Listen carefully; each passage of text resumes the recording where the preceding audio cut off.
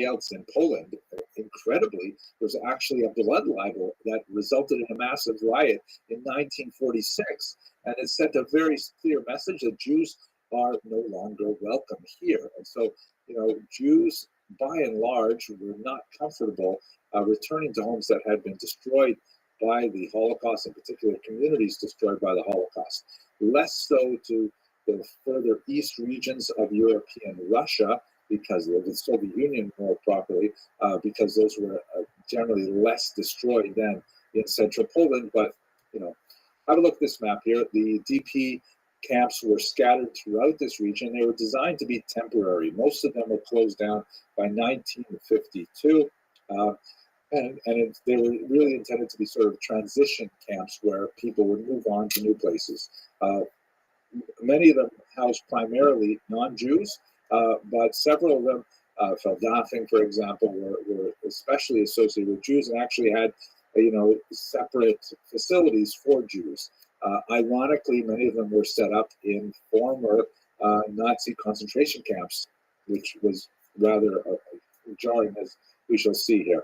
I should mention offhand, by the way, I have a special connection to DP camps through my father, Oliver Shalom, that my grandparents living in northern Canada took in an orphan who was in one of these DP camps. They brought him to Canada, and he was the same age as my father, about 15 at the end of the war, and they were raised together. So my father had a special connection with European Jewry in that regard, and he often spoke about it. Anyway, so there's the DP camps. Now, what was life like there? One of the amazing things that characterizes the Jews returning to the DP camps is a remarkable rush to rebuild. There was a palpable feeling in the Jewish communities that emerged in these strange kind of transitory camps that the Jews were so motivated to rebuild their lives.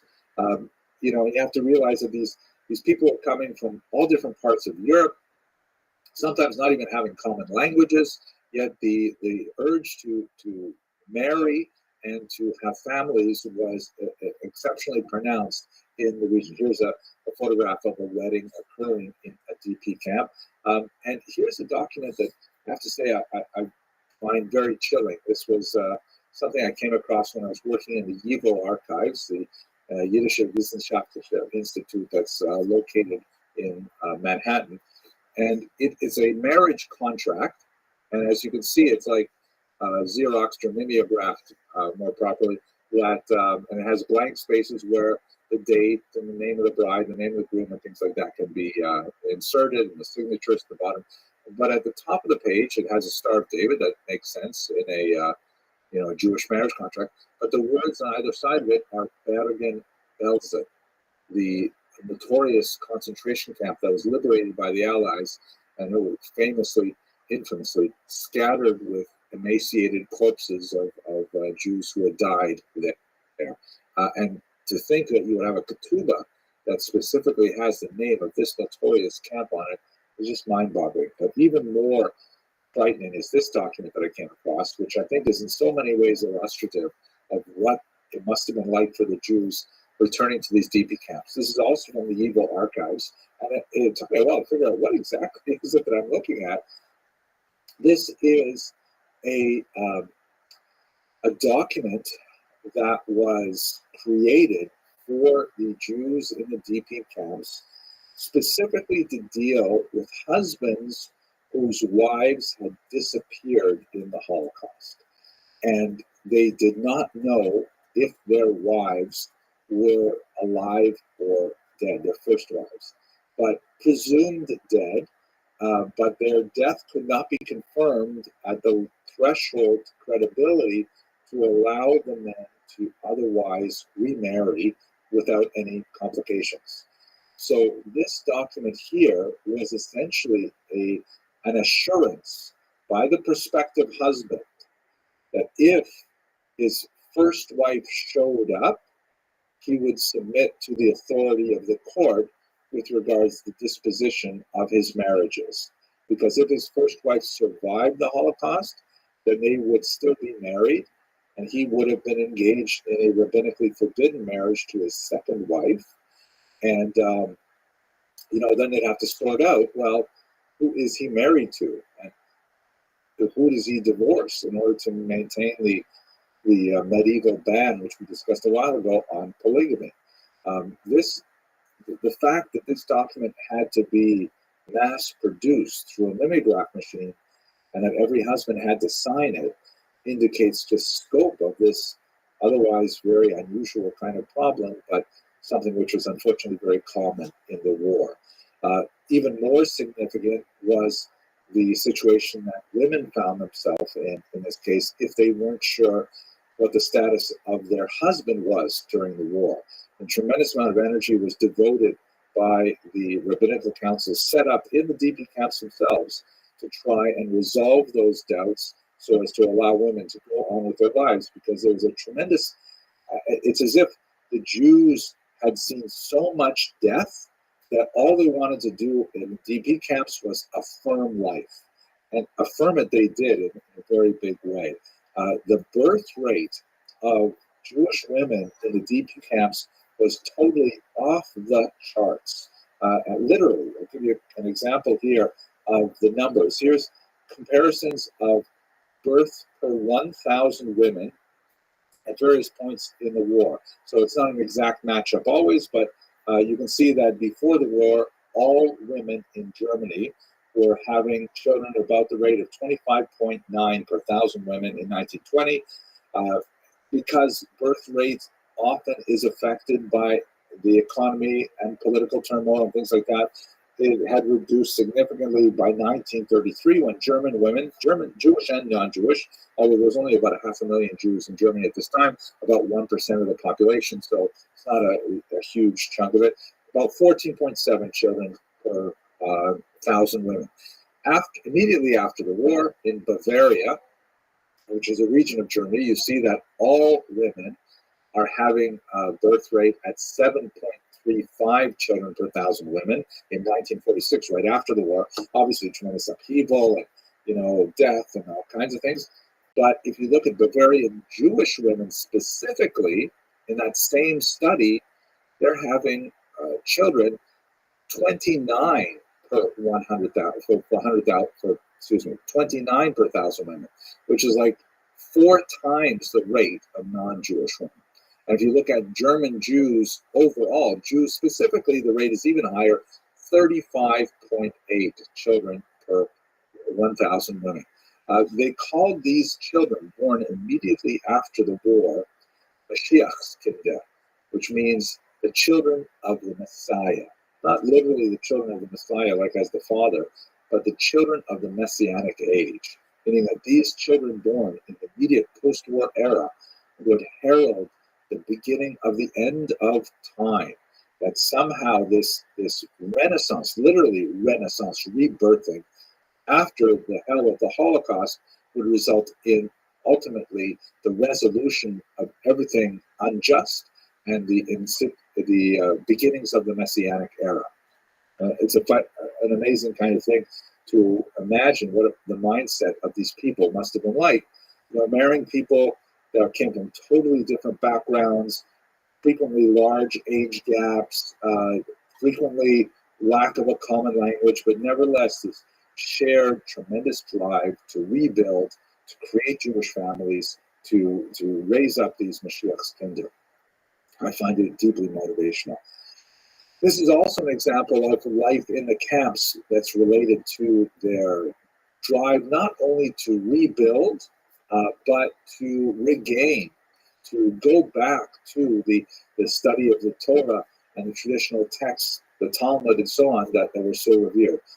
One of the things that the American Occupation Authority discovered when they were dealing with all these Jews in the DP camps was that they were desperately short of religious reading materials, that they wanted to study Talmud together, and they had no way to do it. The Talmuds were destroyed, burned in the Holocaust of the attacks on the synagogues all the way from and so on, and very difficult to acquire. So the American Army generously said, no problem, let's print a new edition of the Talmud. And they printed this edition, which has been known colloquially as the Survivor's Talmud, printed on the very same presses that the Nazis had used for their propaganda.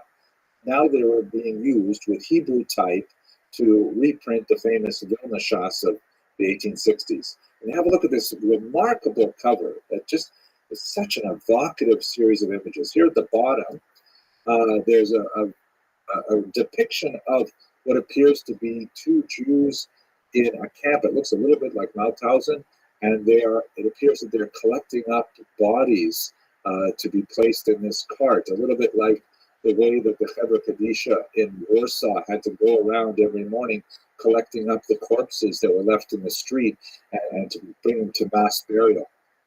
And the verse at the top of this image reads, it's from Psalms, I was almost destroyed, but I did not forget your commandments. A motivational verse. At the bottom, it says a labor camp in Ashkenaz in the days of the Nazis. Machane Avoda b'Ashkenaz b'yemei HaNazi. And then you can see surrounding this image, these dark motifs of the barbed wire fences evocative of the concentration camps, and it's a very dark kind of image, especially jarring to see it on the cover of the Talmud. And here, see, as you move up either side, you have this Middle Eastern kind of motif with the sort of Middle Eastern architecture and palm trees and flowing brooks, obviously meant to evoke the land of Israel, which we'll talk about shortly. The tractate that I'm showing you here is the first one of the entire Talmud. It's the tractate that deals with blessings, more appropriate. The text here indicates that it was published by the Association of Rabbis in the American DP camps in Ashkenaz, with the help of the American forces in Germany, right? Because the Americans actually put this together using the presses, phenomenal. And then at the very top of the page, there's this stylized image of Jerusalem, the sun rising, hope anew, and things like that. And it says in the text underneath also a liturgical quote, from slavery to redemption, from darkness to great light, which is obviously the overall message that this Talmud is portraying.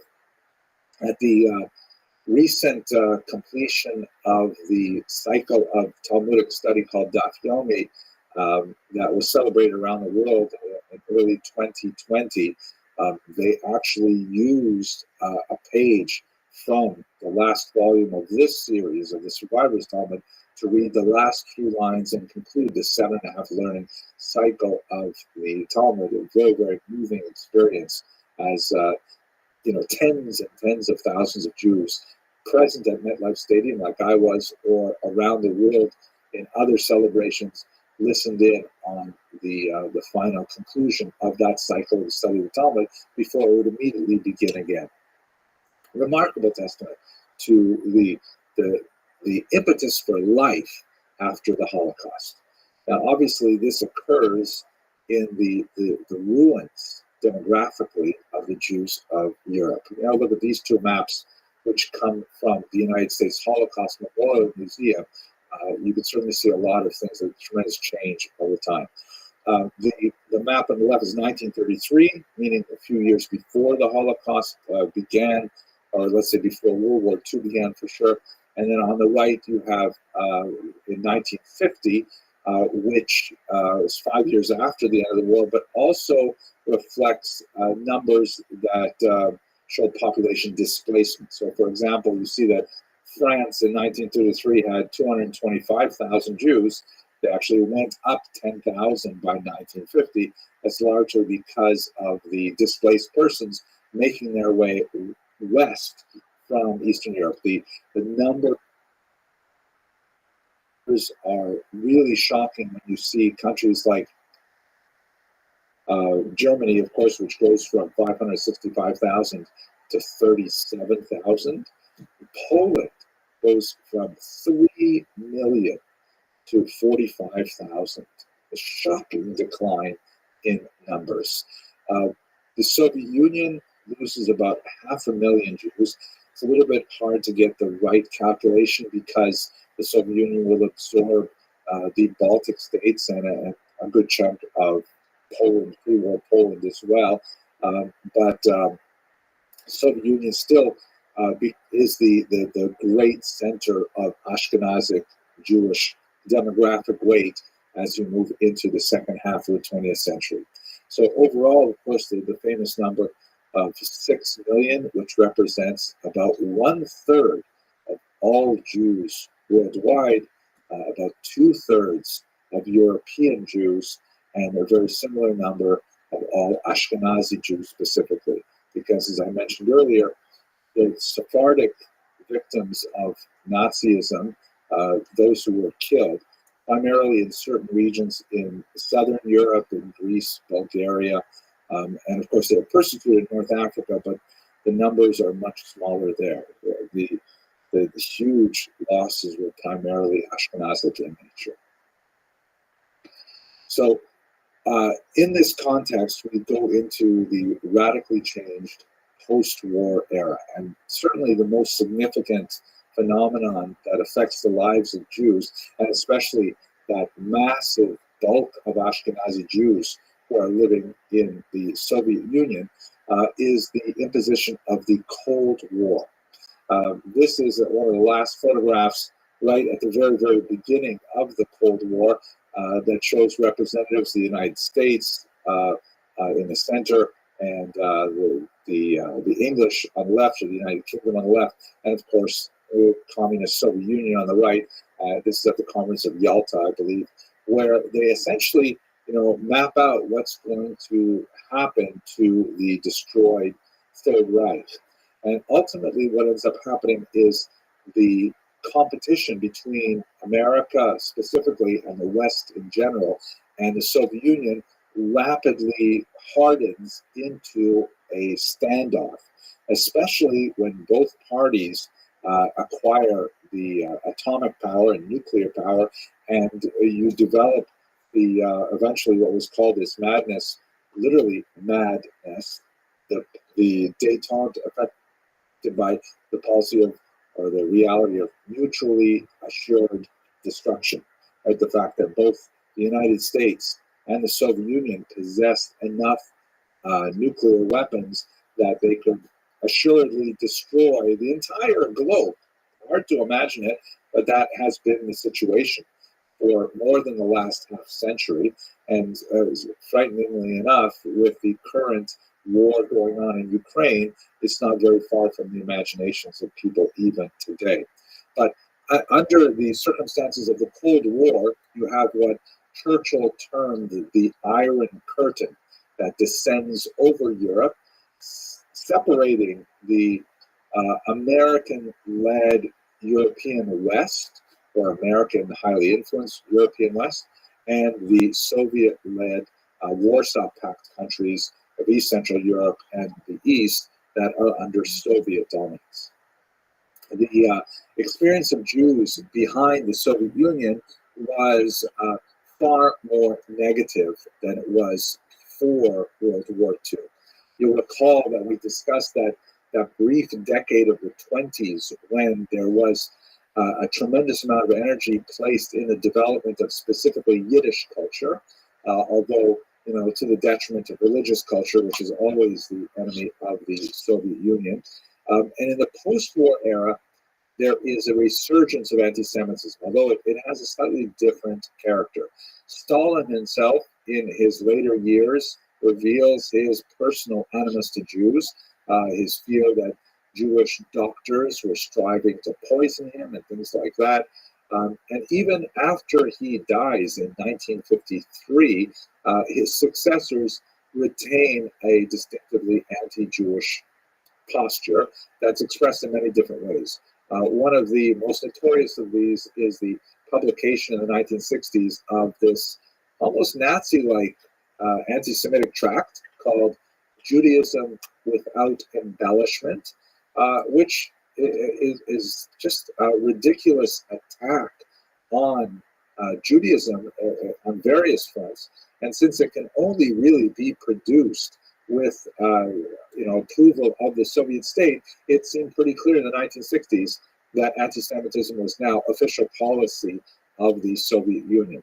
Now, that doesn't mean that they were distancing themselves from the 1937 Constitution, which granted, for example, religious rights to Jews of all religions. The Soviet Union, cynically proclaimed that it allowed the freedom of religion, freedom of association, freedom of expression, but in reality, stepping out of the lines, which were often not stated explicitly, was opening yourself up to a tremendous degree of persecution by the state. If you decided, for example, you wanted to avail yourself of the 1937 freedom to worship, and you decided to show up to synagogue, you were essentially just volunteering your name for the KGB mailing list, and your children could be followed. You could lose your employment in a state which officially proclaimed there was no unemployment, which meant that you were impoverished because no one would be able to hire you, and all kinds of awful things were happening in this what was essentially a totalitarian state that had decided that anti-Semitism was its unwritten but essentially official policy. In the 1960s, you have the burgeoning movement of dissidents against the Soviet Union. I shouldn't say burgeoning, it really had much further roots, but in the 1960s it began to find a new and very vocal expression. Ironically, this was a time when many nationalities, including the Jews, began to find their common cause against the Soviet Union. Many of the Soviet Jewish dissidents, Soviet Ukrainian dissidents, Latvian, Estonian, Lithuanian, Polish dissidents found themselves together in the penal colonies in Siberia, and they began to realize that they actually had a lot in common. This has become extremely important as these various states are able to finally aggressively push towards their independence in the late 80s and in early 1990s. From the perspective of Jews, the most significant development among Ashkenazim was the so-called refusnik phenomenon, where Jews would seek to emigrate to Israel, and they would, apply for an exit visa, and the Soviet authorities would deny it. And the reasons for this are just so bizarre and complicated. Russian government in particular, over the course of the last 200 years, they exhibited a strange kind of deep-seated insecurity over what the West will think of them. This is part, viewing this lecture in our contemporary moment of that Russian-Ukrainian war, this is part of the reason why, cultural icons in Russia and abroad who criticize Russia have an unusually powerful sting in Russian society. The idea that sports figures could not compete in international competitions because of Russian aggression against Ukraine is frequently quite important.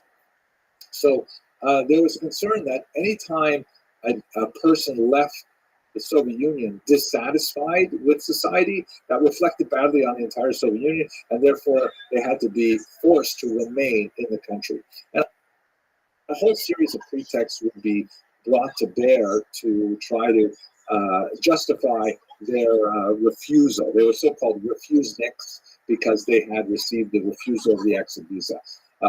Sometimes they were not allowed to leave because they were said to possess dangerous state secrets that were vital to the functioning of the state. And one of my own extended family members, for example, was a dentist who was refused exit from the Soviet Union because he possessed dangerous secrets. What kind of dangerous secrets would this dentist have? So he later discovered that the reason why they tagged it onto him was because in his dissertation for his dental degree, he worked with one particular alloy that was used in fillings, and that particular alloy and its chemical properties was also used apparently in some of the fighter jets that they had made. And so therefore, his familiarity with this particular alloy and its chemical composition was sufficient to deny him exit. He later was able to finally gain exit as the pressure mounted, largely as a result of very strong solidarity with the refuseniks of Jews worldwide. And as you can see here, an American protest for Soviet Jewry, which was really one of the most important elements that brought together Ashkenazi Jews with in the New World with their co-religionists living behind the Iron Curtain, was support for those Jews like Anatoly Sharansky, who were refused exit from the Soviet Union. And this movement ultimately was contributing factor in the pressures that ultimately brought down the Soviet Union, one of many factors. Now, related to all of this, the Ashkenazim behind the Iron Curtain trying to leave, the huge demographic change of World War II, is the incredible phenomenon of the revival of the Jewish state known as Israel. This is one of the most remarkable stories told in the modern period.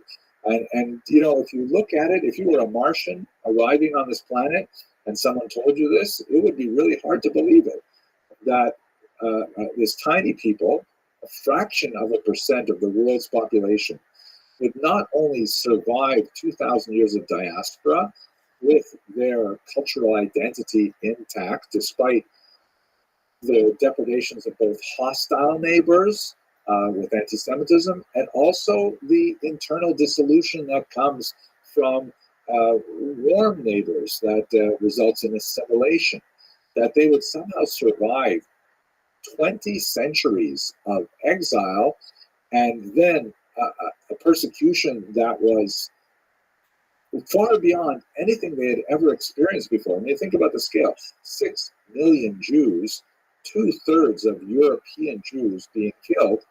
The next closest number of violent acts against Jews would be in the pogroms of Ukraine of 1919 that we discussed a couple days ago, that maybe took 50, 60,000 lives. I mean, horrible tragedies, all of them. And even if we were to take a more liberal estimate of maybe 100,000, 6 million, 6 million, it's overwhelming. And nevertheless, after this phenomenal attack, they're able to reconstitute themselves as a sovereign state in their ancient homeland. It is truly mind-boggling. And if I had my druthers, we would just stop this lecture right now and contemplate what that must mean, because it is overwhelming. Nevertheless, we're just going to say the words, and we'll leave the meditation for that for a later period. And we can add to that the fact that they immediately enter into a war with their neighbors, one of several existential wars that they fight over the course of the next 75 odd years, and they're still there. It is, these things do not conform to the so-called laws of history. They're working in a supernatural realm. We just don't understand it.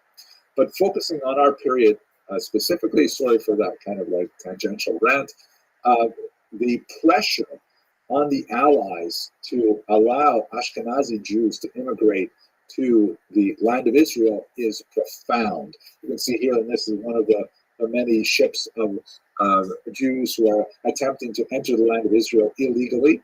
At this point, by the way, the land of Israel, called Palestine at that point, a lot of political associations with whether you call it Palestine or Israel. I'm trying to generally avoid those things, but we're talking about the same piece of global real estate. It was originally controlled by the Ottoman Muslims in the beginning of the 20th century. They lost it at the end of World War I, and it was controlled then by the British as a mandate from the League of Nations, which is the precursor to the United Nations. This British mandate occupied the interwar period, and then immediately after the war, the British wanted to leave it, just like they had left, for example, the Indian subcontinent. It's happened exactly at the same time, and so it was turned over to the United Nations for a resolution.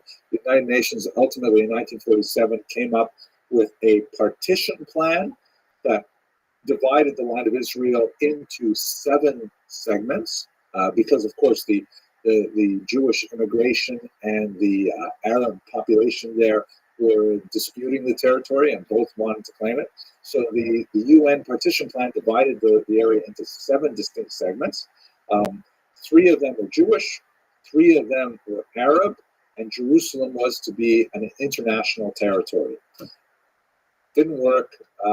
Huge war, and ultimately Israel, the Jewish forces were able to establish a significant portion of the land under their control, although hostilities with their neighbors, of course, would persist for decades thereafter. But the pressure during the time we're looking at right now was intense. The British mandates, the British authorities were very hard-pressed to try and hold these things back, and ultimately they ended up in the announcement of the State of Israel. And this changes everything, because for the first time in 2,000 years, this tiny minority, the Ashkenazim and Jews worldwide, suddenly have a legitimate country of their own. And so there is always this possibility now for Jews. It's totally new. It's a de novo situation in Jewish history where, at least since the Roman era, where the Jews can theoretically return home. And this is one of there are several of these massive airlifts. For example, Ethiopian Jews making their way back to Israel in Operation Moses.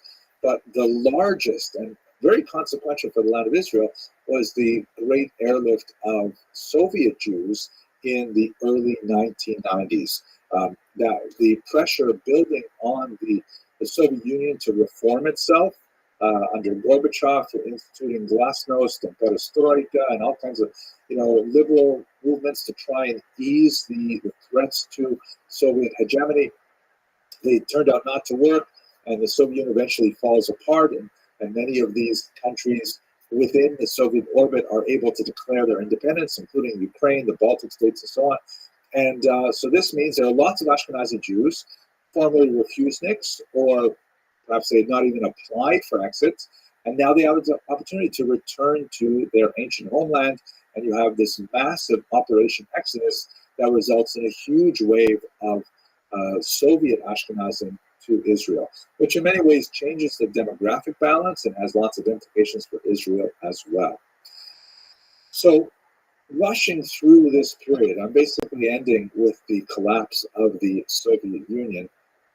We see that the Ashkenazim are really at the cusp of a new renaissance, both in terms of their newly adopted countries of residence here in the diaspora, in the Americas in particular, and especially in the land of Israel, where a large number of Ashkenazi Jews settled in the pre-state and then especially in the post-state era. But even in Europe itself, in Western Europe and in the territories of the former Soviet Union, you begin to see a renaissance of Jews beginning to rebuild their societies. We see it in institutions like the Ashkenazium that so graciously invited me to speak to you all over the course of these 12 lectures. We see it in numerous Chabad movements in particular that are active throughout the Soviet Union. We see it in my own institution, Touro University, that maintained a campus in Moscow and in Berlin, for example. We're all striving to rebuild that Jewish life that once was so strong and flourished in Ashkenazic lands. The Jews are a gregarious, irrepressible people that historically face challenges with energy and with humor and with an ability to reinvent themselves in order to meet the challenges of the era. I've been studying Jewish history now for about 30 odd years, and I still haven't figured out the secret sauce that allows them to surmount such tremendous challenges, especially after suffering such incredible losses as we have in the Holocaust. But nevertheless, it is a tremendous inspirational experience to track them through this millennial history. I want to thank you very much for staying with me with this very short version of this millennial history. And I hope that you will continue to study the history of this people. I hope that we'll have the opportunity to interact in other lectures. I want to thank the Ashkenazium finally for this very gracious invitation, and thank my Hungarian students who have been participating with me in the seminars following these lectures. So we have a few extra moments at this point for some questions and answers. I'm going to open up the Q&A for a larger discussion. But for those of you who wish to leave, please accept my thanks and my blessings. And I hope we'll have the opportunity to speak with each other in the future. Thank you very much for your attention.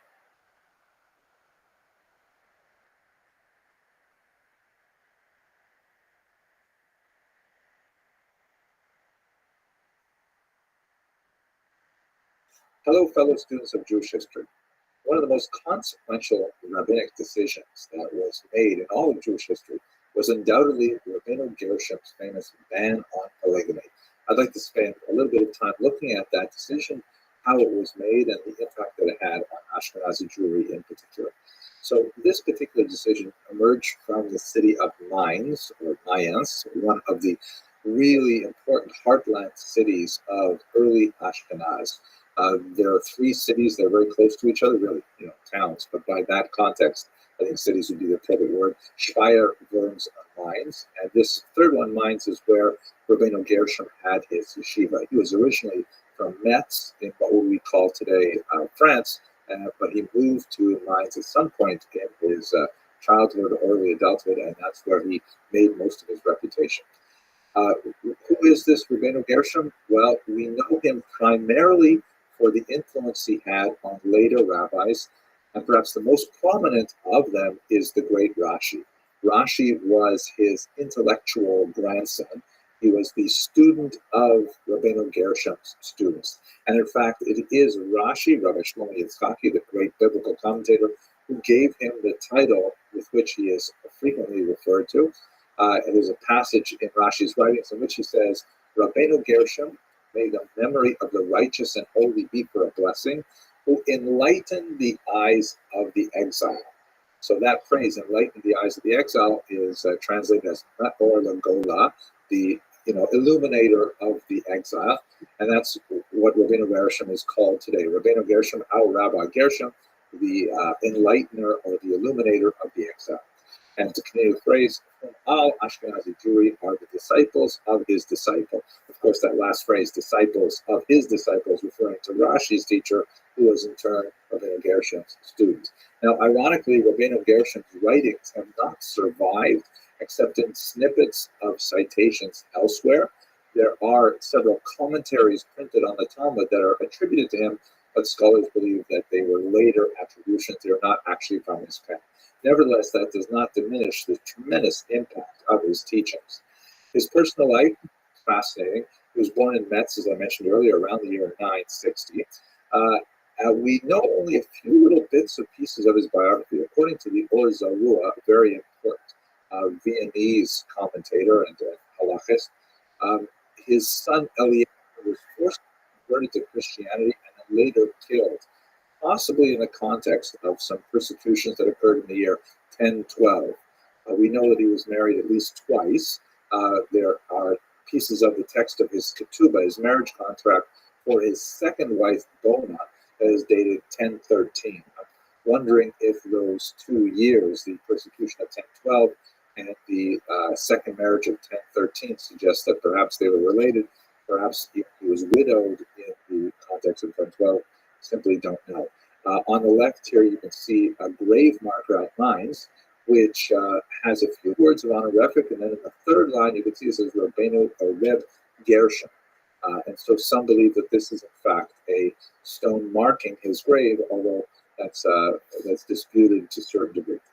Let's now talk about the bands themselves. What exactly were these bands? So first of all, the term used is not ban, but takana, or decree. And the root of the word takana in Hebrew means a repair, meaning like some kind of edict that's passed that's designed to try and address some lacuna or some problem that needs some sort of legislative fix. And there are several that he was associated with, one of which is very significant, the Cherem HaYishuv, which is basically the ban on settlement, which essentially regulated the movement of Jews into new territories to minimize competition and allow Jews who are otherwise not allowed to enter guilds, for example, to protect their own industries from interlopers into their societies. A lot of wide-ranging impacts of that particular ban. But what's, I think, fascinating about the takanot that emerged out of Ashkenaz this time is we should realize that, this is a frontier society. This is a society where there are no major centers of Jewish activity that are older than 100 years or so. We have like scattered references to a few Jews here and there, but no major settlements. And the takanot represent the Ashkenazi Jews getting together. They would form these synods of rabbis who would come together from multiple communities, and they would decide on rules that would basically regulate their civilization. And it is in these early takanot that were issued 9th century, 10th century, 11th century in particular, where we begin to see the Jews attempting to regulate themselves to create that really impressive social service network that the Kehillah represented, the Jewish municipality represented, and would really flourish for the next 600 odd years. Really, really impressive things. So many of the takanot that are ascribed to Rabbeinu Gershom could very likely have come from his pen specifically, but more probably they are just the decisions of these rabbinical synods. And Rabbeinu Gershom may have been the most prominent people among them. In later generations, a few hundred years later, giving weight to a takana by attributing it to Rabbeinu Gershom may have caused us to think of these bands as his alone, but they are more likely bands that were produced by an association of rabbis getting together and making decisions collectively. Other bands that issued from Rabbeinu Gershom and his synods were the ban on reading other people's correspondence, which you would think is like, well, doesn't that make sense? But in reality, there's no mitzvah, there's no specific commandment anywhere that says that, if you receive a letter written by someone else addressed to a third person, that you're not allowed to open it and read it. You're not actually stealing anything from anyone. You are invading their privacy, but you're not actually encroaching on their property in any way, except perhaps intellectual property. Perhaps that's actually a separate body of law, a sagat rule that's related to the idea of moving boundaries. But at any rate, as society was beginning to develop, and we're moving from a barter economy to a cash economy, and information is valuable. So that's when the synod in Ashkenaz said, under Rabbeinu Gershom, just to be safe, we're going to make sure nobody is allowed to read each other's mail. Okay. Lots of fascinating implications, by the way, for contemporary society, because information is even more available now and even more valuable now. So the ban of Rabbeinu Gershom actually has a lot of relevance to privacy laws and communication today. But let's speak to the two related bans that are most centrally associated with Rabbeinu Gershom.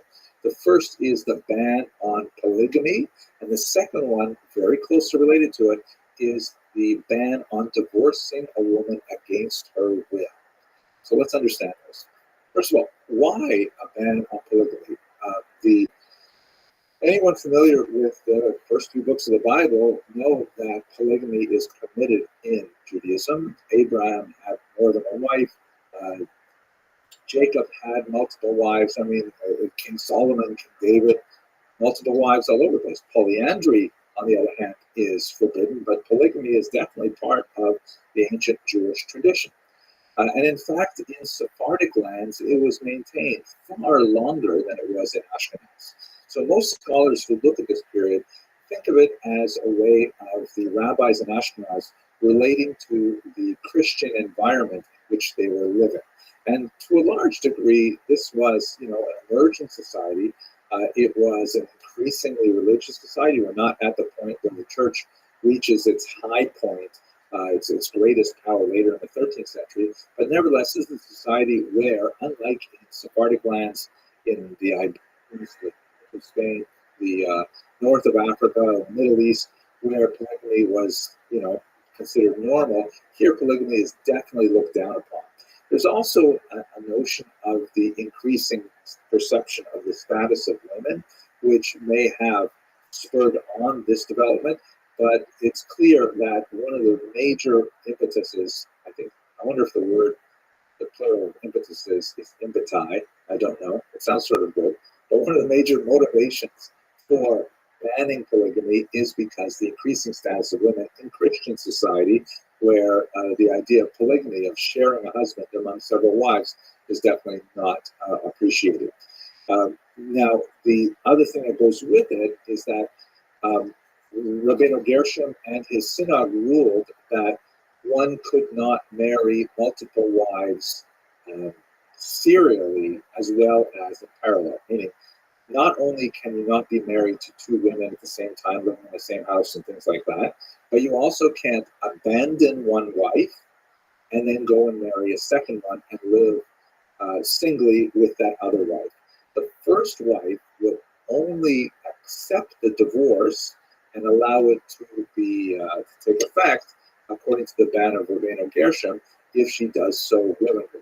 That's like a huge importance that really increased the power of women significantly for its time, that women had to consent to be divorced.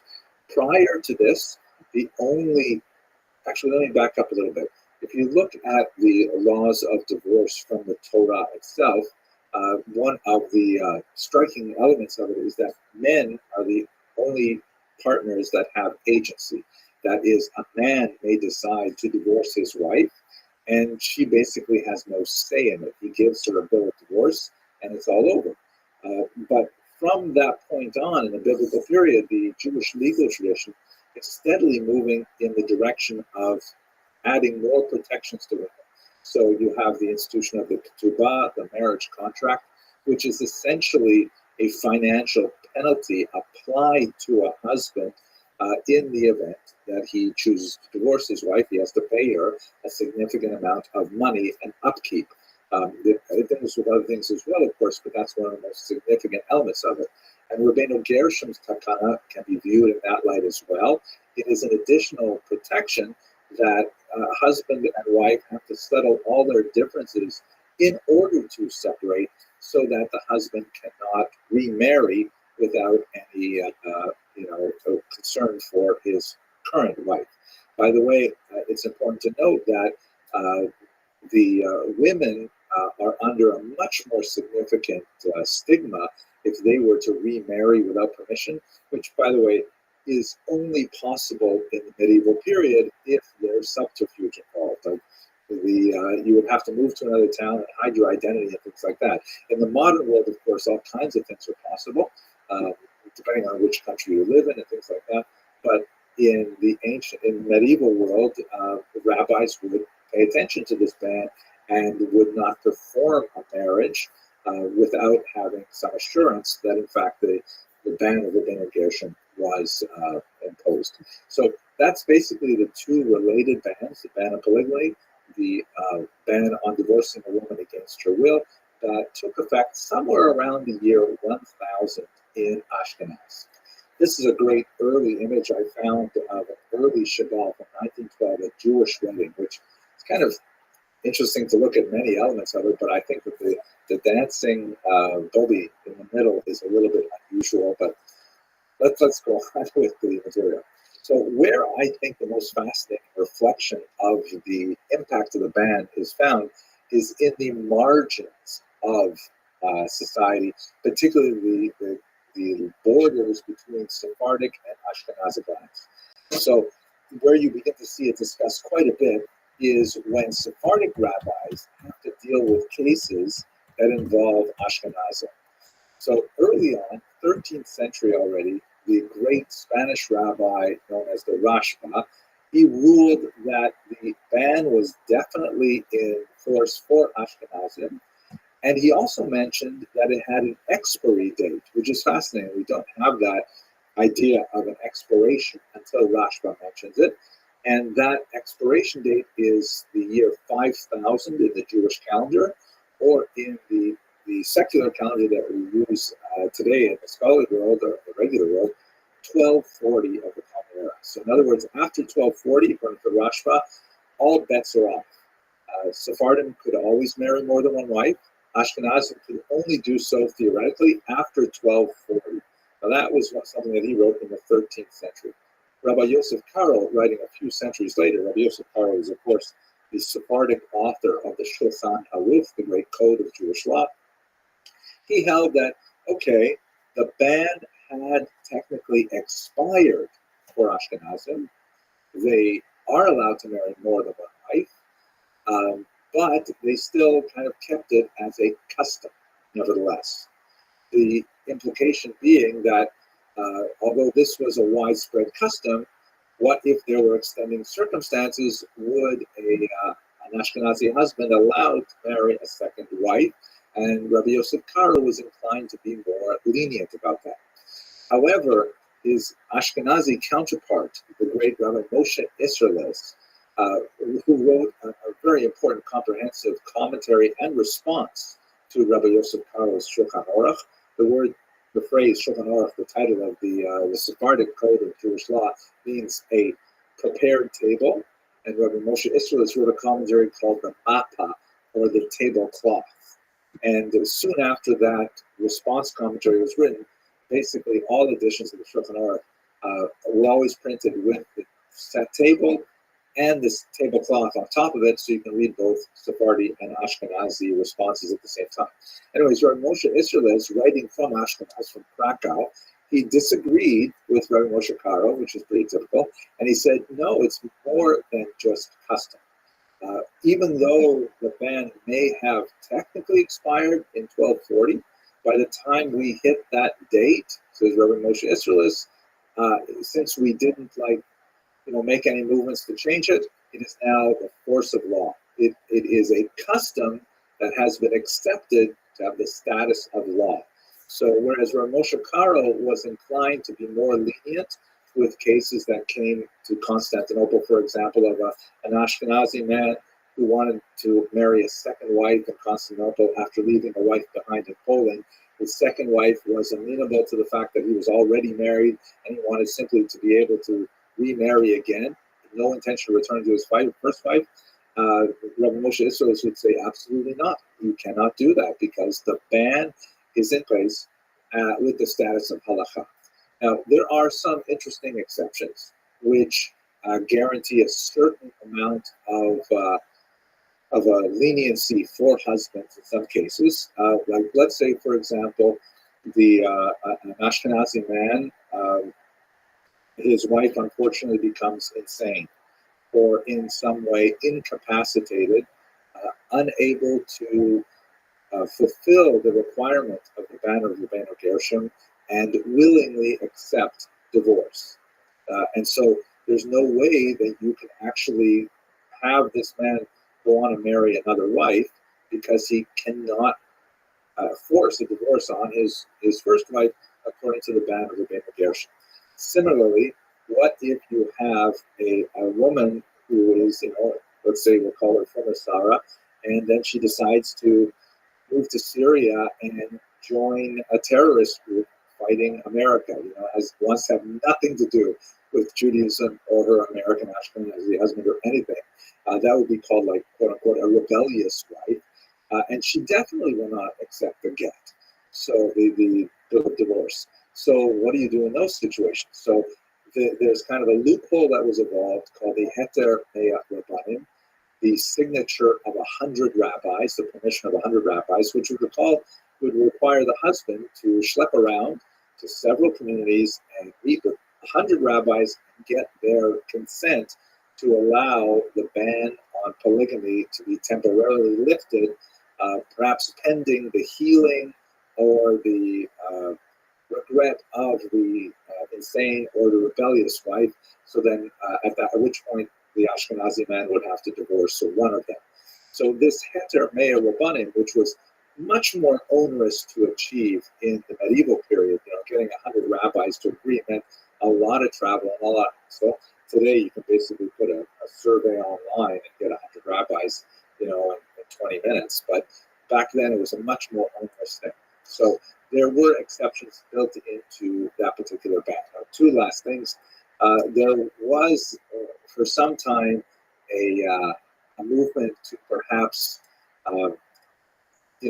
allow the ban to expire. This is an interesting article from 1931. This is from the Jewish Telegraphic Agency, which is a major Jewish news source, still very active today. I write for them sometimes. And this is what they used to look like back in 1931. And apparently in Jerusalem, there was a man whose name was Alexander Lublin, who wanted to marry a second wife. His second wife, just like what we saw before in Constantinople, his second wife was aware that he already had a first wife somewhere else, and he wanted to simply go ahead and marry the second wife without divorcing the first one. And he said, the reason I'm allowed to is because Rabbeinu Gershom's ban has expired. The court disagreed, and they said, we're not going to allow you to get married, and you have to pay £2 for court costs. So this has kind of been like, it's a non-starter.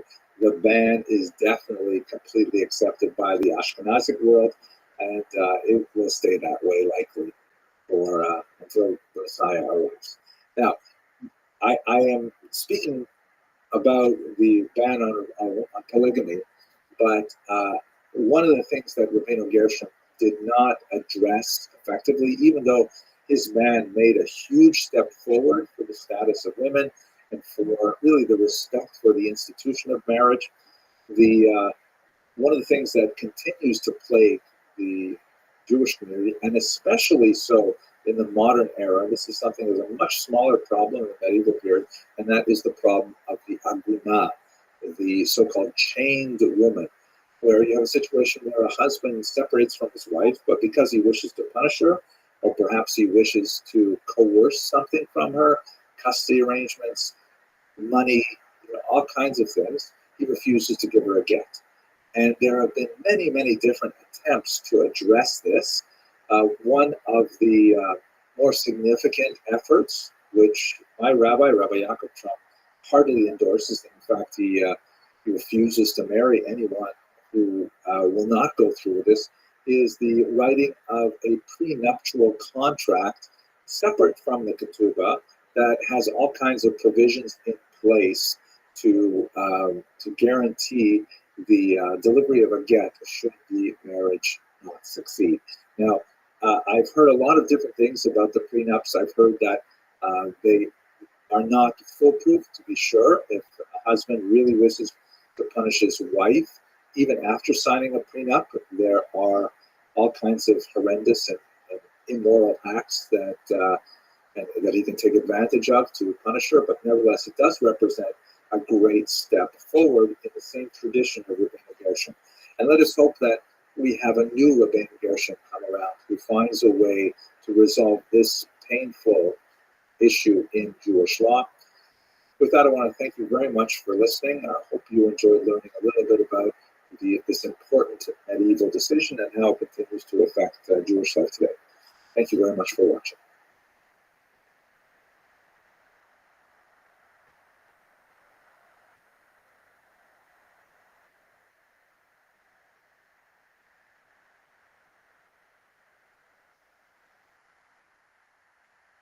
Hello, fellow students of Jewish history. I'm really excited to share with you today the results of a study that I recently read that is absolutely fascinating, talking about the genetic history of early Ashkenazi Jews.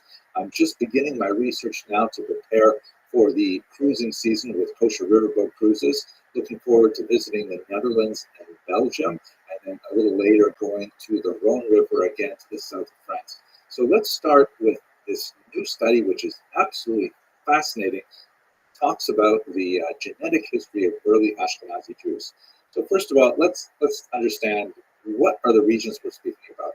you look at this map here, you see basically the settlement of Ashkenazi Jews begins in this northern central part of Europe, primarily Germany, the Rhineland, and these locations were where we begin to see Jews showing up from the 6th through the 11th century, especially around the 9th century, start getting much more concrete historical data.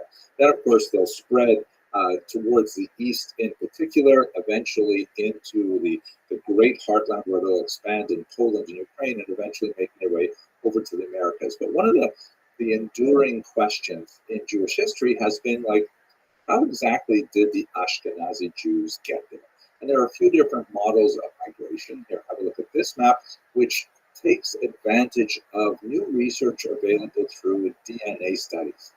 And the model, which seems to be the most definitive, and in fact, the study that I'll look at with you today seems to confirm it, indicates that most Ashkenazi Jews, or at least a plurality of them, have their roots in the Middle East, of course, in the region of ancient Israel, with a strong admixture of Italian DNA, meaning that they migrated from the ancient site of Israel through the Italian peninsula before they made their way to the heartland of Ashkenaz in Northern Europe. There's also a significant admixture of Sephardic Jewry. You see them coming from the Iberian Peninsula after perhaps a trek across North Africa, and then moving into Provence, the south of France, and then up into the Ashkenazic heartland. But the main trend of migration, which has historically been accepted based on literary evidence, like the Colonimus family settled there and so on, has always been through the Italian Peninsula. And some partial DNA results have indicated that there's support for that. DNA research is definitely the cutting edge of historical work, looking at these original populations. And one of the studies that we looked at a little while ago was the discovery of the remains of 17 people who were sadly thrown down a well in Norwich, England. Radiocarbon dating of the remains suggested that they came from the 12th century, a period when there were great massacres of Jews connected to the Third Crusade. And in fact, when the DNA analysis was performed on these remains, it did confirm that these were Ashkenazic Jews, very well matched to contemporary Ashkenazic Jews. And as you can see from this image here, which comes from the Natural History Museum in England, they were able to actually reconstruct their faces. Amazing, based on the DNA evidence that they collected. They're also able to reconstruct some of their, complexion, eye culture, color, and things like that. They were also able to determine, for example, that one of the children had blue eyes and red hair, which was sort of a stereotypical way of depicting Jews in the 12th century as well. So it's just fascinating to see these kind of episodic bits of information. The problem, however, is that, in Jewish law, Jews are prohibited from simply digging up graves and then taking DNA samples. That's totally unacceptable. In fact, in Israel, whenever there's some kind of construction going on and they find the remains of some ancient cemetery, they have to take all kinds of precautions. They can't immediately dive in and start, dissecting the remains of these ancient people who lived there. So there's always been a great difficulty in actually conducting this research. But I'm very grateful to my colleague, Dr. Ellie Dolgan, who is a science writer who shared with me this fascinating preprint study that's going to be appearing in a very prestigious journal soon. And it gave us the results of a new study that comes out of Erfurt, Germany. Let me show you that study and explain how it depicts in much greater detail the genetic history of early Ashkenazi Jews. So first of all, it's dealing with this site in Germany, the city of Erfurt, which has a known, well-documented Jewish community living there. The title of the article is Genome-Wide Data from Medieval German Jews Show that the Ashkenazi founder event predated the 14th century. And there are over 20 authors from really prestigious institutions all over the world, led by S. Waldman, putting together this amazing piece of research. It's about 100 pages long in total. I was so fascinated to read it. Here's a photograph of the actual discovery itself. It's a cemetery just outside the city walls of ancient Erfurt or medieval Erfurt. You can see that in the top picture, the city wall is just there on the right, and in the bottom, you see actually the discovery of the remains.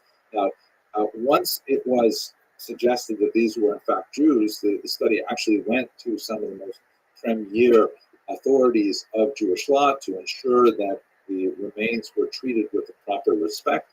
In fact, the research was conducted entirely on teeth that were detached from the skulls of the deceased, which constitutes a different category of remains, and was much more lenient with regards to assessing the DNA in those teeth. Also fascinating, they looked at differences in the enamel and were able to identify, in fact, that some of the remains came from a slightly different location earlier.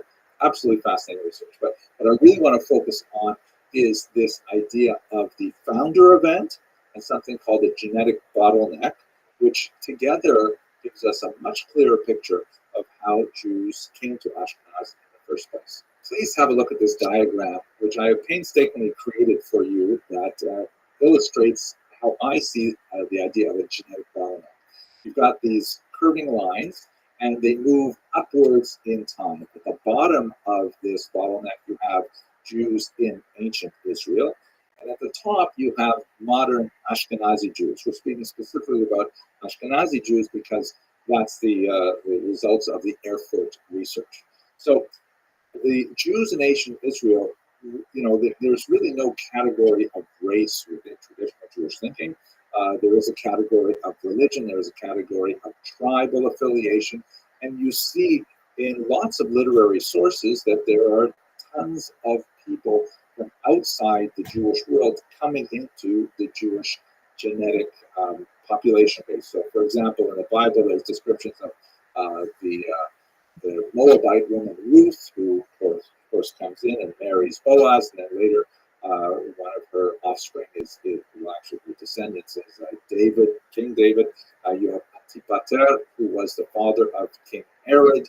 He was Idumean. You have Helena of Adiabene, who converts to Judaism and joins the Jewish people and is actually buried in Jerusalem. You've got lots and lots of examples of people who come to the Jewish community later in life. Makes perfect sense. Then there is a significant historical displacement with the Roman-Jewish wars, starting with the Great War from 66 to 74 of the Common Era. A massive number of Jews are displaced from ancient Israel and taken as slaves to Rome. That number is expanded with the Bar Kokhba rebellion 70-odd years later. And there's already an existing Jewish diaspora community living in the Italian peninsula, so that's when you have a significant population of Jews moving to that part of the world. So beginning in the first, second century in particular, you have Jews who are also marrying South Italians and then later North Italians, and the genetic base of those Jews who are displaced to Italy is naturally expanded by their connections with other people. Of course, we're not getting here into the whole discussion of the various types of relationships. Certainly some of them involve conversion of one form or another. Some of them might involve forced relations, of course, rapes. But at any rate, you definitely have an admixture of DNA during the early part of late antiquity. Then you get to something which we call the founder event. And this is the period when a small number of Italian Jews migrate to the Ashkenazic heartland in central Germany, around the Rhine. And that is genetically calculated to be about 45 generations ago. If you work with a number of about 25 years per generation, and the authors of the study suggest that that founder event dates to somewhere around the year 800. And that corresponds with a lot of the data that we have from other sources, including literary sources. And when you calculate that based on the Erfurt remains, it's very clear that the people who were buried in Erfurt, the 33 individuals discovered there, are the descendants of people who have this combination of Middle Eastern and Italian DNA, to be sure. Another fascinating thing is that the the narrowing of this genetic bottleneck, because the people who were born from 800 in Ashkenaz till about 1350 are basically drawn from this very small sample of people. And in fact, the authors observed that modern Ashkenazi Jews, even after another 700 years, are also really closely linked to the genetic profile that they see among the Erfurt remains. So even though there's been a tremendous amount of change in the Jewish world over the last 100 years or so, Ashkenazi Jews still seem to have a very similar profile to this medieval image. I don't know what this would look like if we were to examine it again in 200 years from now or something, but this essentially describes a picture of how modern Ashkenazi Jews came to be. Have a look at this map here, and basically the picture we have is where the number one is. You have the Jews exiled from Israel in the context of the Roman Jewish Wars. They settle in Italy, and there they mix with the local Italian population and eventually make their way up to the Ashkenazic heartland. And the actual percentages, it's hard to calculate precisely because there's some time where you have a lot of southern Italian influence, later the northern Italian influence. But the authors of this study suggest that the Middle Eastern DNA of the Erfurt remains is somewhere between 15 and 45%, depending on the individual and how you measure the difference between southern and northern Italian influence. And that Italian influence is somewhere between 45 and up to 70% of their DNA. So that's basically confirming the literary picture we have of Ashkenazi Jews being essentially the descendants of Middle Eastern Jews making their way through the Italian peninsula. I find that fascinating just on its own because it helps solidify our picture of how the Ashkenazi Jews came to be. But of course, there's a lot of other implications. As, for example, the Norwich study was able to identify specific illnesses that affect Ashkenazim, like, for example, breast cancer and cystic fibrosis, things like that, and that may have implications for later cures. It also, puts to rest some of the more bizarre theories, for example, of a Khazarian influence on Ashkenazi Jewry, which is not supported by any of this research. And it's also especially relevant in today's social moment because there's so many people who are, fairly vociferously arguing that Ashkenazi Jews are not actually Jewish. Some other population is Jewish, which is kind of bizarre. I mean, historically speaking, Jews have been accused of being communists. They've been accused of being capitalists. We're at a moment now where Jews are accused of being not actually Jews. That's something new. At any rate, I'm fascinated by this study, and I'm really hoping that if you want to learn more of this, please join me on our Kosher Riverboat cruise to the Netherlands, where we'll be focusing on the history of Ashkenazi Jewry in particular. Thank you very much for watching this video, and I'm looking forward to speaking with you again.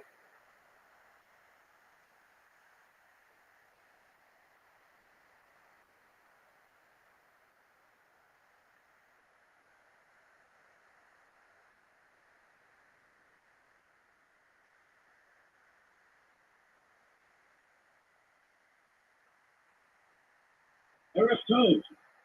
It is so wonderful to see everyone. You'll see me as well. Many of you chose me for those who are not from the Jacob, who are members. We're so happy that you joined us this evening. Thank you so much. And a special thank you to our professor, Dr. Henry Abramson. This is getting to that point of I guess Haggadah. We had now 3 phenomenal series in the book that we've been able to learn from you. And really appreciate you staying up late. I know it's later for you than it is for us. But the opportunity to listen has been incredibly rich so far, and I look forward to it. I want to express our appreciation at the Jacob, to Jerry, Madeline Eisenberg, and that's thank you on the recent wedding in your family. But tonight, and this series has been sponsored by Jerry Madeline, commemorating his 10th birthday. Our dear friend and member, Evelyn Saxon, I still know about Yehuda Ghetto. She passed away on the 6th night of Hanukkah.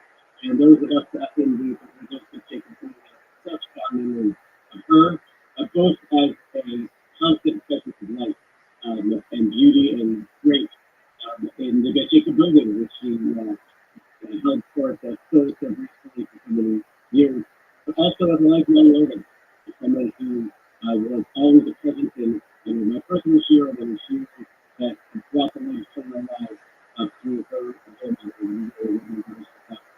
we also honored Mr. Bar Mitzvah, the grandson of Jeremiah, and honored the Shai Afan Alphabet, and that's coming up Shabbat Hanukkah, or Shabbat of this month.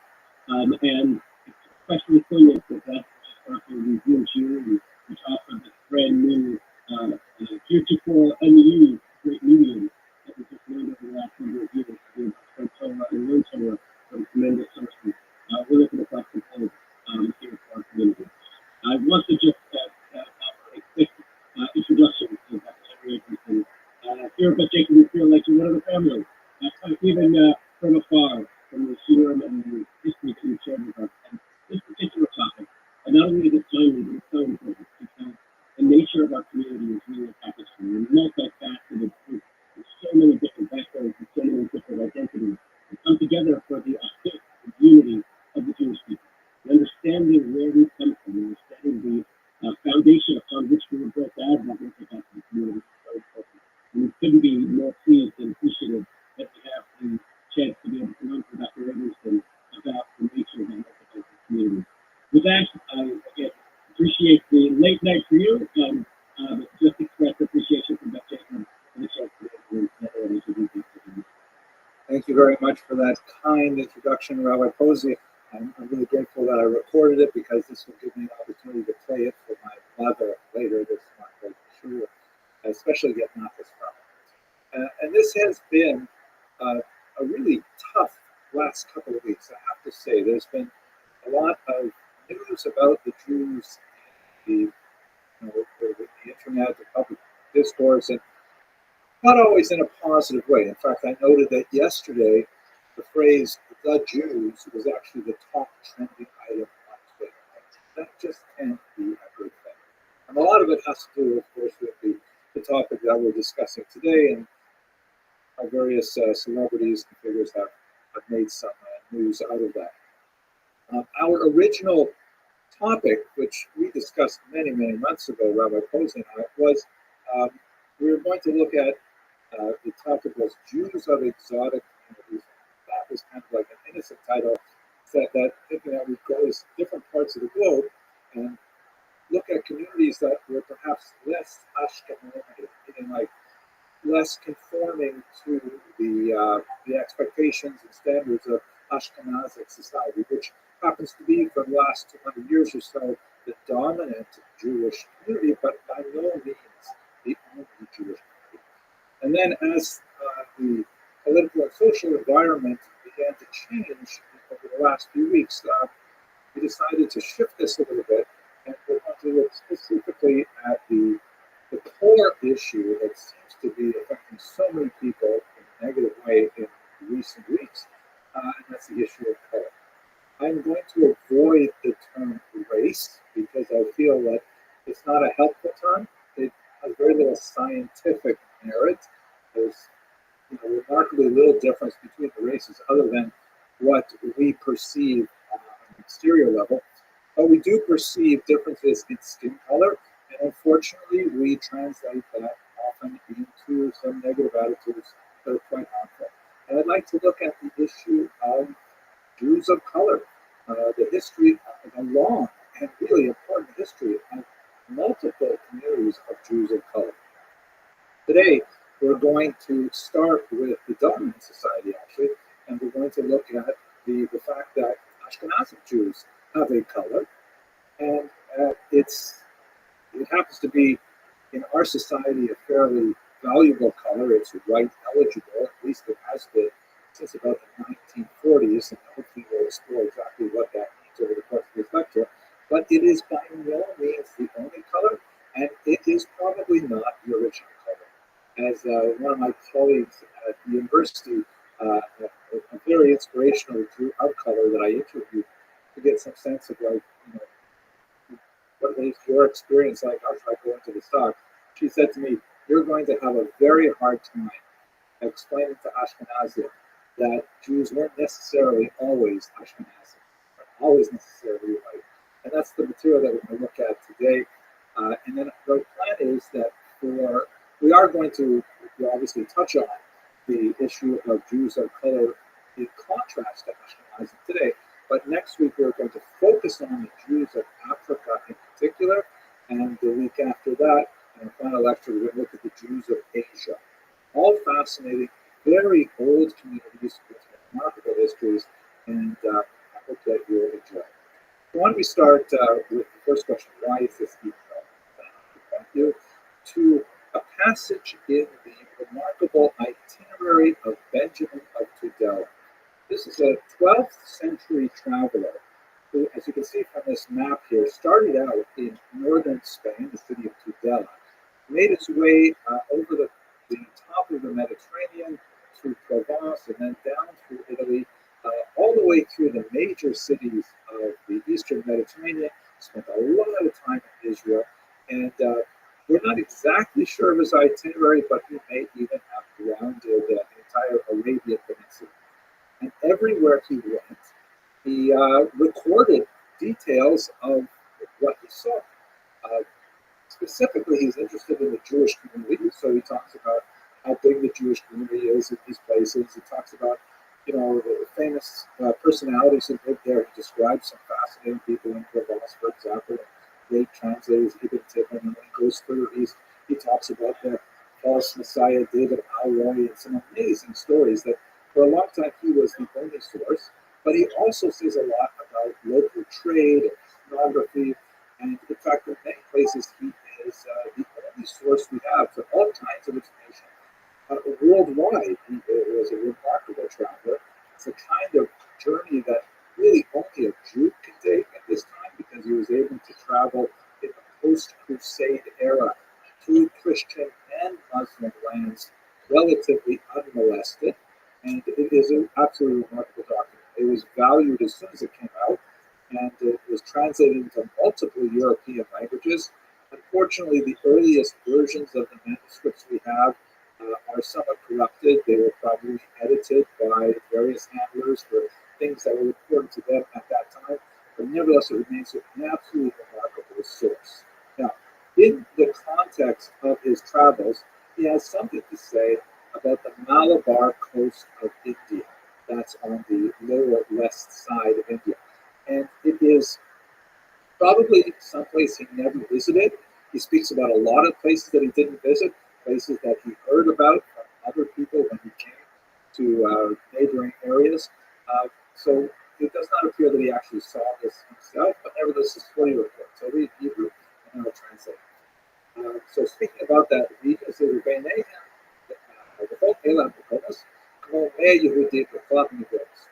in those areas, there are about 100 Jews living there. The full everybody who lives there is black. The foreigners that they use. Are you there? Okay. And the Jews too. They're hanging Yehudim Tovim, Bali Mitzvos of Bnei Torah, Moshe, Rabbi. They're very good Jews, and they perform commandments, and they have the Torah of Moses and the prophets, the Davar Muach, the Talmud, the Halacha, and they also have something of the Talmud and of the Halacha. So here it is in English. Basically, he's talking about reported speech about a place he probably didn't visit, but he heard it. Isn't it fascinating?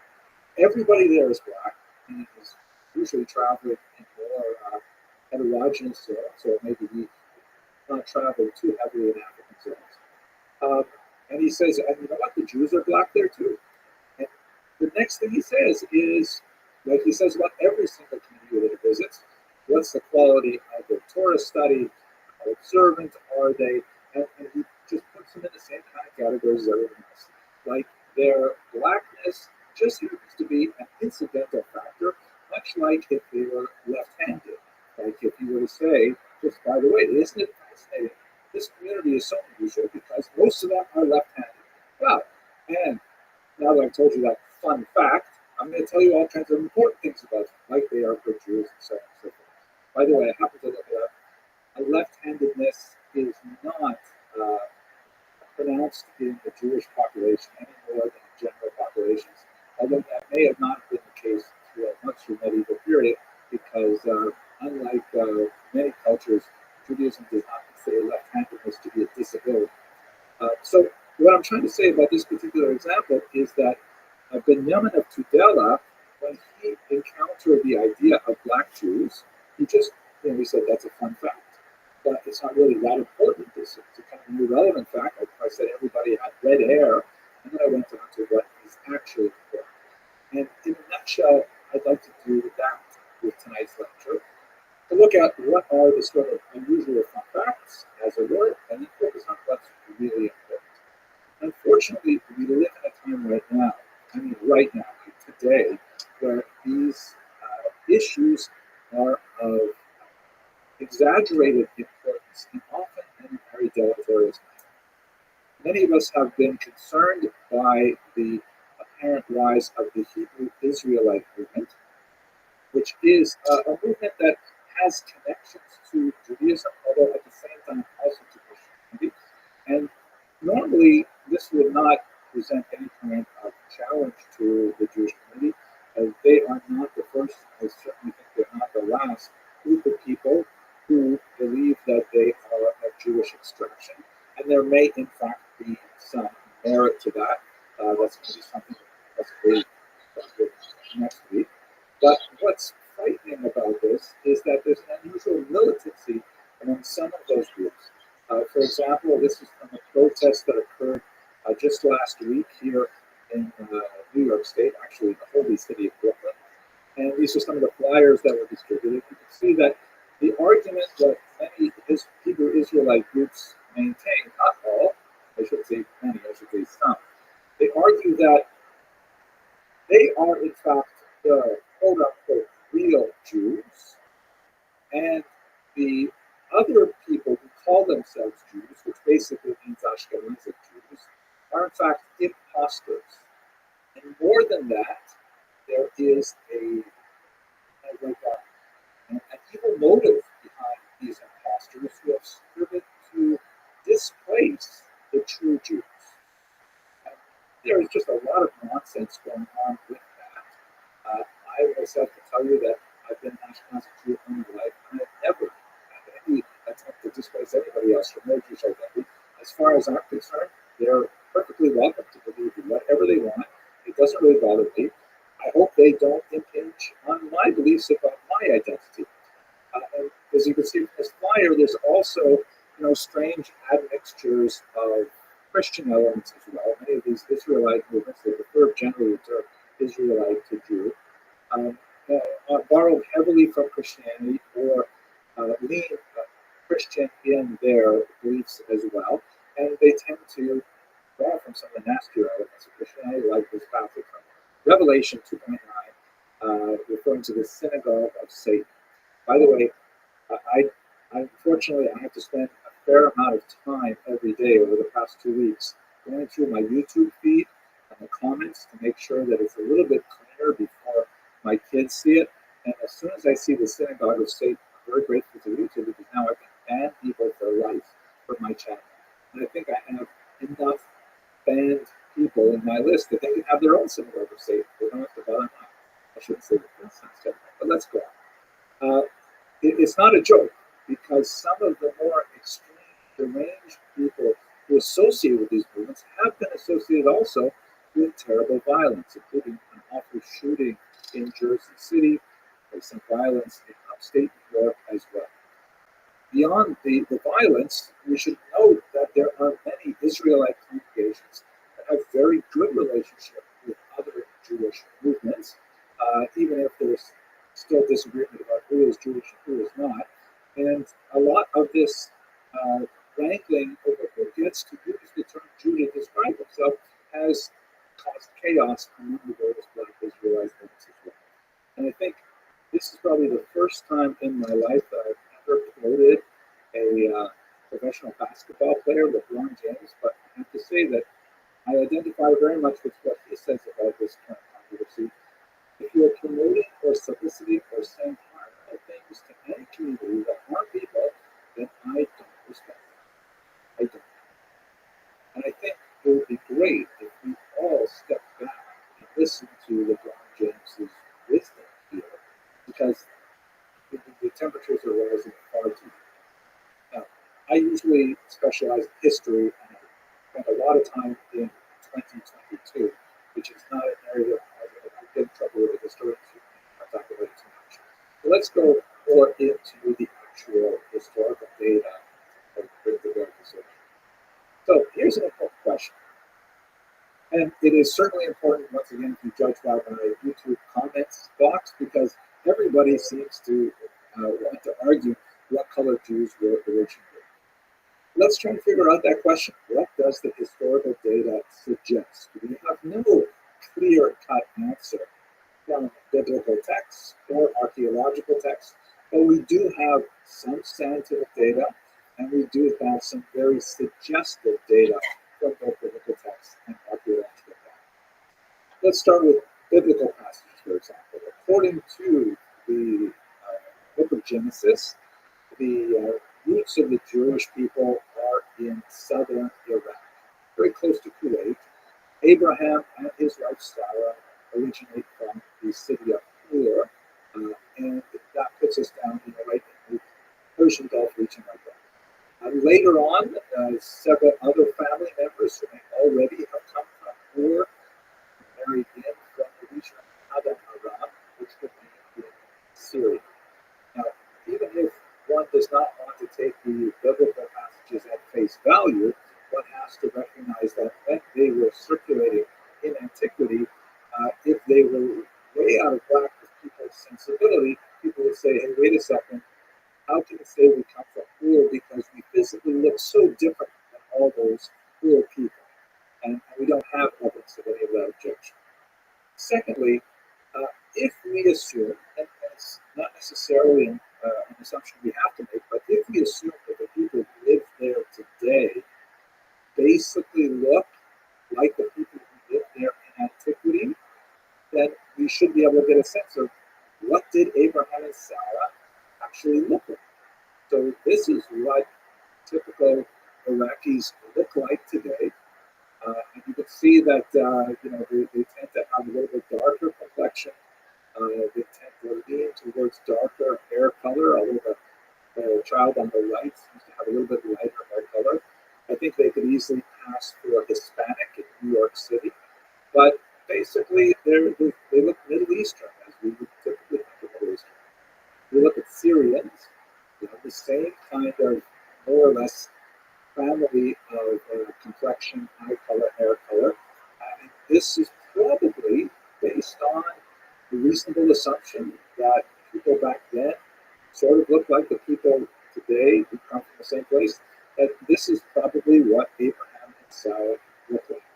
Now, there are other peoples living there, of course, and Israel in particular is at a crossroads between Africa and Asia and Europe. So there are lots of possible mixings. Let's get to that. But let's look also at some artwork that we have from history as well. Here is a really interesting tomb painting. Like a lot of the wealthier classes in Egypt would decorate their tombs with all kinds of amazing artwork. And because of the way in which it was preserved in the dark, we still have them. And they can be reconstructed with some clearer colors, as you see in the bottom image here.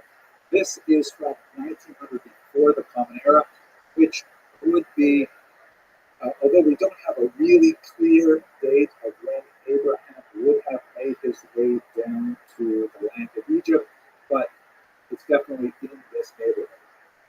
And here you see the Anu, who are Western Asiatics, led by a Hyksos figure, which some scholars even identify with Hebrews, and they are coming into Egypt led by some Egyptian figures. The Egyptian figures on the right, the two of them, you can see seem to be somewhat darker in skin tone, but the Hyksos and the Amu, Western Asiatics, which have come from the land of Canaan, the land of Israel today, they seem to look pretty similar to what we saw of the Syrians and the Iraqi today. Looking at another example a little bit later, and this would have been more or less in the time that Exodus is understood to be set. This is the tomb of Rabbi, 1450 before the Common Era, and this is a depiction of slaves in various stages of the brick-making process. And as you can see, there's clearly two different complexion families represented here. Looks like African slaves, and once again, these Western Asiatics, these Hyksos or Canaanites, they're not specifically identified as Jews, but we get an impression of a mixed population coming together to build the storehouses of Pithom and Ramses. Those could very easily have been Jews. And they seem to look a little bit different than the apparent Libyans. The figure leaning at the right actually seems to have a blue eye. It's hard to tell whether that's just a degradation of the color, but they clearly have a somewhat lighter complexion, but they still don't quite look like Caucasians. Get to how that comes out. Here we have finally a picture where we can say these are definitely Jews. You can tell because all their luggage they got wholesale. Didn't say those things. That's terrible. I can't help it. But this is unfortunately a sad image. This is a part of the Lachish reliefs that were commissioned by the Syrian attacker of Israel, who displaced many of the Jews out of the land of Israel to Assyria. This is in the period of time which is associated with the 10 lost tribes. And you can see it's very poignant. There's a whole family here, including children, and others are riding on these wagons, holding their infants in their arms. Very touching in many ways. The Jewish figure on the left, it's impossible to assign skin color with this kind of representation, but he is clearly bearded. In other parts of this particular relief, you can see that they tend to have like curly hair. Interesting. But it's still impossible to determine specifically what color they were. But I think we can say with some, assurance is that the preponderance of the evidence suggests that they were not white like Caucasians were. They weren't like, Scarlett Johansson kind of white. They looked a little bit more like, I don't know, trying to think of a famous Hispanic individual in popular culture. They looked probably a little bit more like Asian people. In terms of biblical texts, there are a few kind of interesting passages that refer to possibly darker skin in the sense that they were at some level understood to be other, but at the same time they're also part of the community as well. Moses, for example, in Numbers 12, there's a whole discussion of the fact that he married a woman from Cush being the ancient term for Ethiopia. So on the one hand, the fact that she's identified differently, either by her place of geographic origin or possibly by her skin color, because Cushite could easily mean an Ethiopian colored woman as opposed to Ethiopian origin. But at the same time, she's Moses' wife. I mean, you can't get much more into Jewish royalty than marrying Moses. So even though she's identified as somewhat other, she's also intrinsically the same.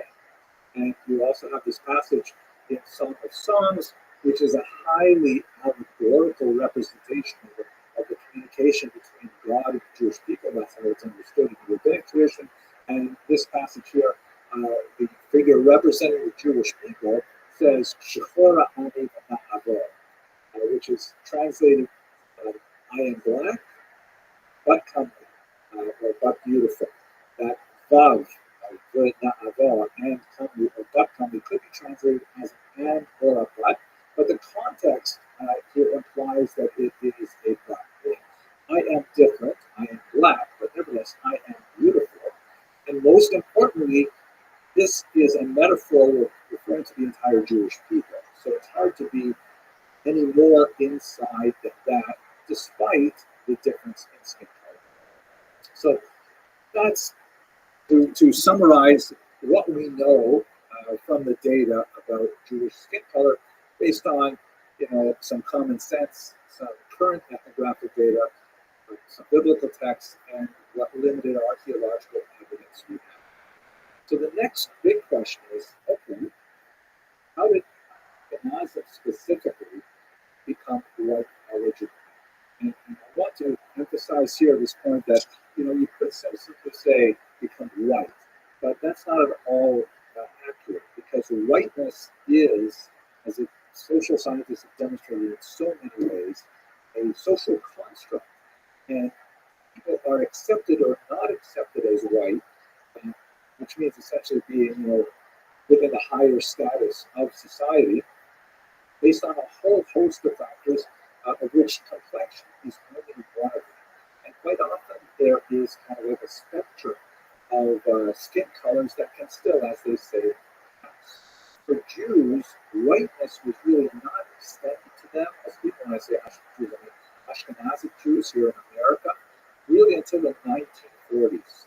In that brief honeymoon period after the Holocaust, which unfortunately seems to be waning now, where Jews were seen as part of the great triumvirate of American society, Protestant, Catholic, Jew, the idea of building a society that could include all of these different peoples together. Obviously, it did not extend to all peoples, but that's when sociologists say that Jews began to acquire much more whiteness. It also helped that there were lots of positive images of Jews that were emanating from the media of the West Coast. Everything from if it's Baby Loves Rosie to various permutations of Jews being accepted in society and acting as comedians, things like that. So Jews were whitened primarily in the 1940s. Irish people also had to be white. That occurred at the end of the 19th century into the 20th century. Italians also, around the same time as Jews, a little bit earlier, also white and became, so to speak, white eligible. There is a certain point, however, where a skin tone is too dark to easily, extend whiteness to them. I'm not saying that as a positive thing, but that's simply how it works. So let's get to the more simple question. Okay, we know a little bit about how Jews became white eligible, how they were considered white in our society in particular, but how did they get this specific skin tone? I mean, how did you take a picture and have those sort of likeness? Article, scientific article, it's preprint. It's going to be appearing in a very prestigious scientific journal that is based on a study of graves that were uncovered in Erfurt, Germany. Here is a photograph of the site where the graves were uncovered, just outside the old city wall. You can see in the top picture, there's a big kind of like granary there, and on the right there's the old city wall. And immediately below the granary, they found these graves. The article is by S. Waldman et al. There's about 30 people listed as authors. And it's genome-wide data from medieval German Jews show that the Ashkenazi founder event predated the 14th century. I'm going to unpack this very important title for you. Basically, what they did was, here is a rare moment where you have an opportunity to study the DNA of individuals at a specific moment in time and look at the unfolding of the genetic history of a people.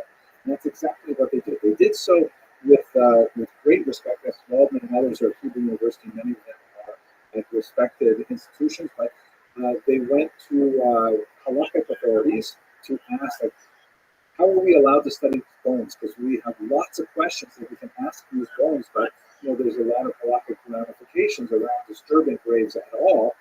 So they received permission to study the teeth that were already dislodged from the skulls of their owners. The teeth, in that matter, are not considered part of the dead body. They aren't intrinsic to it. They already fall off like the skull, so to speak. So they lovingly took these teeth and they analyzed DNA from there. They also do some fascinating things with analyzing the enamel of the teeth. They were able to figure out some great things about their diet and the water supply and so on. But let's focus on the genetic material. The graveyard was dated fairly accurately to right about 1350.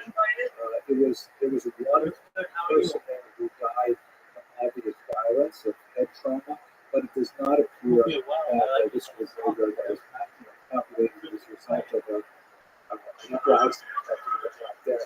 It was probably just a normal graveyard, and there were some people who just which was 33 there, who did die as a result of violence, but most apparently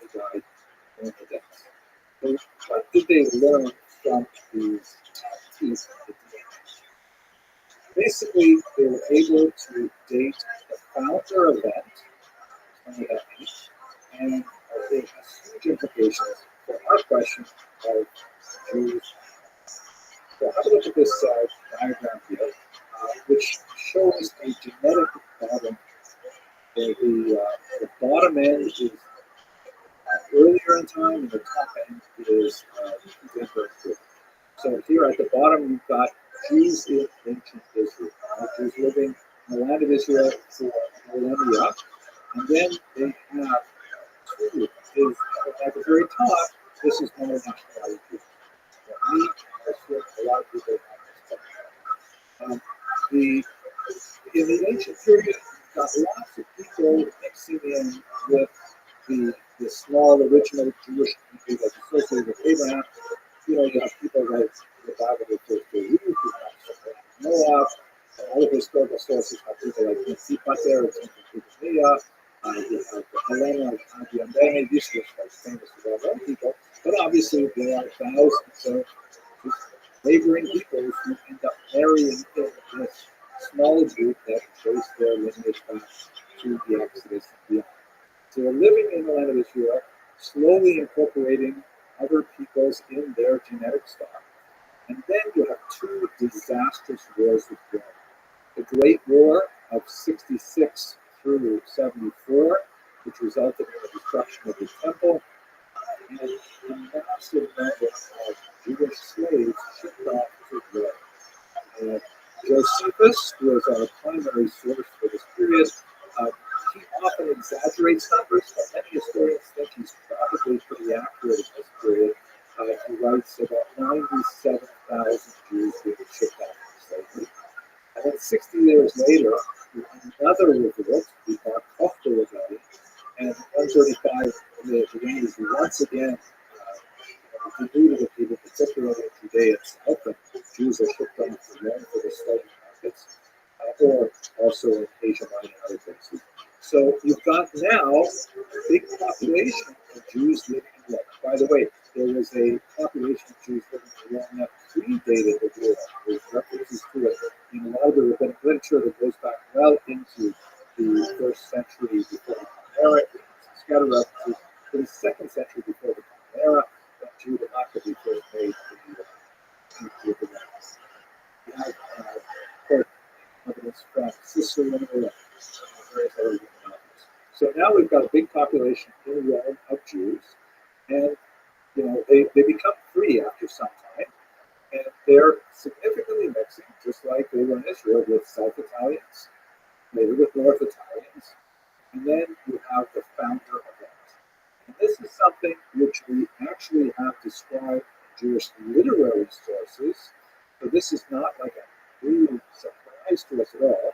Sometime around the year 800, a small group of Jews left northern Italy, even though the names of some the colonists they left their homes in northern Italy and they made their way up to the Rhine in contemporary Germany.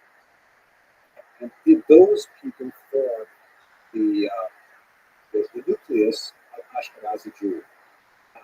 This is attested not only in the literary record that we have of the origins of Ashkenazi, but we also have some interesting DNA evidence that predates this particular study from Erfurt that even shows that roughly half of Levites who come from Ashkenaz are descended from just 4 women, who are presumably Italian women who married Jewish men.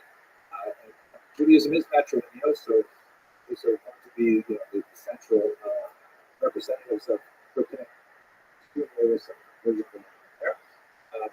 But anyways, let's go back to where we are here.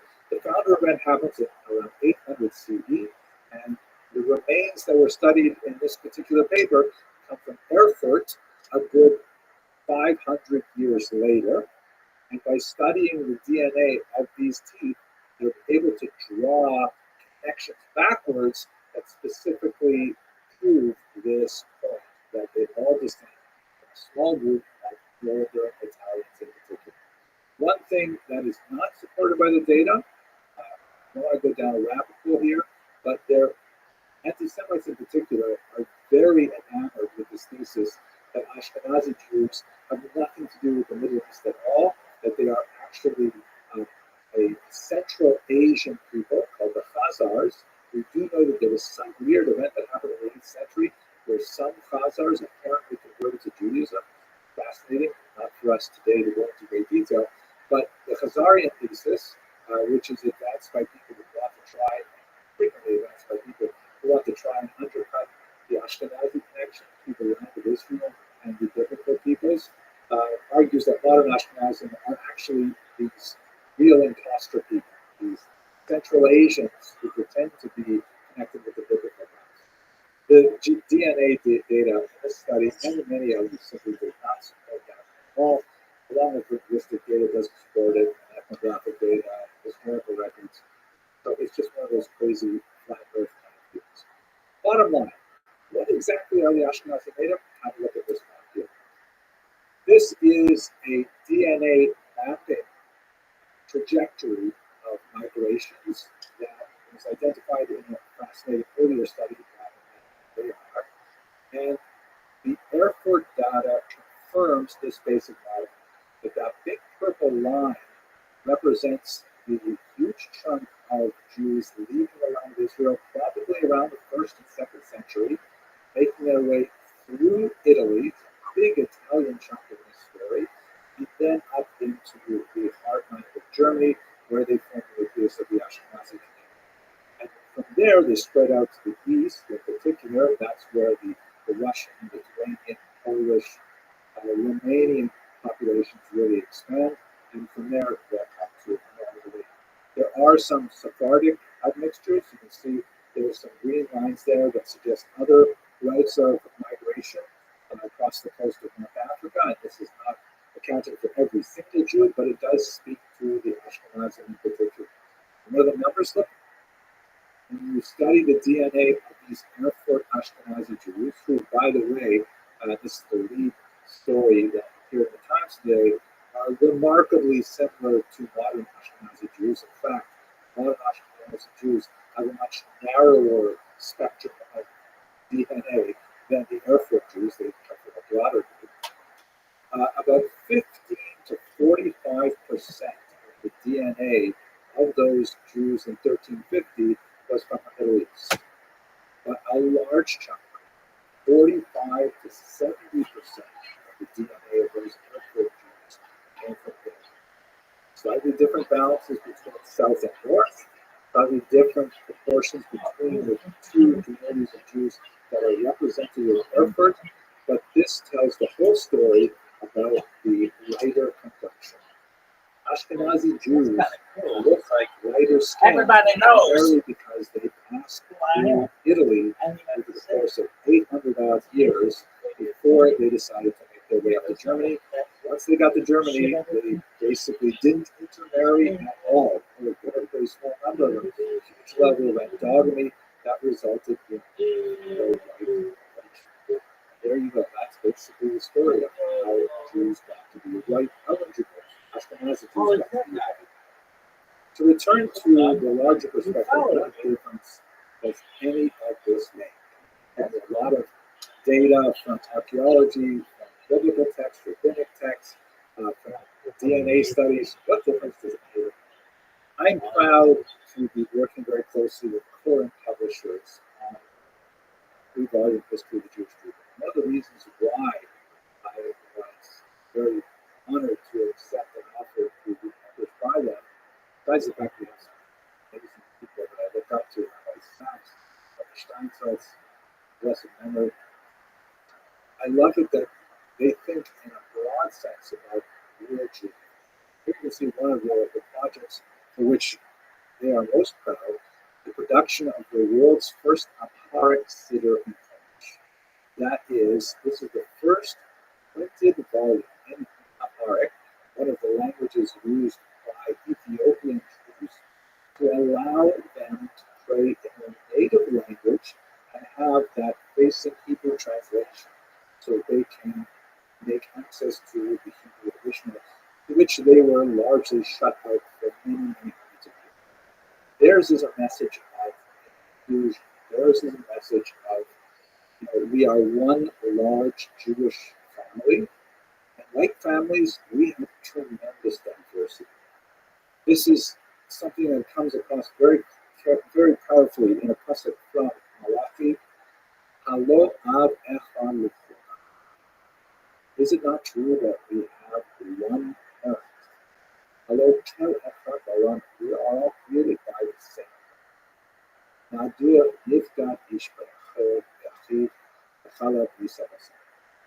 Why are we fighting with each other, arguing over?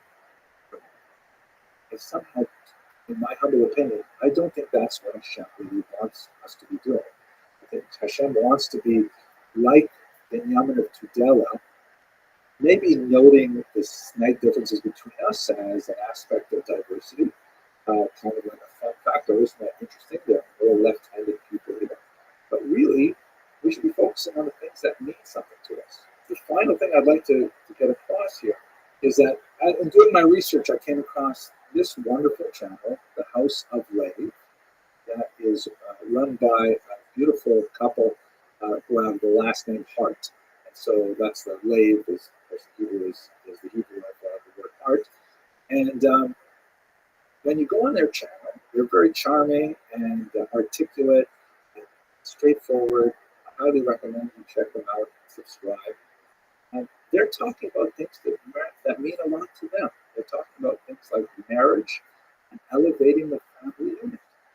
And I look at this and I just say, wow, they're so excited about Judaism. I want some of that Judaism excitement to rub off of me. And I don't want to spend time thinking about hating others. And I wish that other people would feel similar. With that, I want to thank you very much for your endurance and for the patience that you've shown by listening to this webinar. I'm going to stop talking now and turn it over to Rabbi Posey to direct me to any Q&A. Thank you once again. Thank you so much for being out here. This is absolutely fascinating because it's so important, especially for the time later.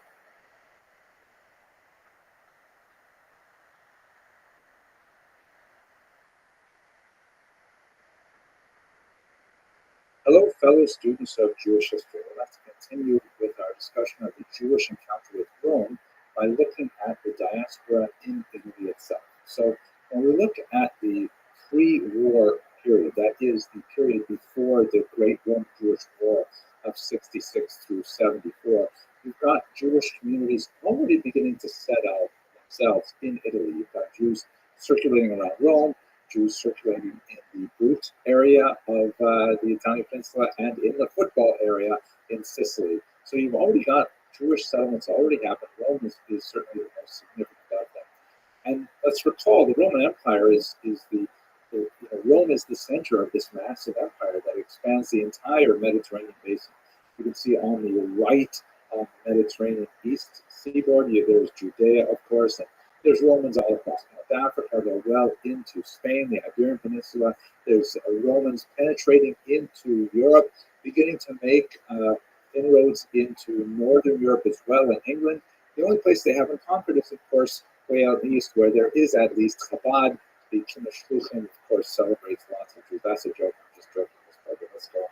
So there's Jews already connected with the Roman Empire, even before the war and the massive displacement of slaves that occurred after that conflagration. Just to recap where we are in terms of these relationships, the Maccabees, under Judah Maccabee, shown here in this remarkable Rubens portrait, they already signed a decree with Rome in the year 161 before the Common Era. And when the dynasty of Maccabean kings, the Hashmonaim, began to decline, Pompey took advantage of this by advancing into Jerusalem in the year 63 before the Common Era. So we already have Judea absorbed within the Roman Empire well over a century before the Roman-Jewish War. There were Jewish client kings who were kept in place in Judea under Roman authority. Agrippa I, Agrippa II are the last of them. But before that, of course, we had Herod, who who we discussed at great length earlier. There are two major rebellions that stress and strain this relationship.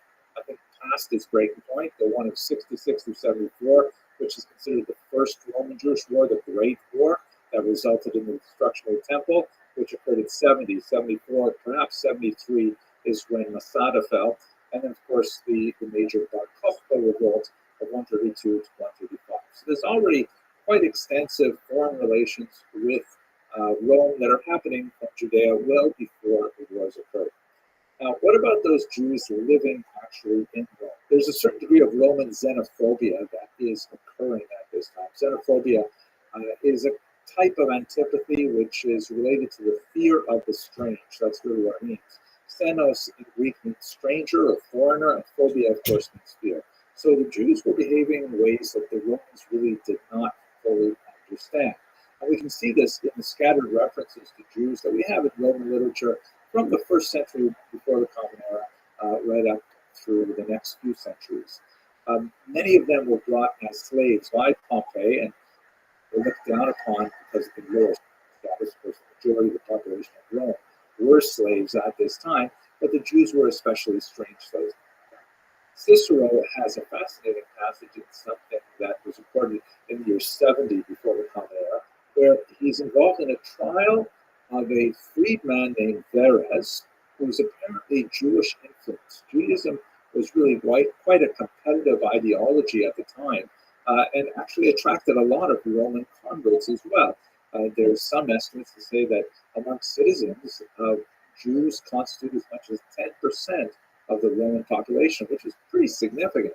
But at any rate, what does Cicero say in the context of this trial? He makes a punt that says, what has a Jew to do with a Verres?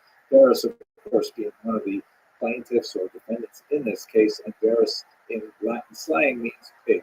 So the fact that Cicero could make a punt about how this Verres, who is influenced by Jews, perhaps adopts some Jewish practices, is Jewish leaning, he would stay far away from a pig. And yet his name itself means pig, and that's a kind of a convoluted pun. But the fact that Cicero could make this pun, and that the pun would be well received theoretically by his audience, or else he wouldn't have said it, just indicates some sense of the consciousness of Jews that Romans had at the time. There was some awareness of Jewish practices, and they were regarded with some suspicion. For example, the fact that Jews took off an unheard of 1 day in 7 to rest, the Sabbath. This was far greater frequency than Romans would normally, and so Jews were considered slothful. The fact that Jews, had certain initiation rites, especially for men, circumcision, made them seem somewhat misanthropic or clannish to Romans who were not necessarily willing to go through this process in order to, be part of Jewish society. And the dietary rules and things like that are all seen as kind of clannish behavior. So there's certainly a degree of mistrust and misunderstanding that goes with the Roman environment. But comparatively speaking, it's not especially strenuous or difficult. We'll speak more about that when we look at the early Christian period. There are, however, some very significant figures who actually showed significant favor to the Jews, including Julius Caesar himself, who was regarded very favorably by the Jews, and they mourned his death quite conspicuously as well.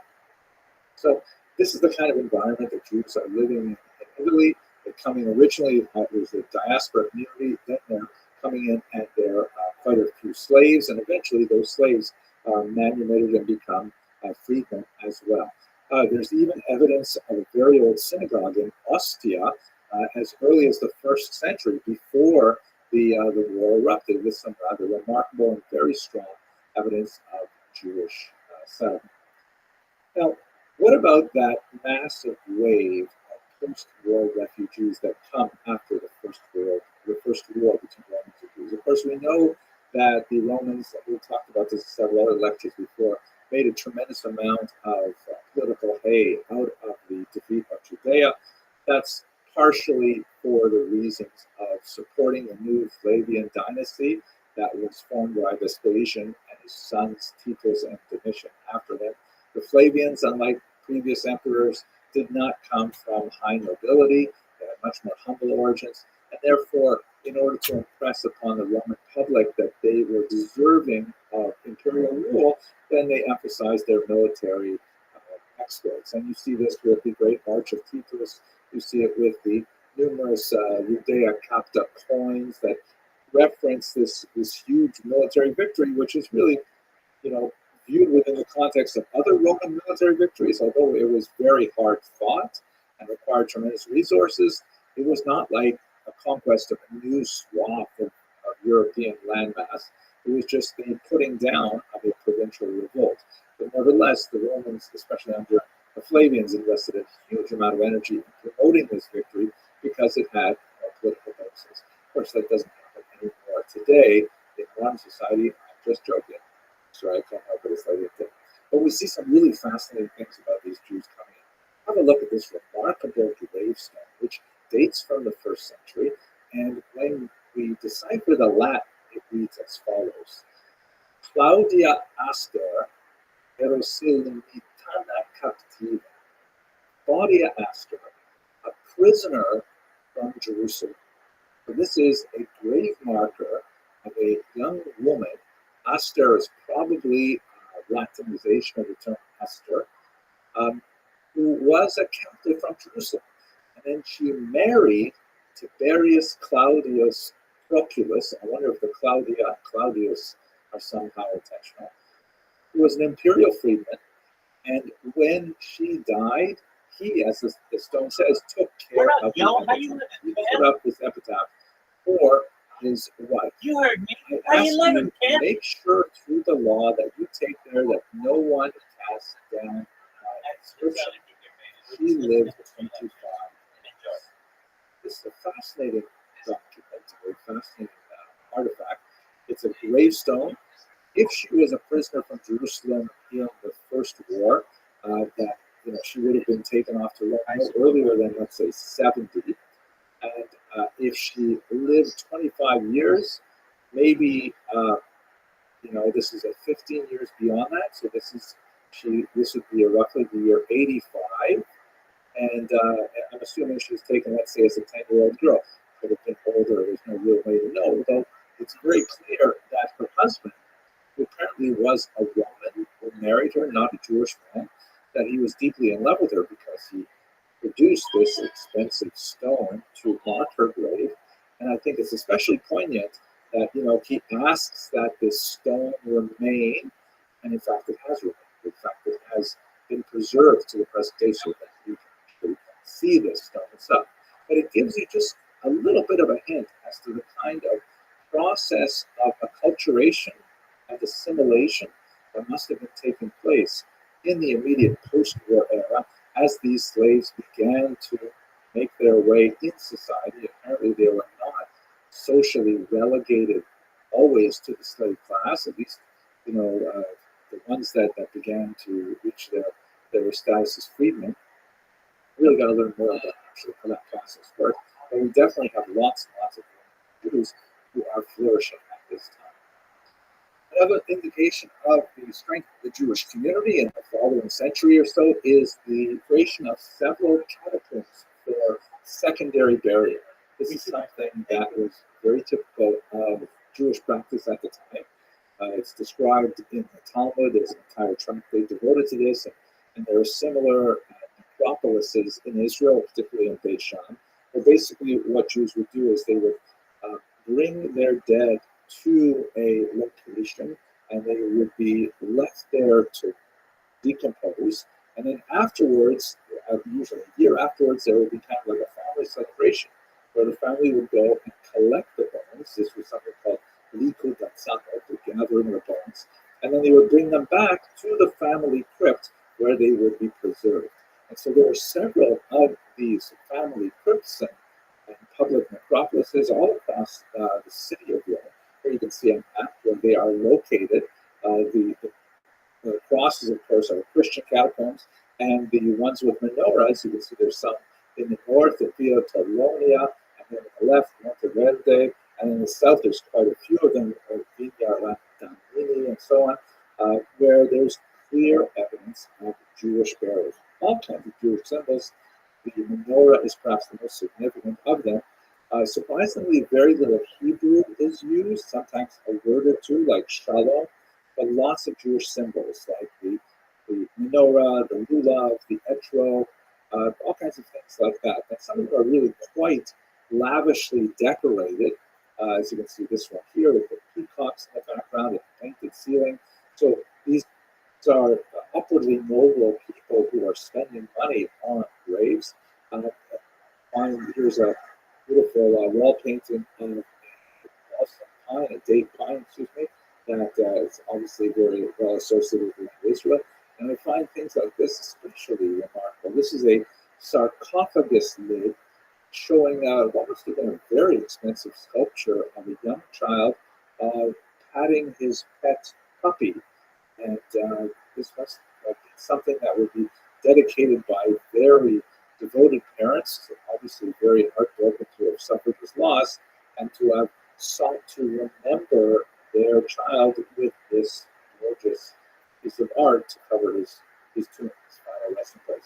It is also interesting to note, of course, that this particular representation would have presented many problems in the period for the prevailing customs with regards to three-dimensional sculptures, representations of people, which typically Jews did not do very much. They had a kind of a cultural allergy to these kinds of representations. So perhaps that is a suggestion as to the lower level of education, of Jewish education of these people. Hard to say exactly. We also have evidence of another Jewish community growing in Rome. This, of course, is the Christian, which is still a very strong Jewish movement. And as we'll talk in another lecture, they're still trying to actually work out what is the appropriate posture of the Christian vis-a-vis the mother religion of Judaism. Are Christians supposed to be celebrating Jewish calendar events? Are they supposed to be keeping kosher? What exactly are they supposed to be doing? And it is over the course of the first 2 centuries of the Christian movement that you begin to see the gradual de-Judaization of the community as more ethnic non-Jews are attracted to them. So, and that also represents a shift in the relationship of the early Christian community with the Jewish community as well, which has a turning point in the early 4th century with the conversion of Constantine, as shown here in this sculpture. By that time, in the early 4th century, though, you still have a fairly strong Jewish community, and by one estimate, the Christian and Jewish populations are more or less the same size, more or less the same proportion in the overall Roman Empire. After Constantine's conversion and the conversion of the state, recognizing that Christianity as a legitimate religion, then of course the balance shifts very heavily towards Christianity, and Judaism begins to lose a high degree of its demographic position in the city and the empire. What happens after this is we begin to see Jews now as freedmen, following the legions to various parts of Europe. We see them in the south of France. We've always seen actually in the year 6, Herod's son Archelaus was exiled to the south of France. Not such a bad place to be exiled to, although I hear there was no Asian restaurants anywhere in the neighborhood at the time he left. What is wrong with me? I don't know. But you find all kinds of interesting scattered evidence of Jewish life in these remote Roman outposts at this time. Here's one that I'd like to share with you right now. There are like dozens of these kinds of artifacts. This is a small amulet that was discovered in the Austrian town of Halbturn. It's called the Halbturn amulet. It's a piece of gold foil. It's a flat piece of gold, about 2.5 by 1.5 centimeters in size, and it has some Greek letters written on it. It was originally folded into a tiny silver box, and it looked like it was worn on a leather thong, probably around the neck or something like that, as a type of amulet to ward away any untoward kind of developments. And what exactly does this amulet say? It was found, by the way, on the skeleton of a small child who was buried in a Roman graveyard, so presumably with Roman soldiers or Roman aides de camp and followers of the camp and so on, and there were families there as well. And the child was laid to rest with this particular amulet. What does the amulet say? We look at here a transliteration and transcription. It is the Shema, right? Hear, O Israel, the Lord our God, the Lord is one, from Deuteronomy 6:4. Central prayer in Judaism. But it still is kind of weird. Look on the left, you see here, this is how it is transliterated into Greek letters. It's not precisely the Shema. It appears that there is what looks like a spelling error in the word Israel. There's a T strangely inserted in there. You don't have to worry about the fact that some of the letters are placed on the next line. That and the absence of spaces between the letters was pretty common in writing of this particular period.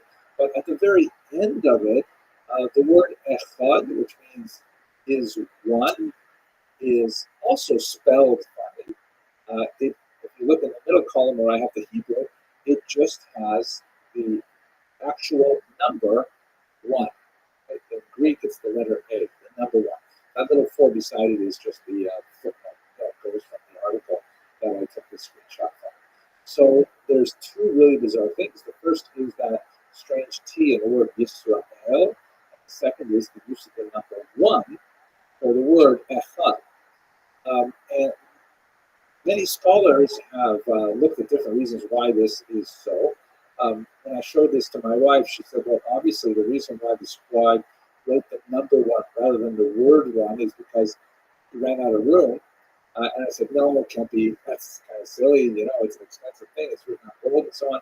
But it turns out I read a lot of scholars say that's probably one of it. But note that the number 1 is actually, it designates a theologically consistent notion with Jewish ideas. The fact that God is unitary, singular, unique, as opposed to God is, let's say, first. God is the only one. And so the number 1 here, according to some theorists, is intentional, that it was used that way specifically to say something that adhered to Jewish theology. As for the T in Israel, apparently that is not all that uncommon. There are other ancient inscriptions which also preserve this. So to sum up, what does this amulet mean? I mean, it opens up so many questions, maybe more than it answers, but it appears that there were Jews who were living on the fringes of Jewish society, and yet so deeply attached to their Jewish identity that they would invest in this expensive item. And it's a gold amulet put inside a silver box and then buried with a child, which must have, been an act not only of, on a simple level of financial sacrifice, but of great devotion and sadness at the loss of the child, not unlike the sarcophagus cover that we saw in the Roman Jewish catacombs. So this is a very distant Jewish community, perhaps far from total awareness of Jewish practices. I mean, the child was buried in a grave with non-Jews, which is also not typical Jewish practice, and yet nevertheless there is this rare amulet around the child. I think it's all quite fascinating. So we're going to stop here. We're going to come back in our next lecture and look at the growth of the Christian community and what that meant for the Jews. Thank you very much for watching.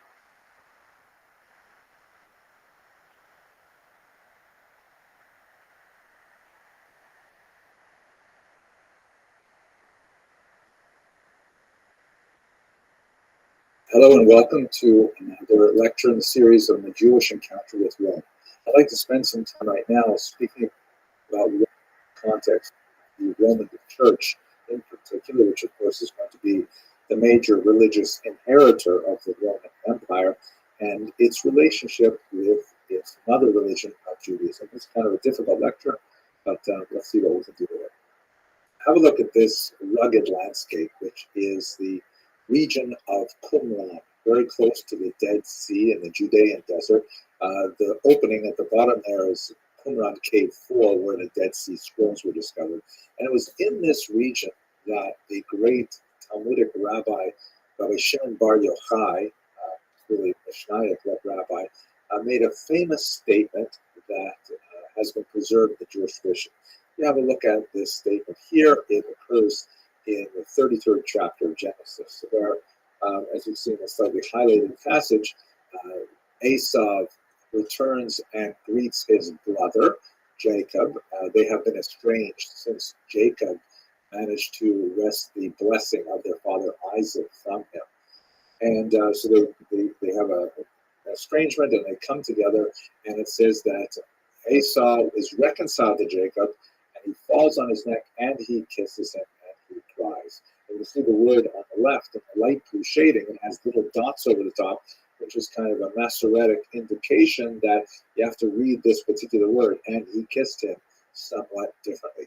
Look on the right, you see the commentary of Rashi, which I'll translate, and basically Rashi says that this kissing was not, completely with enthusiasm, as one might imagine. After all, Esau had a tremendous resentment for Jacob after the incident with the blessing of their father, and Rashi brings down the commentary of Rabbi Shimon Bar Yochai, who says, "Halacha hi biyadua she'esav somer Yaakov." It is a well-known law, halacha, that Esau hates Jacob. This particular phrase has become sort of proverbial in the Jewish culture to mean that the outside world hates Jews, right? Esau represented certainly the Roman Empire, because in Talmudic literature, that's often a shorthand for Rome itself. Has a tremendous distaste for Jacob, has a hatred for Jacob, and this will never change. Now, that may be true on a theological level. It's not really my place to discuss those kinds of things. But viewed in the context of when it was said, we can certainly see that it was sharply pointed at Rome. That rugged landscape that I showed you a few minutes ago was according to the tradition, where Rabbi Shimon Bar Yochai had to hide out in a cave for 12 years because he was being pursued by the Roman soldiers after the Bar Kokhba rebellion. Rabbi Shimon Bar Yochai's master was the great Rabbi Akiva, and Rabbi Akiva was caught and horribly murdered with, flesh torn from his bones with iron rakes, and a really horrific type of martyrdom. So Rabbi Shimon Bar Yochai spent 12 years hiding in a cave, and his statement on Rome was, "Halacha biyadua," it's a well-known law that Esau hates Jacob. We can certainly understand it within our parameters of his specific life experience, and possibly we can expand it much further. But when we come to the history of anti-Semitism, we can certainly see that there are changes in the ideology over the course of time. Basically, scholars identify 4 specific periods of anti-Jewish ideology. Like when you actually ask anti-Semites, why do you hate Jews? They will give a very different set of reasons depending on when and where they lived. It's also important to note, by the way, that I may use the term anti-Semitism anachronistically.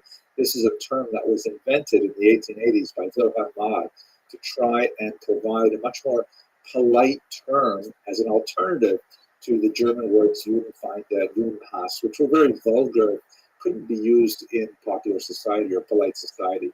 So using the term anti-Semitism, that I'm not a Jew hater.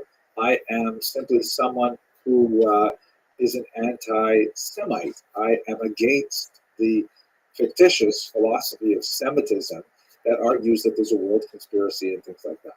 So what exactly are these 4 basic stages? The first one is ancient xenophobia, which we see primarily in the Greco-Roman world, where there is a fear of that which is different or strange. Right? The term xenos means stranger or foreigner, and phobia, of course, means fear. And so there's kind of like, there's a massive corpus of Roman and Greek writings about Jews in which they express antipathy, often rooted in misunderstanding of Jewish customs, such as keeping kosher, observing the Sabbath, and things like that. But on the whole, that kind of cultural friction is common to all cultures. That it's, whether we like it or not, it's perfectly normal for culture A to express some hesitation, fear, distrust of culture B, especially if there are also more obvious outward signs of their differences. That's just part of the human condition. But if you get to the second level, early Christian anti-Judaism, that's when anti-Semitism begins to be qualitatively different. Because, as we shall see in this lecture, there is a split between the daughter religion of Christianity and the mother religion of Judaism that is more than just two cultures bumping up against each other. It is one culture seeking to define itself in opposition to a parent culture. And just like that family metaphor can be fraught with all kinds of really deep psychological tensions, so too is this early Christian anti-Judaism, representing a lot of those tensions as well. Then, and we're not going to discuss these too much today, but basically in the medieval period, it really goes off the rails and becomes quite pathological. It loses a lot of its religious character and becomes much more, associated with strange things like the blood libel, the Jewish conspiracy with lepers, with the Black Death, and gets really much, much more violent. Finally, when you get to the modern period, basically from the middle of the 19th century onward, that's when it basically abandons all of its religious motivation and is more characterized by a fear, an irrational fear that Jews are involved in some kind of global conspiracy to control the banks, to control the media, to control governments and things like that, all bent on dominating Western society or global society.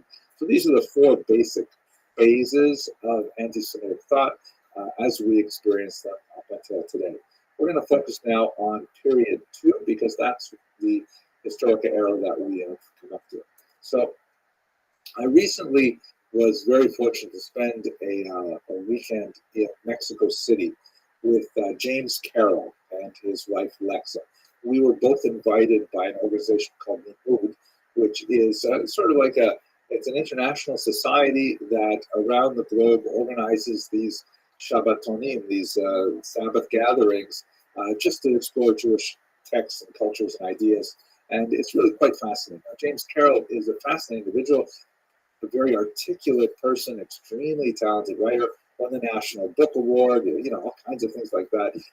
And he wrote an incredibly important book called Constantine's Sword, The Church and the Jews. And the reason we were invited together is that we were to give a talk together about how Jews see Christians and how Christians see Jews. And I think it was a very enlightening experience specifically, but more generally, I really appreciated the time to get to know him and his wife. Now, James Carroll, of course, comes to the story with a very personal background as well. He was actually a Catholic priest. And in his context of his growing consciousness of the challenge that the church had with anti-Semitism and other issues, like he became a strong anti-war activist, he ultimately left the church. And I shouldn't say that. He left the priesthood. He still remains a member of the church, but kind of like on the reformist flank, as it were. And Constantine's Sword is a remarkable book, very worth reading, that essentially takes you through both the history of the church and the Jews, but also the history of James Carroll and his own personal voyage, which is fascinating.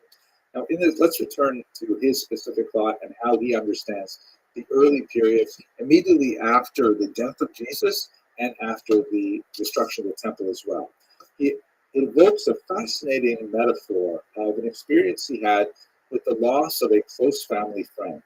And in the weeks and months and even years after that friend passed away, he was part of a group of friends who would come together in a kind of a wake sort of environment, and they would discuss the life and legacy of the loved one that they had lost.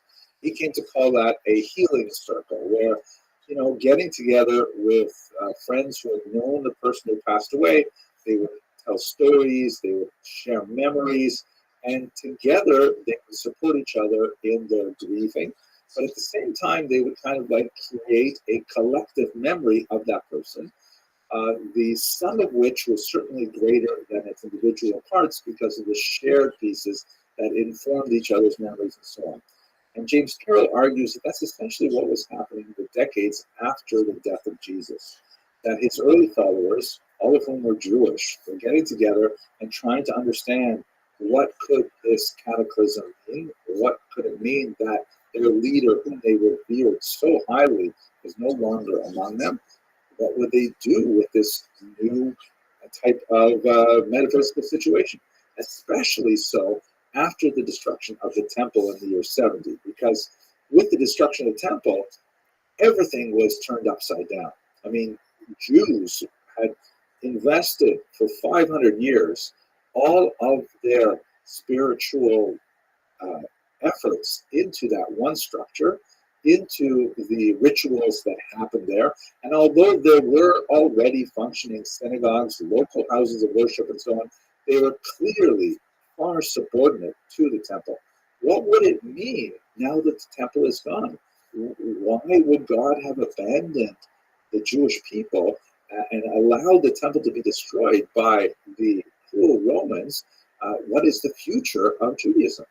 So James Carroll argued that essentially this is when you begin to have an intellectual bifurcation of the Jews who followed Jesus and the much larger group of Jews who were not a part of the Jesus circle. The Jews who were not part of the Jesus circle, which let's say were mainstream Jews at the time, they began to invest in the rabbis and their vision of a post-temple Judaism. As we will see in a few minutes, the rabbis were very busy at this point, constructing a model of Judaism that could survive the loss of the temple, finding alternate post-temple ways for Jews to express their religious yearnings to God, and ultimately that would become the Judaism that Jews have enjoyed for the last 2,000 years. On the other hand, the followers of Jesus said, no, the destruction of the temple means all of that is over, and we have to create a totally new type of environment that is centered on the figure of Jesus, the teachings of Jesus, so on. And this was all happening within a Jewish framework, with Jews discussing these ideas with other Jews, and things changed dramatically only after the first three Gospels were written. Let us recall that the Gospels as we have them today, the first four books of the Christian Bible, the first three were written probably within the first 20 years or so after the destruction of the temple, between 70 and maybe 90, perhaps a little bit later. Those three books tend to be the most Jewish of all of them, the most close to the origins of Jesus as a Jewish individual. And in those three books, which are called the Synoptic Gospels, because they read kind of like a synopsis of each other, you can more or less lay them out in columns and compare events. There are places where they diverge from each other and so on, but basically you can lay them out that way. The fourth gospel is quite different. So in the Synoptic Gospels, Matthew, Mark, and Luke, you have the phrase in Greek, because these are only recorded in Greek, hoi Judeoi, the Jews, occurring 16 times. In all three books together, only 16 references. The fourth book, the fourth gospel, written by St. John, written much later and reflecting a different mindset, has the phrase hoi Judeoi 71 times. And I think it's very clear to see just from this one statistic how things have changed from the gap between the Synoptic Gospels and the Gospel according to John. The Synoptic Gospels are still representing, a debate within Jewish circles. Hoi Judeoi are, after all, us. They're, after all, the same people who are worshiping Jesus. But by the time you get to John, and the increasing number of non-ethnic Jews joining the Christian movement, that's when the Jews become the other. Hoi Judeoi is so much more useful a term because the non-ethnic Jewish Christians are looking at the Jewish mother religion and we're saying, well, that's different than what we're doing here today. And one of the most important figures to advance this is, of course, St. Paul, who never himself actually met Jesus, other than in a kind of supernatural vision on the road to Damascus, where he has, kind of a conversionist experience, and then he becomes a dedicated follower. He actually turns away from his earlier origins as a self-described Pharisee to become a Christian. And then if you look at this map, I mean, my gosh, he's just all over the Middle East. The Eastern Mediterranean is covered by his travels as he is going from town to town, basically showing up in communities, speaking in synagogues to Jews about Christianity, but increasingly speaking to lots of hangers-on of the Jewish community, non-Jews who are listening in and saying, wow, there's a lot of useful stuff here. And in fact, quite a bit of the Christian message was very appealing in that it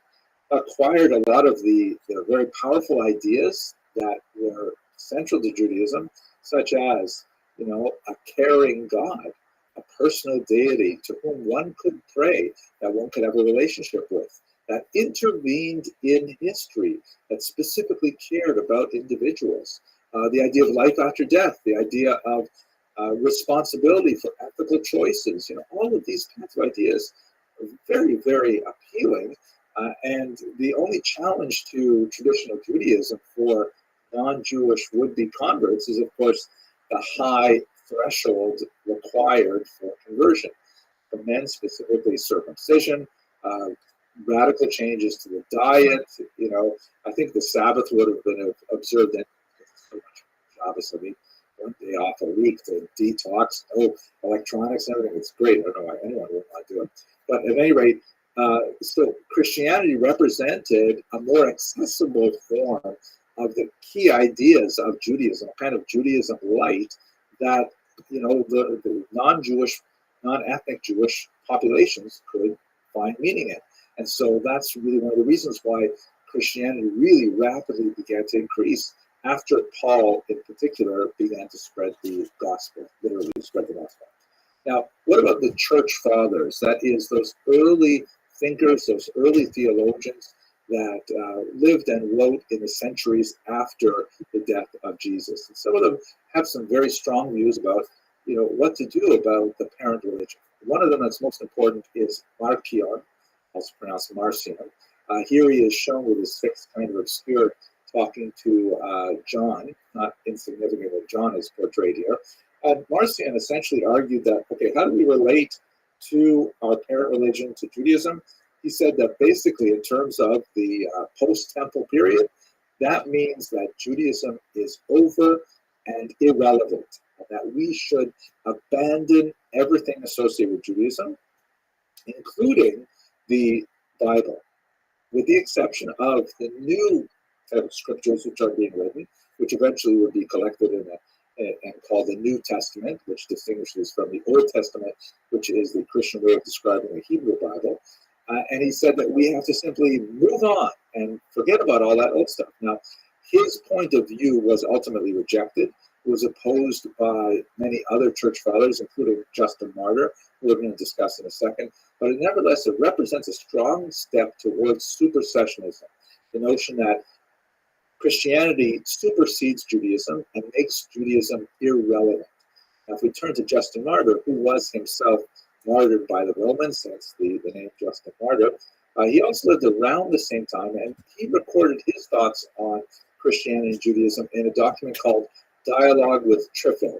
There are some scholars, including the great 19th century Jewish historian Heinrich Kretz, who argue that this may be the remarkable Rabbi Tarfon, very important rabbi in the Jewish tradition, but it's unlikely. The dates are kind of like not exactly right, and other reasons why it's probably some other person named Triffill. At any rate, Justin Martyr articulated without doubt that Christianity supersedes Judaism, and Judaism should only be maintained in order to provide context for the way in which Judaism is superseded. How so? Let me give you one example, which is also taken from James Carroll's work in a very, very powerful and personal description.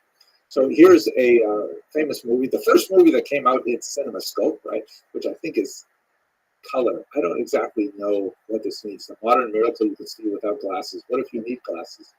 I wonder about these things. But at any rate, The robe basically refers to a relic. The church would become deeply invested in the collection of holy relics, that is, kind of like religious souvenirs. I don't mean to be demeaning it, but souvenirs of famous church figures and events, such as wood from the cross, or in some places actually bones of, St. Augustine or John the Baptist's head. Some really bizarre things that made part of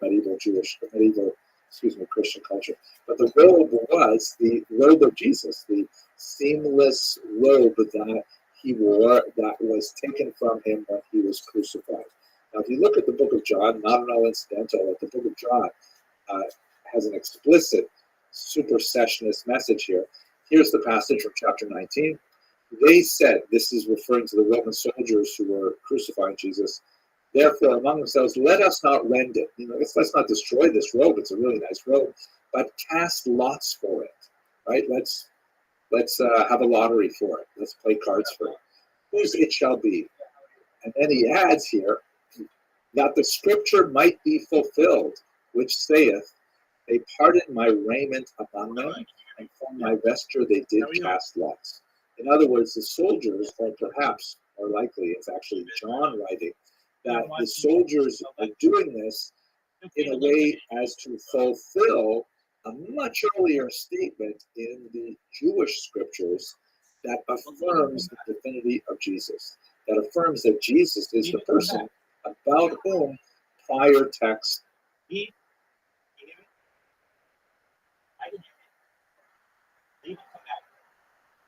Christians largely read the Hebrew scriptures as ways of seeing patterns that they can later apply to Jesus' life. The fact that this gospel was written, decades after Jesus' death, maybe even as long as a century after his death, doesn't change the fact that Christians still look at this as an important theological statement. I should say Christians in general, some Christians. So what is the prefigurement? If you look at Psalm 22, which came out really small here, but maybe we can make it a little bigger, it says, David. This is a psalm written by David, right? King David. And the second verse says, and this is actually placed in the mouth of Jesus as well as another prefigurement, famous passage, Keli, Keli, lama azavtani. My God, why have you abandoned me? Right, like by placing that, by the narrator, the author of the gospel, placing that Jesus' mouth, that specifically puts him in line with this earlier psalm. But the key passage that relates to John here is a little further down, also verse 19.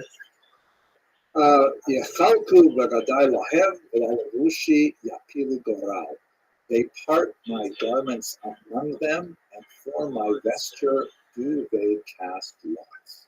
Right, so this is really the reason, according to Justin Martyr, for maintaining the Hebrew scriptures, and by larger extension to some degree the Jews, because their presence and the presence of these texts can be used later to confirm Christian reading of divine history. And that's basically what happens among the church fathers until St. Augustine, which we'll discuss in a later lecture, who offered a very, very important corrective. Now, what are the Jews doing during this time? I mean, this is all happening among Christians who are increasingly becoming more ethnically non-Jewish in origin, and they're kind of like working out their own spiritual history. The Jews are being very busy at this point, putting in place those life preservers that allow Judaism to succeed after the destruction of the temple. The creation of the Mishnah, or I should say the codification of the Mishnah, is an incredibly important device which allowed Jews to essentially take the temple on the road, to be able to have a portable Judaism that could be contained within teachings of the Torah and the rabbis. They also create a liturgical method of drawing a line in the sand between Jews who are mainstream and Jews who are part of this Jesus movement, they insert another text in the central prayer known as the Amidah, the standing prayer, and it's a blessing on the heretics. The term blessing is euphemistic. It's really a curse on heretics. And it was used as a sort of litmus test to determine if a person was harboring these kinds of beliefs. If a person did have, Christian theological views that were deemed inappropriate for Jews, and many of them are, like, for example, the idea of God taking physical human form is anathema to Judaism. In fact, the word anathema is kind of ironic here, but if a Jew had those ideas, then he would be asked to lead the prayers, and coming up to this particular passage, it would represent a choice. Does he bring down a curse upon himself for his beliefs, or does he refuse to say it, in which case he could be physically removed from the synagogue? And this is the sort of thing that's happening around the generation of John and the writing of his book, which also has really heated language against the Jews. Not only are Jews referred to so many more times, the Jews, but also, really inflammatory language that refers to the Jews as the sons of the devil, and all kinds of things like that are beyond the pale of a normal kind of family dispute. One last thing here that I think is especially fascinating, and this is also an insight that's brought forward by James Carroll, that there's kind of an asymmetric rivalry going on here. Jews in the late 1st and early 2nd century still vastly outnumber the burgeoning Christian movement. Even though it's growing fast, Jews are still very much the establishment faith. And Christians, because they are defining themselves against Judaism, spend a lot of time thinking about Judaism. And in fact, this will be something of an obsession that's going to be lasting right up until the 21st century, and presumably beyond, because Christians always have to look to their relationship with the mother religion in a very different way than the mother religion looks at its offspring, so to speak. So when the early Christians are debating at great length how do we relate to Judaism, Judaism is basically not talking about it at all. If you look at the massive corpus of the Talmud, which is like 2,711 folios, I know that number because that's the Daf Yomi, that's the size of learning one folio that is 2 pages, 2 sides of a page every day. 2,711 folio, which is like well over 5,400 pages. There are only maybe a dozen references to Jesus in Christianity, maybe 2 dozen. I mean, it's tiny. It's mentioned, but it's really not a major phenomenon at all. And ironically, it is this asymmetric rivalry in the 1st and 2nd century that adds so much more steam to the Christian side of it. It's kind of like, as James Carroll references, if you have 2 siblings locked in a rivalry, and one of the siblings doesn't really care about the rivalry, it makes the rivalrous sibling all the more intense and all the more focused on that rivalry. This period begins to come to a close when you get to the 4th century in particular. There is a period where Christians are persecuted by the Roman Empire, primarily because of their transition from being a kind of a Jewish subgroup to being an individual and recognized religion. We should understand that in the Roman Empire, there's a huge number of sort of symbolic acts of idolatry that one would be expected to participate in. The bowing before statues, providing small sacrifices and things like that, especially when the emperors began to promote the cult of themselves as deities. If you refused to participate in that, you were considered like traitorous. It would be something akin to, if there's a baseball game and they play the national anthem and you refuse to stand up. Right? Everybody is standing. Why are you sitting like this? Now, ironically, because the Jews were a known entity as an ancient religion, already from the period of Julius Caesar and earlier, Jews were granted an exemption from many of these outward displays, which were considered idolatrous to Jews. Recognizing that, Jews have nothing against Rome, nothing against Roman empires, things like that. They just refuse to worship statues. The Jews said, hey, come, have a look at our temple. You'll see there's not a single statue anywhere in our temple. We just don't do that statue thing. So the Jews had an exemption. So as long as Christians were considered basically Jews, they also had that exemption. But as soon as they started saying, wait a second, no, we are different from Jews. We are another religion. You never heard of us before, but we're a new religion. Then all of a sudden, the Roman's saying, well, sorry, you aren't on our list of exempted religions. And so that's a period that, very, very important formation of Christian cultural memory, that Christians were, arrested, sent to fight in the gladiatorial games against animals, against professional soldiers, and things like that. And it was only with the Edict of Milan in 313 that the Roman Empire began to say, you know what, let's extend the same kind of exemptions that we give Jews, let's give them to Christians as well, which represents not a diminishment of Jewish status, but it is a recognition of the growth of importance and of demographic numbers of the Christian movement. Because by the time you get to the 4th century, the number of Christians and Jews are actually approaching par with each other. Eventually, when you get to the late 4th century, Christianity will actually become the state religion of Rome and will decidedly give the Christians the upper hand, which represents a shift about 300 odd years in the making between the daughter religion and the mother religion. And of course, that would have implications for centuries to come. Okay, with that, I'd like to conclude. Thank you very much for listening to this lecture, and I hope we have more opportunities to speak in the future. How do we know who this is? Well, if we say it's currently me, well, that could mean a whole bunch. But if we say that, oh, this person has this DNA, I grew up in the city. I knew nothing else. As a matter of fact, I had very few friends who were not Jews. There was a lot of racial tension in our city. So I was in about the 4th or 5th grade, and this friend of mine, Larry, came up to me out of the clear blue sky. He pointed his finger at me and says, "You killed Jesus." And I said, "I don't even know who you're talking about." I was really scared. I mean, me? How could I? I mean, I was a young child. One of the people I connected with, a very good friend of mine, was from Miami Beach.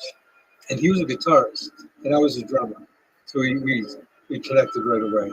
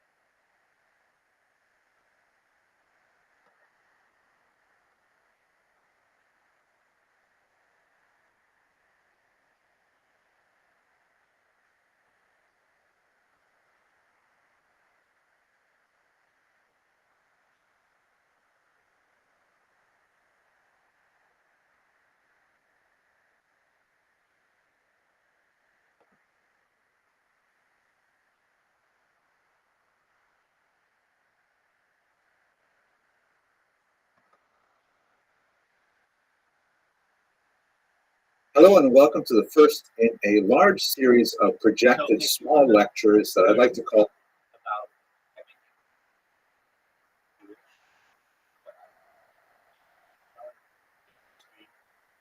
Labs,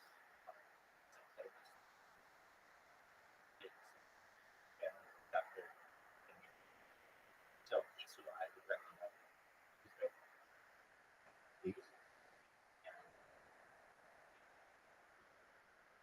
called the Jewish History Lab. Now, I'm calling it a lab because this is somewhat experimental in nature. I'm very proud to let you know that I've signed a contract with Corin Publishers Jerusalem, really important publishing house that does really beautiful work. You want to ask like a question? I understand. Just listen. You learn as much as you want about Judaism. So open your ears to what he's saying, and I can see how I answer questions. What do you want me to say? interested on, you just have such a unique vision of the future that primarily what I'm interested right now. I understand. I'll give a share screen for the lecture. I just watch it on my own sometime. But or something. Sure. So that's why I say, I mean, he's not showing anything. And he's just speaking. But when it comes to the future, I can tell you that perhaps even people to get off the have to be here.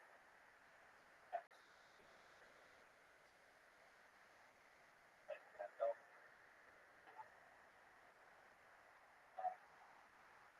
I say this word open each and every letter essentially. I don't know. Which channel is the one I already saw? Or is it different? It's really nice. People with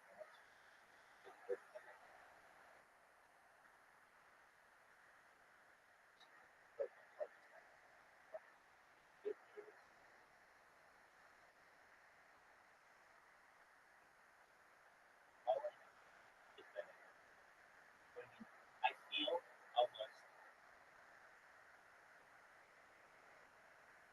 No, it's not about the knowledge. I'm just interested in the vision.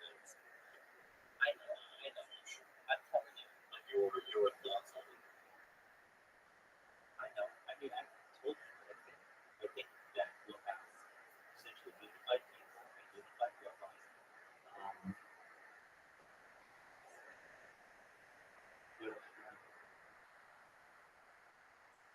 I guess that element that we all come to the or that more is not specific. No, it's specific. It's like this is happening. It's pretty specific. Eventually, just Google something called Greater Israel, and that's what you'll see probably.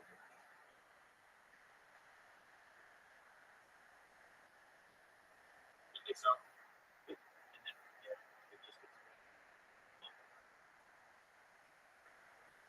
When you think America will be able to, somebody say that is happening. I meet people who say we used to be a great country, and whether that's true or not, I think that they have better days for the country. And I think we should break up the United States. I think California was a country that's probably the fifth biggest economy. And perhaps one day, growth, it's already known as the entire state. And imagine a place that has its own right to be a country existing. It's that's even harder. Additionally, I think you'll see that they're bringing in Puerto Rico and as the 51st state, followed by very quick. I mean, now that one I can see happening next time, easily, especially with the influence of Alexander Ocasio. And so that means if you wanted to move anywhere, then Puerto Rico aside from the hurricane. So we're doing it. You got to be able to get off highway when you need. But Puerto Rico is going to have a lot. It already does have a lot of economic. And I think you'll see some more and become the 52nd, 53rd states. And that is essentially something that will weaken the United States. Then eventually, I know there's something called the California Separation System, and it's growing every year. People just understood from the economy. I understand that. I see the cuts picking up from there. And I also think that see some states perhaps merge in the future as well. You may see, for South Dakota, merge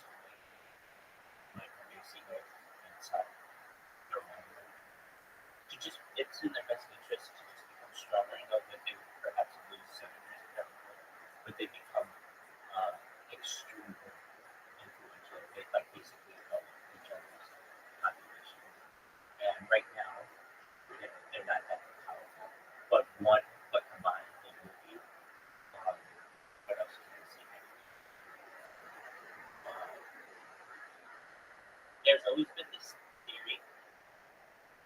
Now, this gets into like long-term dystopian novels, and I don't really ascribe to those, but I've just heard that there's been a theory that there'll be a second World War. World War III already started. That was September 11th. Did you believe in Albert Pike's prediction of multiple? Yeah, I First, do. kind of correct, right? I do. You know, number 3, nuclear. Yeah, so it's been like 15 years before I became a Mason. But I can tell you, like, essentially, that's So you would have done before or after you did this? when I was just inquired. I was just really interested in this stuff. And I Have you read War of the Dog?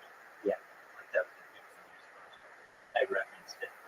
I did a tour of a Freemaside lodge years before I became a Mason.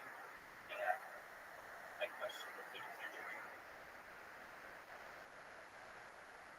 He was just like, and he didn't really know, I would think. But as I become a Mason, You said he seemed enlightened in any way. And what do you see enlightenment as? that's unique to me. Is there a specific view of enlightenment in Judaism?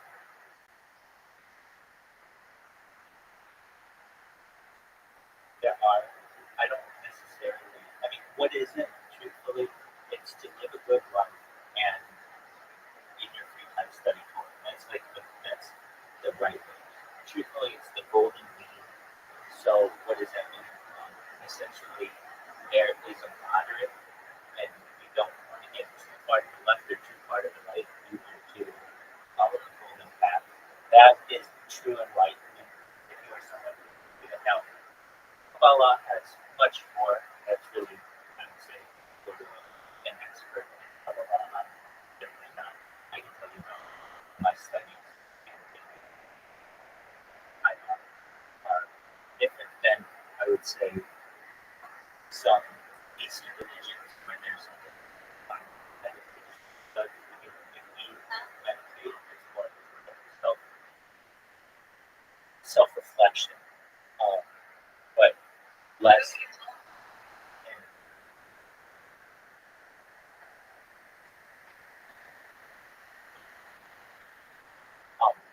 but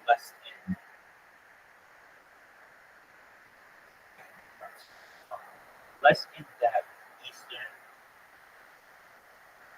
theology where you get into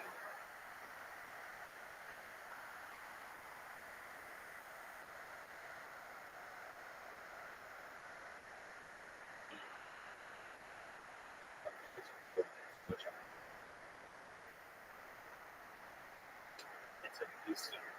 Is it related to? I might know. Is it a specific? I think it's Hinduism.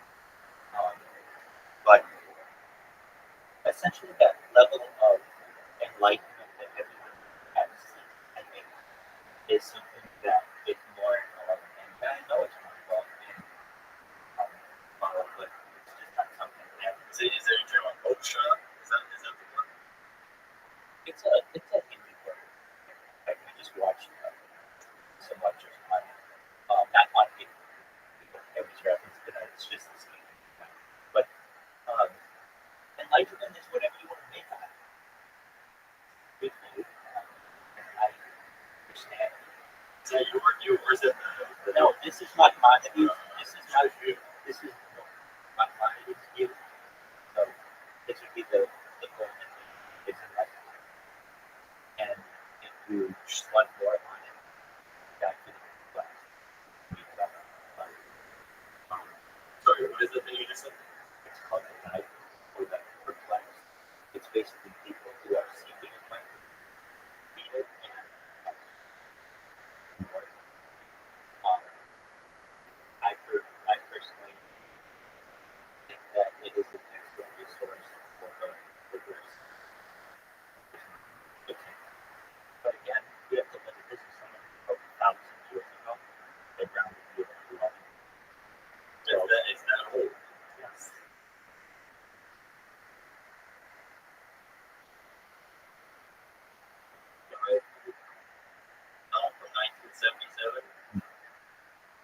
this man lived Is there a different name for it? I'm not seeing the. well, I mean, Oh wait, no, I'm finding. No, I'm finding it. Yeah, I'm it finding wasn't published, but I mean, not like you're not gonna buy it that it. way.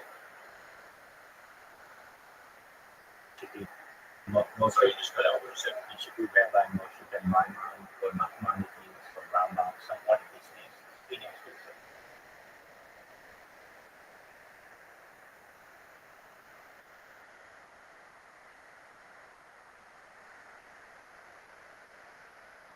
Maimonides.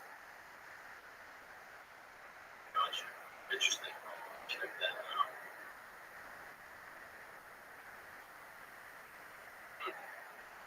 What do you want? So how long? So what do I want enlightenment to be? I have no idea. I don't even know. I mean, from my understanding is you have to die to become enlightened, and I'm not ready to die. Who told you that? Ego, Who told self, you that? or real life. Who told you that? I mean, that just seems the general association with it in all religion. Is that, I guess, enlightenment in terms of like God, you know what I mean? Which I'm not really searching for. I know some people are searching for that, but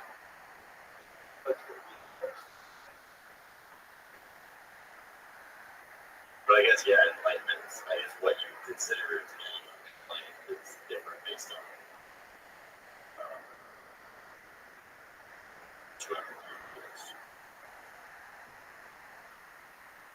I think in the traditional sense, most people would consider enlightenment like knowing what God knows, at least from people I've spoken with. You would disagree with that thing. I don't know if that's possible. Okay, so this one. That's what I'm saying. But you have to like die.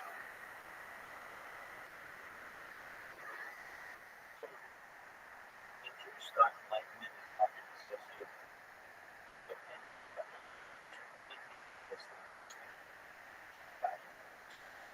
the pursuit of enlightenment, teaching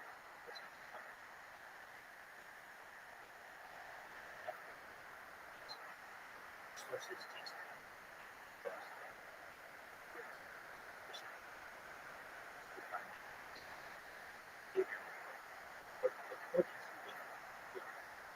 emphasis of intellectual insight well as not to enlightenment in Judaism is often described discovery or something. It involves the study of Torah,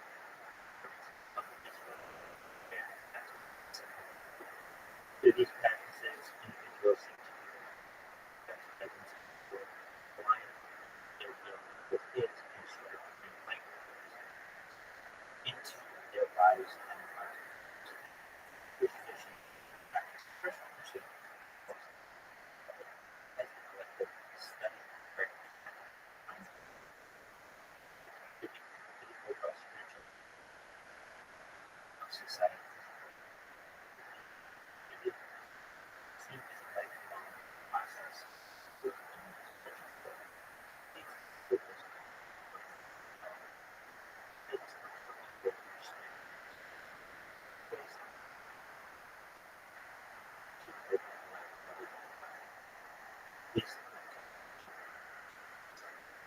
that's the Jewish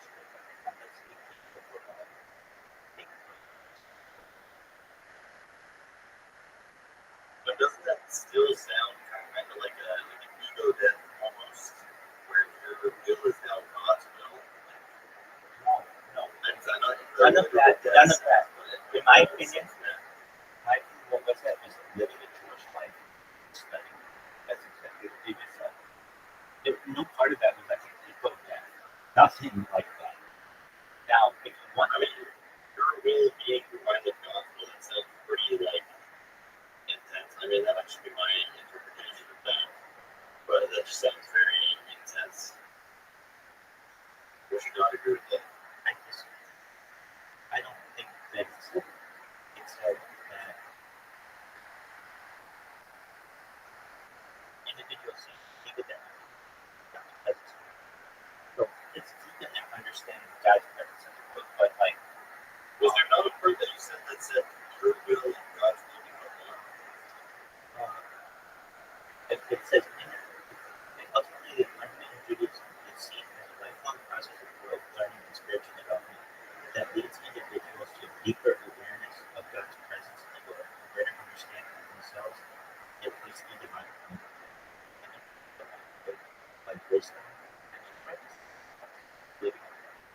virtual life. And well, and no part there do I hear and say combine yourself with God. I can read the whole thing. But there's a part earlier that I thought I heard that. Okay, and it's about intellectual illumination of learning knowledge. What are you saying? What is the phrase that goes with repeat? I think something like your will and God's will are combined or become one. I'd say just look for God's will and the surroundings to clear up whatever. Okay, and I know Jewish sources teach that enlightenment is loss of recognition of divine truth, which is analogy. In accordance with God's will, there is the refinement of one's character and behavior in accordance with God's will. Is that correct? Maybe are you on Wikipedia, Graham? No, I'm on a different resource that I have. What is it? Which one? I'm telling you what it is, I'm not going to give you what it is. I can tell you that I can only teach you so much as well in order to stay, I would say, how do I say this in the next way? In order to stay true to my rabbinical roots, I'm not supposed to teach actions. So what I can tell you is that I do a lot of information to pick what is not together. That's why I give you everything to find a situation that can help you is exactly what you do. If you want to get questions or what the shape to you. When it comes to any kind of futurism, that's not rabbinic, so I want to do about that. And really, that we may see things that you'll be able to put in energy. You obviously have a desire to pursue something. So I'm telling you right now, Very fascinating. absolutely, I understand. So if you want to see the life, it's literally doing exactly what I'm doing. Studying history things, or it's literally right here, referenced as intellectual. That's what we're doing. So that's what I want you to do. Like truthfully, if you just But there are other resources you can recommend, or for the most part, this guy has most of what one would need to learn about this stuff. yeah, I mean truthfully, the resources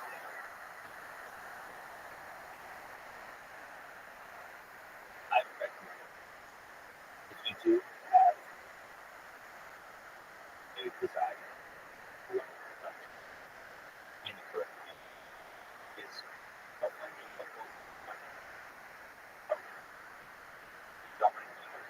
then you can. If you, I can tell you this. I can sit there and name quite a few different books for you. I can say the Shulchan Aruch. Yeah, read the Shulchan Aruch. It's not going to make sense to you. It's like it's really like deep knowledge, like 600 years ago. I can say, oh, you know, if we're appropriate, you could read start. That's not like it's like these are.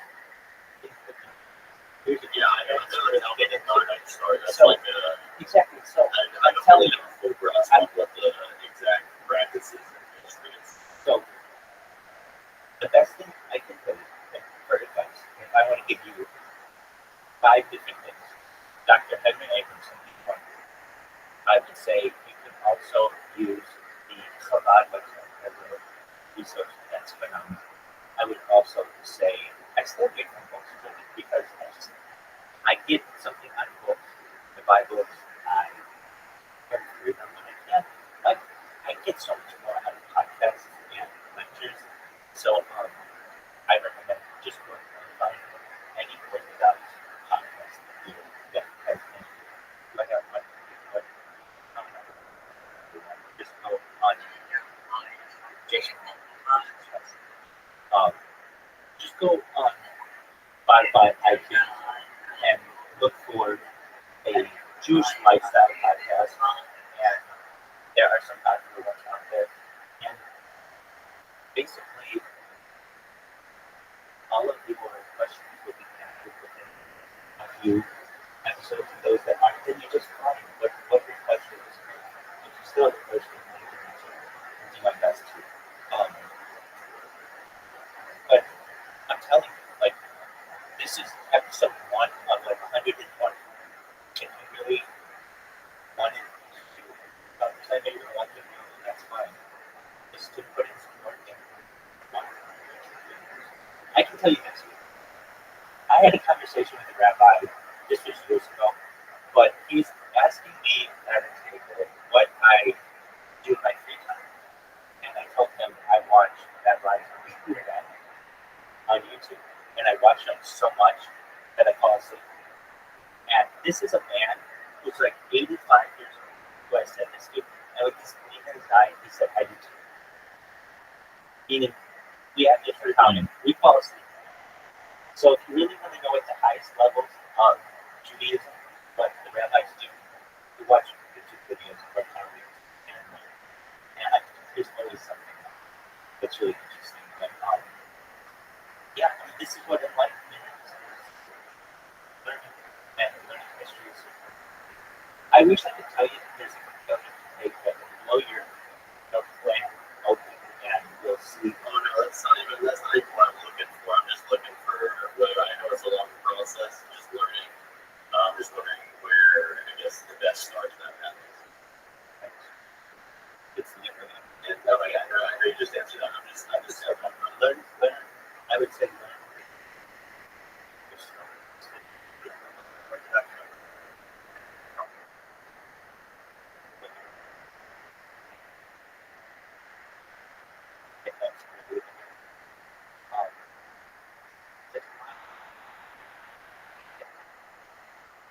And again, like, know what to stay away from, in my opinion. I stay away from anything that's searching for more, because then it just confuses me. I don't think that's not what do you mean by conservative or searching to gotcha. distinct factors that don't correlate with the mainstream orthodox observance, so let's say with and yeah, that I'm trying to think of anything else I can tell you. But the next thing I can say Liberia is something that Liberia might be like. Yeah, why is that? I've heard this before. Yeah, this is it. There's gonna be like a little time. I don't know what it is, but it's gonna be like a really powerful, perhaps, like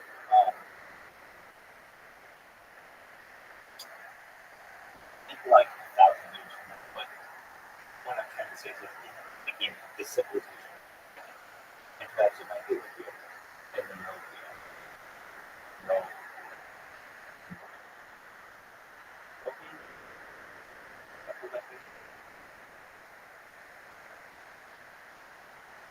I saw something once that was like, yeah, that Monrovia would actually be a comics. Whether it's true or not, I don't know. But and what could that be? So you have to understand that like the world could see different versions of itself, and like what we get off planet eventually. There are going to be some people who leave as like indigenous people. Who? People in the Amazon, maybe some Inuit people, maybe some different like native people, maybe the people who live Central Island. We're going to leave those people alone. But eventually, they're going to evolve. Wait, so you believe in space? I believe in space. Were you skeptical? I think you saying that you thought it was CGI. I've never said that in my entire life. I'm one of the biggest advocates of space in the world. I don't say anything is CGI. I don't even say it. I'll say exactly what I think it is. So what in particular about space did I say? I think we live on a round Earth. I didn't say it was CGI. You were saying that there was not evidence for it being legitimate. You were saying we're talking about flat Earth, and then I was saying, I am not a flat Earth, but I am a central space is fake. And then you were agreeing that there's very little evidence for the legitimacy of people having been to space. Hold on. Stop. We're talking different. I'm talking the Apollo program took place in 1969. That is where I major strength. But when it comes Okay, so I didn't know you were just reflecting that. yeah, but when it comes to like low space orbit, we've been doing that since like the 1950s. Allegedly, Yuri Gagarin is the first person to do it. But I mean, when it comes to aliens and extraterrestrial,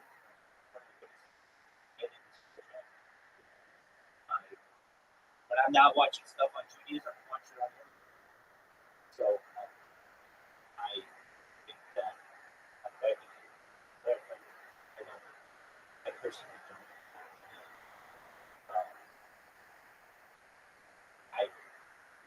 I have seen the curvature of the Earth, so I don't. I mean, you can see it. If you look at really flat areas, I've seen the curvature of the Earth, and I think other people can too. You can see it from like, if you've ever been to like Utah and the salt flats where the Earth is like exactly as flat as it can be, you can see the curvature of the Earth. But I've looked this up and I published this. It's in my blog, like 100 different ways that people can do it. So I don't think that should be weird, but we can get into it next time. We're going to get off here. Space tourism is a thing. And, Saying it's actively. yeah, it's YouTube. That's what we watch. Like in that, like space or like low orbit space. Well, that's space. But yes, I don't know. Is that breaking the stratosphere? Yeah. Yeah, it's not past like the moon. It's within 1,000 miles of Earth. So they're like 200 miles.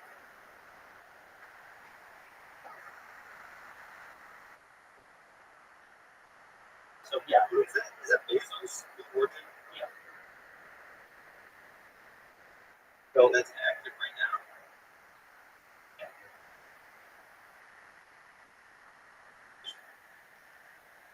So So you believe in space and aliens? Because I had a misconception from other conversation. yeah, huge of both. I think aliens visit Earth on a daily basis. There's evidence of it. You can look it up on Reddit. You can look it up on the MUFON website. It's on Twitter every single day. This is not CGI.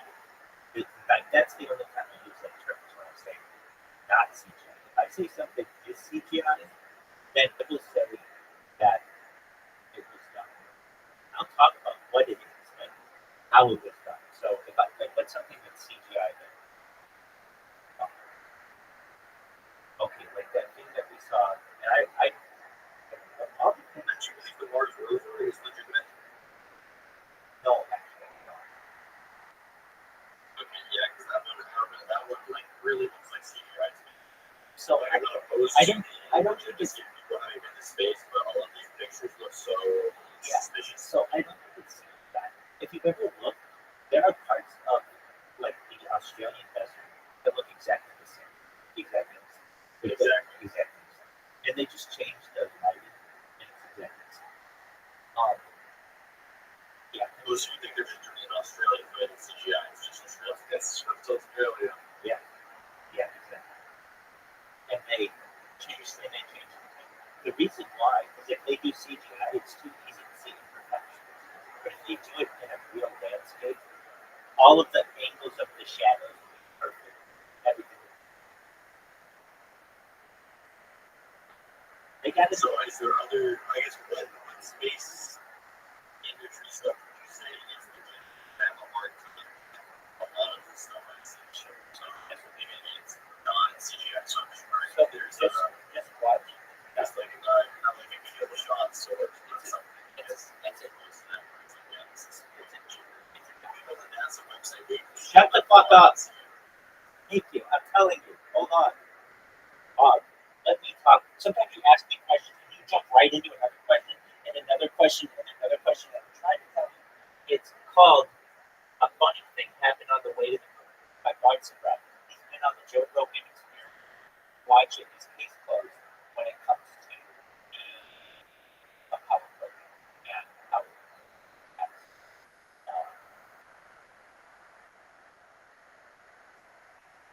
And the CGI, quote unquote, is not CGI. It's camera tricks. That's different than CGI. I'm not talking about the old picture, I'm talking about new stuff. No, you can't trust the old stuff happening. Fair enough. Welcome on. What's good? So it's all that's good. So, I mean, watch the funny thing. And it will blow you. Is this a short film? It's 15 minutes. The best 15 minutes.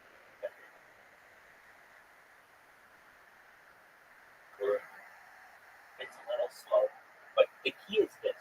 There's a leap that let me just ask you, name one person you know who can make all three people involved in Apollo 11. Go.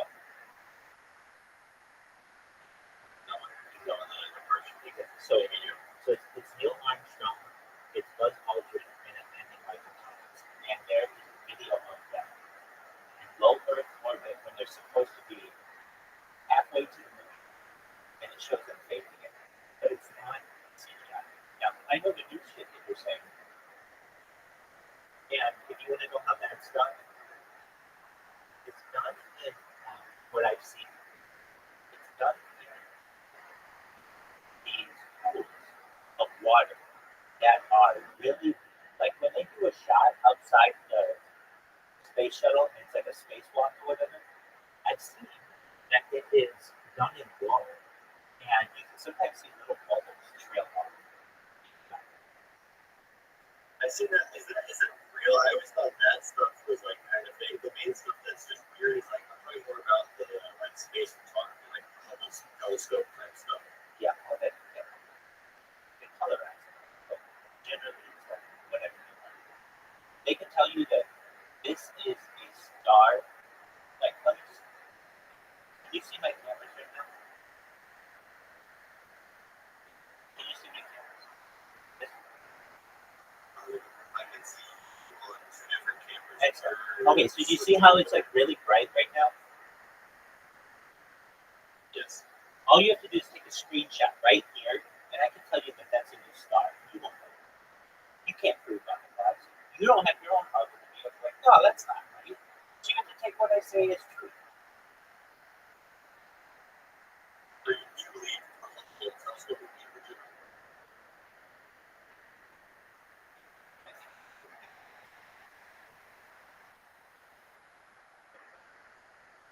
I wouldn't know about that.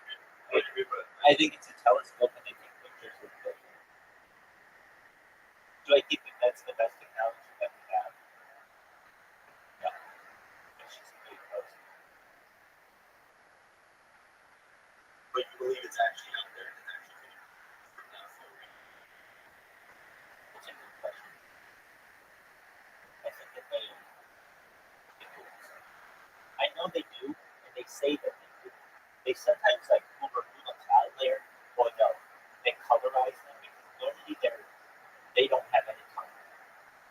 So, do I think that they're legitimate? Yeah, I mean I'd say a lot of them are. I can't say every single one of them are, but basically, that's not that hard. All they need is a telescope, which we've had usable versions of for 300 years, and they just need a photo of it.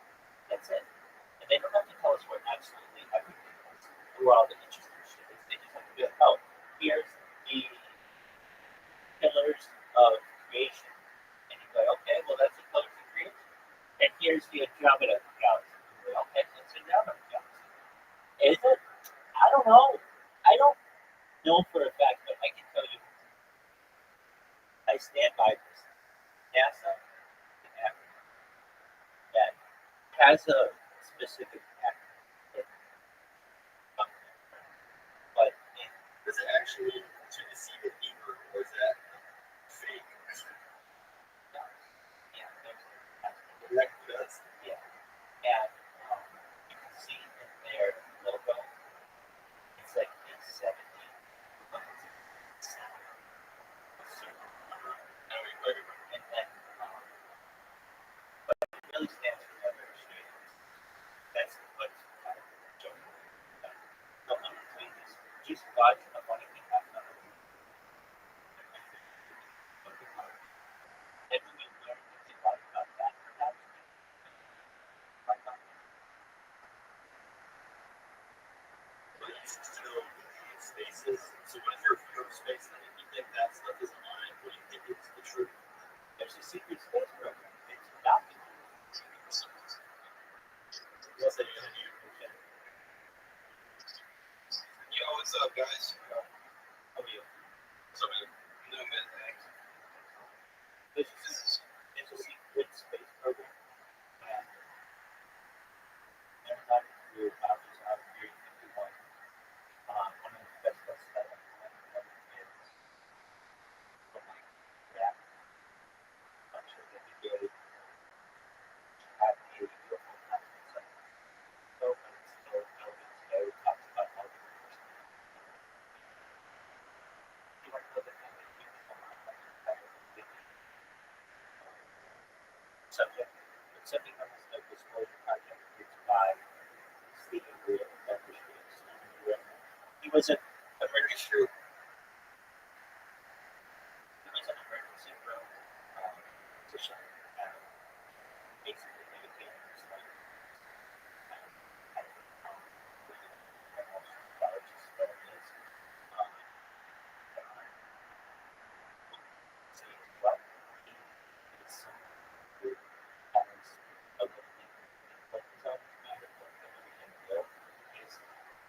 The heads of state, the three heads of the CIA, and basically this is a very complicated man. And you want to know what things that change about that. This is how they discovered it back in place where he had that's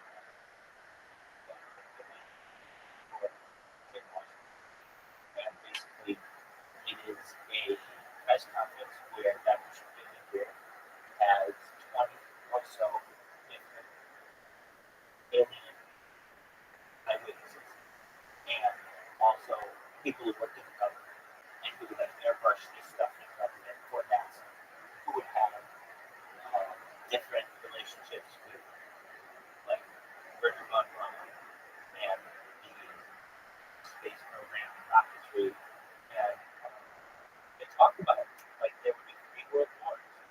The first one would essentially be for Europe, the second would be for Europe, the third would be like a global war. And they talked about it. They talked about this on May 9th, 2001. And within 4 months, we would have 9/11. This went away. Or electricity. Yeah. So what were your views prior to this film? I was your views on the space thing? major viewers. I was a pilot program through and through. I wanted to dedicate my life to some great accomplishment. And I thought, well, the moon landing, they could let me down for that. And so I recommend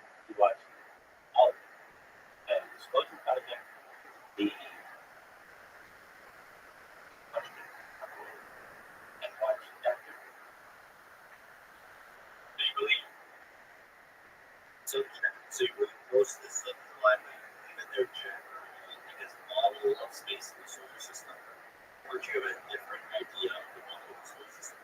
No, I generally I agree with you that Mercury being close to the sun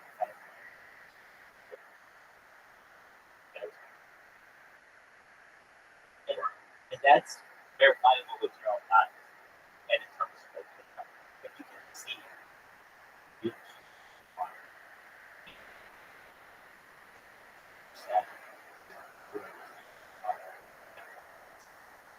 but these are things that you can't really get. Now, the way that you can make it in the future is just not let people know that these planets are like wandering through the skies. And if you just don't let people look up, they don't get much of this stuff. It's done a lot through something called just really city lighting makes people not pay attention. Like pollution. Like that doesn't let people see this dark. They don't pay attention. I was just about to ask. So do you believe light pollution is on purpose? No, I mean it's a natural.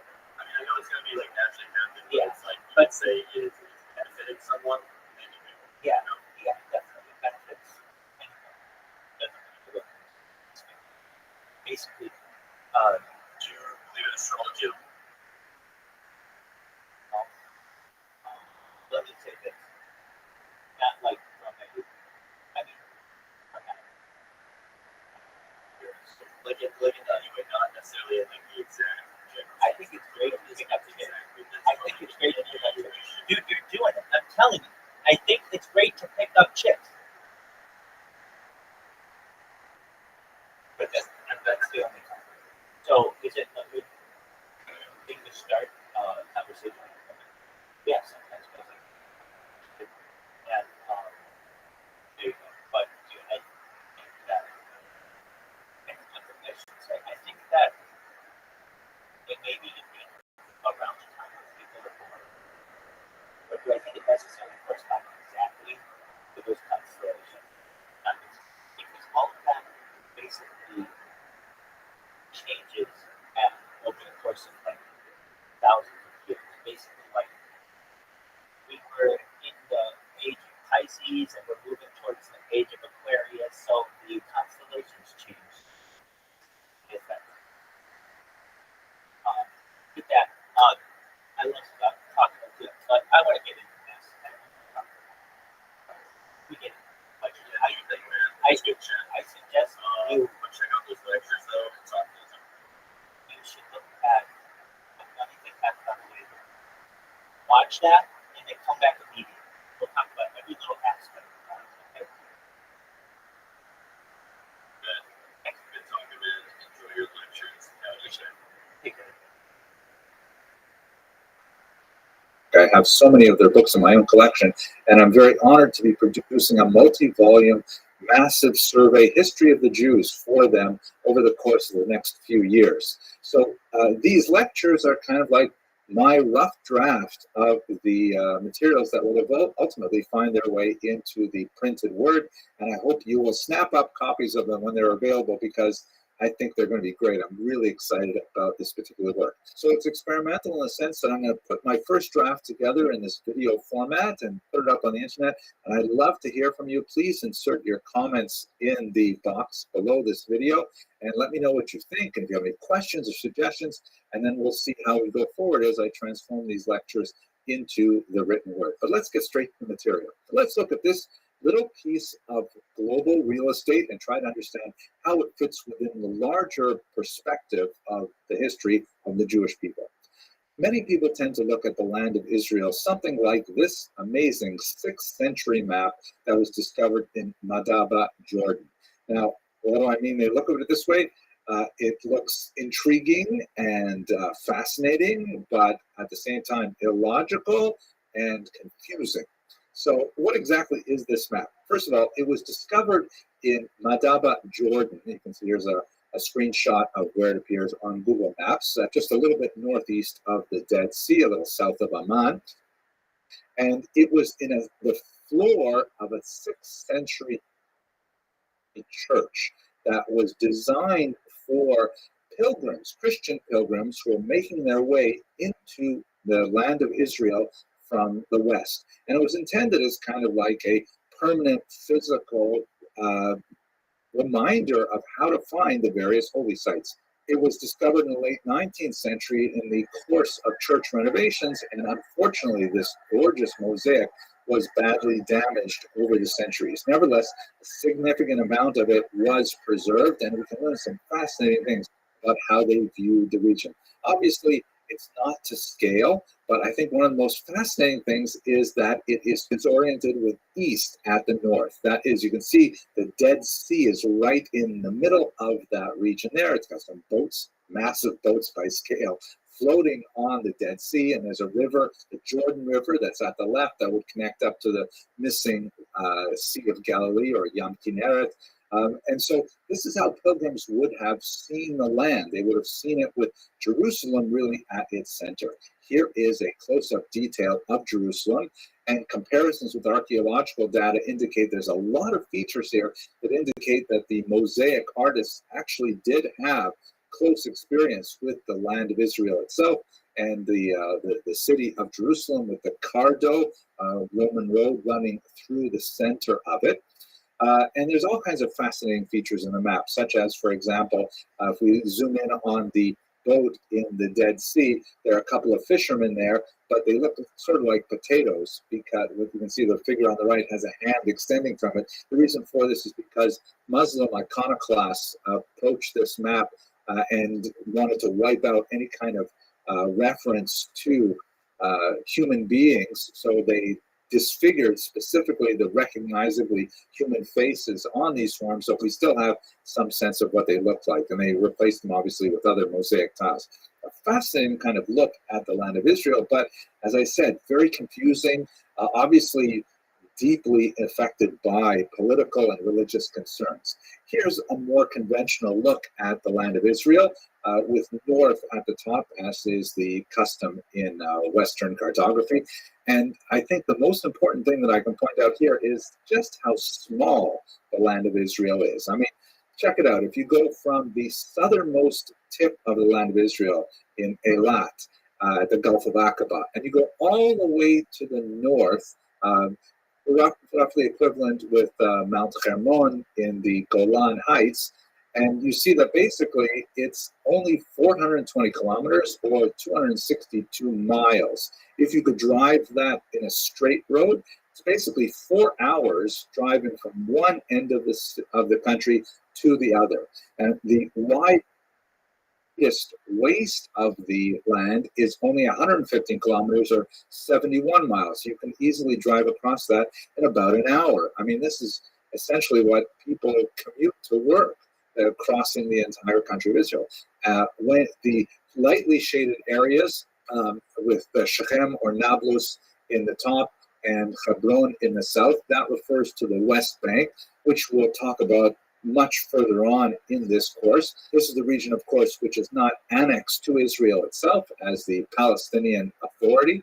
And of course, you see the Gaza Strip there, which is sort of hatched, that is on the lower left side. Also, really a very small strip of land that looms large in the public imagination.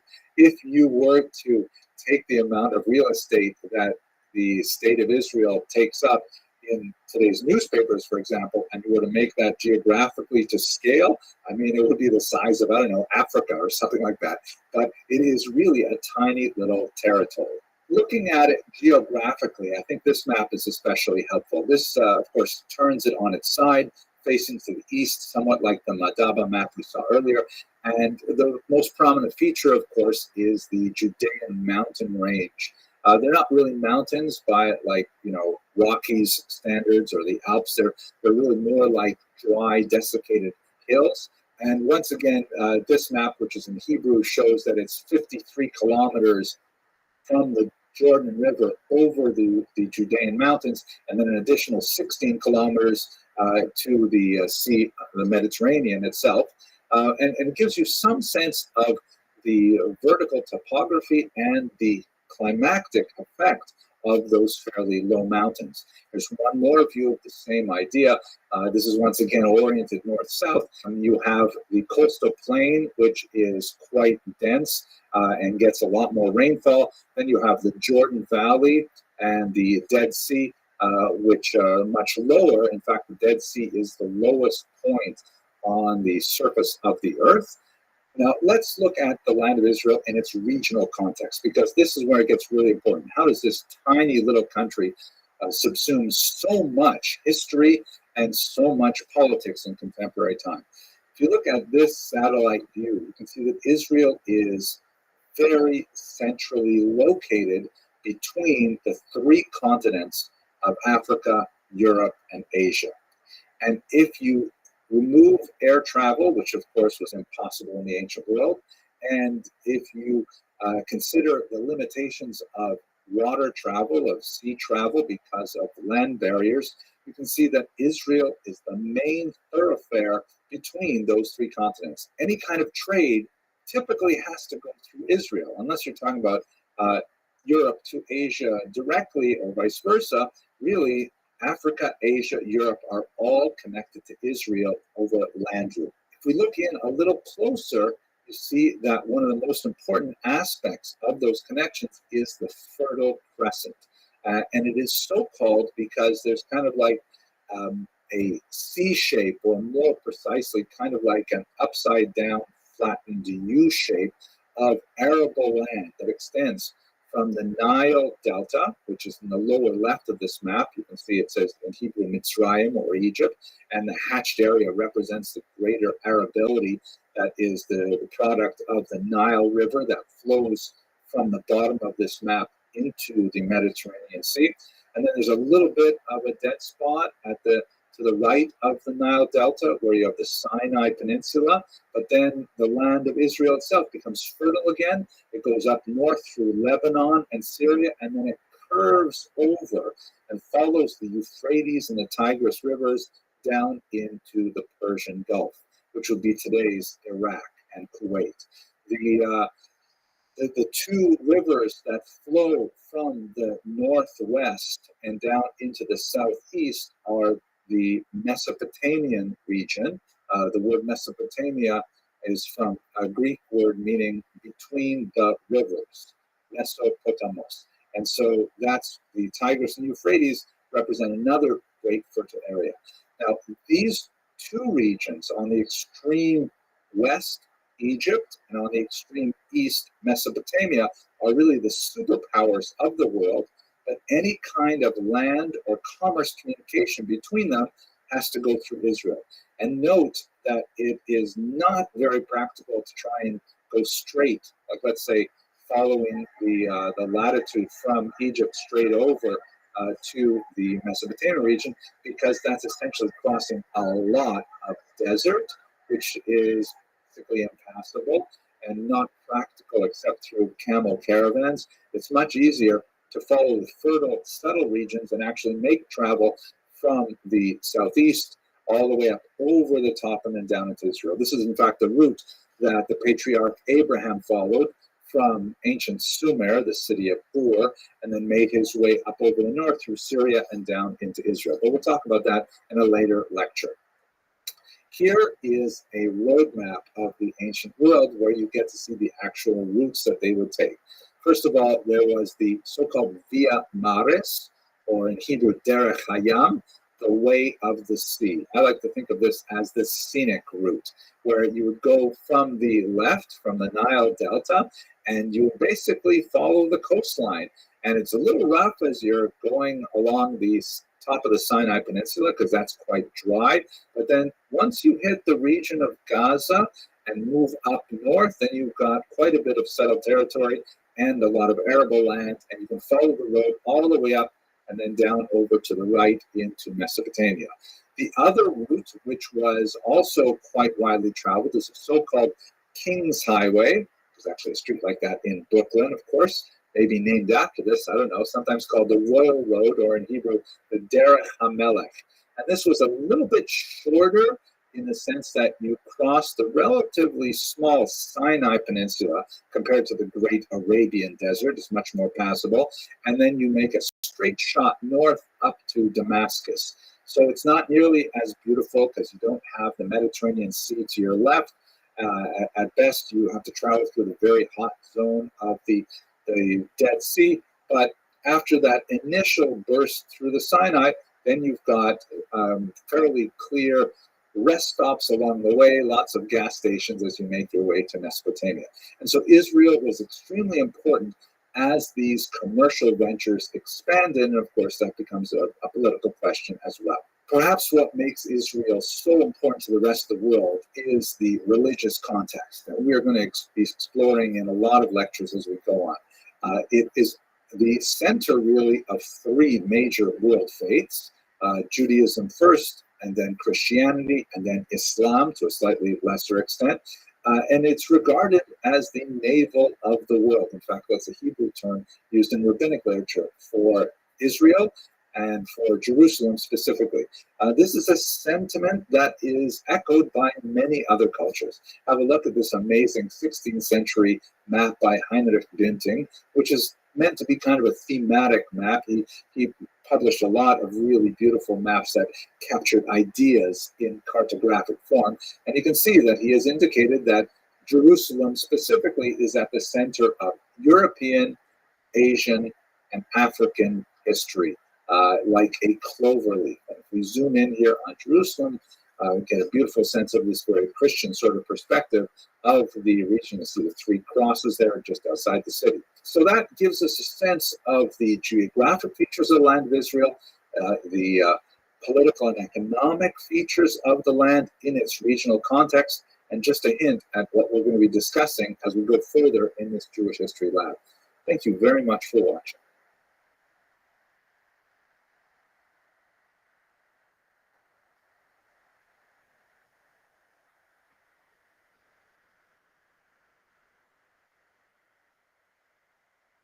Hello and welcome to the second lecture in the Jewish History Lab series. So I'd like to look very briefly at the earliest populations in the land of Israel. It's important here that we should distinguish three different types of, let's call them chronological analyses for the time being. There is history, which is the area in which I feel most comfortable, and then there is proto-history and prehistory, moving backwards in time. Proto-history is generally understood as the history when we have the earliest written documents, because historians, we like to work with text, we like to work with words. And as soon as you begin to get words, you know, like in cuneiform or in hieroglyphics, and you begin to be able to tease out some of what the earliest generations are trying to communicate, then you have at least the basis of the kind of things that we prefer to work with. On the other hand, moving further back in time, you have what's often called prehistory, which means what happened even before people were writing things down, or we have any written record of what may have been written down but simply did not survive. And when you get into that area, well, historians like me start to feel distinctly uncomfortable. You got to get into archaeology, into geology, you've got to get into scientific fields to understand how carbon dating works and things like that.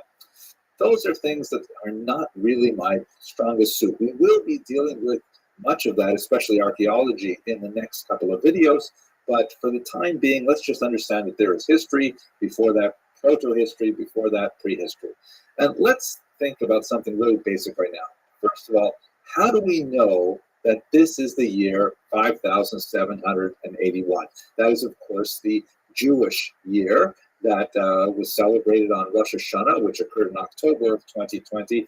How do we know that this is really the 5781st year since creation?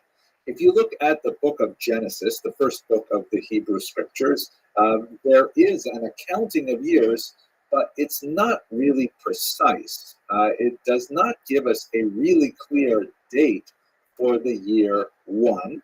And until you get to the 2nd century, when an important rabbi, Rabbi Yossi ben Chalafta, that is the 2nd century of the Common Era, meaning about the year 160 or so of the Common Era, Rabbi Yossi ben Chalafta authored a text called Seder Olam Rabbah. I should say, by the way, it's attributed to Rabbi Yossi ben Chalafta. And what the author of Seder Olam Rabbah did is he went back to the text of Genesis and pieced together all of the gaps, like figuring out how old this person was and how old this person was, and added them all up. And there are a couple of areas where it's not entirely clear, like when exactly did the flood happen, when exactly did the generation dispersal happen, and things like that. But that's how we got to the calculation of the year 5781. Now, as I'm sure you're aware, a lot of scientific evidence argues with this calculation, suggesting that the universe is considerably older. So what that means for our purposes as historians, and by the way, I know people often think I'm a rabbi, and I suppose it's the kippah and the beard that gives it away, but I'm not a rabbi. I am just a regular guy who happens to work as a historian. And so the question is not so much a historical question here, because the scientific evidence is generally what historians work with, but it is a theological question. How do we read the Seder Olam Rabbah, and how do we read the text of Genesis? We're not going to go into those issues in this lecture.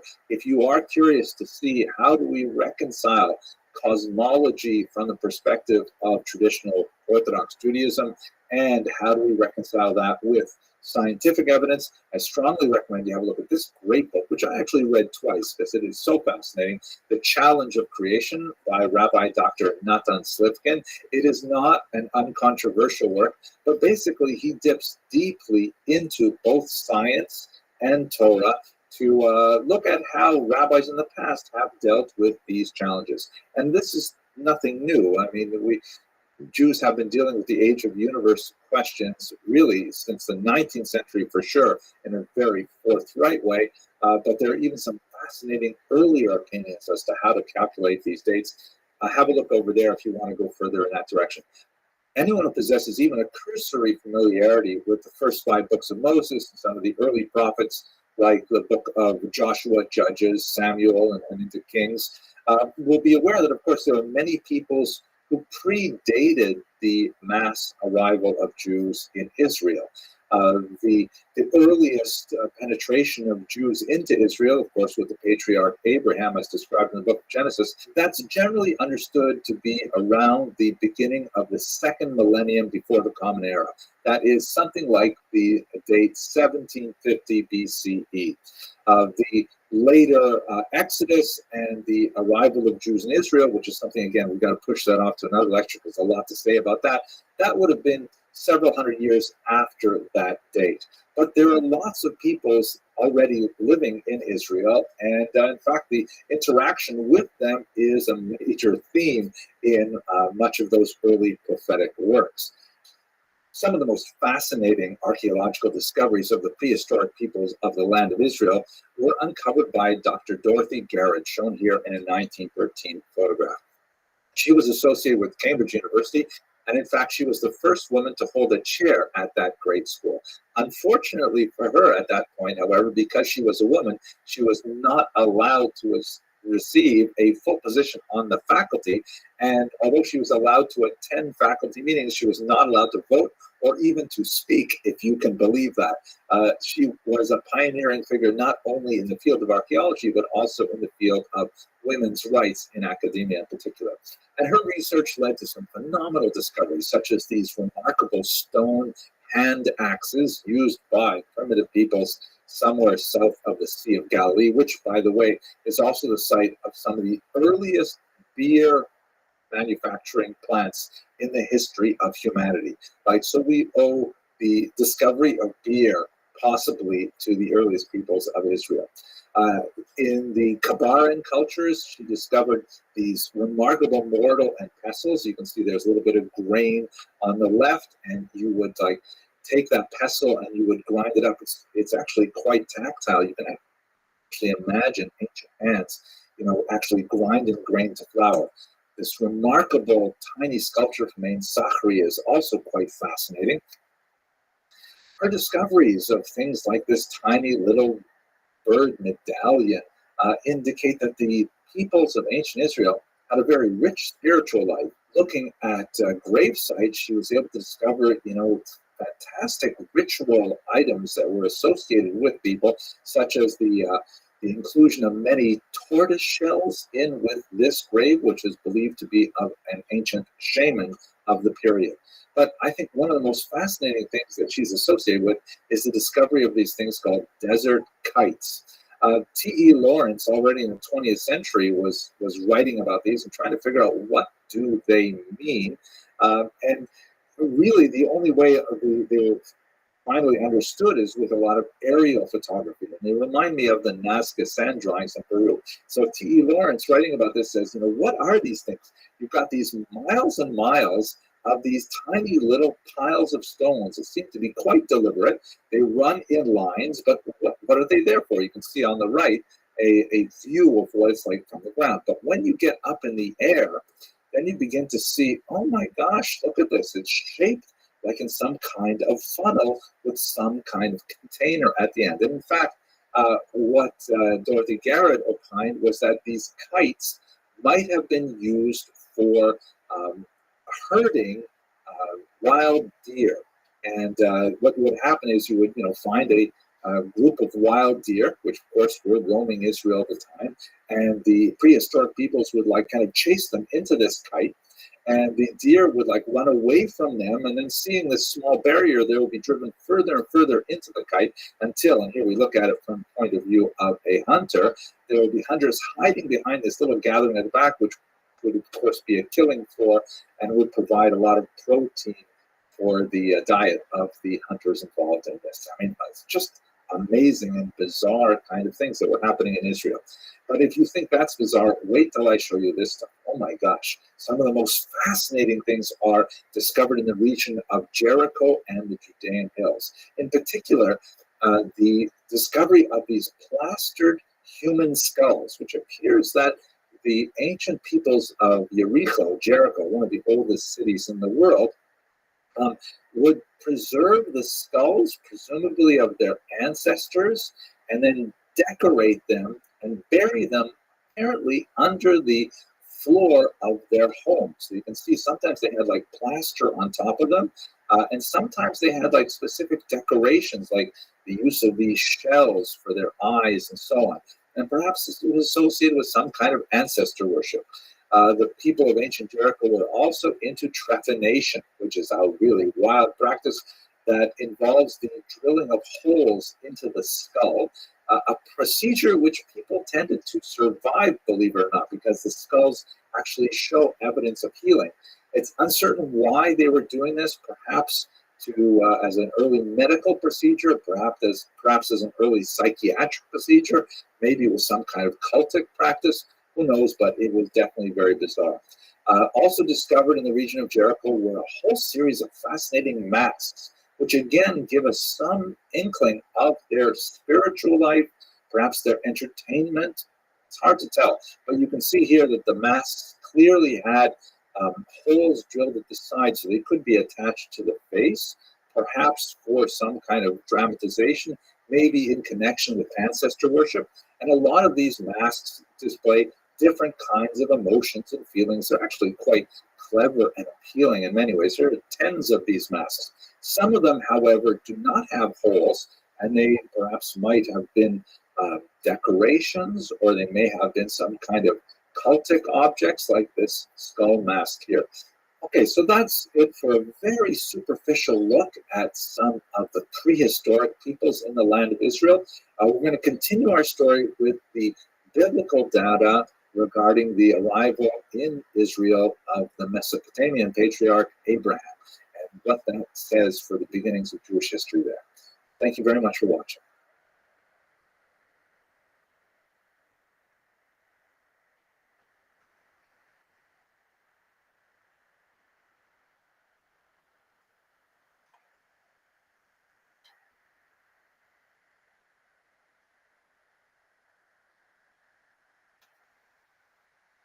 Before we begin to approach the earliest period of Jewish history, we have to address the question of how shall we approach the Bible as a historical source.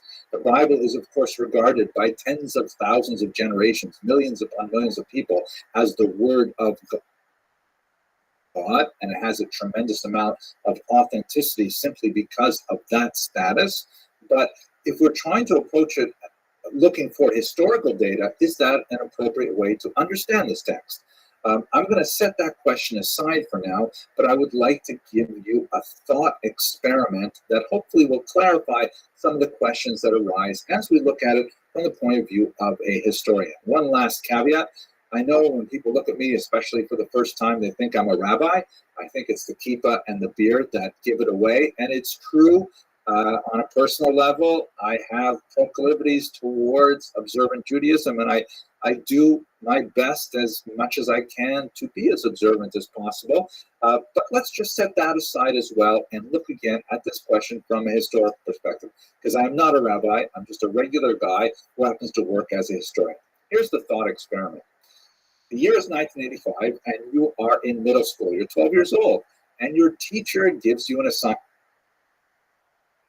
She gave it to you a few weeks ago, but you ignored it. It's only due tomorrow. You have a few hours left to write it. The assignment is, please write 500 words on the life of Julius Caesar. Middle schoolers today would say, no problem, but it's 1985, and no one has invented the internet yet. So you're stuck. You have a few hours left. The library is closed. What do? You scramble around the house looking for some kind of book that says something about Julius Caesar, and in your older sister's bedroom, you find some of her college textbooks, including a ratty old paperback that was probably published sometime around 1972 that has on the spine Julius Caesar by William Shakespeare. Great. This is fantastic. This is exactly the book you look at. It's kind of hard to read. It's not written in modern English, but you sort of skim through it and you figure out a few key things and you scrap together a paper for your teacher. Now, the question is, how reliable is William Shakespeare's account of the life and death of Julius Caesar as a historical account? Can we say that the things that Shakespeare described actually happened? Not terribly likely. First of all, Shakespeare's account was written about 1,600 years after the events described. Oh my gosh. Now, Shakespeare probably had some other data, read other histories to be able to put together the story of Julius Caesar, but he clearly was not even writing a history book. He was writing something for popular entertainment.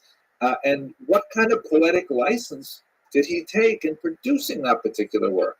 Can we actually say anything real about William Shakespeare's account of Julius Caesar? And just to take it to a meta level, which is going to be very relevant for looking at the Bible as well, the copy that you're holding in your hand was published in the 1970s. Who says that it doesn't actually date from the 1970s? Who says that it even dates from the 1600s? Maybe it really was published for the first time in the era of Elizabeth II as opposed to Elizabeth I. How do you know that this is an accurate copy of something that was actually written 400 odd years earlier? All these questions abound.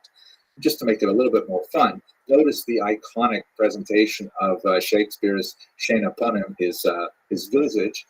That's based on something called the Chandros portrait, which is named after its owner, not after the subject or the painter, neither of which are known for certain, but it's generally believed to be a depiction of William Shakespeare himself. When you look a little closely at it, you see that Shakespeare himself apparently wore an earring, but that has been removed from his ear in the version that you hold in your hand. So there's just so many possibilities for inaccuracies in understanding the life of Julius Caesar. Shouldn't we say that as well about the Bible? Even according to the Word of God approach, whatever that means exactly, many of the events described in the Bible are written down explicitly as having occurred in the distant past. So what do we do with this as a historical account? One more word about the Word of God approach. Can we possibly penetrate the inscrutable mind of the Almighty to determine that the purpose of the biblical text before us is to give us historical data? Perhaps it's to give us religious instruction, moral instruction. It's for our edification without necessarily giving us a blow-by-blow chronicle of events. It's a big, complex, sprawling document. We'll be exploring it in greater depth in the following lectures as it relates specifically to history, but it's like a real, tangled mess of complications to try to understand this text as a historical source.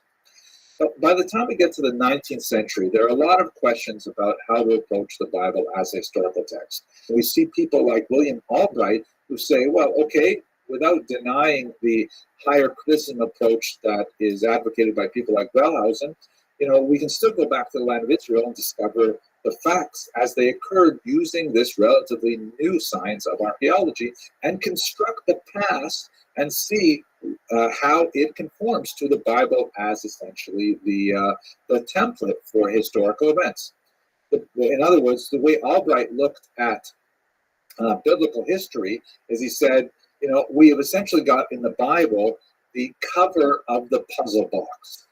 Inside are 1,000 pieces, but we see what it's supposed to look like. So all we've got to do is go to Israel, find the places mentioned on the biblical narrative, dig up the ground there, and we'll find evidence of things that happened. We'll go to Jericho. We'll find the walls of Jericho that were destroyed by Joshua and things like that. The thing is, once you get to Israel, you're confronted with a massive amount of data. And who says that it's going to conform to the picture box? Maybe we should instead look at the pieces, put it together without knowing how it's going to look, and then we'll look at the picture afterwards. That's the approach that many later archaeologists began to take, especially when they began to find pieces like this that looked like they didn't belong anywhere in the original picture box cover. So by the time we get to the middle of the 20th century, there is a lot of confusion about how are we supposed to look at the Bible as a historical text. Things came to a head in the 1990s with the development of the so-called Copenhagen School of Biblical Study. This is an outgrowth of a philosophical cultural movement called postmodernism that essentially questioned the narrative reliability of the text. And the Copenhagen School advocated essentially a minimalist approach to the use of the Bible as a historical document. It's sometimes caricaturized as like a rejection of the Bible as a historical document. That's not a scholarly approach at all, and it's hard to really stick that label on any of the major proponents of the Copenhagen School, but definitely they wanted to downplay the reliance on the biblical text as a roadmap for what happened in ancient history. The reaction to the minimalist school was the so-called maximalist school. And the maximalists, again, it's a caricature of a term, but essentially maximalists are scholars who say, hey, you're throwing the baby out with the bathwater. There's a tremendous amount of reliability in the Old Testament, and perhaps the greatest proponent of this school is none other than the great Kenneth Kitchen, who wrote this phenomenal work, which I happen to have my copy of it right here. What a monstrous brick of a tome this is. You can see I've taken a lot of notes because it is absolutely fascinating. And over the course of a lifetime of studying of Egypt and Assyria, Babylonia, Ugaritic and Akkadian, and you name it, this is definitely one of the most accomplished scholars of the period. He says that, fundamentally, the historical descriptions that are contained in the Hebrew scriptures are pretty reliable. Now, he's not advocating the Word of God approach. There are certain passages in this particular book that would cross a Rosh Yeshiva's eyes. It's definitely not what we would say in Jewish terms a frum book. But from a historical perspective, it really cements the idea that the Hebrew scriptures has a phenomenal amount of valid historical data. We're going to be spending a lot of time in this work as we go through this series because it is impossible to understand anything about the history of ancient Israel without looking at Dr. Kitchen's magisterial work. We'll also be looking at contemporary scholars like Rabbi Dr. Joshua Berman, who wrote a series of books, most recently this very powerful book called Ani Mamin. The Hebrew term means I believe, and is clearly an allusion to Maimonides' 13 Principles of Belief. I'd like to mention now just a couple of things about Kitchen's approach to biblical history that will be relevant for us going forward. First of all, in the introductory section to his major work, Dr. Kitchen basically says we can divide the history as portrayed in the Bible into 7 basic periods. Pretty straightforward. The first period is something we talked about in the last lecture, primeval proto-history, which basically goes from the creation of the world as described in Genesis up to about the second millennium before the Common Era, let's say 2250 or 2000 BCE. And that's essentially what's described in the very beginning of the book of Genesis. The second period is that of the patriarchs, Abraham, Isaac, and Jacob, and their wives, Sarah, Rebecca, Rachel, and Leah. And that goes from the early to mid-second millennium, that is from about the year, let's say 1750, so, maybe go up to Joseph, another couple hundred years, and that's described for the rest of the book of Genesis. The third period is the Egyptian sojourn and Exodus, and that would be the mid to late second millennium. That means around, let's say, 1500 to 1200, more or less, and it's described in the book of Exodus.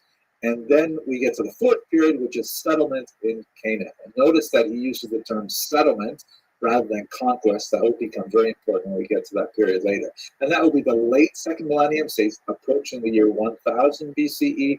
And it is described in the book of Deuteronomy, and then in Judges and in Joshua.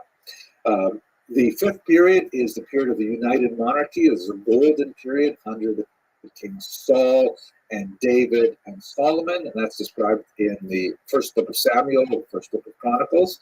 And then the sixth period, the divided monarchy, which is moving through the first millennium. Let's say we're getting into the 800s and the 700s, and that's in 2 Samuel, Kings, and the book of Chronicles. And then finally, the exile and return, talking here about the Babylonian exile, the 6th and 5th centuries before the Common Era, described in a host of biblical works.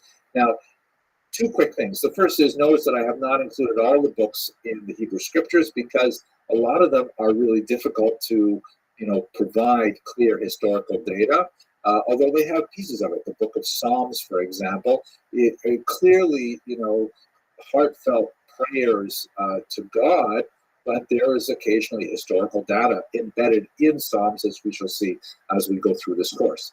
But secondly, more significantly, in Kitchen's work, he doesn't start at the beginning, the first period, and move through all 7 periods.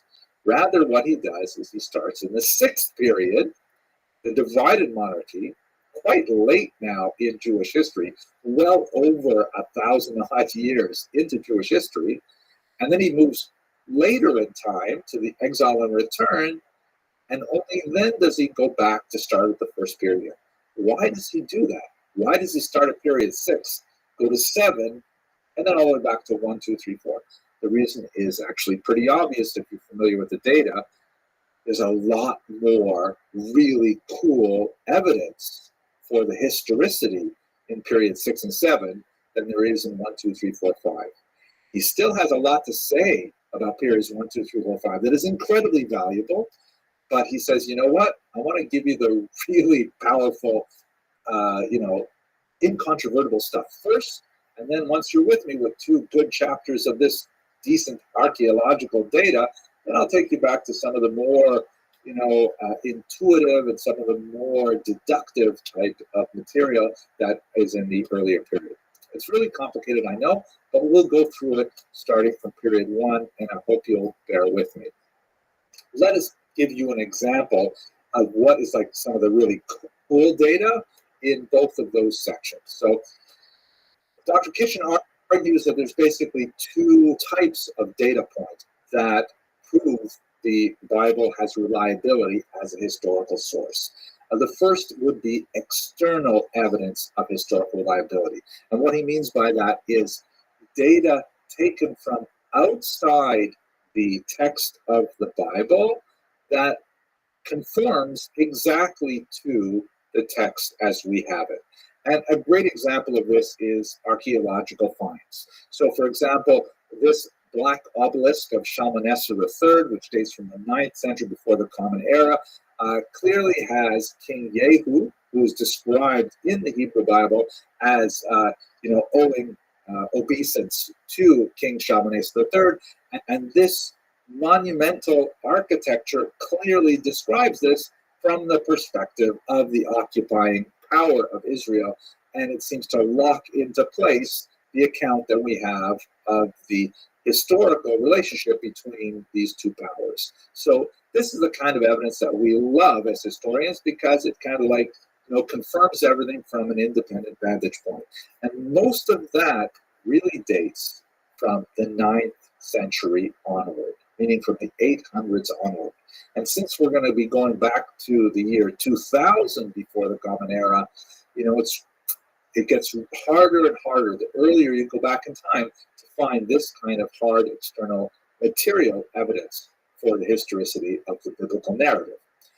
But that doesn't mean that we're without resources. And a good 350 pages of Dr. Kitchen's work is based on looking at internal evidence of biblical reliability. I'm just giving you one little example here, and we're going to go through many more of them as we go through the next few lectures. Look at the price of slaves in the ancient world. So Dr. Kitchen was able to comb through a tremendous variety of data points in dozens of ancient dead languages to find how much it cost in shekels to buy a slave in the ancient world. And then he compared it to the few data points of how much slaves cost as described in the Bible. So if you look at this graph, the red line describes how much slaves cost in various parts of the ancient world, from the Nile Delta through the Mesopotamian region, and we see that it follows that essential red curve from the year 2250 to about the year 500. And then when you take the few passages in the biblical text that refer to the price of slaves, we see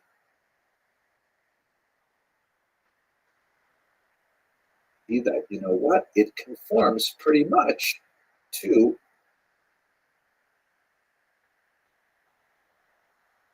the price of slaves that was the going rate in the ancient world. That's like, very interesting. Now, it does not have the same kind of hard proof. It's not going to fall on your foot like a big piece of monumental architecture will make you say, ouch. But nevertheless, it's really quite persuasive to say, hey, if it cost 20 shekels for a slave in the old Babylonian period, and Joseph was sold for 20 shekels around that time, that sounds like a reasonable piece of historical data that we can rely on. We're going to see a lot more of this in the next few lectures, but for the time being, I want to thank you for sticking with me through this difficult historiographic introduction. We're going to get back to the history itself, God willing, in the very next lecture. Thank you for watching.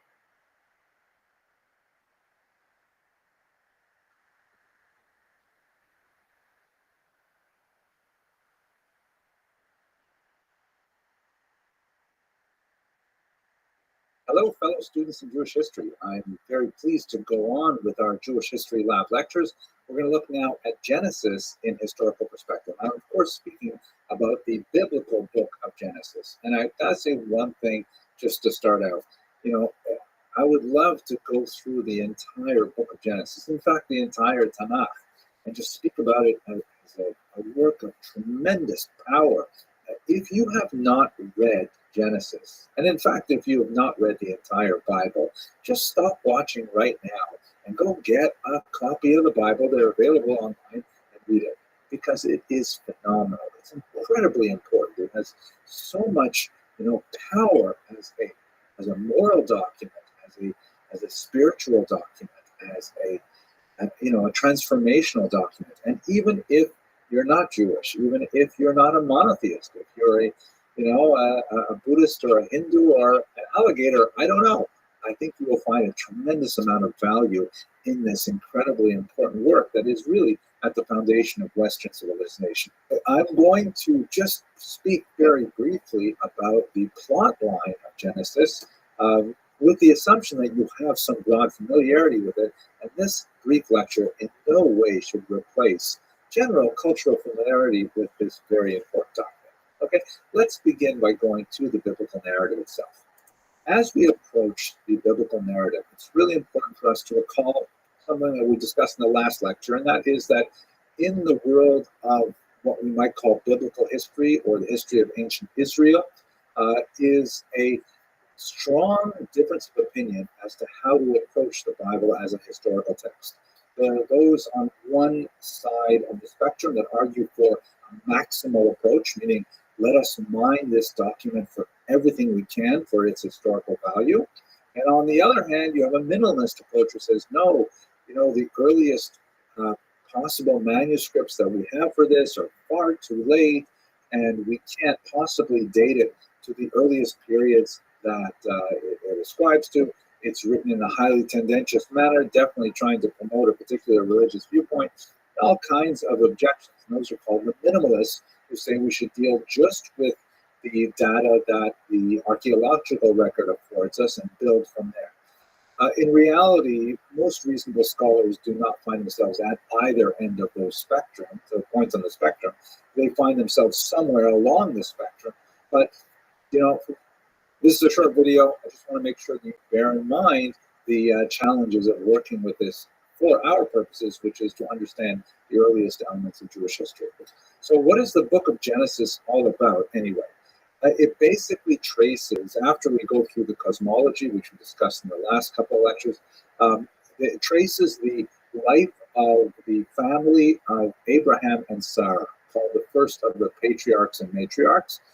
And there's basically three major generations that are treated. That's Abraham and his wife Sarah, followed by Isaac and his wife Rebekah, and then by Jacob and his two wives and two co-wives, and their progeny. We are completely reliant on the text of Genesis for the oldest account of the life of the patriarchs and matriarchs. We don't have, for example, contemporary Egyptian or Assyrian or Babylonian accounts that would tell us what their life was like. Right now, we are completely locked into the biblical text. So if we just approach that text, what happened to them? So again, just broad outlines. Abraham makes his way from the Mesopotamian region, from Ur, shown in the bottom right of this map, up the Euphrates or possibly the Tigris River. And then when he hits what would be modern-day Syria, he sort of makes a looping left-hand turn and drops down, following the Fertile Crescent into the land of Israel. There's an interesting kind of side trip into Egypt, something that will happen to his descendants as well. But basically, they settle in central Israel, where he's a very prosperous herdsman. There are some tempting passages in Genesis that speak about Abraham's involvement in geopolitical activities. For example, his negotiation with local kings, his interaction in a war that involved the War of the Four Kings and the Five Kings. And there are some tempting things to try and verify there. For example, the names of the four and the five kings have some interesting correspondences with the region, but nothing really solid that you can hold on to. So continuing with the biblical text, Abraham and Sarah go through 10 distinct trials, certainly the most awful of which is the Akedah, the binding of Isaac, which is shown here in a haunting painting by Caravaggio, called The Sacrifice of Isaac. Isaac is shown here as a young man. In the Jewish tradition, he's actually 37 years old when this happens, and that's actually one of Caravaggio's actual assistants who's modeling for this. You can tell it's not a Jewish portrait, however, even though it is quite gripping, because of course, Abraham isn't wearing a hat. That's something you would expect him to do. But nevertheless, this is part of the very dramatic story of Abraham's life. It goes on to discuss the adventures and the trials and tribulations of his son Isaac and his grandson Jacob, who have tremendous, life stories with great challenges, and they're really quite, edifying, and they give people strength reading about them because they endured such tremendous challenges. But about half of the book is about his great-grandson, Joseph. Joseph is the second youngest of the brothers, the 12 tribes of Israel. That Israel, of course, is the same person as Jacob. Joseph is cruelly sold into slavery by his elder brothers, an act of tremendous fraternal betrayal. I have a whole bunch of images from the great biblical painter James Tissot that I'll use to illustrate this. This is a picture of what ends up happening with the young Joseph, perhaps not quite as young as is portrayed here, but he's sold from one slave trader to another until he ends up in Egypt, and he's purchased by the effeminate Potiphar, who is shown here examining Joseph. And a horrible thing to imagine, being sold into slavery, to be uprooted from your family in this manner. But an amazing story, which again occupies about half of the book of Genesis. What happens is Joseph proves to be a really intelligent, insightful individual.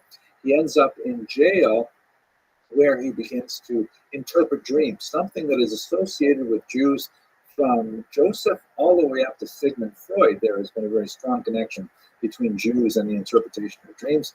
And here is Joseph, who is summoned before Pharaoh himself, the leader of Egypt, to interpret Pharaoh's troubling dreams. You can tell he's Joseph because he's the only one wearing a kippah here among all these Khartoumim, these various magicians and necromancers working for Pharaoh. Pharaoh is, of course, very impressed with the results of Joseph's interpretation, and he promotes him to a position of great authority, giving him the name Tzafnas Paneach, which we'll discuss at the end of this lecture. And here he is adored by so many Egyptians because of his very wise policies that actually get them through a 7-year-long famine and provide great riches for the royal home and security for the nation as a whole. And then as things work out in this very dramatic story, because of the regional nature of the famine, his brothers actually come down to Egypt seeking food, and they don't recognize Joseph. It's amazing. And there's a lot of things that happen there. I don't want to give away the story. You've got to have a look at it. But in this next image from James Tissot, you see Joseph revealing himself to his brothers, saying, I am Joseph.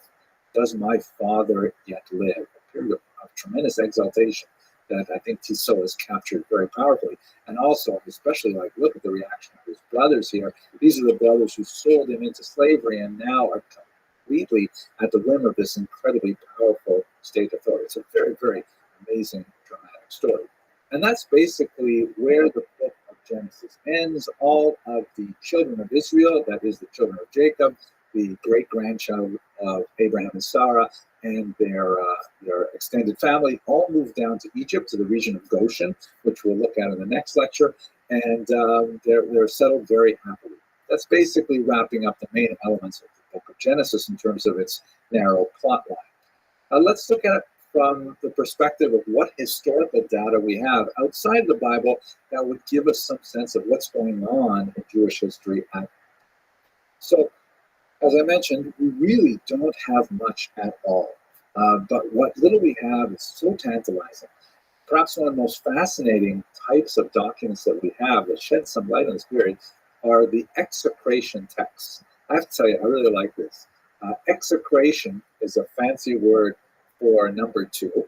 And the French term, which I happen to notice in some of the bibliographies, is texte d'envoûtement, which means literally spell texts, meaning like recipes for magical curses. But execration has a special ring to it because basically what you would do in ancient Egypt is you would take one of these potsherds, like you see here, and you would inscribe it with various symbols that basically name all the people you ate. And then you would go through a ritual that involved all kinds of nasty things done to the potsherd, including like urinating it and throwing it on the ground until it's smashed into pieces. And it's kind of like a voodoo doll way of expressing your desire that the people you're talking about should be excreted or treated like excrement. Here's a really gripping one. From the early second millennium, maybe the year 1900 or so before the Common Era. You can see it's actually shaped like a figurine, and it's got all these names written all over it, and then it would be smashed. Now, the thing is, what can we hear about Jewish history from these Egyptian execration texts? I mean, I wish we had more detail, but basically we have topographic information. Like from time to time, the Egyptians would curse all kinds of different territories. The broken potsherd is primarily dedicated to excreting Nubia, which is of Egypt, and some of the excretion texts mention cities in Israel, cities whose names appear in the Bible. So even though the execration texts are maybe 150, 250 years prior to Abraham, there is definitely correspondence that there are some of the cities described in the Bible are described independently by these texts. Now, again, it doesn't say a lot to us about what happened in those cities, who lived there. How did they change with Jewish settlement? None of that stuff is there. The only thing we know is that the Egyptians didn't like them. It's okay, though. They didn't like a lot of people. Jews were not singled out, especially in this case. We also have amazing documents like the Amarna letters. You can see they're not written on paper. And in fact, one of the reasons why we have so little data from this early period of Egypt is because the primary mode of communication would have been papyrus, a paper-like substance that is organic in nature and simply fades with time and blots away. And so it's not surprising that 3,000 years later, we just don't have many papyrus documents at all. And furthermore, it's really Egypt that we're concerned with because the Mesopotamian region had very little state contact with the land that is known as the land of Israel. And so they're not recording any monumental architecture or things like that at this point in time. More on this later, of course. But the Amarna letters, also Egyptian, they're these cuneiform tablets on clay, so much more durable. And they're essentially a whole series of official diplomatic correspondence that speak about all kinds of economic and political interactions between Egypt and many regions throughout the ancient Near East. And once again, lots of useful topographic data telling us about places and place names, but not a lot of real detail about, who's living there, what are they doing, and by this time in the Amarna letters, it was 14th century BCE, so by the biblical chronology, we do have Jews living in Israel, but they don't say anything that we can really latch onto as giving us any detail about what's going on there. Now, here's one more example of this kind of tempting topographic data, but it doesn't really give us a lot. This is some monumental architecture that celebrates Shishak, or Shoshenq.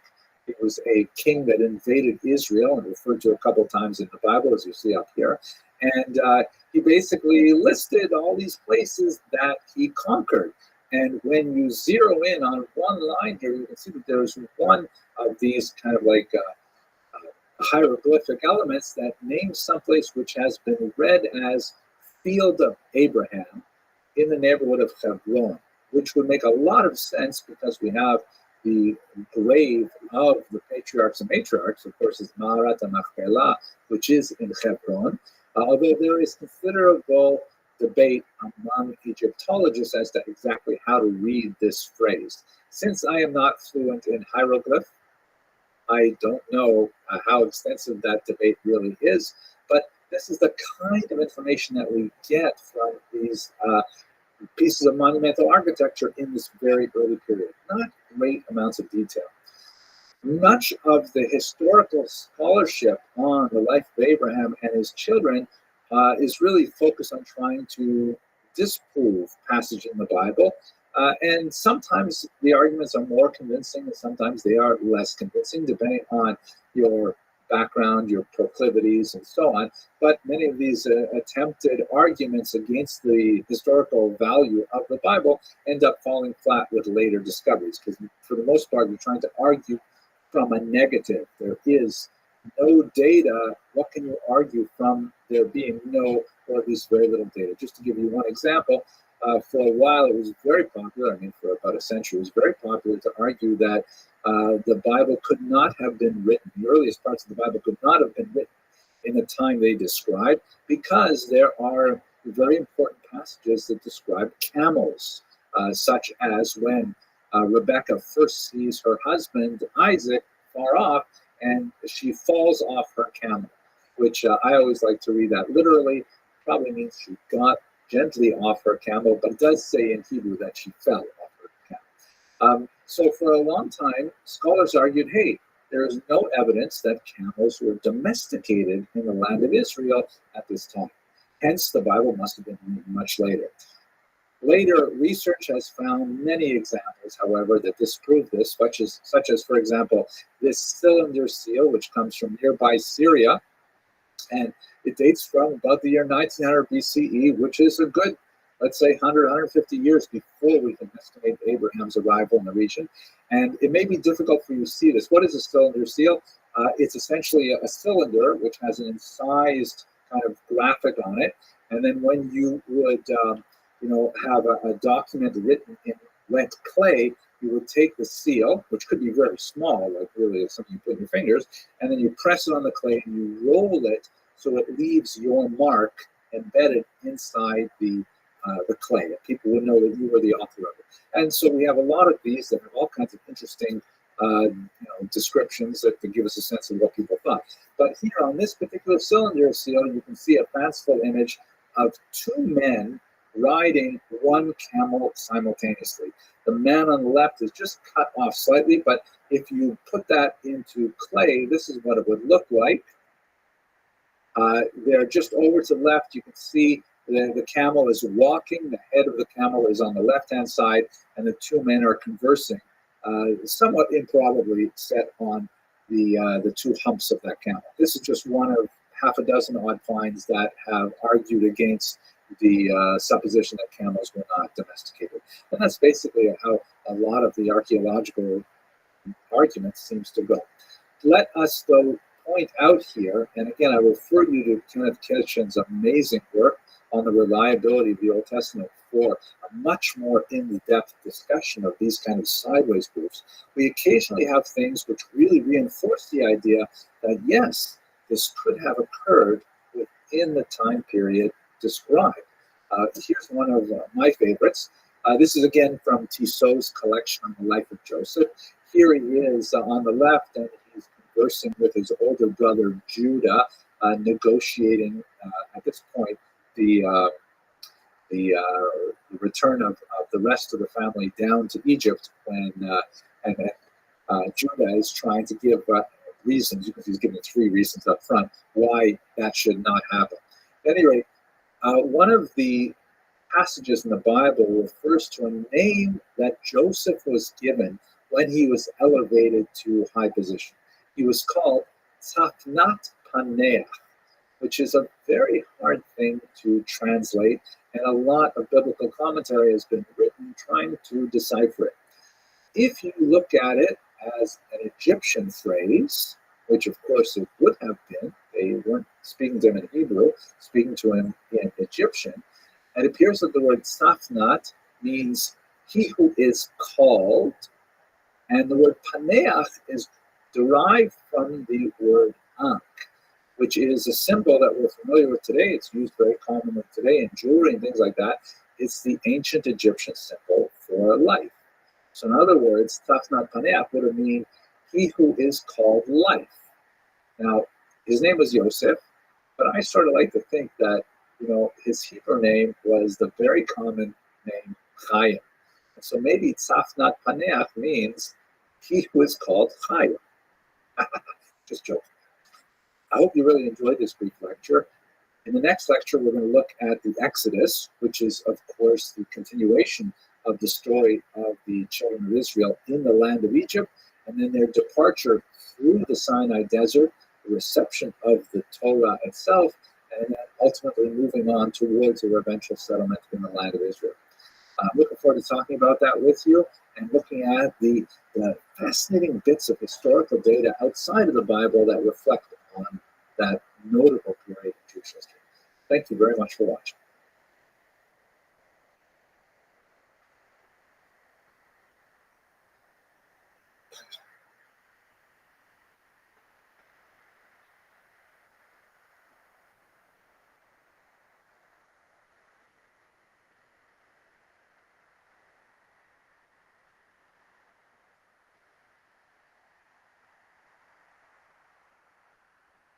Hello and welcome to Jewish History Lab. Let's continue our discussion of the Bible in historical perspective, trying to understand the roots of the Jewish people. And I have to share with you at the very beginning a couple of personal moments. The whole Exodus narrative is so powerful and so central to Jewish identity that I can recall my own first meaningful encounters with this biblical narrative. And I'm sure that's something that most Jewish people can retain as well. I'll tell you two very quick episodes. The first is when I was at a Passover Seder. And remember, this is perhaps the greatest kind of generational pedagogic tool to have this celebration once a year where the elders of the family are commanded to relay, even in whatever imperfect way they can, the teaching of how the Jews were born as a people in Egypt and then in Sinai. And the children, even if they're not interested, they're forced to ask at least 4 questions.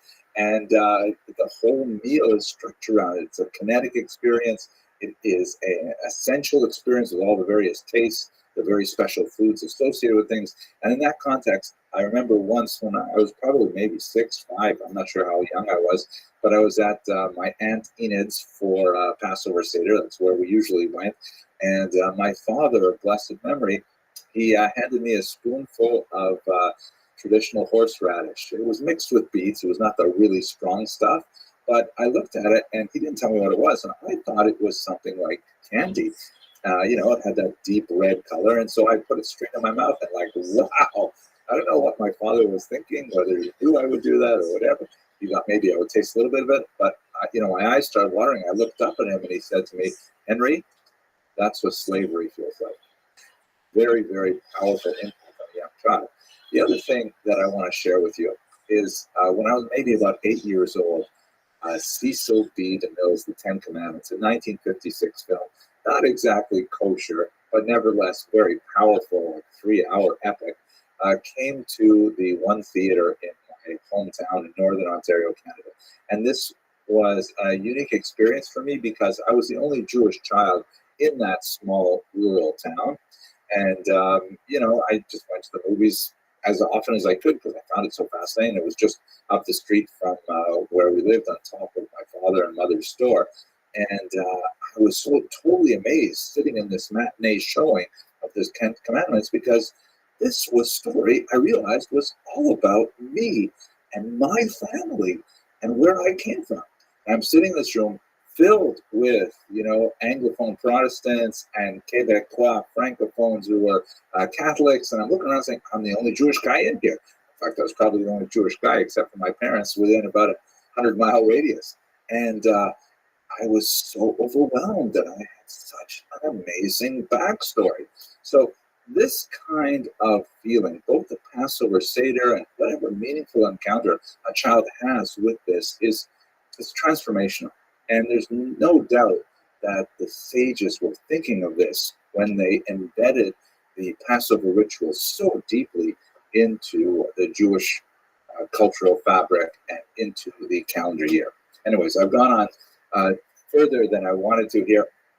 The kind of messages that come out of the narrative of Exodus, as we discussed in Genesis, if you haven't read this, you've got to go read it right away. It's the very beginning of the book of Exodus, just the first few chapters is like overwhelming. It describes the figure of Moses, who has an amazing story himself, transformed from a near-death experience to become a leader in Egypt, and then realizing his own background, he is exiled and then returned, and he ends up leading this nation of slaves out of the other nation of Egypt, which is again, a mind-blowing experience. And there's a strong message throughout the book of Exodus that the nascent Jewish people are subservient only to the king who is king over kings, meaning only to God directly, and no human being, even one as powerful as Pharaoh, has any say over their destiny. There is a very strong element here of a collective revelation and the birth of a people as a whole. Yehuda Halevi, among other philosophers, have pointed out that one of the unique aspects of this revelation is that It's not something that happened in a miraculous way with one person or a small group of people, but this is something that happened to the entire Jewish people as a whole, as described in the book of Exodus. And as such, it is something that every Jewish person has a personal share in. There's also, this is not, some kind of propaganda piece, in the sense that there's a lot of negative history in here as well. The Jews demonstrate terrible failings of the incident of the golden calf, where despite the phenomenal miracles of the 10 plagues and the Exodus itself, they nevertheless, within a short period of time, they're worshiping idols again. So it's a story it's a very human story, a very powerful story, and a transformational story. I'm sorry it took so long, because I know you want to get to the historical aspects of it, but I really want to emphasize that it's so important to actually read the text. It's amazing. Okay, let's go to the history. So what do we know?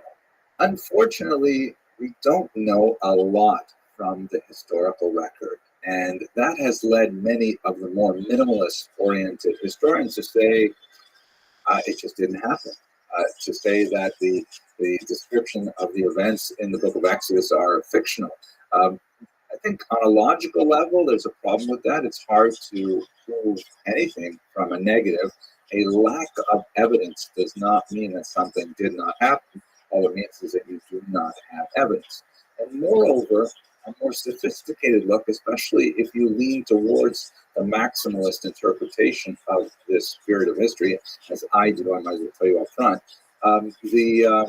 there is a lot of evidence, but it is not as direct and concrete as we might like. It's rather indirect and tantalizing, and I'll leave it up to you, of course, to decide how convinced you want to be by this. Obviously, this is not a neutral historical debate, if there is such a thing. It's highly connected to theological positions and so on. At any rate, why do we have so little evidence? The first most important reason is, the pharaohs, as a matter of habit, were not in the practice of preserving their defeats in monumental architecture or in tomb paintings and things like that. Pharaohs always win. Egypt first, right? There's no strong record of pharaohs expressing humiliating defeats, which is, by the way, another thing that makes the Hebrew Bible as a historical text so amazing, because there's lots of negative information there where Jews do the wrong thing and then they have to repent and so on. Secondly, besides the fact that it's not a cultural thing for pharaohs and Egyptian leaders to preserve this data, there's very little actual material from the area that the Jews were residing in, the land of Goshen, shown here in this satellite map.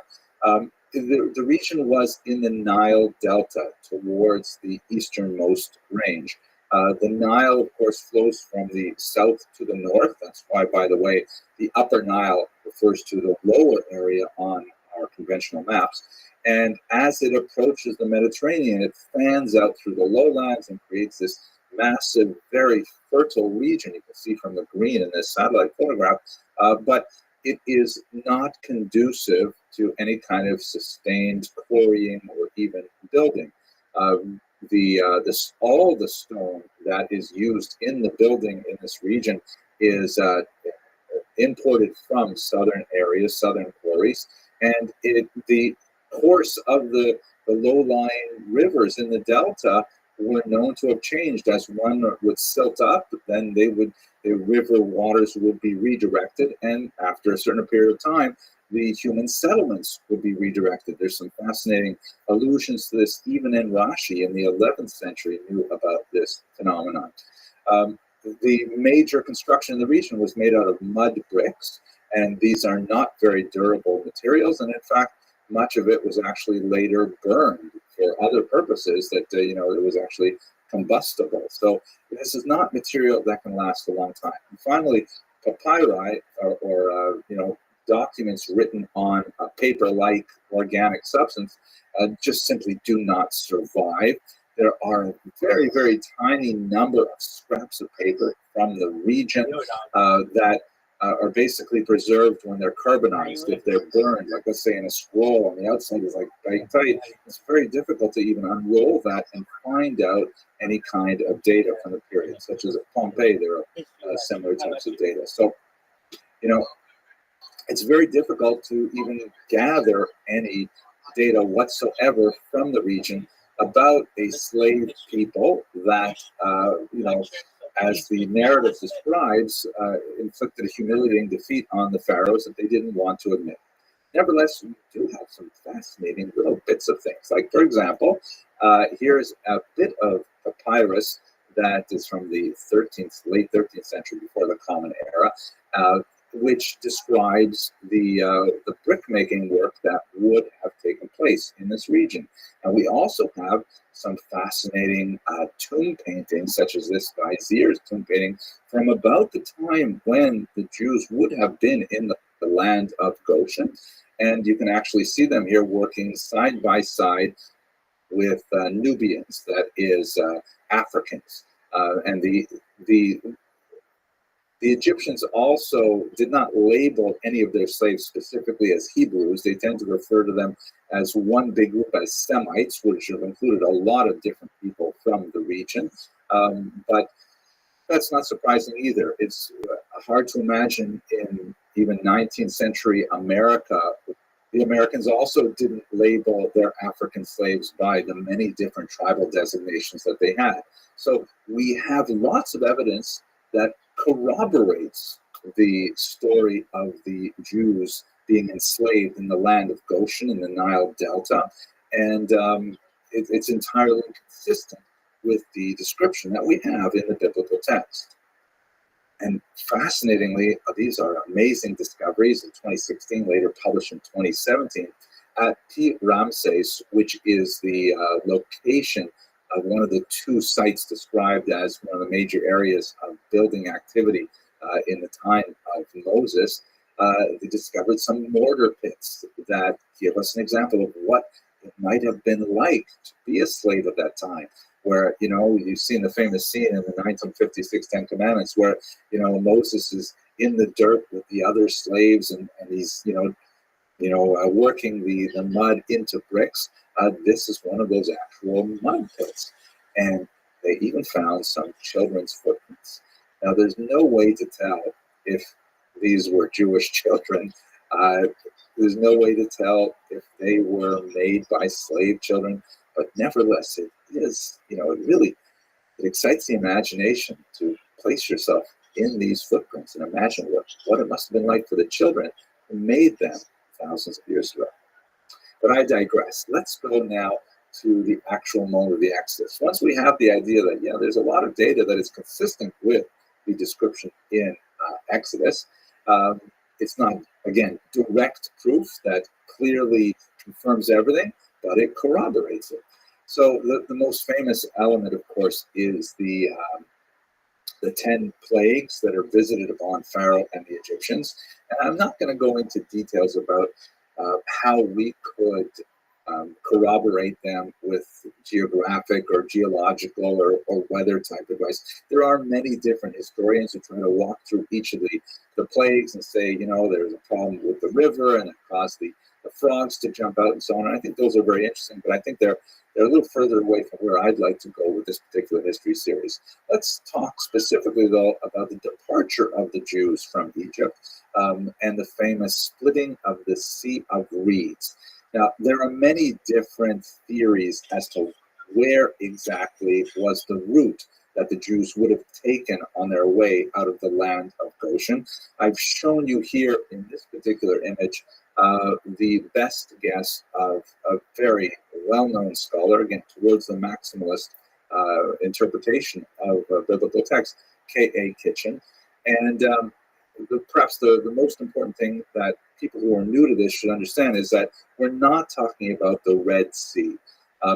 For some reason, that has kind of entered English parlance, that the Jews crossed the Red Sea, which was to the south of the arrows here. You see towards the Gulf of Suez. That's not where any medieval authority or any modern scholar would place it. The Hebrew term is Yam Suf, which means literally the sea of reeds, right? Like the sea of like sort of bamboo-like shoots that come out of a wetland.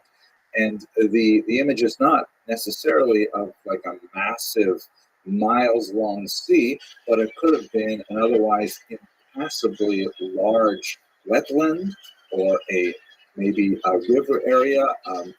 It's very difficult to estimate exactly where it would be today because the Suez Canal was dug, completely changes the nature of the river flow through the water flow through that region. So we don't know precisely. But Dr. Kitchen opines that they went from Goshen here on the left and moving their way to the right through the wetlands, which would have been, completely impassable, especially when you're pursued by Pharaoh and his chariot. So it's still quite a miraculous event, in my humble opinion.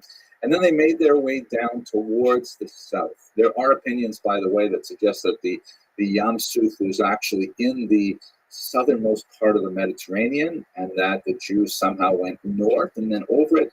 I haven't indicated that on this particular map, especially because it's very clear that the Jews did not take an overland route along the coast to Israel. The Bible specifically says that God did not direct them there because it was filled with armed camps, which in fact we know the Egyptians had many different stations along the coastline there for travel and protection of travelers and so on.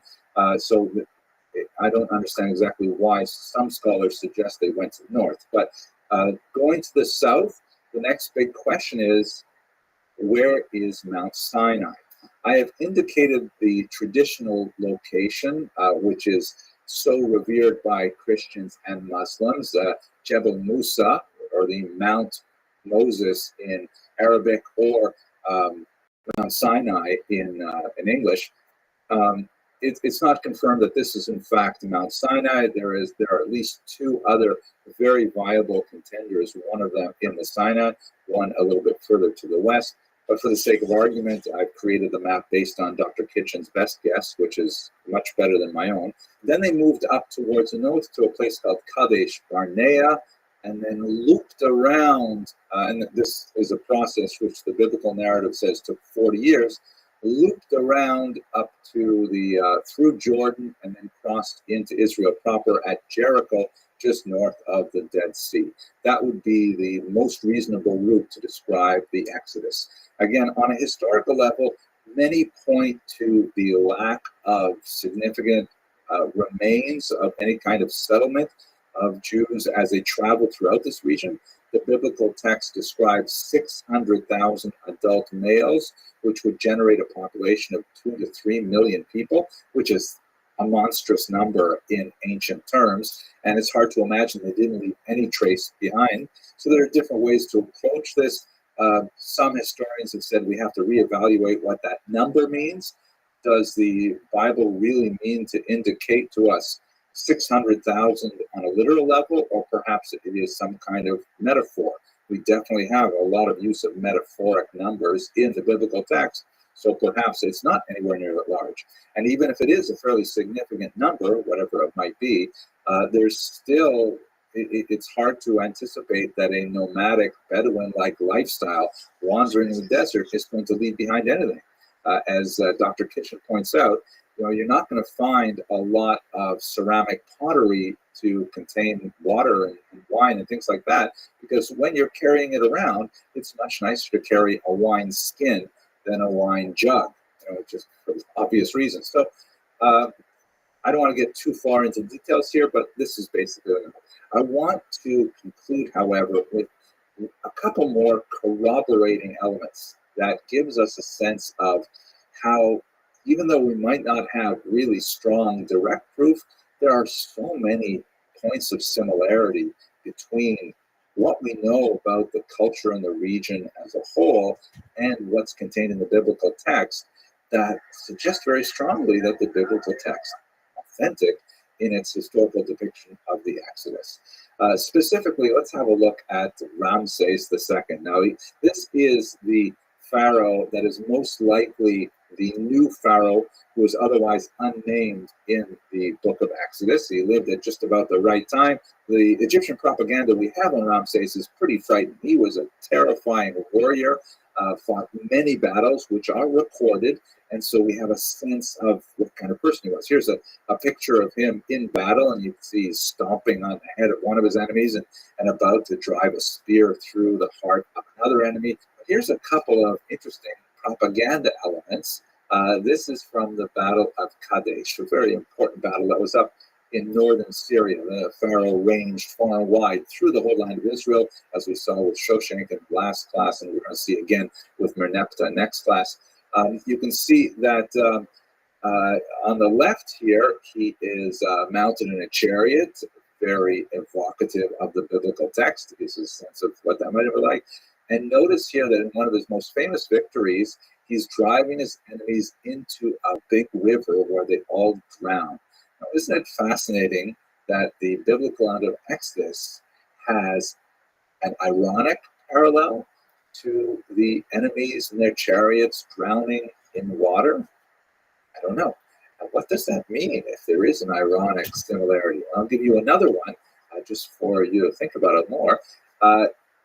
On one of the commemorative wall paintings that describes that particular battle, you see Pharaoh's encampment, and there's a whole bunch of different people here that are performing various functions, but on the right is his sanctuary tent, and you can see there's his cartouche, which has the two winged features, which is ironically reminiscent of the cherubim that decorated the ark.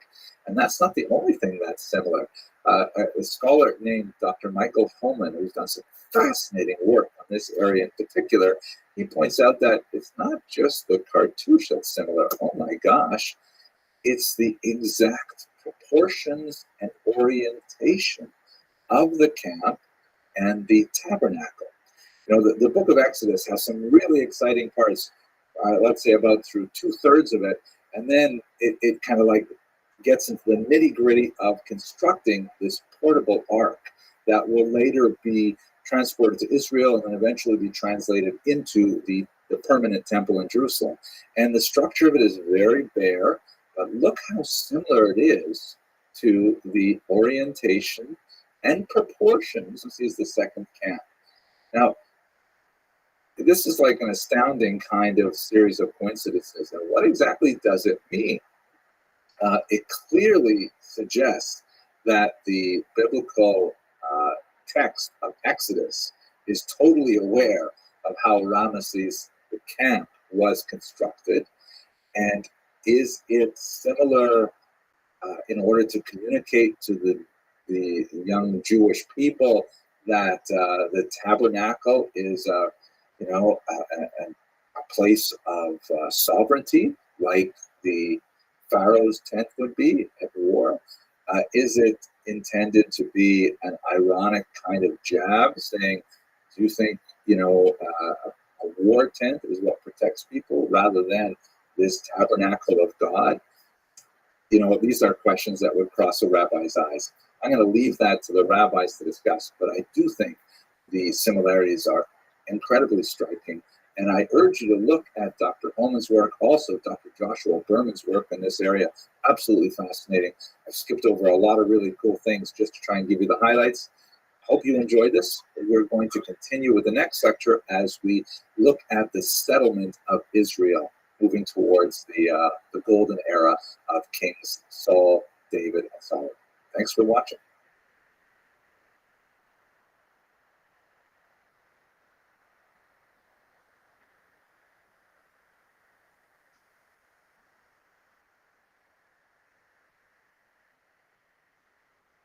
Up until now, we've been heavily reliant on the Bible as our primary guide to understand the earliest history of the Jewish people. But as the Jews begin to enter the land of Israel, slowly the archaeological record reveals more and more details that in many ways corroborate the accounts that we have in the Bible. In other ways, they pose fascinating questions, and we're just going to have a quick look at some of the references that we have in the archaeological record to the biblical text and try to understand what we can about this early period of Jewish history.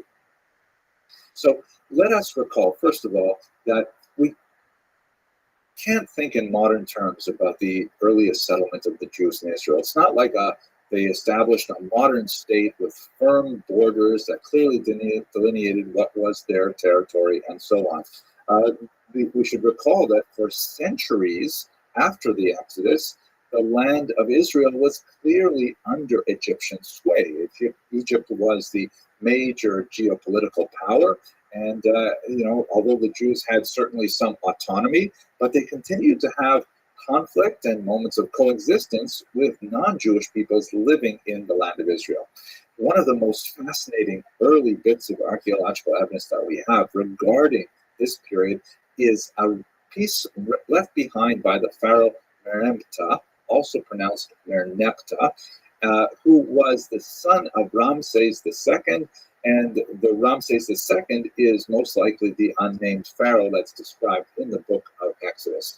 Have a look at this map here, which shows you one of Merneptah's forays into the land of Israel. And as he made his way north, he described the various cities that he destroyed and laid waste to and dominated and so on. And when he gets to the north, there's one fascinating thing that he records in this big stone obelisk, which is called a stele, also pronounced stele. Merneptah left behind a record of his exploits in the land of Israel in this stele, which was in the 5th year of his reign, 1209 before the Common Era. And fascinatingly, as he goes through his map of the various places he destroyed, he left behind this fascinating little passage that says, Israel is wasted, its seed is no more. This is the first non-Jewish or non-biblical reference to the existence of the Jewish people. Now, there's been a lot of debate over what exactly does this mean. It might mean a place, but that seems unlikely given the larger context. It seems to be referring to a group of people. The term seed, does that mean literally grain in the sense of like burning down the fields in a particular region? More likely, within the context, it seems it's referring to the progeny of Israel, that is, the children of Israel. And I have to say there's a certain delicious irony here because, it's funny that the very first time the Jewish people are described in history, other than by their own account, they're described as being totally defeated. And, Jewish children, thank God, are still doing very well, as they say, let there be no evil eye. On the other hand, they discovered Pharaoh Merneptah's mummy, and I have to tell you, he is not looking so good. I would show you a picture here. That's perhaps a little bit tasteless. At any rate, this is his first description of the Jewish people, which tells us that there is something in Israel, in the land of Israel, referred to as the people of Israel, dating from the year 1209. So if we backdate from that, let's say that as per Dr. Kitchen's analysis, if he has destroyed the Jewish people in the year 1209, I should mention in passing, by the way, that this is just another example of, the Egyptian and especially Pharaonic historical distortion, where clearly they didn't destroy the Jewish people, but nevertheless they'll mention this in their monumental architecture. We saw it, by the way, last week when we talked about the Battle of Kadesh, which the pharaohs describe as having been a complete rout in favor of Egypt, but in fact the Hittites would disagree, and we know that the region remained basically stable even after the Egyptians leave. So anyway, let's backdate. If Israel was, so to speak, destroyed in the year 1209 before the Common Era, that would mean they would have had to have been there, let's say, at least no later than the year 1210. So that means that the Jewish people, Israel, was in this region in the late 13th century. And that actually works pretty well. If you look at the Exodus as it's counted in the Jewish tradition, we spoke a little bit about that a few videos ago, that is recorded in the year 2448 of Anno Mundi, meaning since creation according to the Jewish count, which equivalents, which equals 1312 before the Common Era. And again, working with the biblical account of 40 years wandering in the desert, that means that the entry into the land of Canaan, the land of Israel, would have been in the year 1272 before the Common Era. So it actually lines up pretty well. And up until now, I've been very, very vague about dates because, we're relying on so much different contradictory evidence, and it's really hard to pin it down. But beginning with the stele of Merneptah, we begin to see a pattern that we can actually get a lot firmer. We can even post-date some events based on Dr. Kitchen's analysis. We can say that judges would have heard, let's say, a rounded number about the year 1200 before the Common Era, and extending for about 160 odd years. That would mean that King Saul would have begun his reign somewhere around the year 1042 before the Common Era. You'll note, of course, that these numbers get smaller because we're BCE, before Common Era, moving up to the year 0. David around the year 1010, and Solomon, Shlomo, around the year 970. But we're going to catch up with that as we go into later lectures. At any rate, now we have the Jews definitely in the land of Israel in the late 13th century.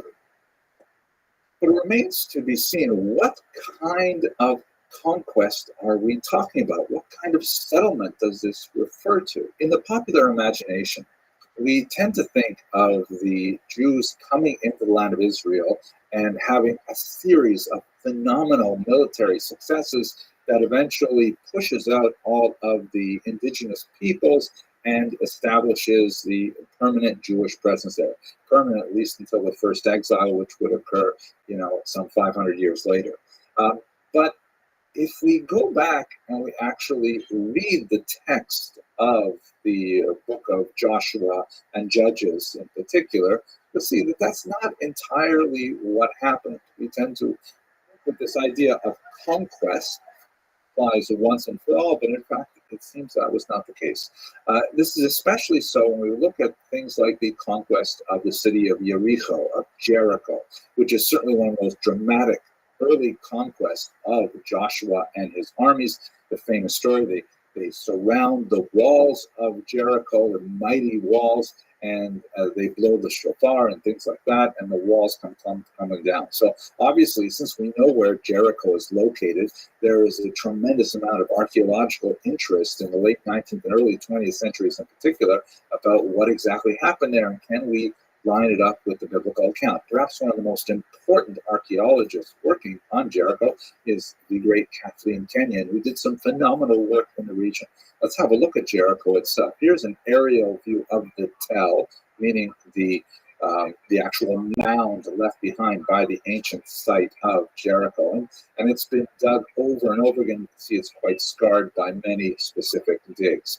The nature of the wall is not like, let's say, for example, the Kotel, the western wall of the temple, where you have a 90-degree vertical structure that is dramatically distinct from the surrounding territory. Rather, this kind of ancient wall, and as Kenyon described, it goes back way, way before the advance of the Jews into Israel, is really something like a massive kind of ramp, where most of the wall is actually kind of like piled up dirt. And there's like kind of like this ramp-like structure that is separated by two distinct walls, an upper wall and the lower wall. It appears that although this wall was definitely destroyed, it was likely destroyed far earlier than the 13th century. Now, that doesn't line up very well with the biblical account, and there are a lot of approaches to this. Some of the minimalist historians have said, you see, therefore, it was destroyed and much earlier than Jericho, and that would argue that the Bible's description of Joshua's attack on Jericho is really borrowing from an earlier tradition. Others, such as Dr. Kitchen, for example, who lean towards the Maximalist school, would say, no, the wall was destroyed and then it was built up again, and erosion has taken its toll. And in fact, erosion is a fairly good argument for losing a lot of the archaeological data. So it's hard to say exactly what would have happened. Much of this remains an archaeological conundrum to try and fit it together with the biblical text. So a lot of archaeologists have scratched their heads and at what other kinds of evidence indicates this massive scale of Jewish settlement. Many have looked at the style of pottery used in ancient Israel, which argues for some significant shifts in change right around the 13th century. And this would argue that perhaps there was a major population that moved into the region and brought different styles with them. But again, as you can imagine, it's hard to argue exclusively from things like pottery finds. Others have focused on the architectural styles, specifically looking at something called the four-roomed house, which seems to be very evident in Israel around the period of time that we're looking at, with an argument that the four-roomed house was distinctly Jewish. And still others have said that, we note that there's interesting things like the lack of pig bones in those settlements, which we estimate to have been Jewish. Also fascinating, but none of these things are kind of like knockout blows for the corroboration of the biblical text. However, recent finds have discovered some fascinating remnants that suggest that there's clearly a very strong connection with the Jewish people living in this region. Okay, I'm joking with that, but you have to forgive me. I wanted to show you a picture of our Nepta. At least I can show you a picture of the Chinese food truck. At any rate, these jars and rooms arguments and things like that are fascinating, but what do we know in the end? We know for certain that the Jews are in this region, but we have to go back to the actual biblical text and try to understand what was the nature of that conquest. We tend to work with a sort of cartoon caricature of that period. If you go back and read carefully, as Dr. Kitchen suggests very strongly, the books of Joshua, Judges, and Ruth that deal with this period, it's very clear that the advance of the Jewish people was not kind of like conquer a territory and settle there. A lot of the battles described are sort of like sorties where something will happen regarding friction between Jewish people and non-Jewish people living there. Joshua or another general will go out with an army and conquer a territory, and then they retreat. And then there's a similar pattern where there's a threat from another region. They'll go out, they'll fight a big battle, they'll win, and then they will retreat. And it seems like the ebb and flow of the Jewish settlement in the region is not so much one in which the Jews are like inching further and further towards the sea, as most of these maps indicate. And this is, by the way, largely based on reading earlier parts of the Bible, such as the book of Numbers, where the land of Israel is apportioned to the 12 tribes. And if you look at the regions that are apportioned to the tribes, that may not correspond to the regions that were effectively conquered under Joshua and his successor, Judges. In fact, when you try to map out the regions where we estimate that Jews had control over the land of Israel, it looks something like this. And this is not a map that is widely reproduced, but it's much more historically valid in the sense of you can see that it's kind of a blob, and the Jews are largely denied access to the very important coastal region, largely because the Philistines, the recently arrived sea peoples, and so on. But it does give you a sense of a newly implanted people that have come into the land. They have significant conflicts with the local population. They also have significant conflicts with each other. And in fact, that's where we're going to have to pick up the story in the next video, where we speak about the united monarchy under King Saul, which represented a dramatic political and military leap forward for these scattered tribes in Israel. Okay, I hope you found that interesting, and thank you for watching.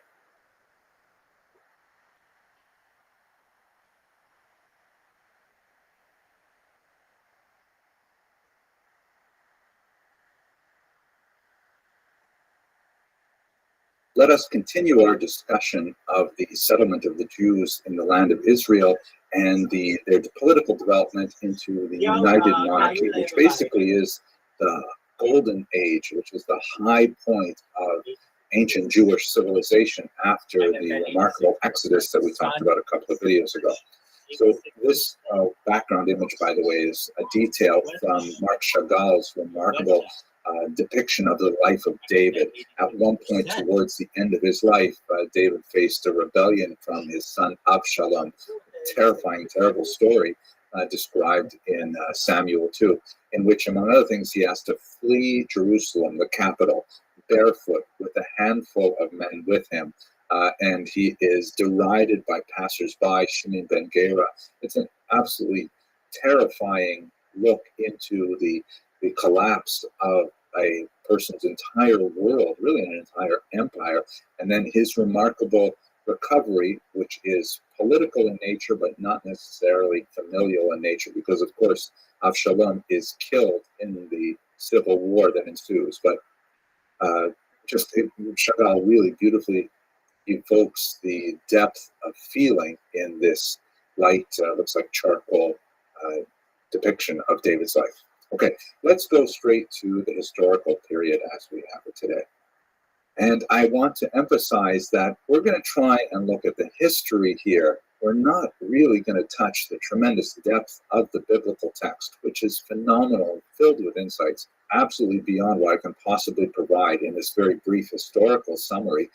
And so I encourage you, if you're fascinated with this period, as I am, you've definitely got to go to the primary sources. You've got to read the text, particularly of the book of Samuel and early Kings. It's overwhelming, and you'll see what I mean. Okay, so let's go back to where we left off. So the Jews have arrived in Israel under Joshua. We described how they set up a loose-knit series of tribal holdings throughout the land of Israel, engaged in considerable conflict with the other peoples who are still living in the land of Israel, and of course with each other. There's a remarkable array of fantastic figures that are described in the book of Judges in particular, such as Samson, shown here in his battle with the lion.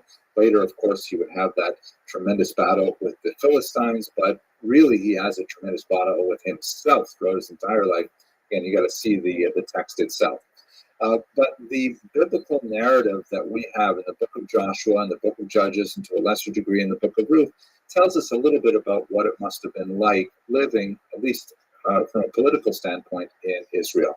The historical period, just to give you a sense of timeline that we're describing, is roughly from about the year 1300 before the Common Era to the turn of the first millennium before the Common Era.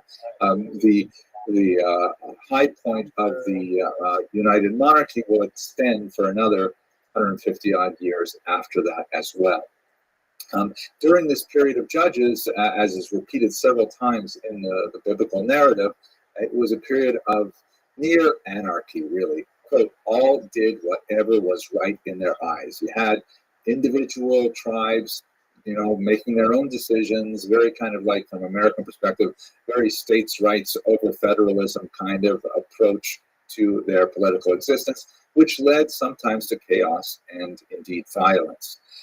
These conflicts flared up from time to time, and they really had no unifying figure that could bring them together to meet any mutual challenges. By and large, towards the end of the period of Judges, the Jewish people themselves were quite upset with this, and they implored the prophet Samuel to please give them a king. Samuel actually tries to talk them out of it, saying, no, this is not a good idea. Do you know what it means to have a king? Do you know what the taxation, what the conscription is going to be like? You're not going to be happy with the king. And nevertheless, the Jewish people say to Samuel, give us a king, kechol hagoyim, like all the non-Jews. Like, we want to be a country like every other country. We want to be the same. This is viewed in a critical light. At any rate, Samuel goes ahead with it, and he identifies Shaul, Saul, as the first king of Israel. This is a early 15th century illuminated manuscript, a Christian Bible, that shows you the anointing of Saul by Samuel. Saul was famously much taller than anyone around him.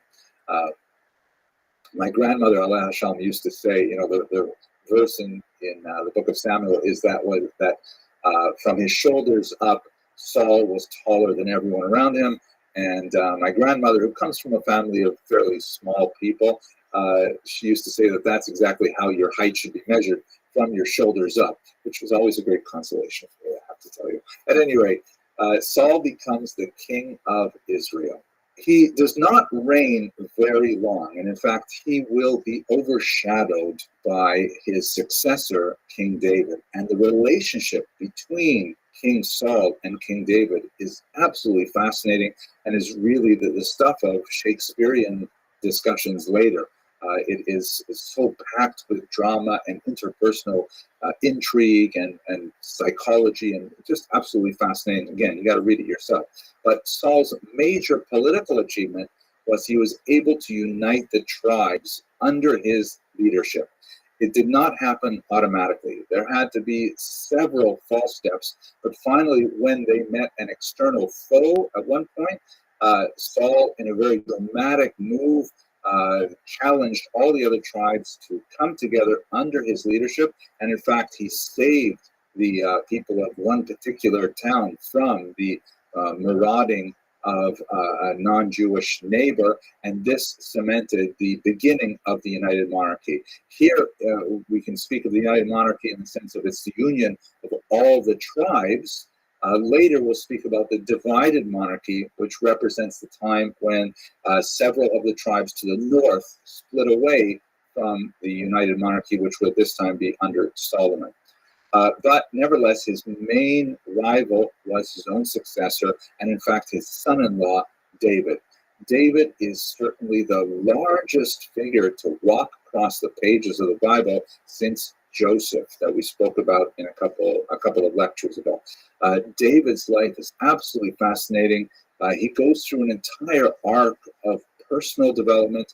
He is the master of repentance after having made some decisions which he later regretted very deeply, and he occupies a fantastic figure in the Jewish imagination as the greatest warrior in Jewish history, and at the same time the greatest poet in Jewish history, being able to express the depths of emotion in his psalms, among other things, which are recited with great passion by Jews even to this day. Under David's rule, after an extended conflict with his father-in-law, which ultimately ends in Shaul's death at the hands of the Philistines, David is able to consolidate control over the land of Israel such that the map looks something like this. It's much less the unformed blob of multiple tribes that we saw in the period of the Judges, and instead it is a fairly contiguous area with significant coastal holdings and even a significant amount of land on the east bank of the Jordan River into what would be today contemporary Jordan, and some sphere of influence that reached down quite a bit further south and north as well. However, he had an extended conflict with the Philistines, shown here, which had 5 cities in particular that were especially troublesome. Although, when you read the book of Samuel, you see that it's a kind of a neighborly conflict in some ways. That, for example, at one point when David is literally fleeing from his father-in-law who is trying to kill him, he runs to the city of Gath, shown here, and he approaches the king there, and he tries to, blend in with the population. He is discovered, and there's a whole, discussion of how he manages to escape that situation. He feigns insanity and so on. But nevertheless, just the fact that the borders were so permeable and that populations could move back and forth despite the hostility is in itself quite telling of the nature of Jewish society within the context of ancient Israel. The life of David is primarily recorded in the book of Samuel, the book of Kings, towards the beginning of that, when he, of course, approaches his deathbed and gives his charge to his son Solomon. Also in the book of Chronicles, and as I mentioned earlier, many of the historical passages that are described in Samuel and Kings are amplified upon in the book of Psalms, very beautifully so. Now, at this point, I've given you essentially the biblical narrative, and the reason for this is because we have very little archaeological record to support any of the details that we have here. It's a fairly compact period. I mean, we're looking at, instead of the scope of centuries, which we looked at earlier, now we're looking at the scope of decades, and we just don't have the kind of external validations that we would hope for in this period, especially when you think about the expanse and power of David's kingdom, at least viewed through the perspective of the biblical narrative. One of the major reasons for this is, first of all, Egypt is completely unreliable as a historical source. They are very loath to refer to their erstwhile enemies, their erstwhile slaves, in any positive sense, but we shall see a couple of interesting hints. And the Assyrians, who would be the next great power on the scene, they don't make contact with this region until the year 853 before the Common Era. And so there's no Assyrian records either, and that's really why David's monarchy basically slips through the cracks. But there are these couple of fascinating finds, and a few others as well. There is the Tel Dan stele, which was discovered in 1993, and it dates from the 9th century. And this block of text, which is of Assyrian origin, essentially records battles with various personages in Israel identified in the biblical text, and specifically identified, as you can see in the chalked-in region there, as part of the Beit David, the House of David. Now, this block refers to the House of David in the past tense, in the sense that these are descendants of the House of David, which again is confirmed in the biblical text, but it is 150 years later. So that's really helpful for us, but not a specific look at David within his long lifetime. The closest we'll get to it, even though this is a validation of the existence of something called the House of David from a non-Jewish source, we have this. We actually looked at a modern version of this a couple of lectures ago. This is from the king Shishak, or Shoshenq, who invaded Israel in the mid-10th century. And one of the phrases that is referenced here is Highlands of David. Right? Remember, these are the topographic names, all the various places that Shishak claimed to have conquered. We can't always rely on his testimony, but nevertheless, he lists someplace as the Highland of David, which sounds a lot like what we saw earlier, the Field of Abraham. So there are a couple of these tantalizing things which suggest that there was a very important, famous person named David that had a place named after him, and that had a house, a progeny named after him that was sufficiently famous to be recorded in a stone. And that's basically all we have from external validation. There is, however, one other really fascinating archaeological find regarding the House of David, but I'm going to leave that for the next lecture. The last king that we should talk about in this context, of course, the last king of the United Monarchy, and that is the King Solomon, shown here in a Renaissance painting meeting with the Queen of Sheba. It's interesting because sometimes the Queen of Sheba is clearly Caucasian, sometimes she is clearly African, but in this particular representation has a certain evocative quality to it, so I like to include it there. Solomon's great achievement was primarily in the area of statesmancraft. He had major diplomatic achievements with linkages with several figures in the area, expanded the borders and consolidated them, and really had some real important connections with.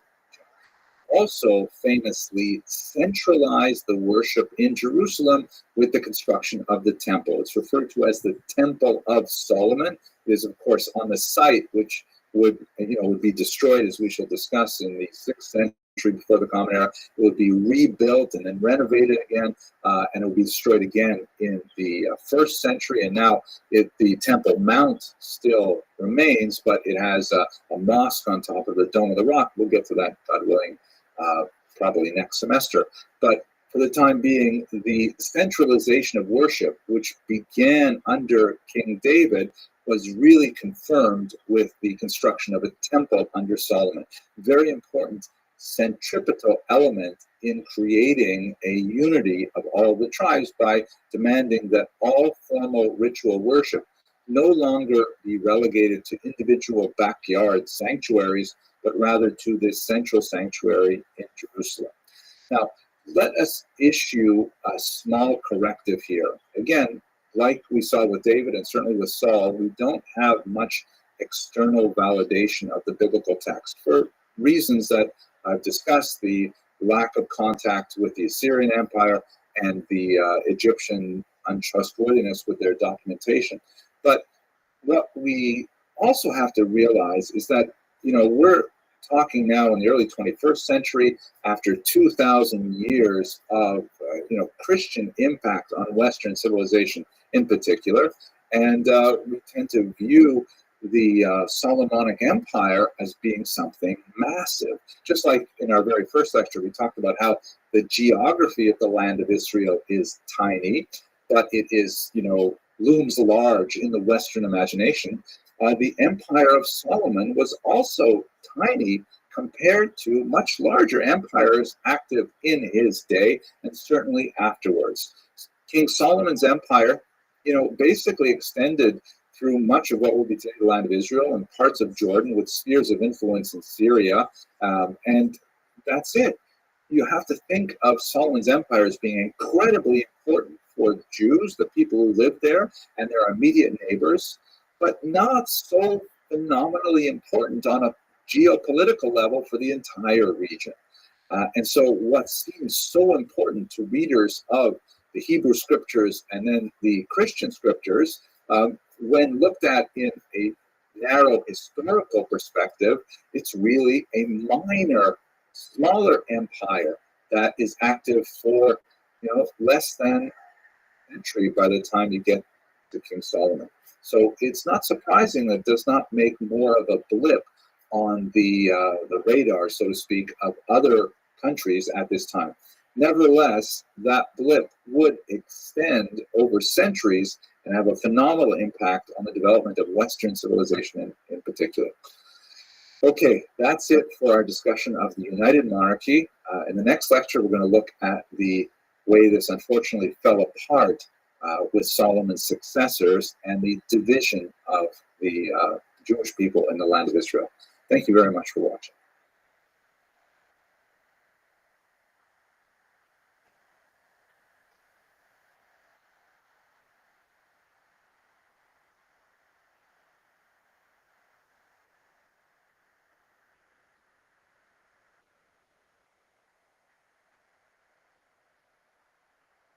Let us resume our discussion of the history of the Jews in Israel by looking at the period of the divided kingdom. And I'd like to begin by going to another Gedanke experiment, another thought experiment that really comes from an old joke. The joke goes like this. This time of year, I'm recording in late October, it's still dark early in the morning, so the joke goes that Reuven comes out of his house one day and he sees down the street is his neighbor Shimon, who's rooting around in the gutter. And he goes up and he says to him, Shimon, what are you doing? And Shimon says, I'm looking for my car keys.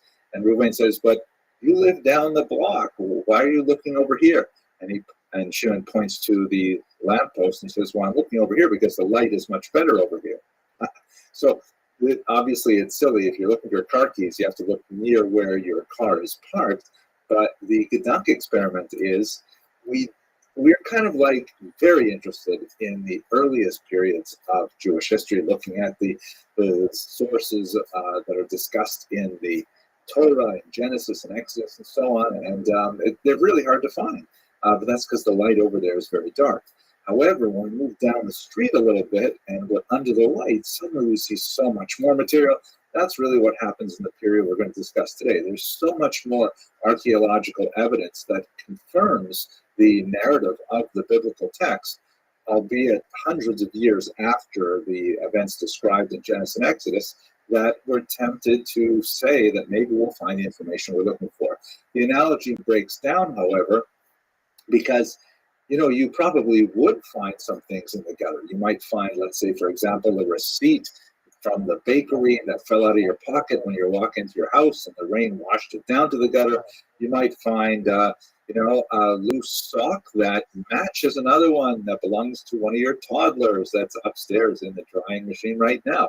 You might find all kinds of connections from what's in the gutter down your street to what happens by your car. You won't find your keys directly there, but they might lead you back to where the keys are. We'll just have to wait as the archaeological evidence is uncovered, literally, as historians and archaeologists go to work in the land of Israel. But at any rate, let's look at some of the stuff that we can find now under the bright lights. Now, Dr. Kitchen points out very clearly that this is such a strong period compared to what we've been talking about earlier. There are 14 kings of Israel, the northern kingdom, and 9 of them are mentioned in documentation from outside Jewish sources. That's an incredible number, 9 out of 14. And that lends a tremendous amount of credibility to the at least general scope of the biblical narrative. And we'll look at a couple of examples of that. But let's go into the historical period itself. So Solomon, as king, as we discussed in the last lecture, expands and consolidates his control over the land of Israel, building on the conquests of his father, King David, and cementing it really with a lot of statesmancraft by, engaging in diplomatic relations with a lot of the kingdoms surrounding the land of Israel. He also centralizes ritual worship by building a massive, glorious temple in Jerusalem. However, what that means is inevitably taxes. There's a great tax burden that is placed on the Jewish people as a whole, and they resent the huge taxation. Under the wise leadership of King Solomon, there was just, scattered grumblings. But once Solomon passes away and it goes to his son Rehoboam, there is a tremendous amount of resentment that's built up over the heavy tax burden. Rehoboam is really of two minds. He, on the one hand, wants to react to the popular pressure, but at the same time, he wants to maintain the fairly lavish lifestyle that he is accustomed to.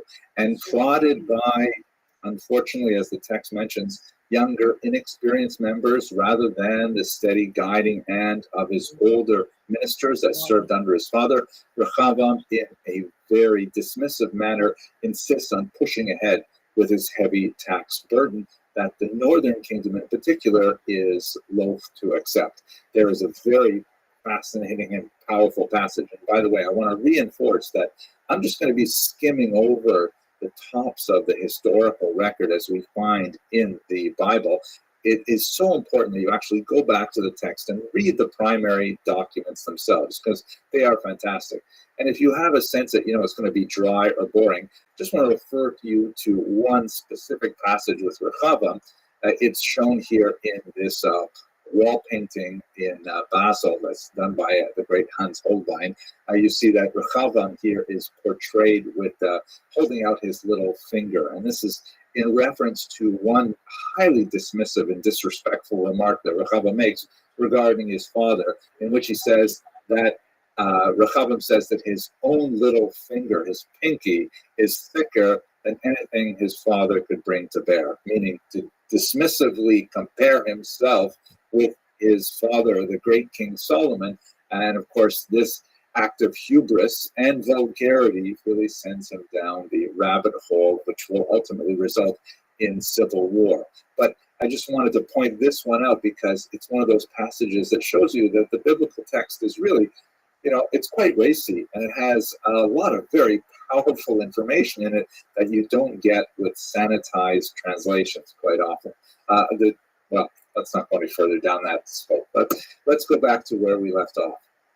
So under Yeravam ben Navat, the kingdom of Israel, which is to the north of Jerusalem, splits away from what becomes the kingdom of Judah in the south.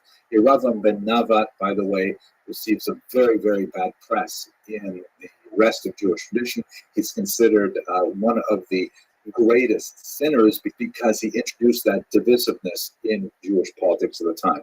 Here's a map that shows you the relative locations of the kingdom of Judah and the kingdom of Israel. The capital of the kingdom of Judah is, of course, Jerusalem. The kingdom of Israel is in Samaria or Shomron. In subsequent lectures, we'll speak much more about what happened to the people in the kingdom of Israel. They are the so-called 10 lost tribes. More about that in a few lectures. But it's interesting to note that it seems that they have a consciousness, they retain a consciousness of being one people, albeit separated politically. And although they will fight a civil war and they will have ongoing conflict over the next century and a half, they'll also recognize the centrality of the value of worship in Jerusalem. They will also occasionally marry each other. The royalty of Israel and Judah will still intermarry. And although they have a lot of conflict, it seems to be really a family conflict. But more on that later.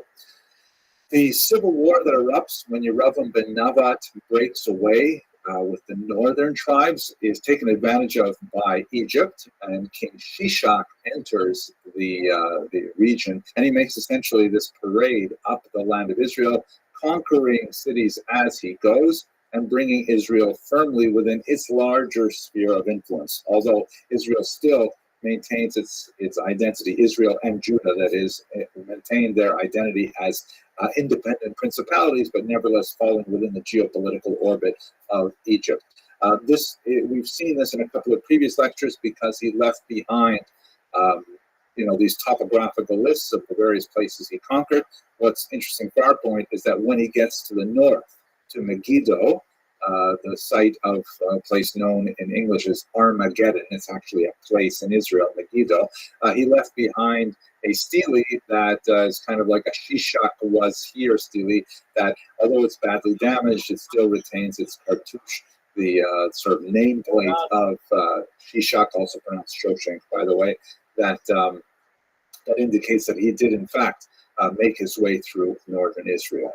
One of the most fascinating archaeological finds from the 9th century, however, that corroborates much of the biblical text, is this amazing find, the so-called Mesha stele, also known as the Moabite stone. It was discovered in Dibon, which was in the kingdom of Moab, which is today, of course, Jordan, and it records from the Moabite perspective the results of a very prolonged conflict between the kingdom of Israel and the Moabites. And in fact, this is confirmed in the Book of Kings. There's a lot of discussion of various military engagements they had, which the Jews frequently lost. And here you have this interesting passage that's taken directly from the Moabite stone, in which Mesha, the author of the text, son of Chemosh, God, Chemosh, of course, being the name of their god, complains about how badly he was treated, in particular, by the son of Omri, which is one of the Jewish kings. And the Omride dynasty was actually one of the most important in the northern kingdoms, especially in terms of its military activity throughout the region. And he talks in this stele about how he beat back the invading Jews, and therefore he deserved to create this particular monument. It's a fascinating stone, so much more to say about it, but in this brief series, we just want to quickly look at it. The Omride dynasty mentioned in the Moabite stone is one of the most well-documented of the Northern Kingdom's dynasties. Now, during this period when there is a separation between the kingdom of Judah and the kingdom of Israel, we have recorded in the Bible some most fascinating passages from two northern prophets in particular, Elijah and Elisha. The great miraculous activities of these prophets are among the most dramatic passages in the Bible, including a personal favorite of mine, the resuscitation of the son of the Shunammite woman, shown here in this remarkable 19th century painting by Jan Sleuters, where the mother is reunited with her son who has returned from death. A fascinating passage, definitely worth reading. However, our task here is to approach the prophets as historical sources, and I want to comment on two specific aspects of the prophetic works as being especially valuable. Let us recall that the text that is called by the Jews the Tanakh, the Hebrew Scriptures, is made up of three distinct sections which have very, very distinct hermeneutic rules applied to them as well. The first 5 books are known as the Torah per se, although that term Torah is also used in a much larger sense, meaning any kind of religious teaching that pertains to the general values of Judaism. We'll talk about that more when we get to the rabbinic tradition greater detail.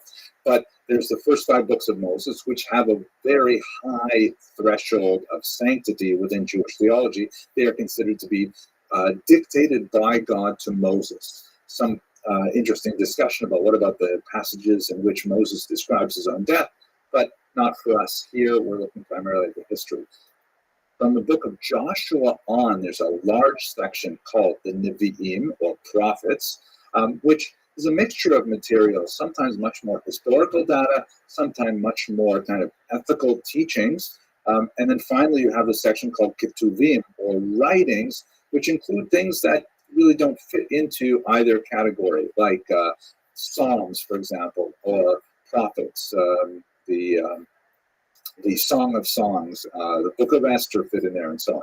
And these second 2 sections, Nach, or Nevi'im and Ketuvim, the prophets and the writings, are considered to have a lower degree of sanctity to the first 5 books of Moses.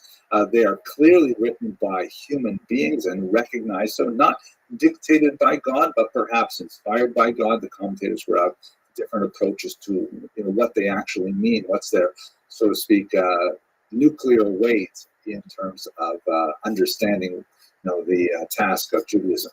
But from a historical perspective, some of the prophetic works, like Kings and Chronicles in particular, seem to take upon themselves the task of preserving the historical record, much more so than other documents, such as, for example, Isaiah or Jeremiah, which have tremendous amounts of historical information, but seem to be much more focused on delivering the prophetic message of repentance and drawing closer to God.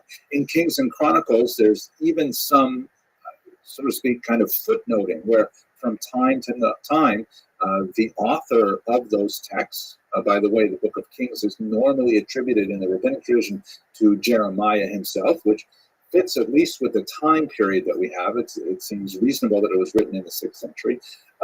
The Book of Kings and Chronicles will refer to earlier texts, such as the Annals of the Kings of Judah, the Annals of the Kings of Israel, which implies that they've done research in terms of the record books of the dynasties. They tend to be really focused on the leadership of the Kingdom of Judah and the Kingdom of Israel, and they say a tremendous amount about the individual activities of this king or that king, often applying a very strict moral and religious judgment to their activity as well. It's fascinating. Other prophets, however, do not spend quite as much time talking about palace intrigue and wars and things like that, but spend a lot more time exclaiming an ethical and religious message. And so approaching these texts, one has to kind of tease out the historical information from some of the later prophets, and at the same time understand the overwhelming religious goal of the more historically oriented prophets. In many cases, they offer us tempting, tantalizing historical data, and it's often confirmed by the archaeological record. For example, there is the horrendous queen Jezebel, or Izebel in Hebrew, and the archaeological record has found this remarkable cartouche here, which is very appropriate to have been owned by a Phoenician woman. It has the same kind of symbols and things like that, whose name was Izebel. Now, it's possible that it belonged to Queen Jezebel herself. It is very large and very expensive compared to similar types of these artifacts, but we have no real proof that this is specifically belonging to Queen Izebel and not to some other Izebel. But nevertheless, fascinating materials that generally point us along the same kind of direction as the biblical text offers. So, returning to the historical narrative, what happens in the northern kingdom is basically they come under the sphere of influence of the Assyrians. You recall that Israel is locked between 2 major geopolitical powers. To the south is the Kingdom of Egypt, or the Egyptian Empire, and to the north is, at this point, the Assyrian Empire, later the Babylonian Empire that it overlaps. And Israel being of the northern part of the dual monarchy, Israel feels the threat of Assyria more powerfully. The Assyrian Empire expands in the 9th century and begins to impact the northern part of the land of Israel and place the local kings in a state of vassalage. This vassalage begins in the year 853, and we see, for example, of King Yehu, who is shown here showing obeisance to King Shalmaneser. This is from the Black Obelisk of Shalmaneser that we discussed in, I think, the third lecture or so of this series. And the northern kings of Israel are heavily burdened by additional tribute and taxes that come from the north. Eventually, as we shall discuss a few lectures from now, the Assyrians will simply say, well, that's it for their independence. It's too much of a hassle. They're too rebellious. And the Assyrians will come and take over the northern section, take over the kingdom of Israel. And that's when we talk about the lost 10 tribes. We'll return to that. But for the next couple of lectures, I'd like to take a break from the sort of political narrative of history, and I'd like to look at the daily life in biblical history. We're going to look at the economic, the social, and the familial, and the ritual life of Jews for a few lectures, and then we'll return to a discussion of Israel under Assyria. Thank you very much for watching.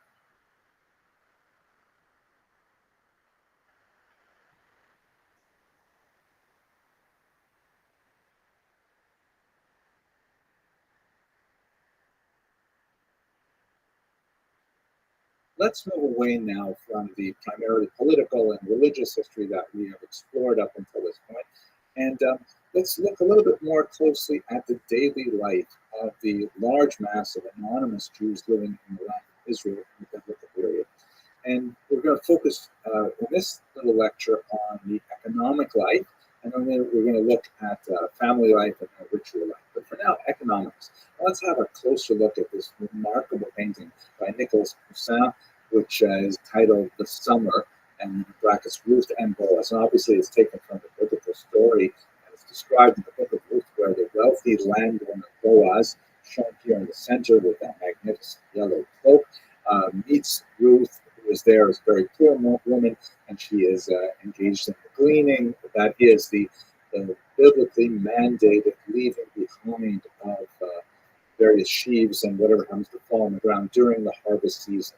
You get this kind of bucolic feel of the farmland and things like that. It's really very beautiful.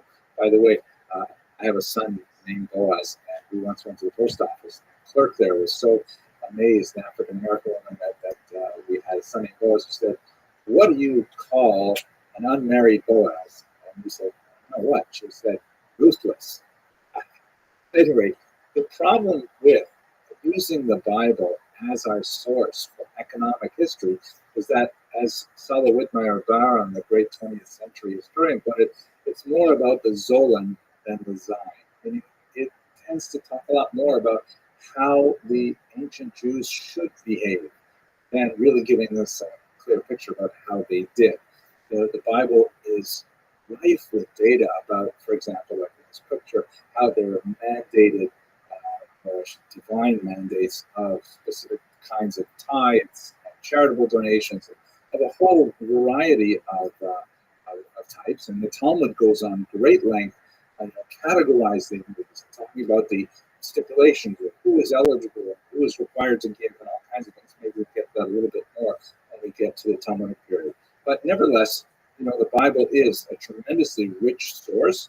We just have to sort of read it backward to get a sense of what the economic history must have been like, as long as we understand that the primary thrust of the biblical text is ultimately to bring people closer to God, ultimately to make them more compliant with divine mandates, and so on. So we do have, however, many other sources outside of the Bible for economic history in the period that we're discussing here, but they tend to be really quite fragmentary and cryptic. Like, for example, there are 102 scraps of tax receipts written on pieces of clay that were found in an archaeological dig around the city of Samaria, Shomra, believed to be associated with the palace of King Ahab. And these are essentially sort of tax notations. It appears that when various taxes were brought to the king, like let's say an amphora of wine or a big container of wheat or something like that, then the probably the person who was giving the tax would write, how much wine was in here and who is giving it to whom, I presume which tax collector or something like that, and the date and so on. And it was kind of like a primitive tax collection record system. Unfortunately, of the 102 scraps, only a little more than half of them are legible, and they're all like broken up like this. So it's very difficult to tease out really detailed analysis of the economic life, except that there were taxes, which, as they say in Hebrew, yasher koach, we knew there were taxes. That's pretty much a permanent aspect of human condition. But at least we get some sense of how it must have been delivered from one place to another. However, as Dr. Barron also goes on, Israel is one particular area, and it's true that we have this very dense text called the Bible to give us some, insight into the economics of the region. But we also have much data from the surrounding region, particularly the region of Beirut, for example, which would be in contemporary Syria, Lebanon, where if we put together all of this economic data, we can get at least some better sense of how Jews live economically, how they support themselves. Let's try and understand a little bit about what we know.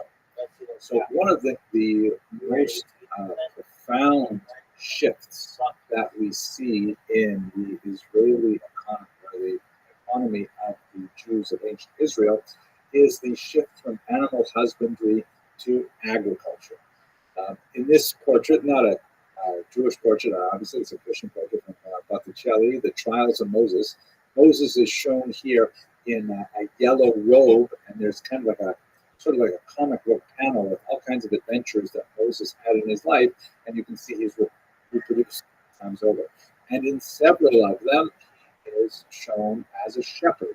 And in fact, the identification of Jewish leaders with shepherding is quite profound, and it has, philosophical ramifications as well. But David is a shepherd, Abraham is a shepherd, Moses is a shepherd, and over again we see animal husbandry as a feature, particularly of Jewish leaders. When the Jews enter Israel, however, it's clear that there is a shift from animal husbandry to agriculture. And that makes sense because Israel is, after all, quite a diverse area. There are 40 distinct geographic units of the economy in ancient Israel. And the way that the Jews were settled at that time, and I'm now sort of generalizing, by the way, over a little over 1,000 years, there are 400 settlements, which are called arim in Hebrew. We would translate that as cities, but with less than 1,000 people in each of those cities, to be sure. They're essentially farming communities that would have some kind of village settlement, perhaps with some kind of wall around it, to protect them from marauders. If you have a look at the map of ancient Israel, you can see that it is dotted with a wide variety of economic resources. Looking from the north, which would be closer to the region of Lebanon, you have timber, of course, the cedars of Lebanon.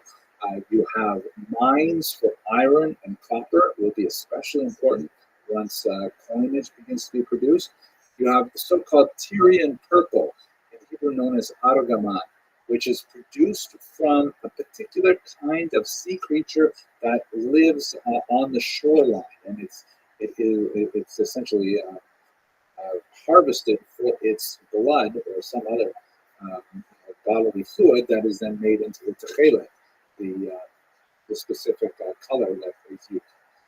Orchards, you have textiles are a very big produce, iron, salt, metalwork mines, and of course dates, especially around Jericho, very, very important export, and Jews were known especially for the date palm. And so you can see there's all kinds of different industrial activities going on. In terms of commerce, I mean, obviously that flows from the variety of goods that are available in the area. Biblical text refers to what we might call guilds, where artisans, individuals. Sometimes, especially in the Talmudic period, there are particular towns that are devoted to particular crafts, like, for example, villages that are filled with tanners. That all they do is they tan leather and so on. We do have biblical references to Jews engaging in international trade, especially during the high point of the United Monarchy under Solomon. And of course, they moved to the divided monarchy and the civil war. The northern kingdom of Israel, in particular, begins to lose its sway, its international sway over the region. And so they're cut off from a lot of their natural markets and a lot of their natural resources. But we see the economy gradually growing from that original animal husbandry through industry and then commerce, and ultimately you have regular coinage produced by the 6th century before the Common Era.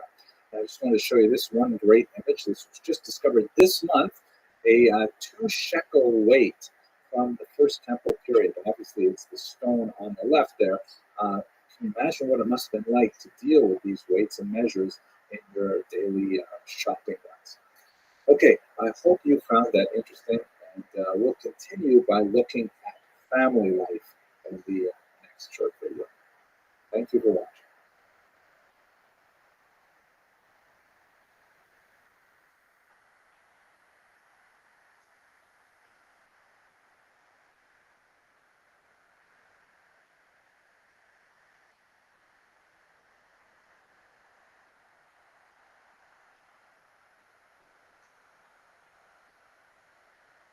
Let's take a little detour from our historical narrative to just talk a little bit about terminology. We're speaking about the continuous history of one people, one ethnos, and that is the people who are known today as the Jews or the Jewish people. Note, of course, that this is not a racial category because there are Jews who come from all types of different races that make up the Jewish people, but it is something kind of tribal in nature because traditionally, Judaism is a religion, but it is passed on through one's mother. That is, it's matrilineal.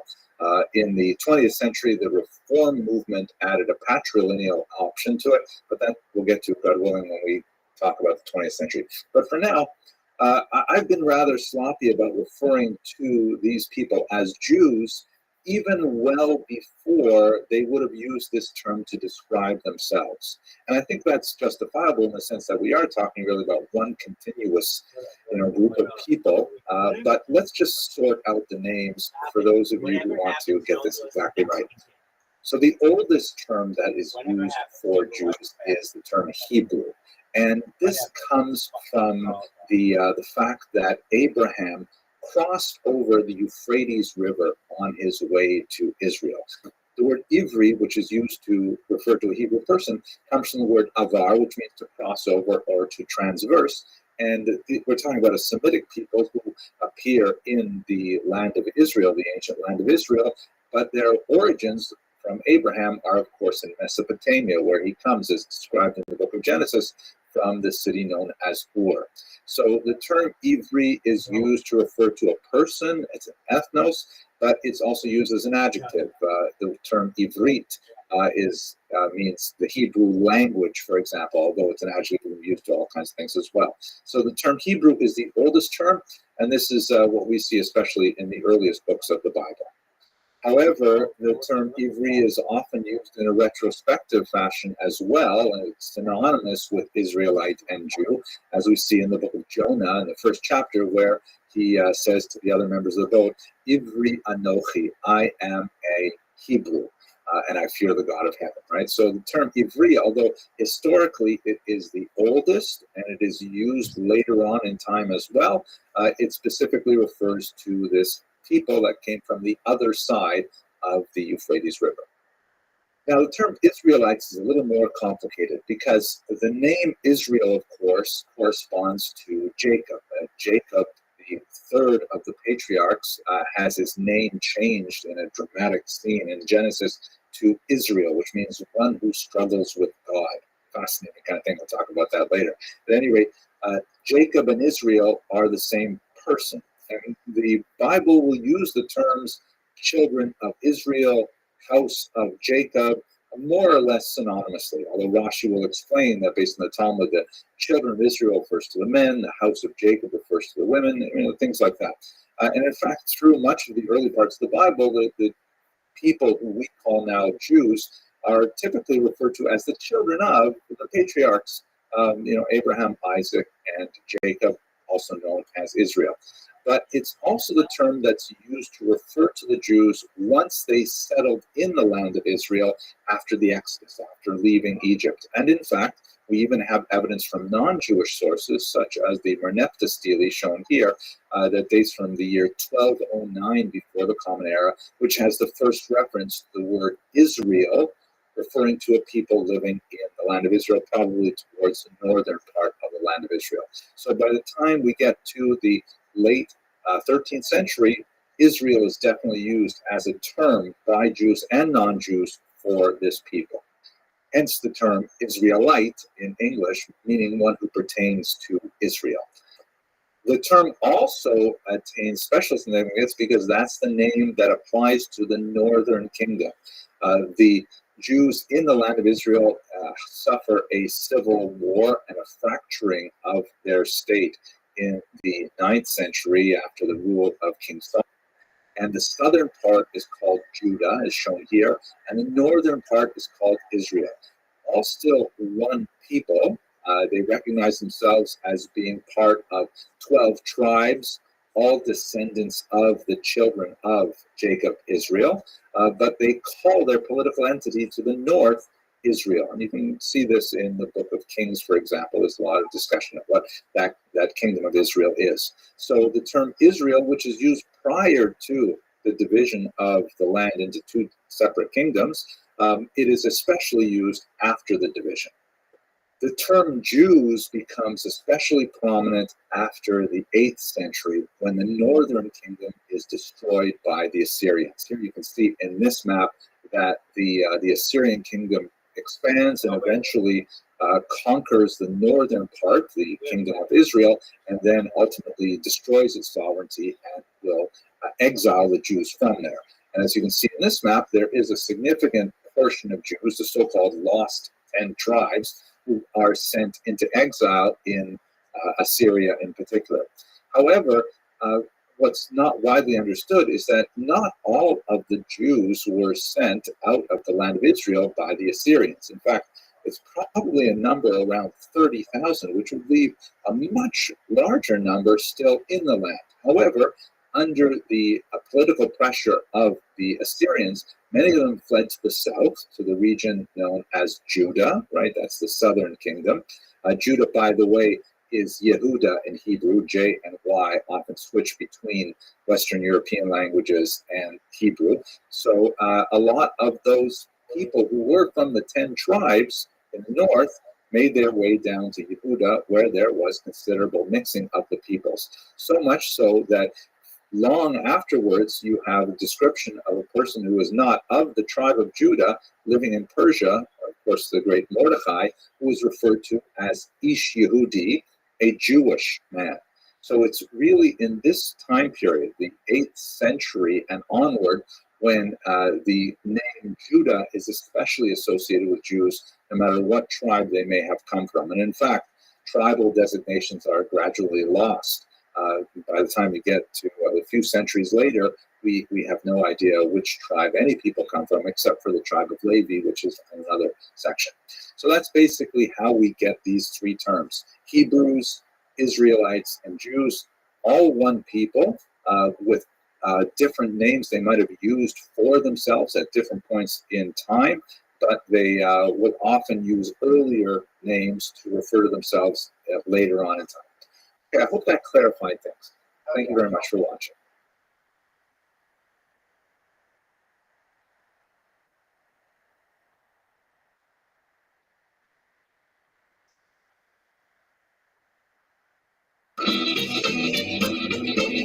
Hello and welcome to Jewish History Lab. My name is Henry Abramson and I'm glad you're here.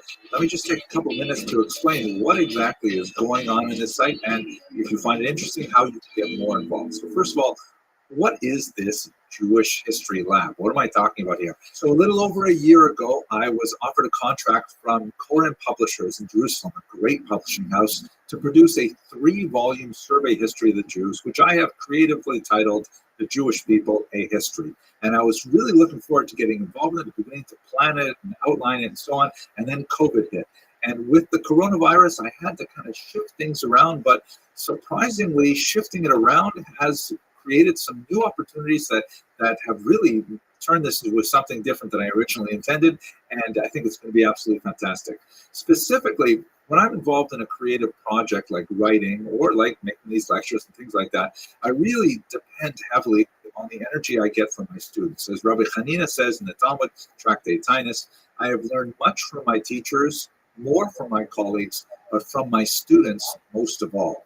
But with the coronavirus and our enforced separation meant that I didn't have the same kind of interaction with students that I typically did in a live classroom, and I had to rethink a lot of that. But what has resulted is now I'm thinking a lot about crowdsourcing my scholarship by sharing my research in a very different way, and it's proved to be extremely beneficial. Let me explain what's involved. There are several pieces that are all moving together in this Jewish History Lab. The first is, of course, these YouTube videos, and they are research in progress. I'm going into a lot of areas that I had not really delved into in previous years of research. So, you know, they're a little experimental, a little bit rough, but nevertheless, they seem to be working. The second part is I was still giving live classes, both in person, especially once the vaccine came out and people were able to be a little bit safer in gathering, and also on Zoom. And these things are still going on. And I just recently began issuing the draft chapters to my students so I can actually invite people from all over the world to help me write this book, to engage in some of the actual writing process. It's been absolutely fascinating. The fourth part, which is just still in my head, I have not actually done a lot of work on this yet, but I'd like to prepare a teacher's guide. All of these things will go together with this 3-volume history, and I'm really excited about it. So why would you want to get involved? I don't know. But if this excites you, there are several ways that you could be involved in this creative process. The first is, of course, you can just enjoy these videos. I have a strong belief that this kind of information be as widely available and free to everyone. So that's why I put these videos out there so that more people can enjoy them and learn from them, discuss them, and so on. The easiest way to do this is to find my channel on YouTube. You just put in my name to the little search box, and then you click on the subscribe button, which is marked on the right here by that blue arrow. Once you are watching the videos, of course, you can comment on them, and I love seeing those comments come in. And the subscription is really good for me too, because it makes me feel like, wow, there's some validation to what we're trying to achieve here. And then, of course, share the videos so that more people can subscribe, and it becomes like a big snowball effect. And I like snowballs too, because I'm from Canada. One of the things I realized early on is that there are so many people who enjoy the videos, thank God, that I simply could not keep up with the comments. In fact, if I were to devote the amount of time required to responding to all the comments, I wouldn't be able to be working on more research and more videos and the book itself. So I've created a few sort of ways in which people can choose to self-select to be more involved. And with those smaller groups, I'm able to devote more time and responses and more interaction. So let me tell you about those ways that you can get more involved. And the next level of involvement is membership. If you click on that join button, which is not available in all countries, I have 3 levels of membership. Now, members get extra perks. Members at the student level get, for example, early access to the videos, and sometimes help me weed out really big mistakes before I let it go to the wider world, and give me some useful feedback sometimes on things that's going on. Members at the researcher level get access to more focused and advanced videos that I occasionally make that I just don't feel like sharing with the wider world, because I would be deluged even more with comments that are not necessarily helpful. I only want to work with people who are a little more serious on those more difficult topics. And then finally, members at the colleague level get all of that, and they also get access to the live classes that I offer pretty much on a weekly basis right now, but it varies from time to time. So that's another level of involvement. If you really are enjoying these videos and you want to get more involved in the process, please consider membership. And finally, the last thing, I think this is so cool, is I've begun creating courses that incorporate the YouTube videos and some, quizzes and self-testing things and elements like that. And here's the best part, the actual draft chapters of the book. The first of 3 courses is now online. It's called Biblical Jewish History. It goes from the very beginnings all the way up to the period of the Mishnah in the 2nd and 3rd century. So it's kind of like a bigger biblical history course. I have a special place in my heart for educators who should get lots of this access without any hassles. So please write to me directly if you're an educator and you want this. I will gladly send you a coupon code. So that's basically what this Jewish History Lab is all about. I'm glad you're here. Please enjoy the videos. Please let me know what you think. And I hope you have a wonderful day.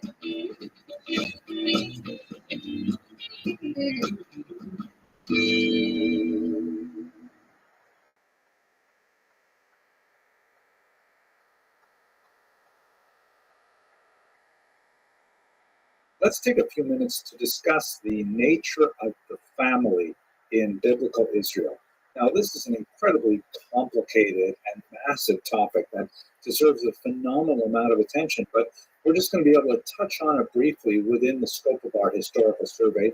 We will come back to many of these aspects in a much later video when we talk specifically about women. That's going to be an important part of today's brief lecture as well. But I'll explain why this is so challenging. I'd like to speak very briefly and in general broad strokes about the nature of the family from the earliest sources we have, of basically Genesis, up until the end of the First Temple period, which is 586 before the Common Era. So that's a massive chunk of time. We're speaking about really over 1,000 years. So, we're generalizing very heavily within the space of a few minutes. Secondly, we should understand that it's very challenging to try to describe things which are so elemental to the human condition. I mean, we use the word family in a historical context, and we use the word family today. Family is, of course, something that all of us are wrapped up in extremely complex and deep-seated ways. Family is basic to our identity. And so it's very difficult to separate our own experience of what family is or ought to be from what we read in the textual tradition. For example, if you look at this classic image, it's Norman Rockwell's famous painting, Freedom from Want, which of course was featured in the magazines throughout the middle of the 20th century.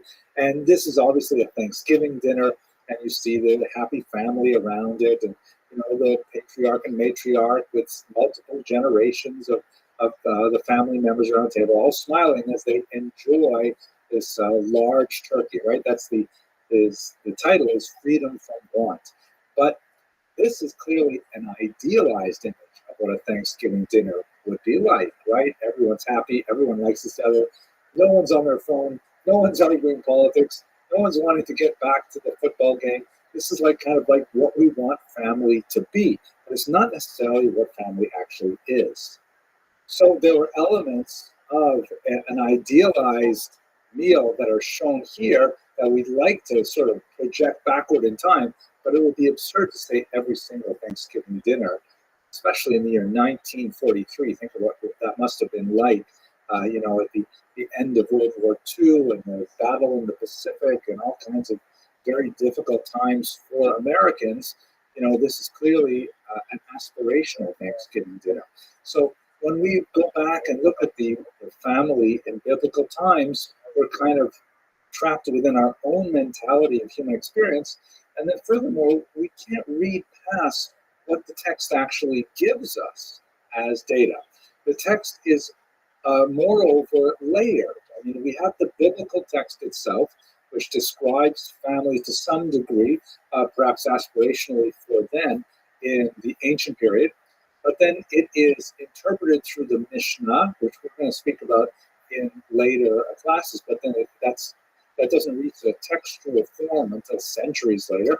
The Talmud still later, the Halacha, meaning Jewish law, still later than that, and then there's individual custom or minhag.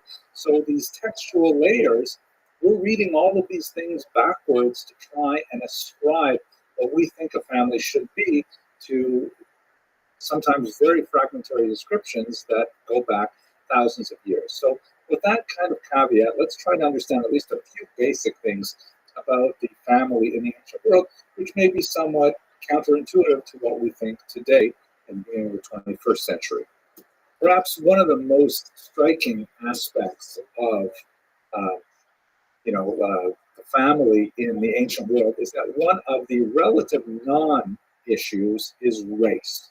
Race is incredibly important in American culture, and this is, of course, the legacy of the transatlantic slave trade, and Civil War, and civil rights issues, Jim Crow, which is still playing out as I'm speaking these words. We're deep in a huge Black Lives Matter social justice movement that's rocking America in the context of a very contentious election.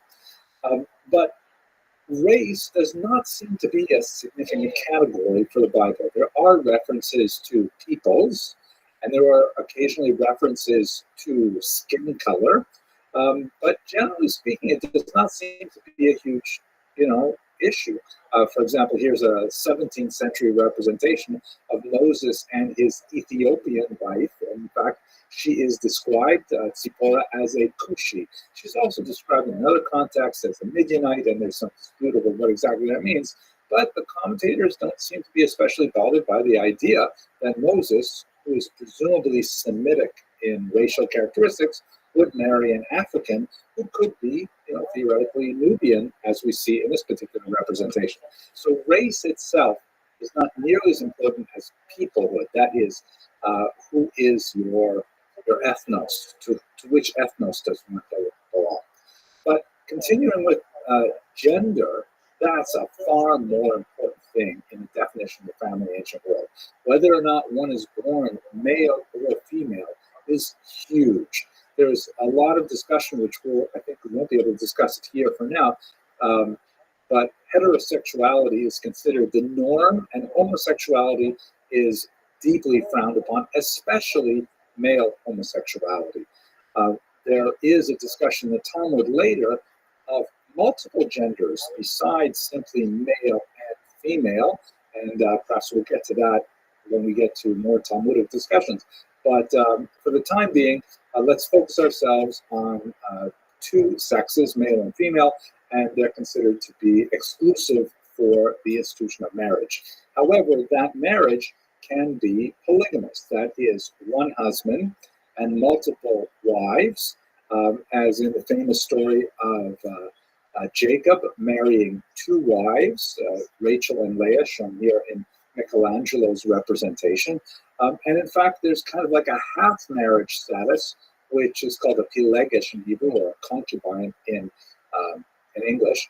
And a concubine is essentially like a wife in all respects, but lacking the protections that are inherent to marriage. As the Talmud defines it, again, later in the Jewish tradition, we have these definitions that are explained. A concubine may simply be dismissed at will, whereas a wife has a guarantee in her wedding for marital support during the marriage, and if the marriage is dissolved, then she has a right to support afterwards in the form of a financial settlement. We'll get back to that in just one second. We'll talk about divorce. It's also important that gender has relationship to the status of the children. Patrilineal descent is not recognized in much of Jewish history. It's not entirely clear what exactly is going on in the biblical text alone when you separate the biblical text from the later discussions of it in the Mishnah, the Talmud, and the commentaries. It appears that there is patrilineal descent in many of the figures of the Bible. Joseph, of course, marries an Egyptian woman. Again, there's midrashim that would adjust that slightly. Same with Moses, who we saw earlier. Some commentators like Tosfot, just to continue this for one more sentence, Tosfot in the Middle Ages suggests that before the giving of the Torah, the law was patrilineal, that a child followed his or her father's status, and after giving the Torah, it became matrilineal. Certainly, for the huge bulk of Jewish history, Judaism has been strictly matrilineal until 1983, when the Reform movement introduced the idea of patrilineal descent. Again, I mentioned that in the last video. We'll have to come back to in the 20th century. So at any rate, the mother is extremely important, whether or not the mother is a full wife or a concubine, or, as we shall see later, even a more casual relationship. Women also have very distinct status with regards to things like slavery. Jewish men may be enslaved, Jewish women may not be enslaved. Once they reach maturity, they may not be enslaved at all. They have a diminished agency, however. There are certain elements of legal practice, meaning, for example, serving as a witness and things like that. Again, I'm reading the biblical text through the lens of the later commentators of Mishnah and Talmud, but the women seem to be at a diminished status when it comes to certain elements of their legal standing.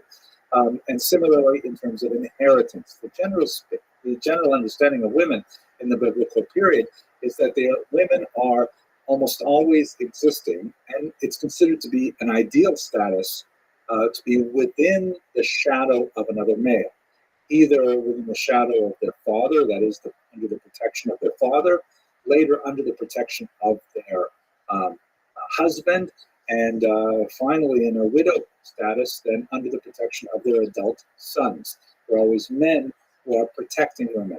The idea of a woman who is separated from this is considered to be placing her at tremendous disadvantage. On the other hand, that does not necessarily diminish a woman's rights as a single person to engage in business, own land, affect contracts, and all kinds of things. Much more of this we'll discuss when we speak specifically about women later on in this series. But there's no question that it would be absurd to ascribe a kind of modern equality to men and women in the ancient world. This is a patriarchal society. The only thing that I think is worth really debating is whether or not it is a benign or beneficent patriarchy, if you want to argue that such a thing exists at all. The last thing I should point out is that in terms of the family structure, which was often multi-generational, living in the same household and things like that, is the idea of lineage. Now, the concept of legitimacy in modern terms, of whether or not someone is illegitimate, or to use a more colloquial term, bastard. It has a distinct meaning in the biblical text. There is something called a mamzer, again, more fleshed out when we get to the Mishnah. But the offspring of non-sanctioned relationship is not necessarily disadvantaged in their future lives. The only sanctions are applied, and they are very heavy sanctions, are when a marriage is prohibited, such as, for example, a marriage that involves a married woman and someone other than her husband, or a brother and a sister, or a father and a daughter, and so on. But relationships which could conceivably be consummated, but they have not, been officially sanctioned by religious authorities, nevertheless do constitute relationships that do not result in illegitimate offspring. And in fact, if I can cite my teacher, Rabbi Uziel Milevsky, he used to say that one should never cast aspersions at anyone's lineage or background, because in reality, when you look at the biblical line of the Messiah, it runs through some very sketchy relationships when you look at them on the surface, such as, for example, Judah and his widowed daughter-in-law Tamar, shown here, in an extremely, challenging passage in Genesis that usually is skipped over in grade school because it is really a little bit too racy, or Boaz and Ruth's status, and then furthermore, David and Bathsheba. All of these relationships all invoked certain questions of legitimacy, and nevertheless, this is considered the line from which the Messiah will be born in the Jewish tradition. So one should never cast aspersions at anyone's family background.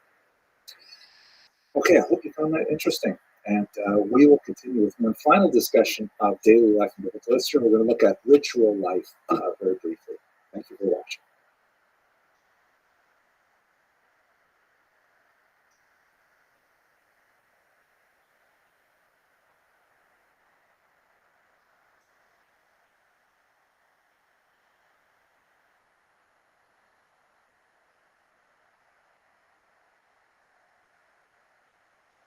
Hello. Let us conclude our very brief survey of daily life in biblical Israel by looking at a very important element of daily life, ritual. And this is something which, like most of the topics we discuss here, could go much longer and really be the subject of long series, but I'm just going to focus on a couple of key points here for our purposes. First of all, it's important to know that there is a unique belief that goes along with this people that we are following from their earliest origins. And that belief system is typically called Judaism. The history of Judaism is quite complex, and there are a lot of amazing things associated with it.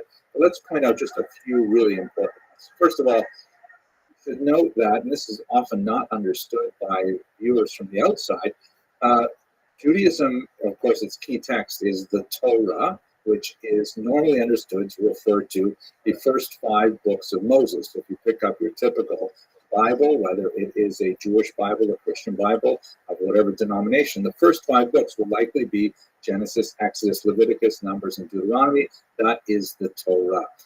When we speak a few weeks from now about the world of the sages, I'd like to come back to this text and talk a little bit more about what it means and how it fits within the overarching structure of Judaism and so on. But for the time being, I'd like to point out that there are really 2 Torahs. There is the written Torah, that's the first 5 books, and then there is the oral Torah, the Torah Shebaal Peh, which is, for our purposes right now, basically the series of teachings that are encapsulated in the Talmud. According to traditional Jewish theology, the oral Torah, which is a commentary on, an amplification of, and a discussion of things which are not necessarily included in the written Torah, is a massive body of teachings which was given to Moses on Mount Sinai along with the written Torah. And what is definitely true is that it is impossible to understand Judaism without working with both of these texts, with the written Torah and the oral Torah, which of course later became written down. We still call it the oral Torah, even though it is in textual form and studied textually now. Again, I'm going to put that on pause because we'll come back to that when we start talking about the world of the sages. Now, what are some of the key elements in Judaism that are really important for us in the biblical period that we're discussing? First is the great emphasis on monotheism, which is such a strong, central thread that runs through all Jewish teachings. There are modern biblical critics who will disagree with the extent of monotheism in the original Torah, but there's no question that as a people, historically, Jews have understood their faith to be essentially monotheistic, worshiping one God. Furthermore, this is not a kind of like distant God who either created the world and set it spinning and ignored it, like some kind of deist model, and also not sort of like a huge, immortal, all-powerful child God like you have in a lot of the polytheistic faiths, where if you look at the stories of the Greek gods, for example, they're engaged in all kinds of behaviors associated with character flaws and things like that. This is a God who is deeply involved in history, communicating individually with human beings, making demands of human beings, and even being answerable to human beings to some extent. For example, in the famous negotiation that Abraham has with God over the destruction of Sodom and Gomorrah. So there's a lot of fascinating things in that relationship that's called a personal dieta in the sense that God listens to prayer. That is an innovation that's very strong within early Judaism that we do not see with the same degree in other polytheistic faiths. And finally, massive contribution to world culture, the creation of the Sabbath, or Shabbat in Hebrew. The Sabbath, the one day off in 7, commemorating creation, is something which the Jews bequeathed to the world through Judaism and made a major impact on the way that we organize our lives and the way we see our relationship to the cosmos as a whole. Now, these are just some basic core ideas in Judaism, but let us not forget, even a cursory familiarity with the Bible will reveal that one should never confuse Judaism and Jews. Right? This is a famous quote from Rabbi Wine, that Judaism may be like fantastic and idealistic and all kinds of things, but Jews, don't necessarily live up to those values. So frequently throughout the Bible, really in the Torah itself and in the later sections called the prophets of the writings, you find the Jews, as it were, backsliding, worshiping local Canaanite gods, like this one here, the god Baal, which is basically a weather god, very popular in the region. Asherah, there are many other gods that are mentioned throughout the text. And Jews, when for whatever reason, not really the purpose of our discussion today, but for whatever reason, they tend to forget about the God that took them out of Egypt and say, oh, what about this guy? This guy's kind of interesting too. And then they get punished for it, and they go through repentance, and there's a whole cycle that you see repeating itself over and over again in the Hebrew Bible, and one might argue right up until the 21st century. But that's all I really want to say for a very, cursory look at Judaism right now. We will return to it in much greater detail when we look at the world of the stages and think about how Judaism works within the context of the oral Torah. Certainly, the Jewish calendar is of extreme importance to this early society in Israel.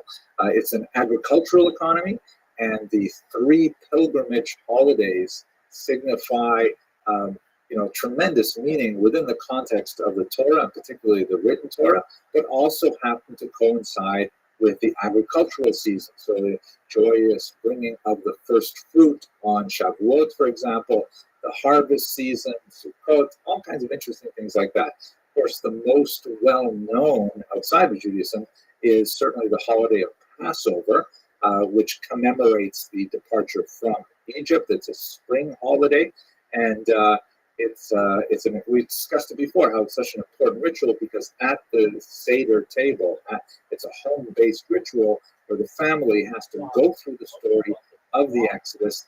Children must participate, and so on.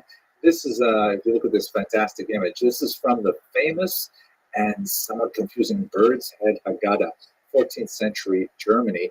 And one of the unusual things about it is that many, but not all, of the figures represented there have a bird's head instead of a human head. They're clearly marked as Jews. For example, the male figure on the left has a Judenhut, which was an article of clothing that Jews were required to wear in certain parts of Europe after the Fourth Lateran Council of 1215. So we know it's a Jew because of that labeling. But why the bird's heads? It's most likely related to a hesitancy on the part of Jewish artists to contravene the commandment that prohibits the worship of any graphic representation of a being in the world. That has been observed or ignored or reinterpreted throughout the centuries in different ways, but in the 14th century in Germany, apparently the artist must have felt rather sensitive about it, and so rather than portray human beings, they kind of backed it off a little bit by portraying, in this case, birds. So let's get back to that when we go to medieval Ashkenaz, when we discuss it. Anyway, I really like this particular image because clearly it's a woman who is baking some of the unleavened bread, the matzah, that's necessary for Passover, and the Jewish figure on the left, the woman is presumably Jewish as well. The Jewish man on the left is saying, what, $25 a pound? Right, which is something that even modern Jews can certainly identify with. Okay, let's look finally at the life cycle, and just one quick note here. As we mentioned a couple lectures ago, really important element of the life cycle is gender. There's a very different series of events and celebrations which are associated with men than with women. There are definitely points of great celebration for women in life cycle. Marriage is considered one of the high points, but men generally get more of these. There are life cycle events associated with the first Friday night of a male's birth. And then there's the circumcision, of course, on the eighth day, which is portrayed here in a 3rd century mosaic in the Beit Alpha synagogue of Europos, which is a Mesopotamian synagogue. We'll get to that, God willing. I'd like to talk about it as well. And then, of course, the bar mitzvah ritual, which formally recognizes a male child, as achieving adulthood or the age of majority. Women also have that age majority at the age of 12 rather than 13, and it happens automatically regardless of any ritual performed in synagogue or not. There's a lot to say about what is the synagogue, what is the temple, and so on, and I would like to return to them really when we can discuss them more fully in the context of the oral Torah. For now, looking at the biblical period, I'm going to leave it at this point, and thank you very much for watching.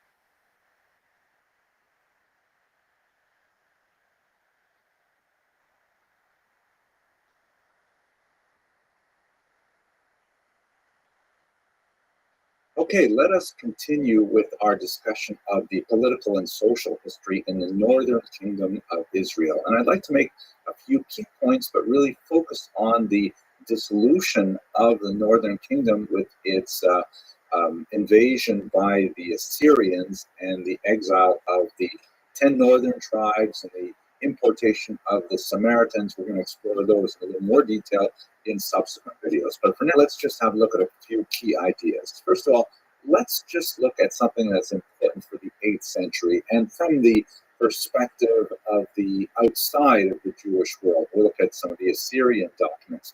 And I want to go over the map with you in a few minutes, so don't panic if you're not exactly sure where is Assyria. Anyways, I wasn't either. We'll have a quick look at the map and I'll make things really clear.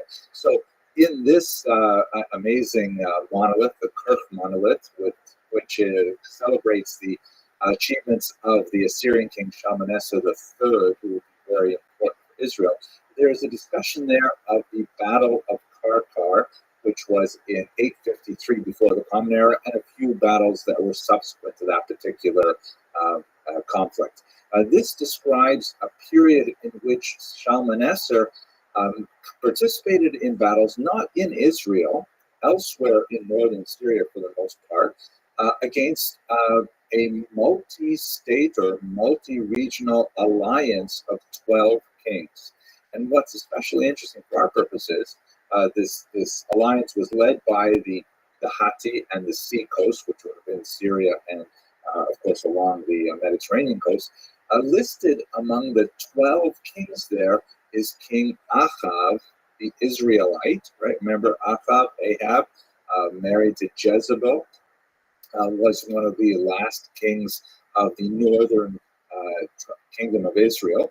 And he provides the largest single contribution of chariots, 2,000 of them, and 10,000 troops, which puts him right up there with the biggest contributions to this war effort, which I think is fascinating because it gives you a picture of what's going on really in the northern kingdom. Now, contrasted to the southern kingdom and Judah, they had a lot of internal problems. Remember, this is the rebel state. They broke away from Judah over issues of taxation and over issues of how they're being represented, so to speak, to use kind of an American motif. I'm recording this, by the way, while they're still trying to figure out who won the 2020 election.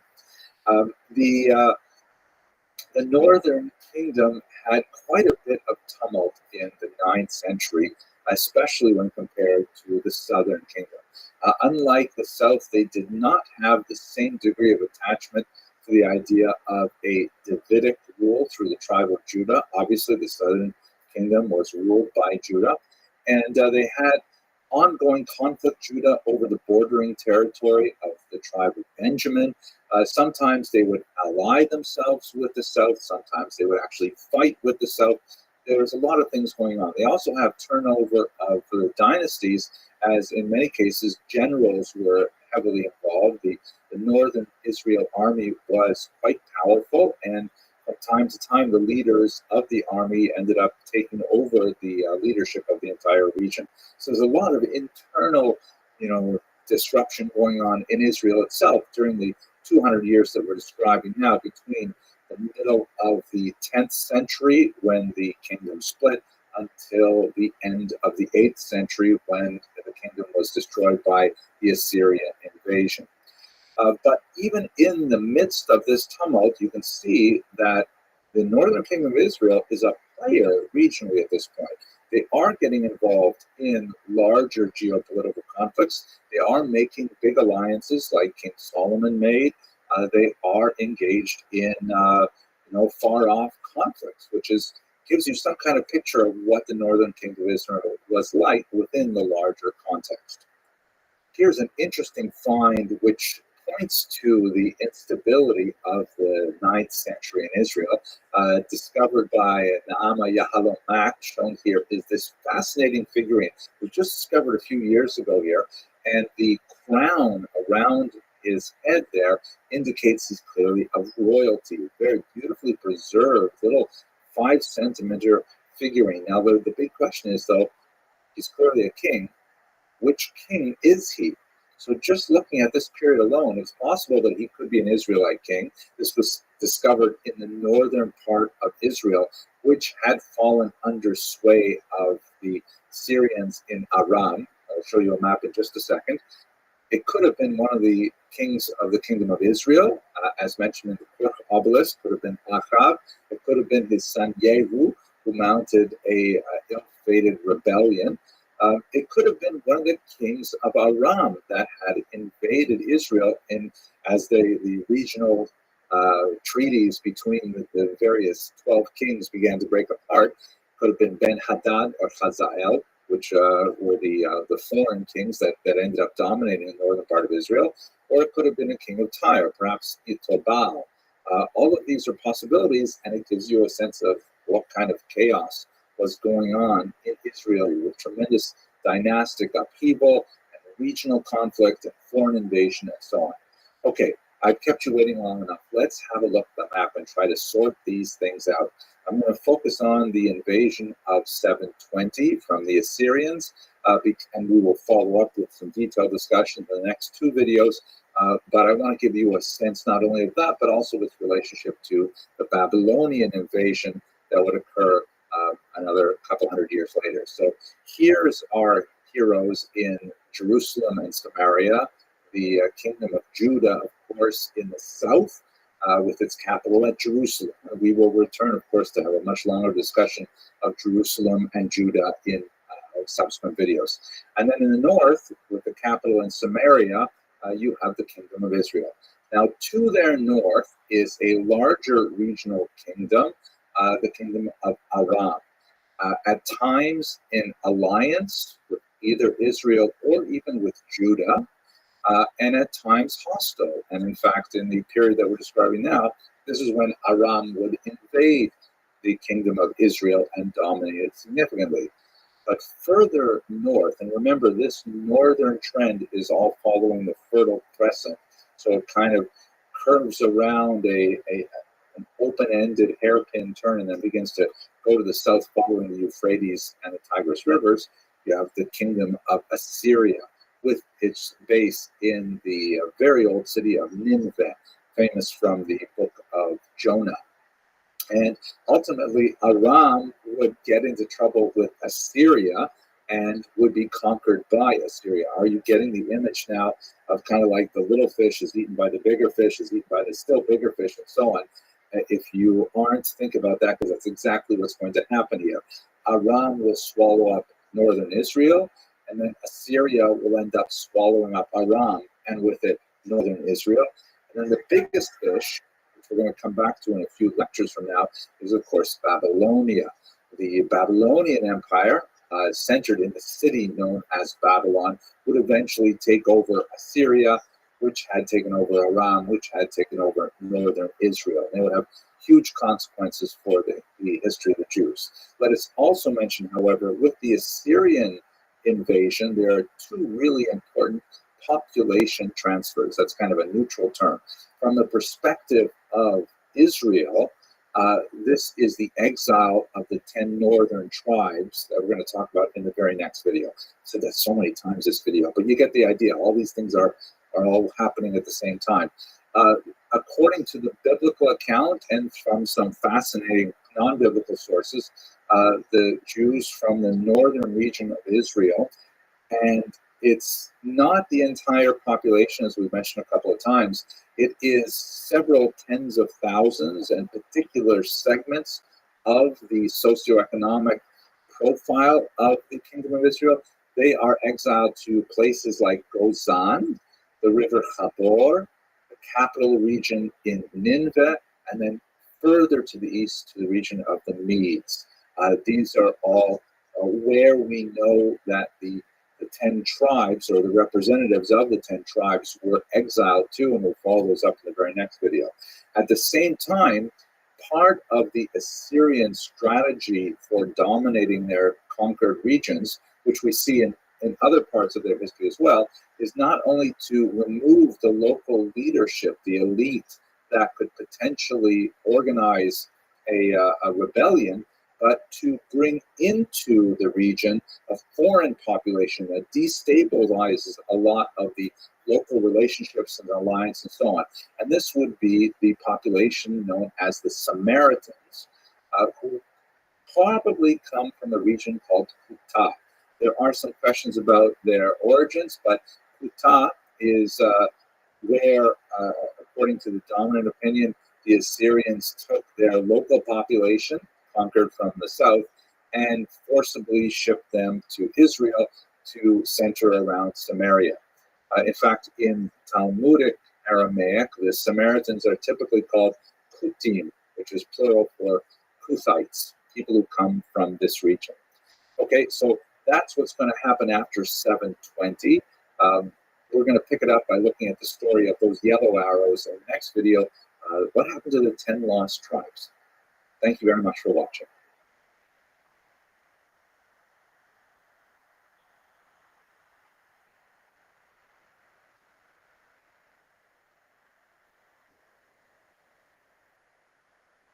Let's just start with what we know from the biblical text and from Assyrian documentation as well. So it seems there were three major periods of deportation in the late 8th century. The first was under Tiglath-Pileser III, known in Tanakh, in the Hebrew scriptures, as King Pul, and this was in the 730s. Records indicate in a few different places, when you add them up, something like 13,250 Jews were taken from the northern part of the land of Israel. Those of you who are watching this video without watching previous ones will know that I tend to use the term Jews anachronistically. Just forgive me for it. Most Jews do that. At any rate, about 13,250 exiles.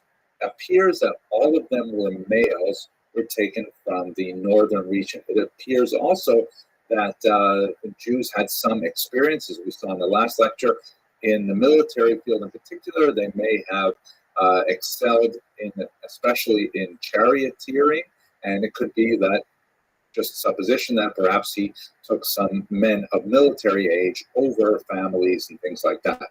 Then we have a second period under Shalmaneser V and his son Sargon. Shalmaneser is on the left, and the figure on the right is believed to be Sargon II. We have a much more specific number from their records of 27,280, or elsewhere 27,290, and this occurred in the years 722 through 720, and would have affected the area around Samaria itself. This is a really hard specific number that feels a lot more real than a lot of the numbers that you see in some of these documents. And then finally, you have King Sancherib in Hebrew, or Sennacherib in English, who claims to have removed 200,000 Jews, a very, very large number, from the region of Judah at the very end of the 8th century. We'll talk more about that 2 lectures from now. At any rate, these are the 3 major deportations that we're speaking about. It is interesting to note that the evidence from the biblical text and also from ostraka that are discovered in the region where they were resettled suggests that the Jews who were taken away were not in fact enslaved, but nevertheless they were forcibly required to remain in these places. And so let's continue the story from there. So what exactly happened to them? Again, based on the biblical text and a few little bits and pieces in other sources, we see that the Jews from the kingdom of Israel itself, that is the 10 northern tribes, were sent off to these 3 locations. Hamath, which is somewhere in northern Lebanon, western Syria, the region of Gozan and nearby river, which as you can see is the middle circle here, and then finally out to the newly conquered region of the Assyrian Empire in Media. What happened to the Jews when they got there? So we have scattered onomastic evidence, which I love these words. Onomastic means proper names, meaning we see evidence of people with Semitic and sometimes definitively Hebrew names, especially because of the theophoric nature of many Hebrew names. Theophoric is another good word. It means like it involves the name of God. Like Jews like including the name of God in their children's names. Several of my children have one of the several names of God built into their names itself.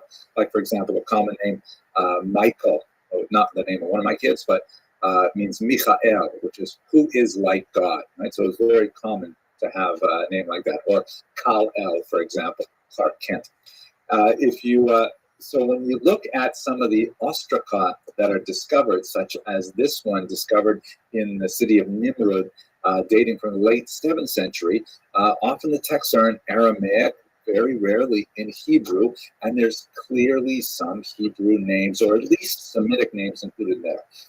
Just little bits of pieces of what this might mean. Sometimes these ostraka indicate that there are Jews there, or potential Jews, who were active as charioteers. As I mentioned earlier, there seems to have been some history of Jews involved in that particular aspect of the military. There's one possible Jew who was named as a village manager, again, supporting the idea that they were hardly enslaved when they were out there, that they had the possibility of rising to positions of administrative authority.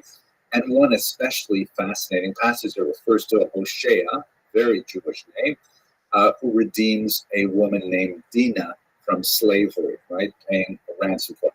This is especially interesting because there is a very long-standing tradition of redeeming captives as a high-value mitzvah, or a commandment that devolves upon Jews that basically says that you have to drop everything to try and redeem someone from slavery.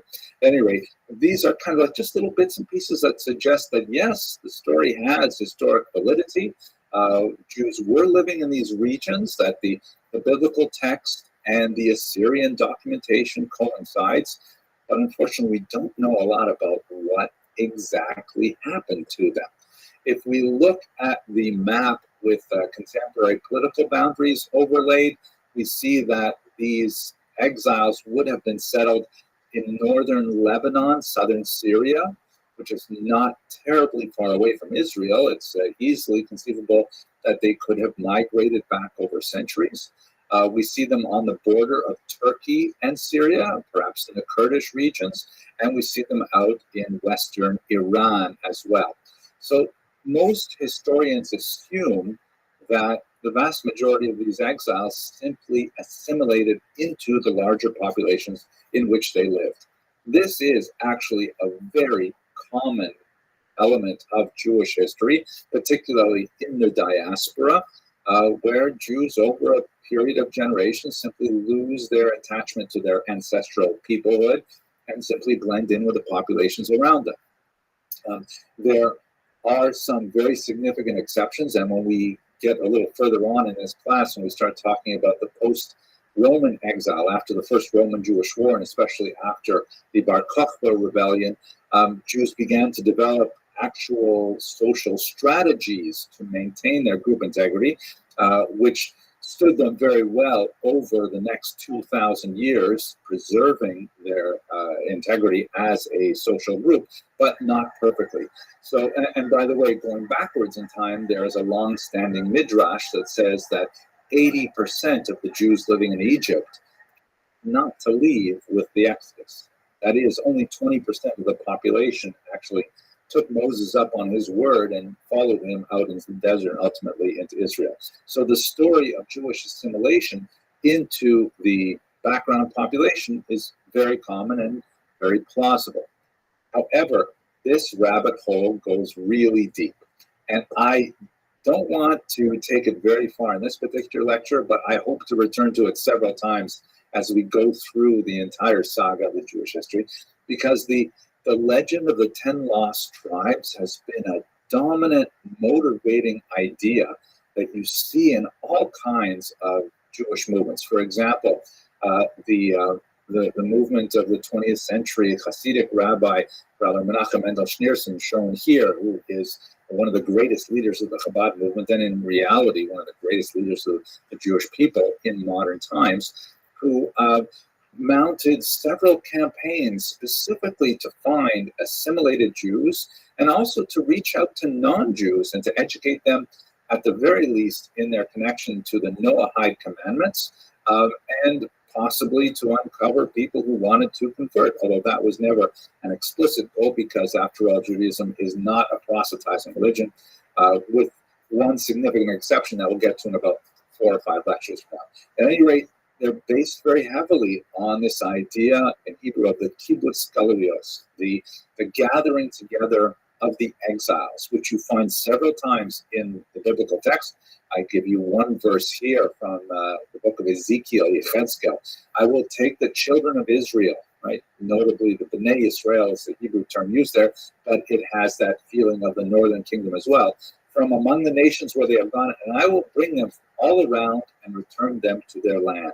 This idea of the ingathering of the exiles is a very powerful notion that runs its way through Jewish civilization to the present day. We see it also in the secular Zionist movement, headed perhaps most famously by Theodor Herzl, shown in this postcard, which has written in Hebrew and then in German and then in French the phrase, "If you will it, it is no dream," meaning if you want to all come back to Israel and create a state there. Of course, this was stated before Israel as a modern entity became a reality in 1948. Then you have this image of this angelic creature breaking the chains, and with the flag emblazoned with the Star of David, gathering in all of these tired, oppressed, hungry masses to the land of Israel. This is something that really comes essentially from the legends of the 10 lost tribes. Now, what did people think of it in the ancient period? We see the assertion of socially intact tribes in many sources around the 1st century before the Common Era and the 1st century in the Common Era. Josephus and Paul and James in the Christian scriptures are especially noteworthy for their adherence to the idea that the 10 tribes still exist. Again, this would be 700 years later after the exile, in their units, that they actually still maintain their tribal identities in Iran and Iraq and so on. Rabbi Eliezer, of course, in the more mainstream Jewish tradition, also held that the 10 lost tribes are still there, intact and waiting. Other opinions, however, and this is typical of the Talmud, that you will have multiple opinions. The very famous and very authoritative Rabbi Akiva says the 10 tribes are not coming back. He argued that once they were taken away, they assimilated into the nations beyond them, and they are not going to be pulled out, certainly not in their tribal units. You'll see that in the Mishnah. There is also a discussion in the Jerusalem Talmud, again, more when we get later on in the series, as to what is the Jerusalem as opposed to the Babylonian Talmud, that discusses this amazing river Sambatyon, which was apparently a river that was impassable during the 6 days of the week because it had all these rolling rocks that would run through the ravine rather than water, and it was impossible to cross safely. But on the Sabbath, this mystical river Sambatyon would suddenly rest, but because of the laws of traveling on the Sabbath, the Jews, the 10 tribes, would not be able to cross it and make their way back to Israel. Fascinating kind of things. What I will just mention here now is one of the many, literally dozens of theories that developed over the next few millennia as to who the 10 lost tribes are. Who did they become? So for one example, let's just one of many, really. You have them in Japan, you have them in England, in Africa, all kinds of places. There's a testimony of a crypto-Jewish traveler named Antonio de Montesinos, who was Portuguese and who had outwardly accepted Catholicism in the context of the Inquisition, and like many of his socioeconomic and religious class, left Portugal to travel the world and look for a safer haven. He came to Ecuador, and then amazingly, as he recounted when he came back, he was greeted by the native population there with the Shema prayer. Right? Hear, O Israel, Lord our God, the Lord is one. Astounding. And he believed that he had come across the 10 tribes that had relocated to far off Ecuador. There were other signs as well. They gave him Jewish food like chicken soup and egg rolls. I made that part up, but I couldn't help it. Haven't had lunch yet. And he came back to Amsterdam, and he reported this to a very important rabbi, Manasseh ben Israel, who was so taken with the idea that he wrote a book. It was translated into English ultimately as The Hope of Israel, Mikveh Yisrael, in which he argued that the country of England should readmit the Jews because we are now in the flourishing of the Messianic period, when the 10 lost tribes are being discovered. This was central to the thesis. And it created quite a stir, especially when it was translated into English. And many other works were produced that supported it, such as this interesting one here, that I find especially interesting. Jews in America, or probabilities that those Indians are Judaical, made more probable by some additionals to the former conjectures. An argument that the Native Americans are in fact the 10 lost tribes. One of many, many theories as to what became of the 10 lost tribes. Okay, I really intend to come back to this topic later on in this series because it actually plays an important role in many significant, especially pseudo-messianic movements throughout Jewish history. But for the time being, I want to thank you very much for watching. The next video will look at the origins of the Samaritans in Israel. Thanks again for watching.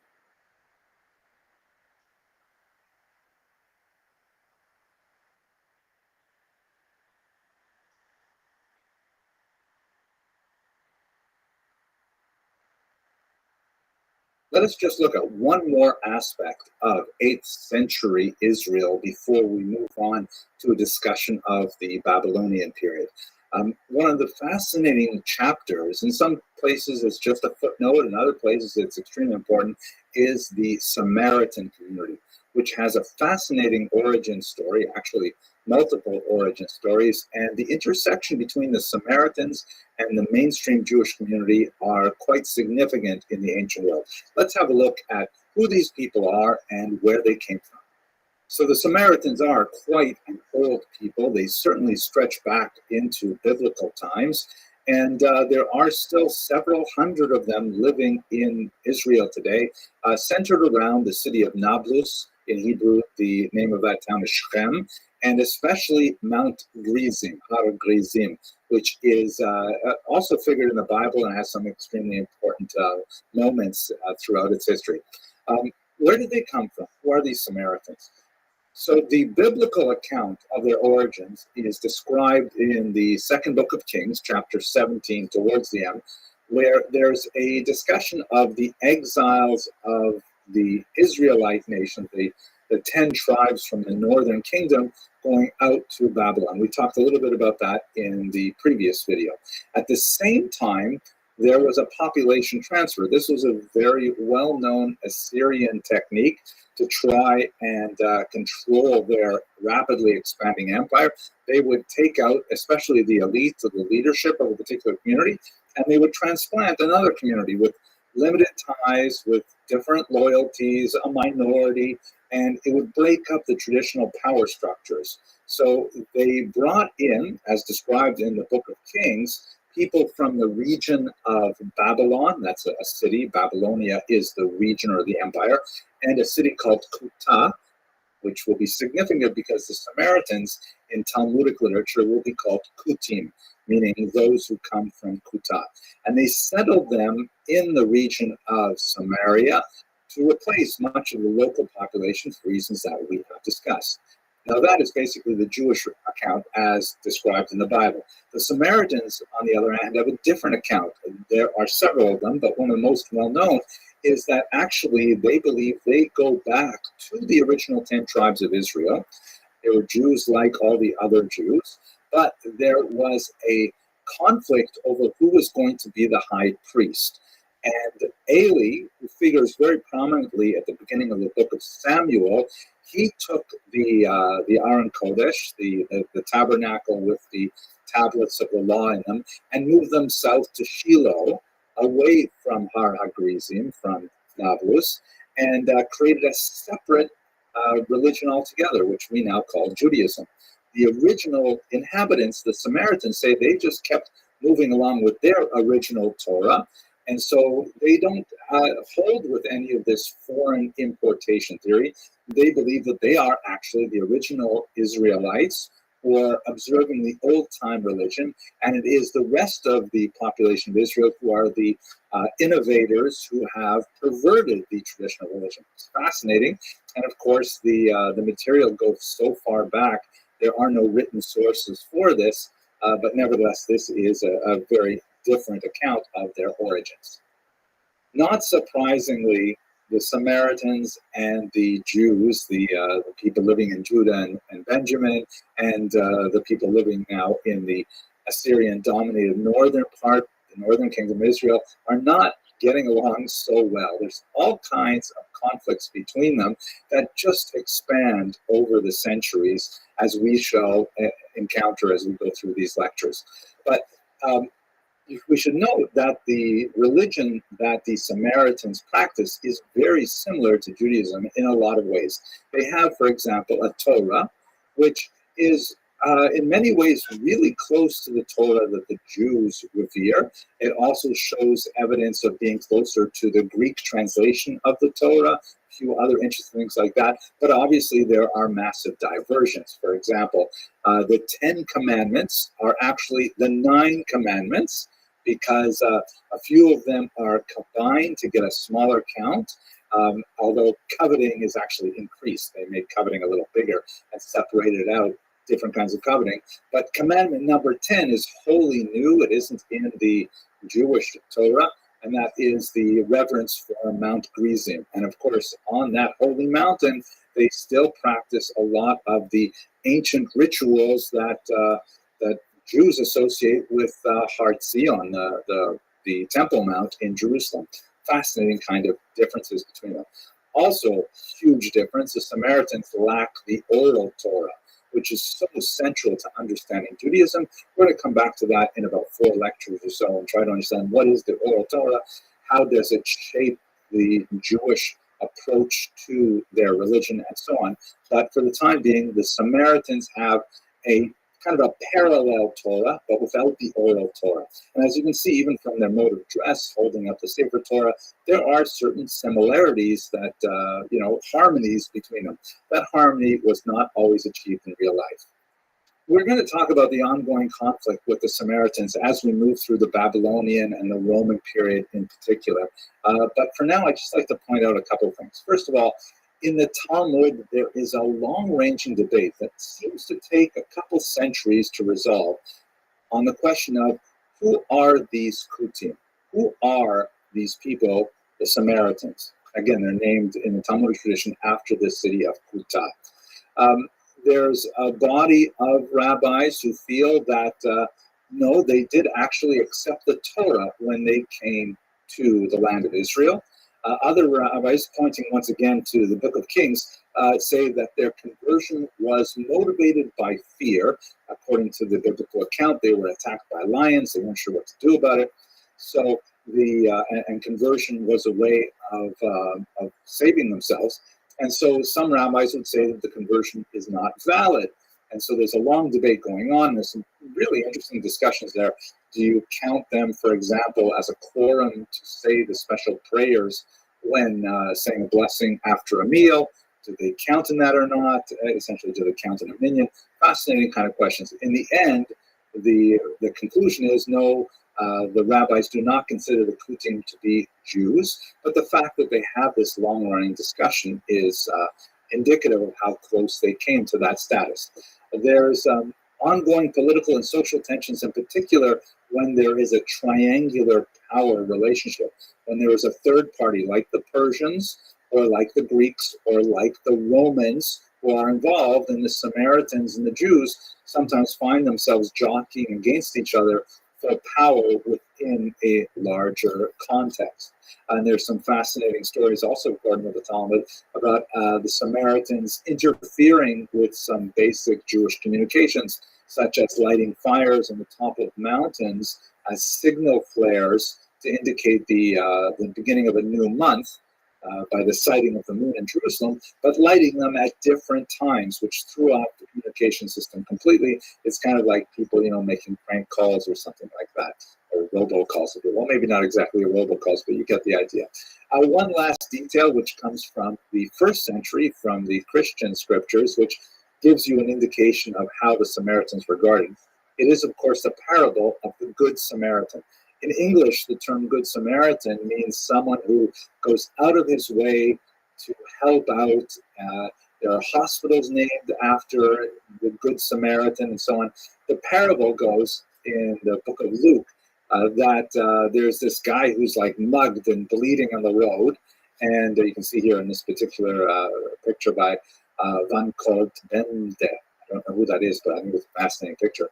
And several other Jewish figures walk past him, right? He's a Jewish guy lying, bleeding on the road.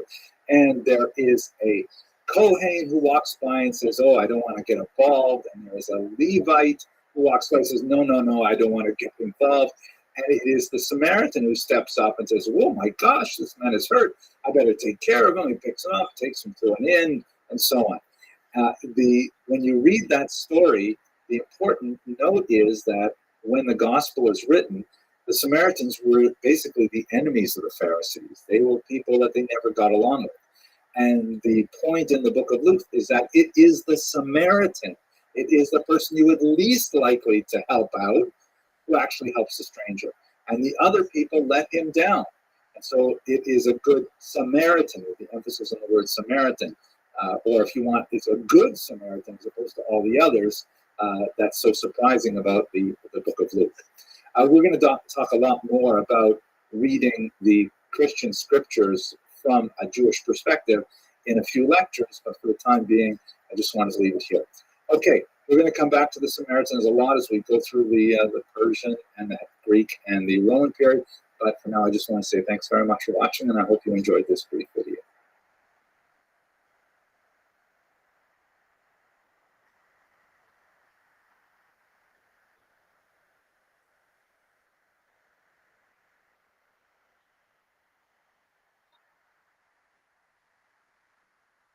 Where we left off in the biblical narrative, the northern kingdom of Israel has been destroyed, and a significant number of its population, most likely males, leadership level, involved in the military, perhaps in crafts, have been taken off to exile in Assyria.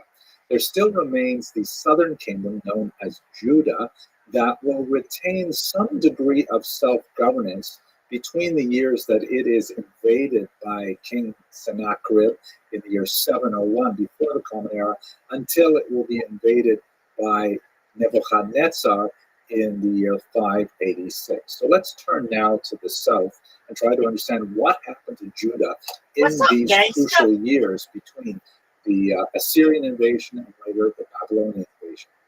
So the king that is responsible for invading Judah at this point is Sennacherib. He ruled from the year 705 to the year 681, and 701 is the key year for his invasion of Judah. The invasion is actually recorded not only in the Bible, in the Book of Kings, but also in the monumental records of the Assyrians, a number of prisms, such as this one shown here, the Jerusalem prism, that specifically mentions the siege of Jerusalem. But Jerusalem itself was not destroyed. That is not a fate that was met by Lachish, a nearby major city in Israel, that was completely devastated by Sanherib. And here you can see in Assyrian records a series of Jews who were taken captive in Lachish and brought before the king to show their obeisance. Just giving you a sense of what it must have been like to have been conquered by Sanherib at the time. Judah prepares for the onslaught under King Chizkiyahu, Hezekiah, by creating a number of defenses, which ultimately would not be successful, but fascinatingly, constructing a new or perhaps improved secure water supply. Because Jerusalem is on a mountaintop, it has some natural defenses based on the geography, but it's also at a loss in the case of a siege, which was something that happened to Jerusalem multiple times throughout its millennial history. And so King Chizkiyahu creates a new water diversion aqueduct. It may have been a renovation of an earlier one, but it was found in the 19th century, these Siloam tunnels that allowed the inhabitants of Jerusalem to last a little longer in these terrible sieges that would occur. At any rate, this is the status of Jerusalem, invaded and dominated by Sanherib, but not necessarily destroyed outright, as we saw in the northern kingdom. The kingdom of Judah retains a level of self-government and owes vassalage to Sanherib, meaning paying tribute and taxes and some humiliating rituals as well. But nevertheless, Judah manages to retain some kind of political independence, at least at some level, between the year 701 and 586, when the Babylonians would destroy it.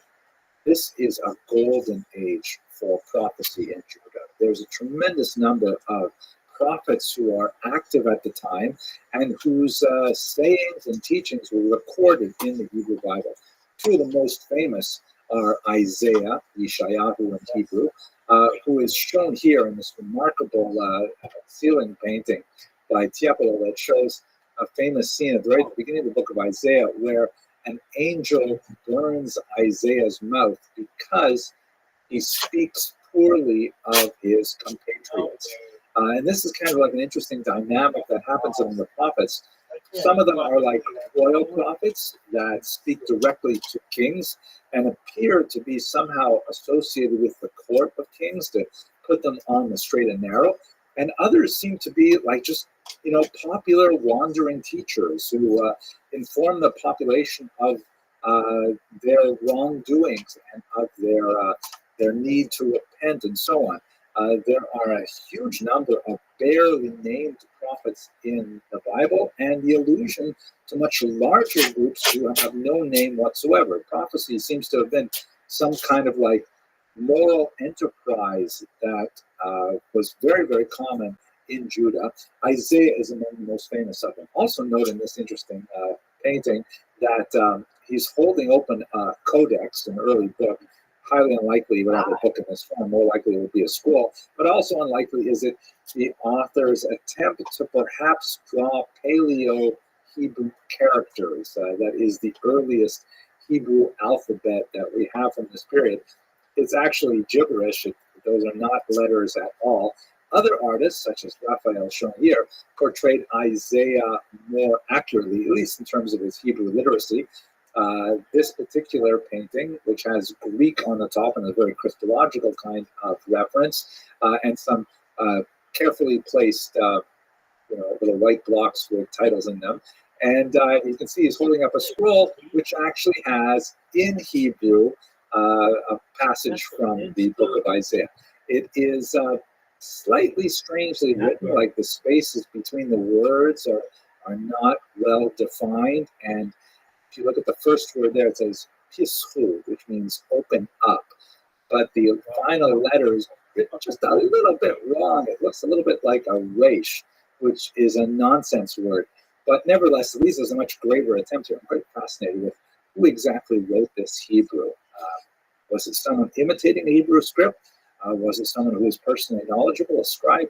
I don't know. But at any rate, you can see that there are more attempts to make a more greater fidelity to the Hebrew original. Also, prophets like Jeremiah, who prophesied for several decades at the very end of the period that we're describing today.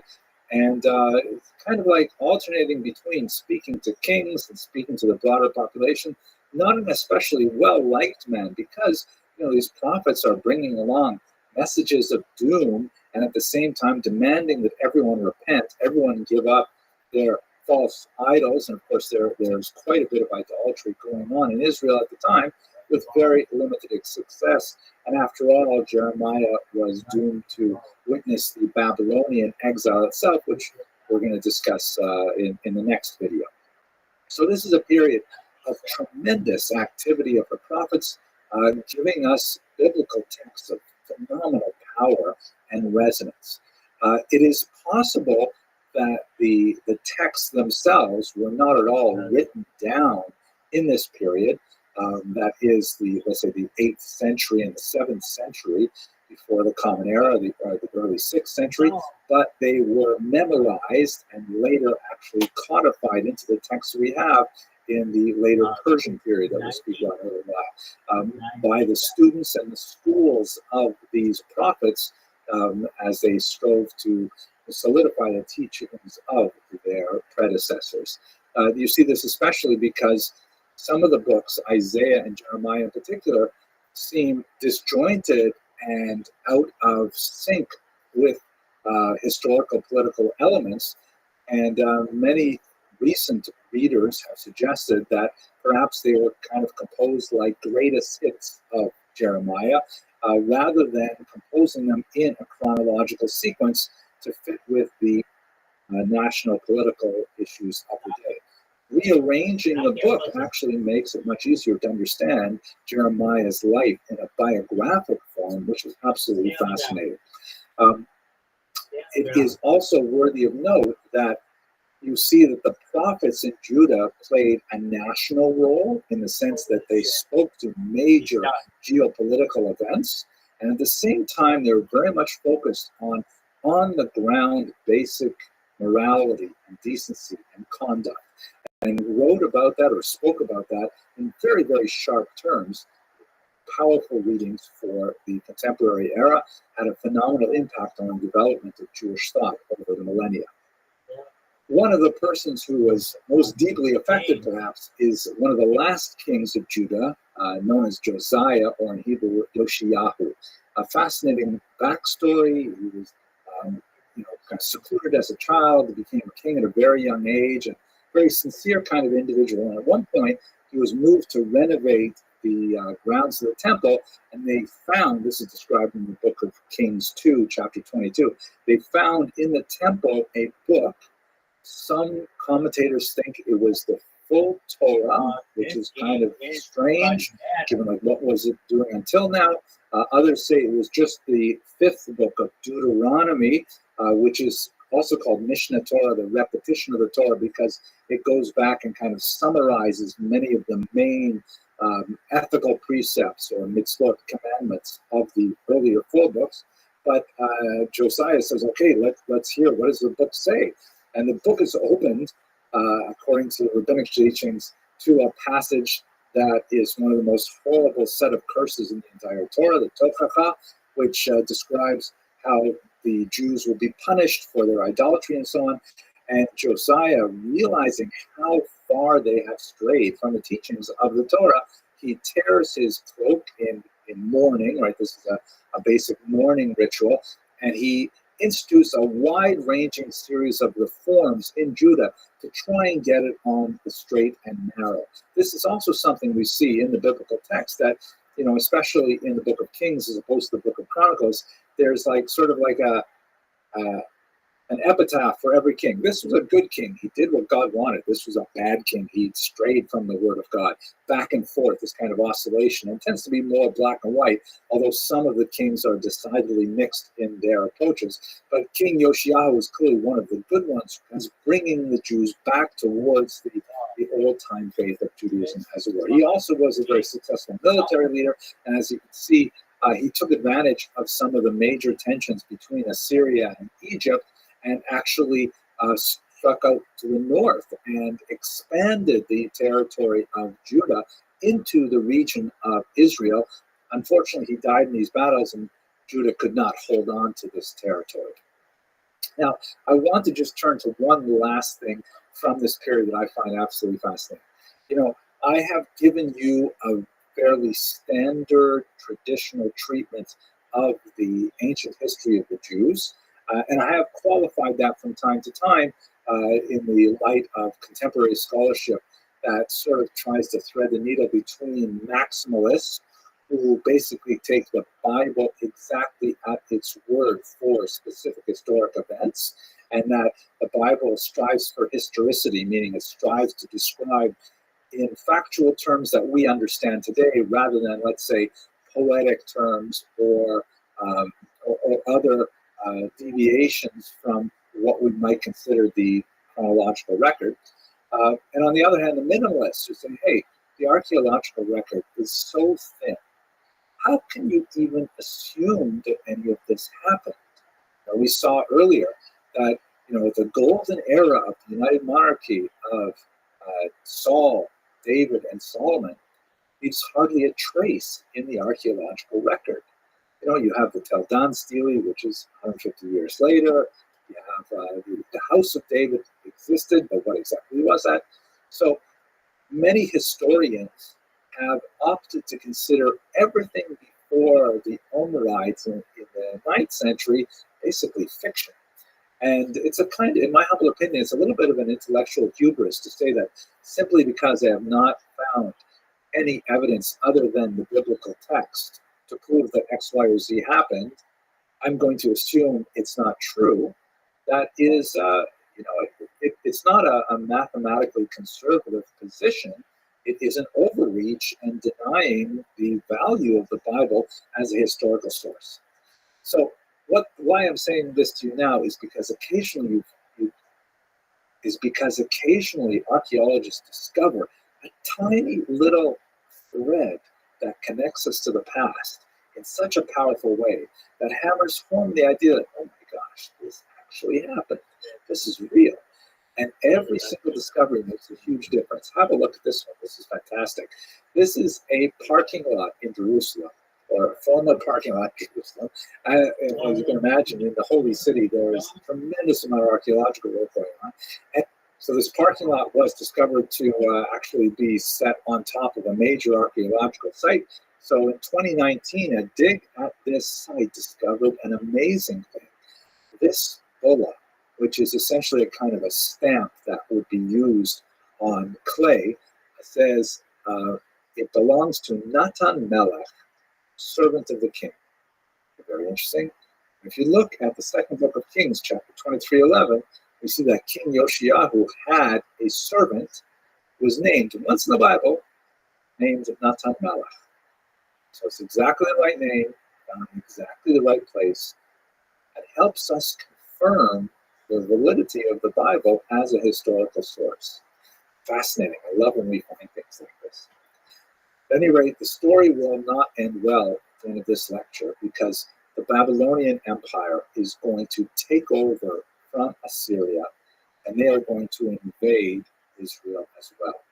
This invasion occurs at the beginning of the 6th century before the Common Era, and that's when we have the next great exile of the Jews, this time primarily from Judah to Babylon, and that's where we'll pick up the story in the next video. Thank you very much for watching.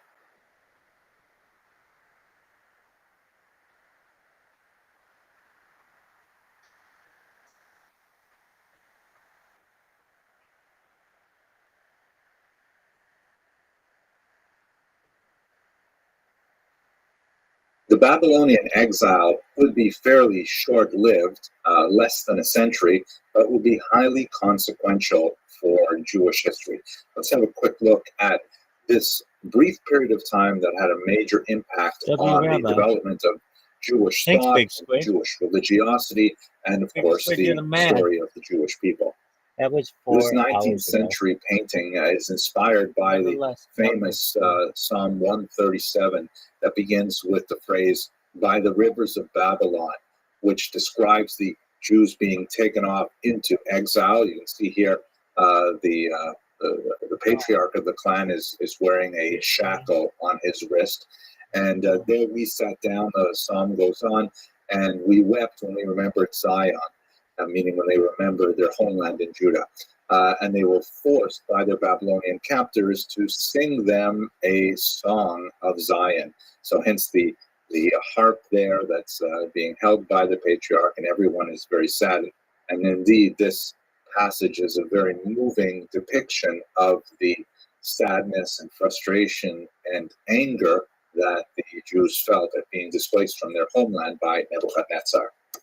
The conqueror, of course, was Nebuchadnezzar of Babylon. Here you see an arrowhead that was discovered in the region. There's extensive evidence of destruction throughout the land of Judah.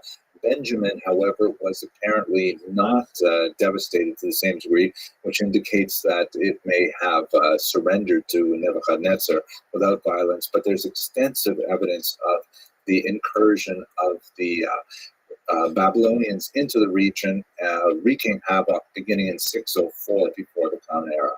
There are some attempts at revolt against Nebuchadnezzar, and one of the ways in which the Babylonians respond is through progressively exiling the leadership of the region, although it's still a comparatively small number, less than 5,000 if you look, for example, in the book of Jeremiah.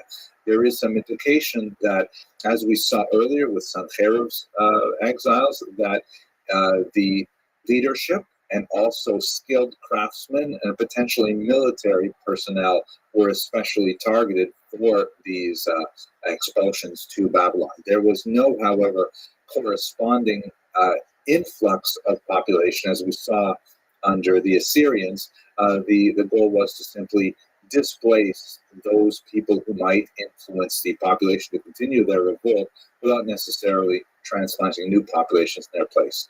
But we have massive destruction, particularly in the final campaign that begins in the year 587 and will culminate in the destruction of the temple. Nebuchadnezzar's destruction of the temple is one of the most prominent dates in Jewish history. It's usually associated with the year 586 before the Common Era, but in the Jewish psyche, it is huge. It is there's a whole series of dates that are associated with the siege beginning, the breaching of the walls, and ultimately the burning of the temple. And those dates are actually incorporated into the Jewish liturgical calendar with a series of fasts beginning in the summer and culminating in the late summer on the date of Tisha B'Av, the 9th day of the month of Av, which usually falls in late July or early August of the Gregorian calendar. And this whole period, the 3 weeks between the breaching of the walls and the destruction of the temple, is observed as a form of semi-mourning by Jews, even to this day, with the limitation on certain types of celebrations. Some communities will refrain from haircuts and so on, listening to live music, all kinds of restrictions meant to reflect upon the horrendous meaning of the destruction of the temple in this year. This is Solomon's temple, of course, that we're discussing, and this entire period from Solomon's creation of the temple, which would have been in the 10th century, up until its destruction in the 6th century, is collectively referred to as First Temple period. The Second Temple would refer to the rebuilding of the temple under Cyrus, which we'll discuss in a couple of videos. At any rate, one more element that's especially important to note is that Nebuchadnezzar placed a person in charge, a Jewish leader in charge of the entire community, with the hopes that this individual, Gedalia ben Achikam, would calm the local population and keep them from any further revolts. But he was actually killed in an assassination by other Jewish leaders, by people who were more hot-headed and wanted to rebel against Babylon. The assassination of a Jewish leader by other Jews is also marked in the Jewish liturgical calendar.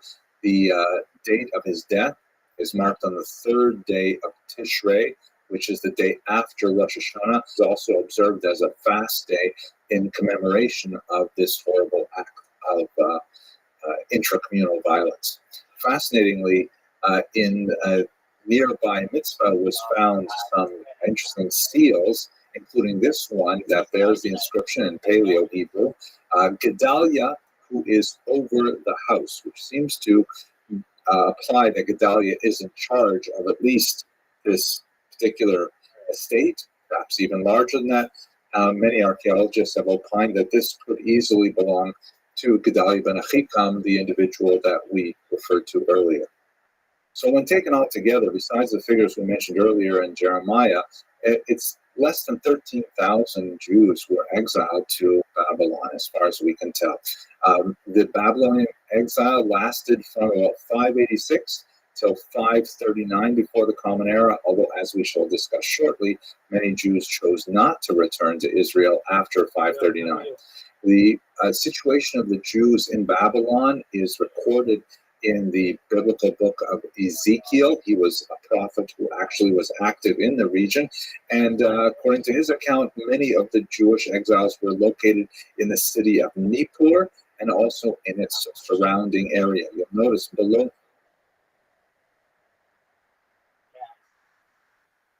I'm telling you, mark my words right now. There's a computer that currently, I don't know if you can see this. It says, I have a 99%.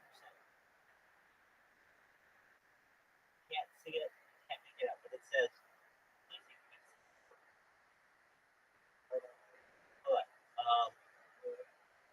It says, yeah, I'm gonna lose this one.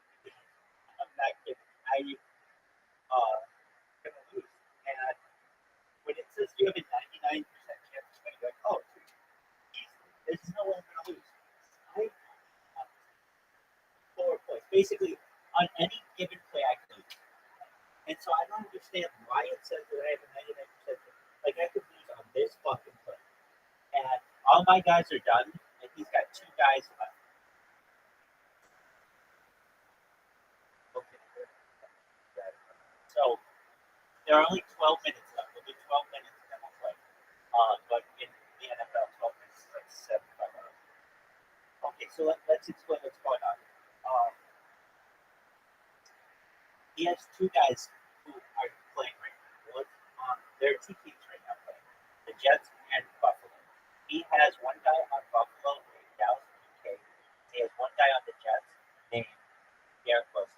Garrett Wilson has played the best game of his fucking life. He's playing lights out, and he's the guy who about him I really need to. Okay, so they just handed off the ball. When they hand off the ball in football, that's usually a good sign. Usually runs off the ball. So we're at 12 minutes and 37 seconds, 36, 35, 34. So time is rolling down.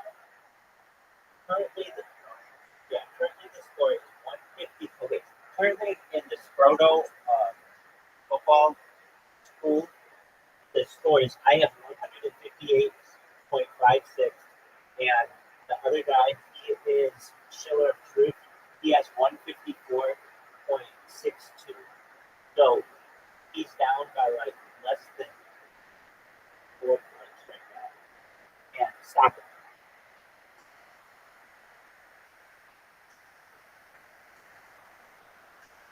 Wow. And they almost got it. It's money. So it is football, NFL, it's Monday Night Football, Jets versus Bills. There's only 1 game. Do they show it on in Canada?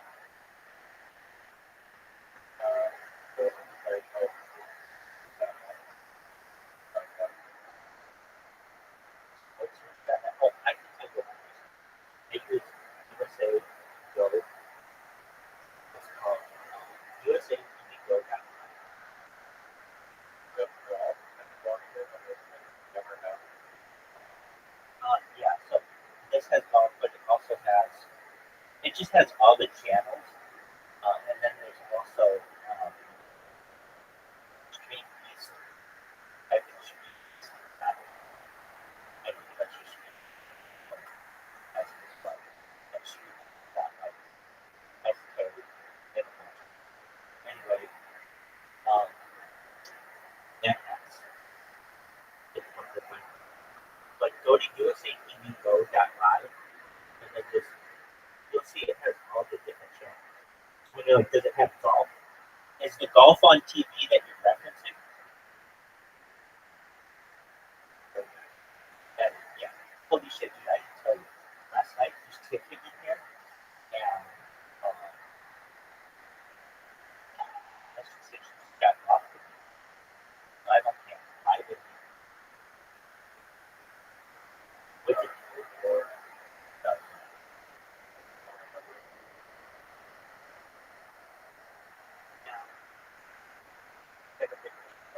But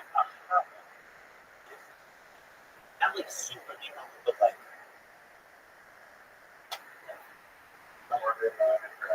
yeah, borderline attractive is the way you say it. And more than that, there was no, this one's on the better side. This was on the better side of the track. This was the deal. She wants to be like what 7 foot. And I don't even think that's a thing anymore, but we're gonna bring it back just for this girl. Because she could definitely do that. Anyway, so some random chick comes in there and it's like, I'm gonna turn my camera on, but I don't have a shirt. Well, just be ready for it because that's what dude. Alright, hold on. USATV.go. No. USATVGo.live. USATVGo.live.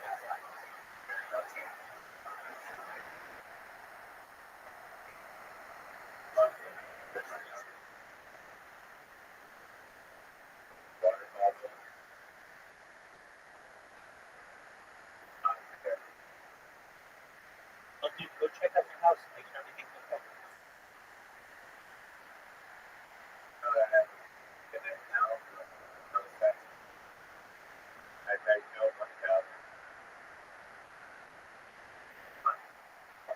Dog, then go get a fucking weapon and go search your house.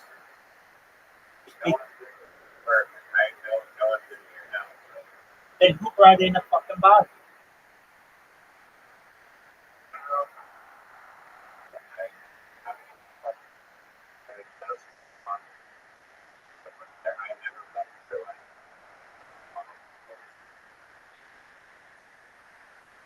Did you have anyone at your house recently?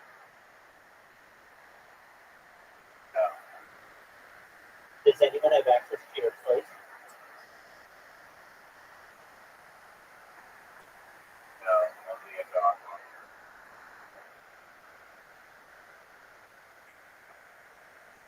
But couldn't she have just like left the bottom?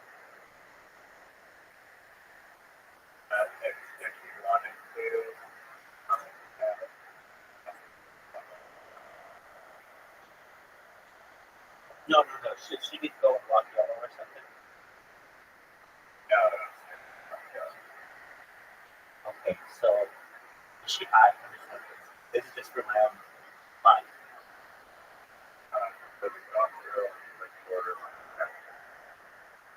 Could she be a centerfold in Playboy?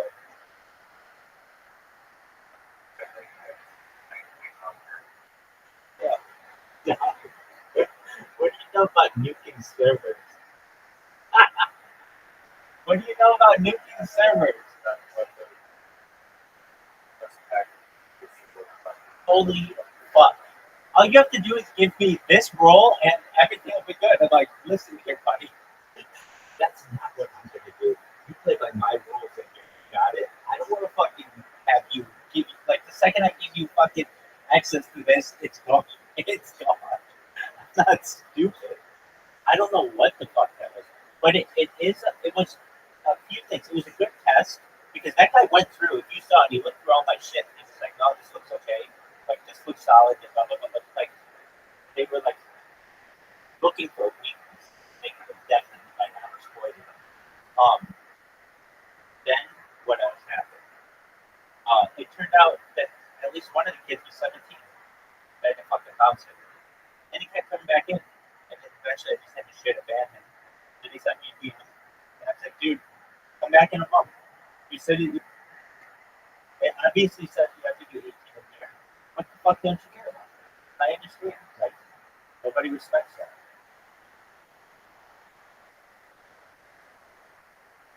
All right, it's 2020. There are 9 minutes and 44 seconds.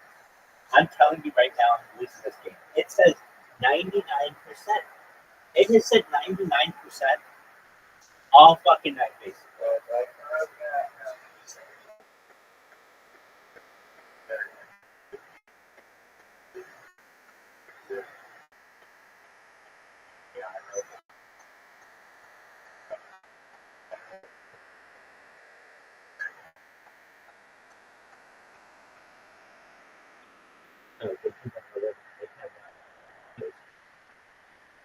They just that's how they pick.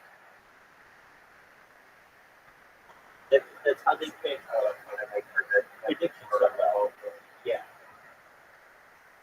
So what they do is, I understand, they use these big sets of data that are basically in supercomputers, and the supercomputer says, start the line at 2 between the Jets and between the Jets and the Bills. And then let's say more and more people bet. Let's say it's +2 for the Bills, or -2 for the Bills. So that means the Bills have to give up 2 points. The Jets they're getting 2 points. So that means that the Jets are underdogs and the Bills are favored. All right. As the money changes, let's say a bunch of people bet on the Jets to win, then that -2 will go down to -1, and then even money, and then +1, +2, +3, etc., etc. But if there's a whole bunch of money that swings from the other side for the Bills, then it will go the opposite direction. It will go from -2 to -3, -4, -5, -6. So basically, the supercomputer finds the right number, and then from there, the line shifts. Not him. Shit! Dude, I'm gonna lose. He just scored. He just got. They only have to get one more point.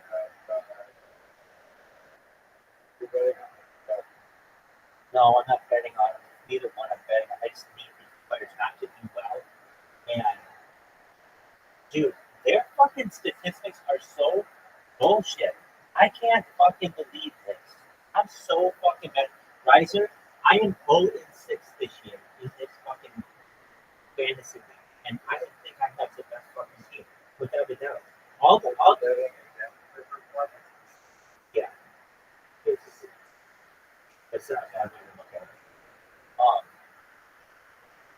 Dude. So basically, all my players are done. All my players were done yesterday. They did generally really, really well. He did better than anybody in the league, or in our league right now. But this motherfucker, he's gonna fucking end up winning this, and I'm so pissed because I have yet to win the fucking game. I'm 0-6, and it was like a $50 buy-in that is worth thousands of dollars now because Ricardo Obama signed 10 years. If he gets, like, literally, if there's his guy, yeah. So what do we want him to do? Run the ball. If these teams run the ball, I win. But chances are they're not going to do that. They're going to throw to this tight end, and if they throw to the tight end, I'm fucked. They can throw to other people, or they can run the ball. That's fine. They just can't give it to this fucking tight end. So run the ball. Run the ball. Run the ball. Run the ball. Run the ball. Good. That's perfect. Perfect. That's what we want to do. The reason why we want that to happen is because it runs out a lot of clock. Or like it runs down the clock. We want the clock to run down. Why? Because we don't want any more time. Like basically, I barely have the fucking lead. guy, their tight end catches one more ball, I lose. Okay, yards count, and a catch counts. So basically, a catch is 1 point, and so that would get him the win. Stop him. So even if their guy would have just randomly caught that ball, I would have won. This is I was in another game like this like 3 weeks ago, and it sucked so much time. It was basically the game was over. It didn't matter. Absolutely, the game was over. It was like a blowout. It was like, I don't know. Ooh. Okay, so this is an interesting thing. Basically, I don't want this tight end to get the ball. It doesn't matter if anybody else gets the ball. It's just they can't let this tight end get the ball. So this is actually a good thing that they're moved up to first and goal, because now they just need to hand the ball off. Hand the ball off, and that'd be great. Hand the ball off. There you go. Now score. A score would be great if their guys score. Okay, so look at the clock. 5:04, 5:03, 5:02, 5:01. It doesn't, I'm like really excited for this, but here's the thing. So he has one player on the offense right now, and he has another player on the other offense, like when the other offense is on the field. And if the other offense, if the Jets get the ball, then their quarterback, Aaron Rodgers, is just going to throw this receiver anyways from the over. So the best we can hope for here is just run the ball. Just run the ball. Don't throw it. Just, that's shit. The fact that they were thinking about throwing it, though, dude, I know you want to play, but this is so fucking intense. It's 158.56 to 157.12. This is such a fucking close game, and it's a slugfest. It's an absolute slugfest. No, not that I'm good, because all they have to do is throw it one way, and then I get a 1% chance of winning. It goes from 99 to 1. So I'm telling you that their fucking numbers are off. Right now, it's as close to 50-50 as it could be. Stop him.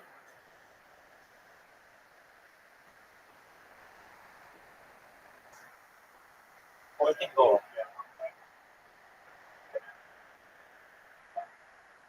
Doug, I have a question for you. Do you know Winnie the Pooh?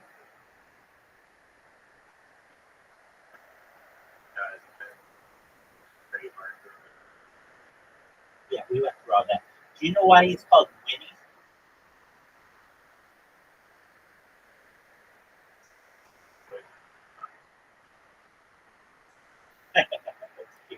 No, do you know why his name Winnie? He's named after the city of Winnie.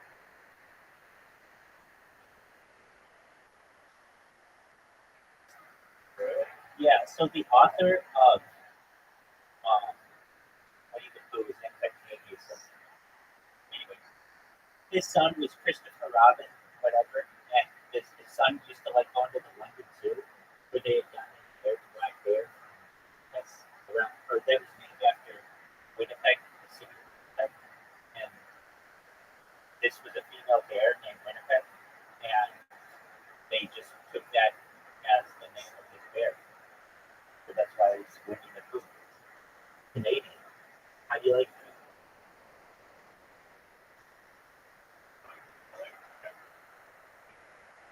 One time I told you this lady named Sherry Lewis, which she was Canadian, which felt too bad. Anyway, Sherry Lewis. You know who is Canadian though? It is Pamela Anderson. Have you seen it?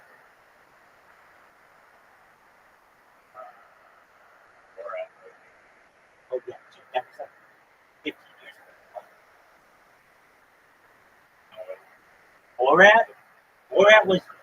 Borat was 15 years ago. Or Look it up.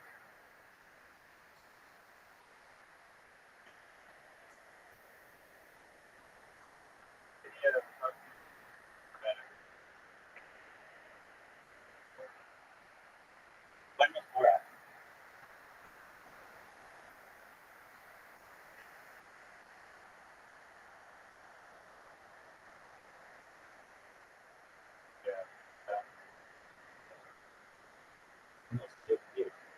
When the fuck was it? Okay. Okay, so there's 3 minutes and 43 seconds. And basically that.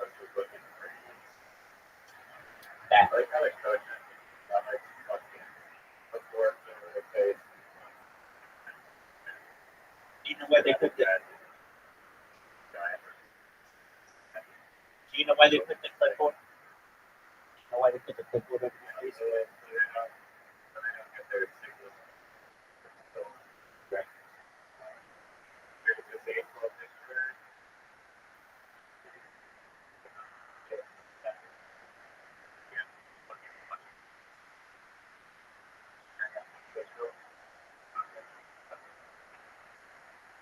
All that. Let's go to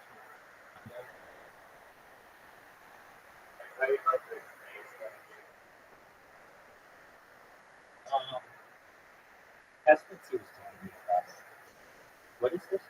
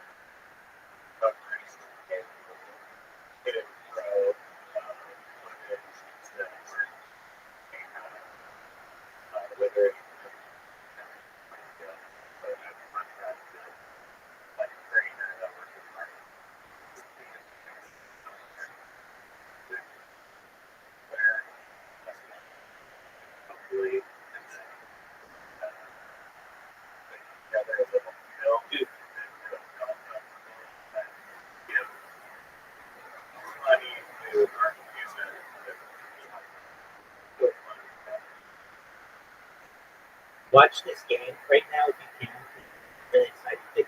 I don't know what happened. Do you think this is a fumble?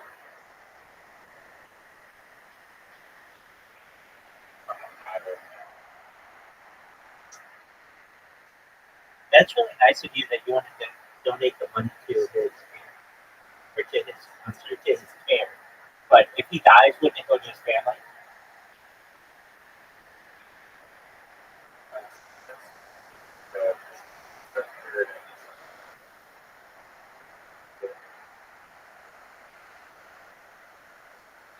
Oh shit!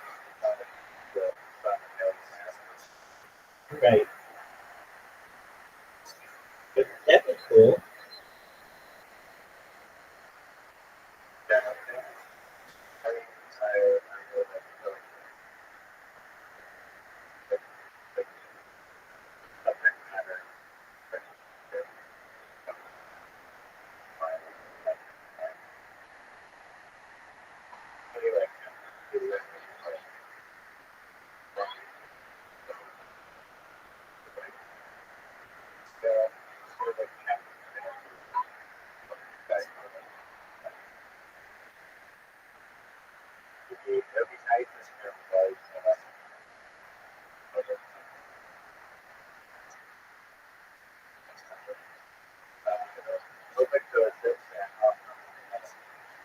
Yeah, I think so. But it's time for one.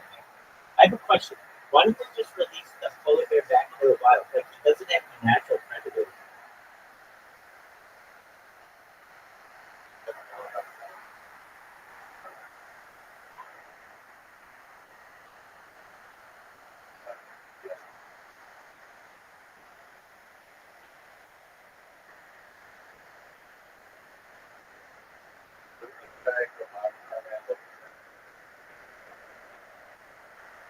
That doesn't matter. It's the fact that that doesn't matter. It's the fact that whether his arm was coming forward, it's not a fumble. There, it sucks. Okay, so here we go. It's second down. We don't need a throw. We don't need to throw to Garrett Wilson. If they throw it to Garrett Wilson, it's over. If Garrett Wilson catches the ball, we're fine. Sack him. That's okay. No, no, no. You don't get how fancy football is. It's only individual players. So basically, like all the guys, I don't give a shit about except one player right now, and or two players. One's on. Both of them are on offense. One's on offense for the Jets. One's on offense for the Bills.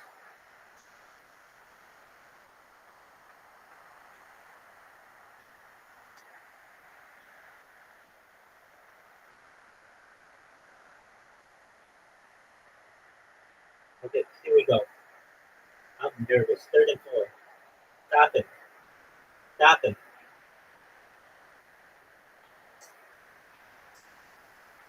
Shit. So if that guy Wilson would have just caught the ball, this game would have been over.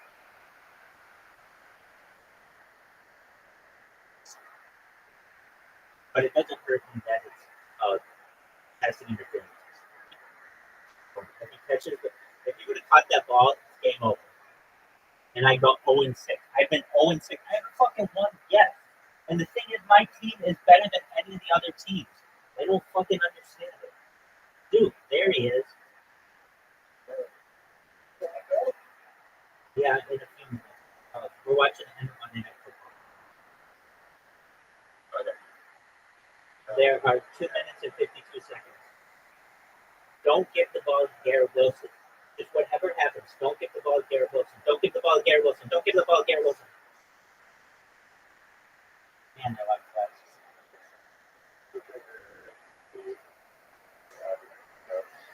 That's fantasy football, dog.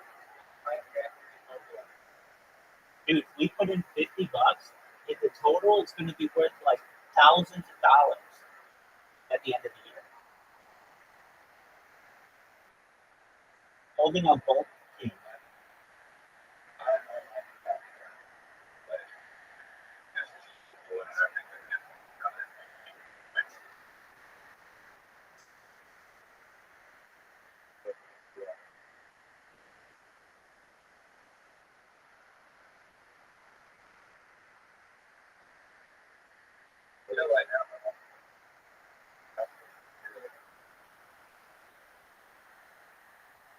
kangaroo coin? The black one, no,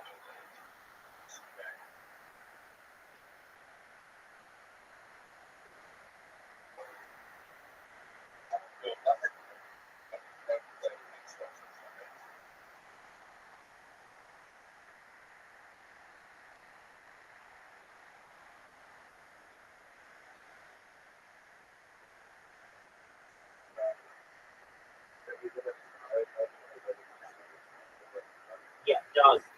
Like refresh the stream or something. That's like 5 plays now. Wait, second and 8. No, it's second and 8.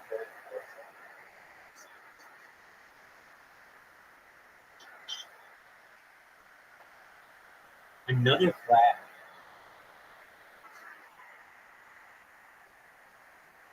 Dog. This is so close. Dude, just so you know, the score is 158 to 157, and there's 2 minutes left, basically. That's not the real score of the game, but that's the score of fantasy football. So it's really, really old. There are 22 accepted penalties. That's tied for the most in a game this season. Cray. That shit is cray. Wild shit, folks. All right. Do I think I'm gonna win? I don't. These motherfuckers. If this guy catches one ball, it's over. Done so.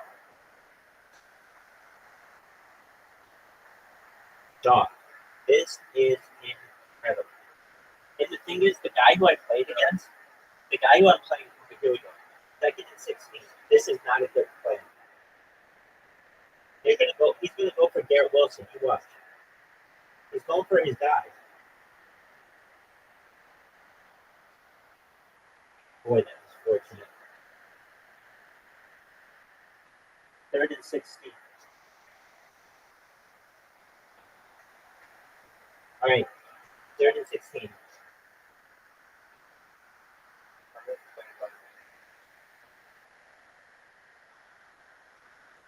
This is a big fucking hit. Boom. Up back into that. All right, here we go. Stop him. Third and 16. Stop him. Stop him. Big shot.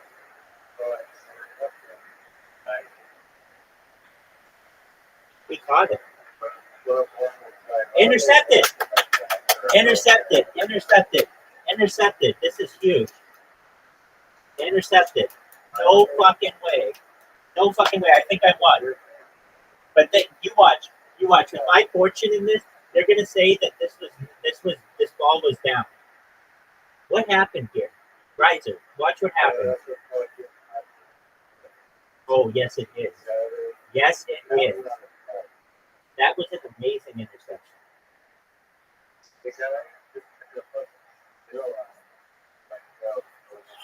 I cannot believe.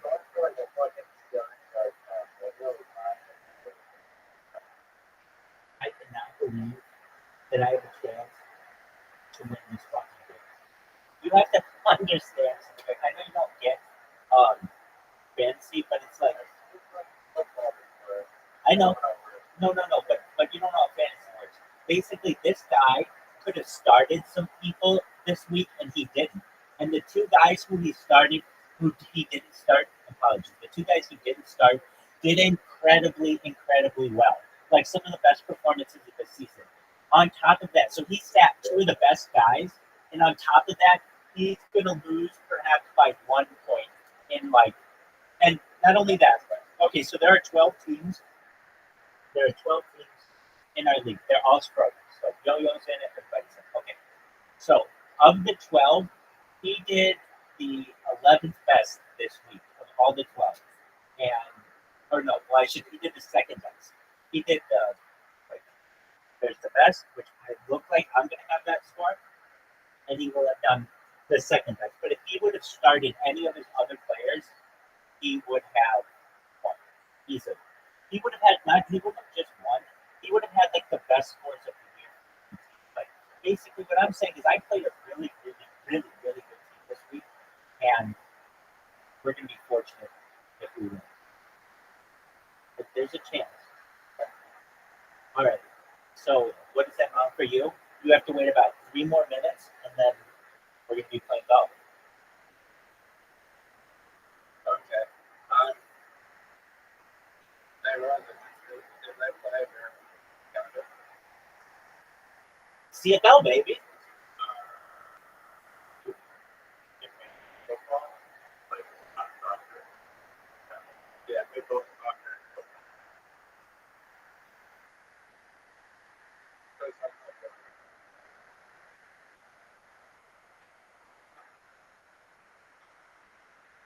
Football is very popular.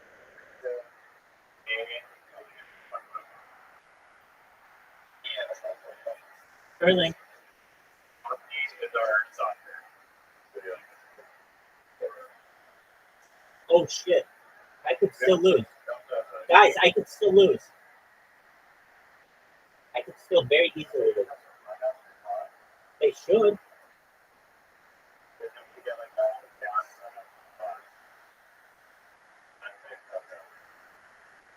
Yeah, this would be like Are they doing it? Wait.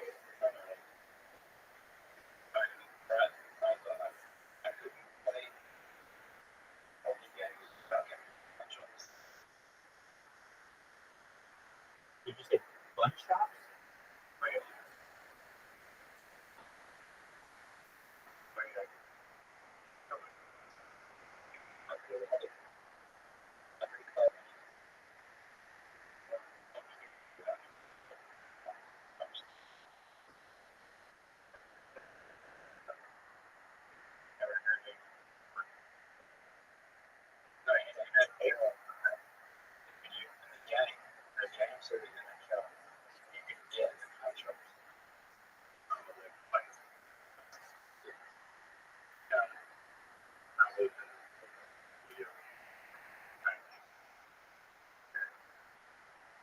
It very much sounds like you're saying pawn chops or corn chops. I know you're saying punch chops. Punch chops. But it sounds like pawn chops or corn chops.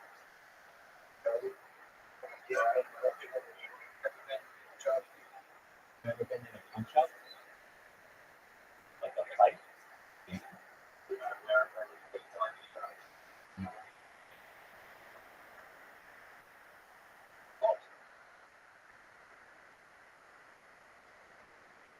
What's going on? How are you?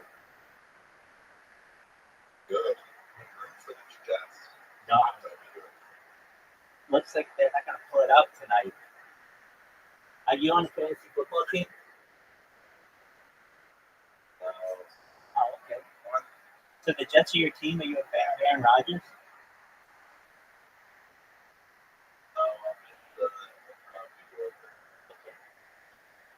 Well, excellent.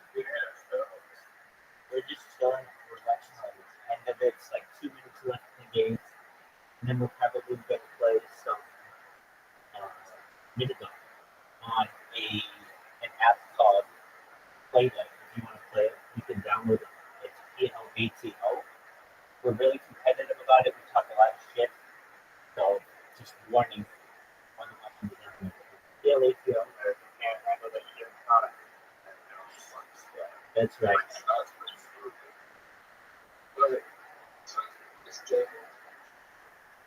Second and 5.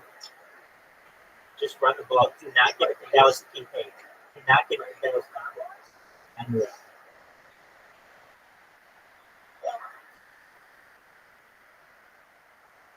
Rabbi needs teacher. I teach on a variety of subjects. If you'd like to know, I stream out 24/7, 365 for one piece. I don't want more anymore. This stream goes back to the pandemic. We've seen the death of a queen, the birth of AI, the coronation of a king, and everything in between. Currently, you are live on over 33 different platforms, on over 25 different devices. This stream goes back to the pandemic. We talk about some things on this stream that aren't normally discussed, like anti-gravity, antimatter, faster than light travel, alien disclosure. We talk about life extension technology, the utilization of technology like perhaps ambrosia therapy, stem cells, human growth hormone, and then getting into the world of mind-uploading technology, where we scan your brain into a computer for later download as an avatar, an android, a cybernetic being, a clone of yourself, whatever you like. Essentially, the opportunities are endless for you. And you should know that I don't think you're going to die. You're seeing this right now. I really don't. I think that you'll be able to be wealthy enough someday to be able to afford any of the technology on which I have just referenced. And so if you haven't thought about it, you might be able to live a digital immortality, which is a really exciting opportunity.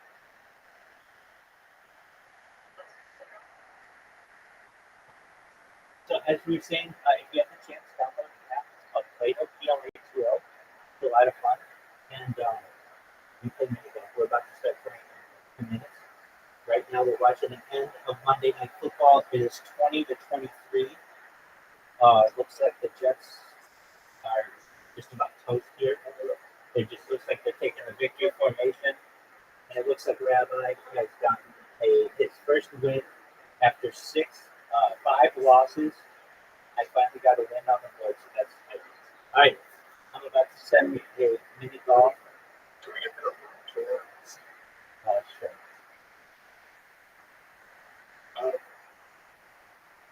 Thank you guys.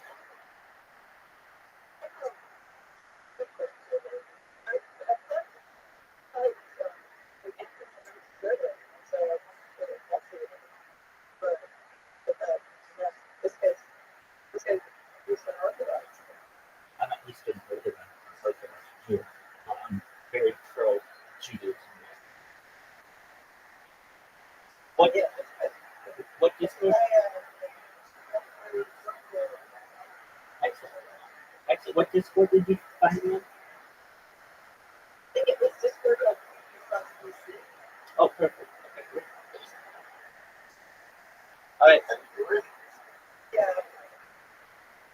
So got a Telegram, which I've been in for more than a year. We have, it's for a cryptocurrency that sponsors me. Harry Potter Obama's on 10. And we have. Oh my God! Yeah, you know about Harry Potter Obama's on 10 email?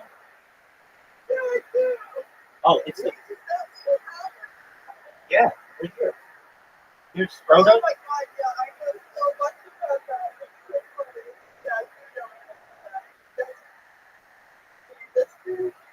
Okay, so yeah, I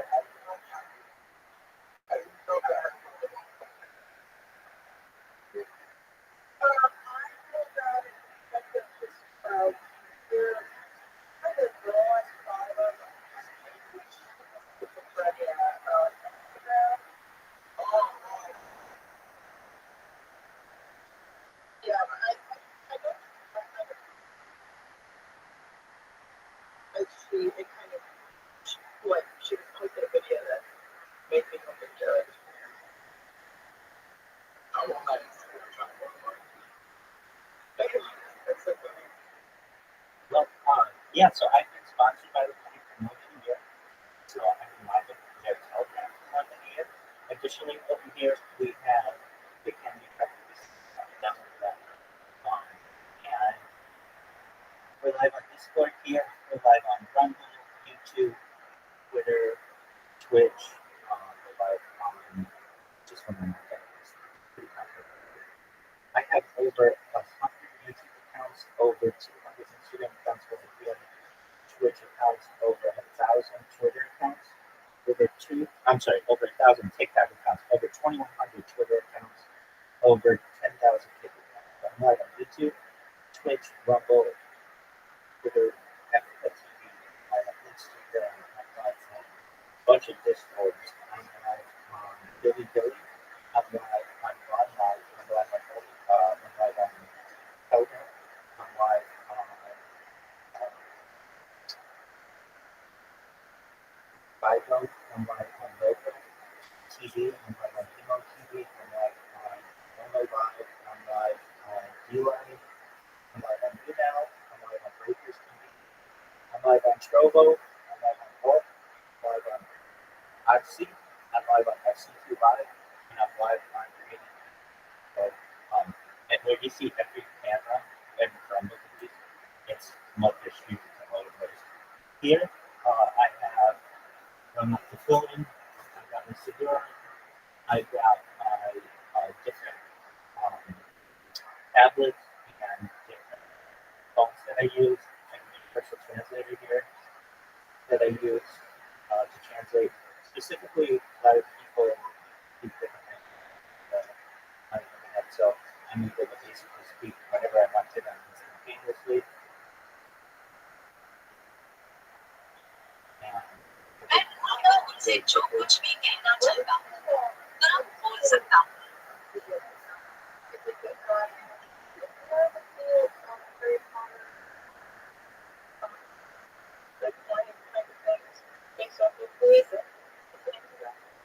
Bitcoin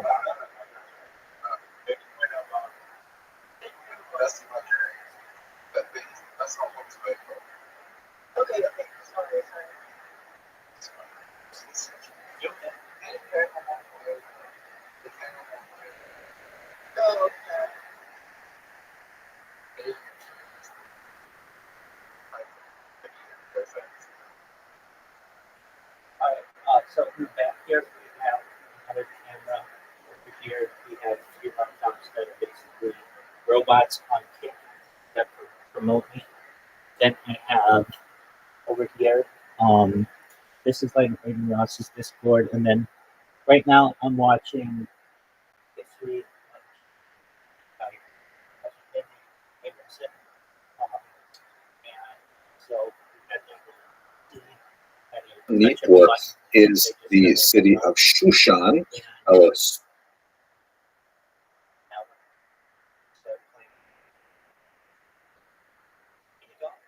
If you would like to play along with us, you're most welcome to. The way that you do is you download an app called Plato, P-L-A-T-O. It's located on the App Store and Google Play. Feel free to download it, and we'll get you in. As of right now, I'm sending an invitation to you guys, and to proceed.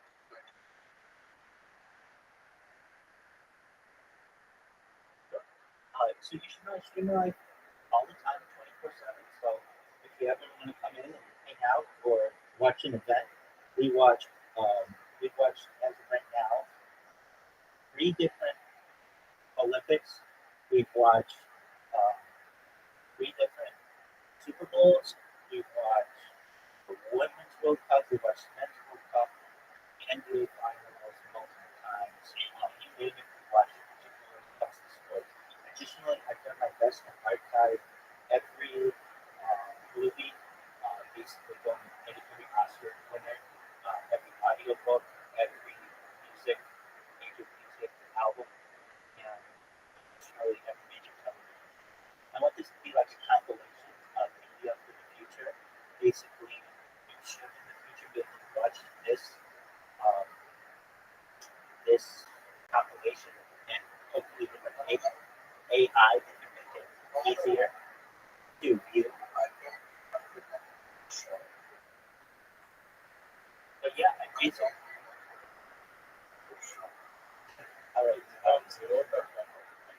So basically, I've done everything I can to just basically document life as much as possible, and I think that in the future it will be valuable. If you heard the quote by Bill Gates from the 1990s, content is king, and if that's true, then I may be an influential person someday. Additionally, you should know that the Economist magazine stated in 2018 that data was Earth's #1 resource, more valuable than food, water, land, petroleum, and anything else. So if that's true, then I may be a very wealthy person someday. But I don't do it because of that. I do it because I want world peace. I don't want war anymore. I want people to get along in the environment. That's like my life's mission to promote that. If you're familiar with John Lennon and Yoko Ono, they did something similar in the 1970s. They did something called a bed in, where they sat in their bed for weeks on end for 1 week in Amsterdam and another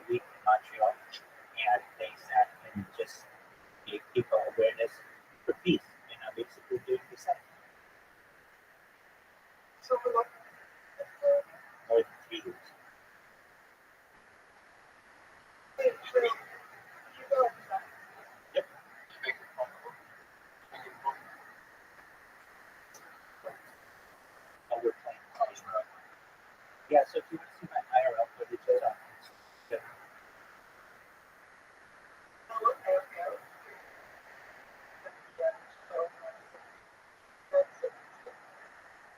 Yeah, I mean, they just did it for a week.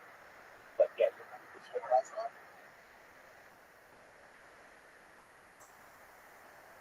So if you'd like to participate, it's wait, yeah, feel free to download it. But if you do hear us making strange references, and you're like, oh, what's going on? We're speaking. So you're in the Discord.gg/VC. I take it that you are a regular user of Discord. Do I understand that correctly? Yeah. I don't really use Discord so much anymore now. I kind of use it once in a while. Oh, okay. Interesting. Yeah, so Go ahead. Yeah. I'm sorry to answer that. I said it was the year 2000. So I'm getting ready to get my retirement. Oh, yeah. That's tough. Yeah, you are pretty much on.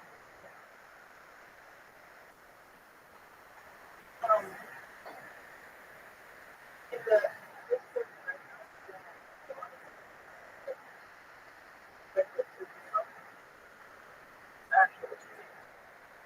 Yeah, definitely. I get that a lot. I see that in my brother's book. And I know it's something that we deal with. We deal with it constantly. People just sending messages that really mean things. And I do my best to just ignore it and live my life happily. And hopefully, I will be able to be, be, a, be a good influence to them, be a light to them, and hopefully they change their ways. yeah. I just joined that VC like today or yesterday or something. But while I haven't had too much experience with people in there, I have had certain disciplines. It's just something that I am feeling is just a contributor to being small mindedness and just do our best to be bigger than that. And give people, all people, with as much respect as possible. And if you do that, I find that get a lot further in life.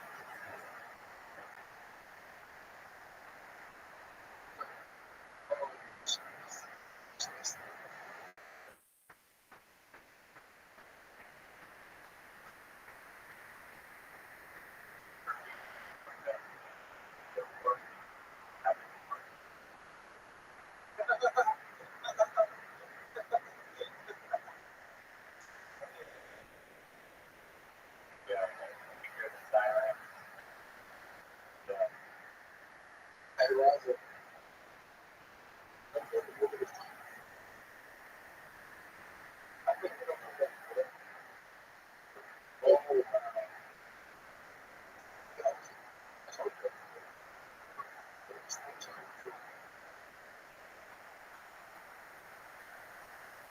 Did you guys like that shot? Did you like that shot?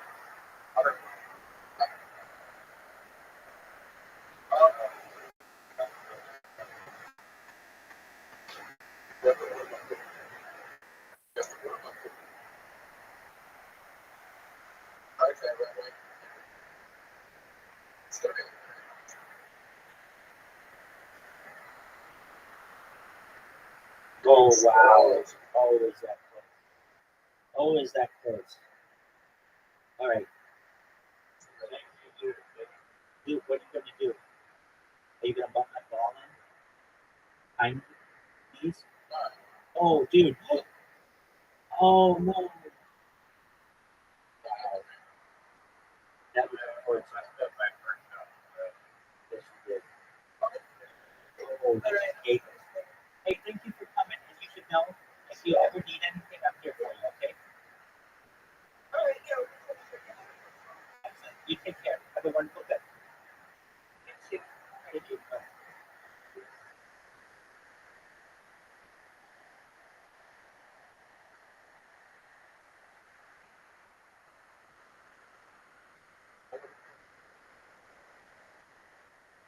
Just had it.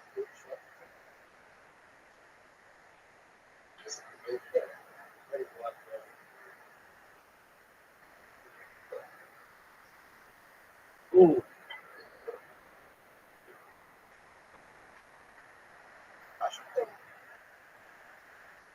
Oh wow.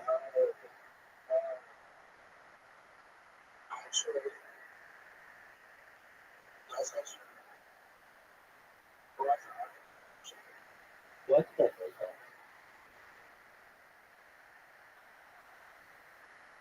Now, because I fucked him. Look at this. Oh wow.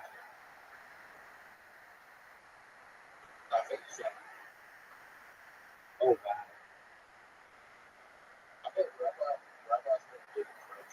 I don't think so.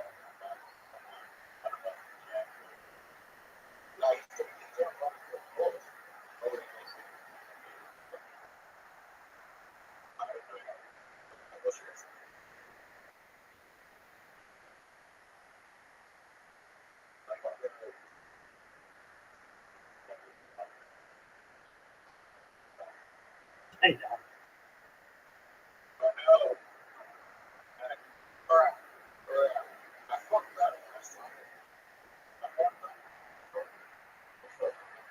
Wow, did I have a good comeback?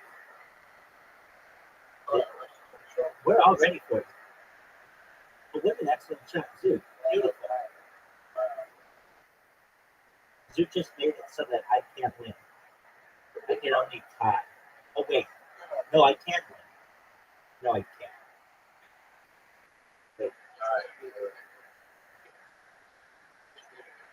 Oh, I'm talking about this. Riser's really good at this one, and Rabbi is not.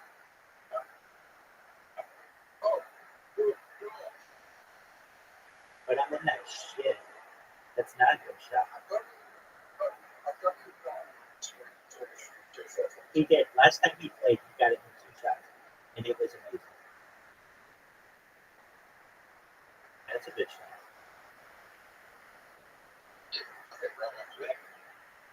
I have to get this.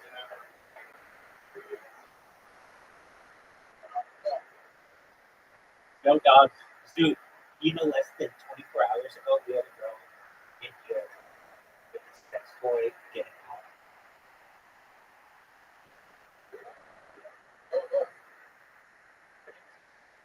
She's hot. Let's give her a second. Oh, great shot, Riser. I just won because of that.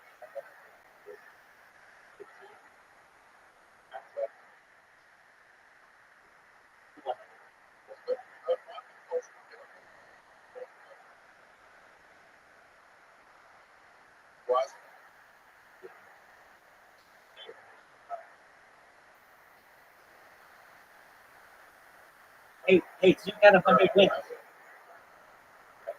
You got 100 wins.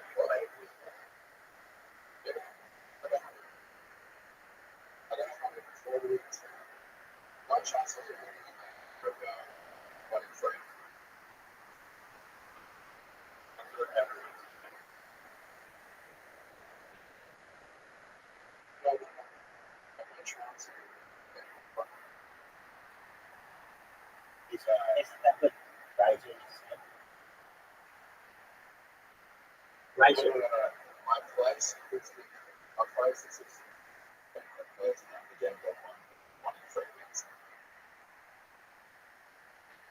Riser, can you please explain this?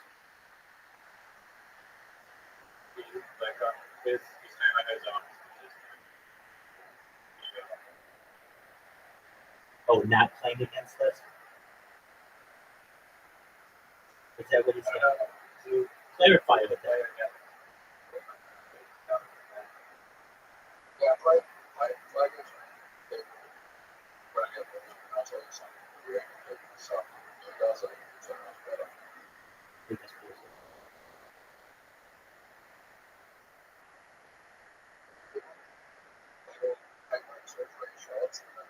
He quit. Exactly. He's right. He's right. They see you play and they quit.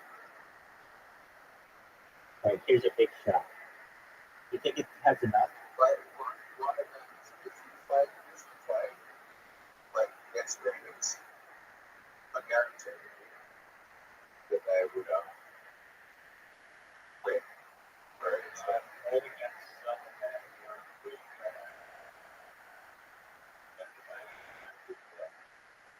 Oh, that's. I should have.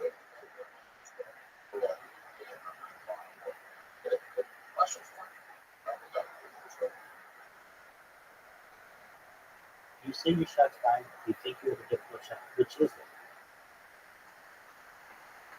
Is it fine or difficult? Seems like it was fine. Oh, it's not that difficult. I thought you said I have a fine shot. It's very difficult. This is the whole on the boss.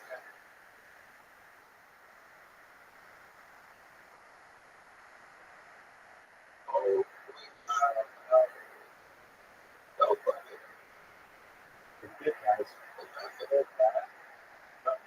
Yeah, it was full blast. Cool down.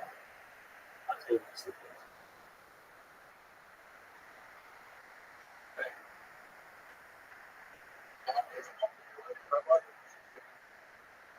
That's 100%. Riser hit a beautiful shot. He's going to get fucked on it, but it was beautiful. We both hit pretty good shots with that. Fuck that. Alright. Not really. It's one of those That was good.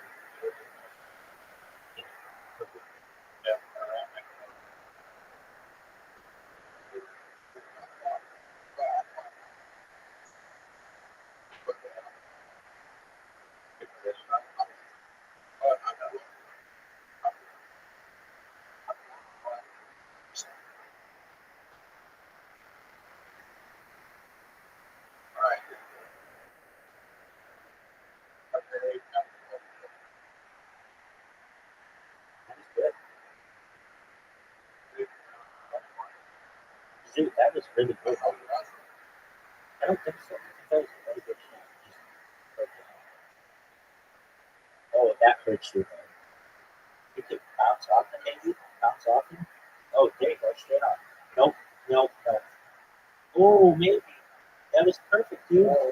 That was fucking perfect. Dude, that was one of the best shots I've ever seen. Yeah, dude, it fucked you. But that was so good. It fucked you, but it was so good.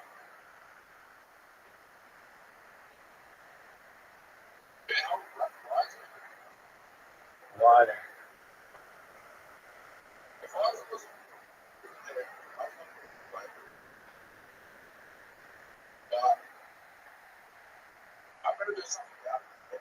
Let's see it. I'm gonna see it out of the box. Water. Out of the box. Dude, you'd rather be in the water than have that shot. Ask Riser. No.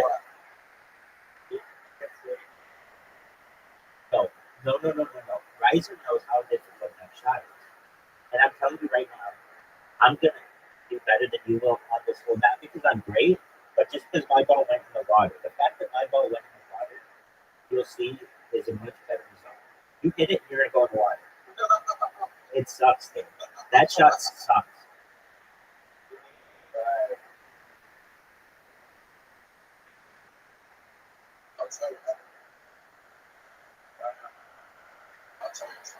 Football?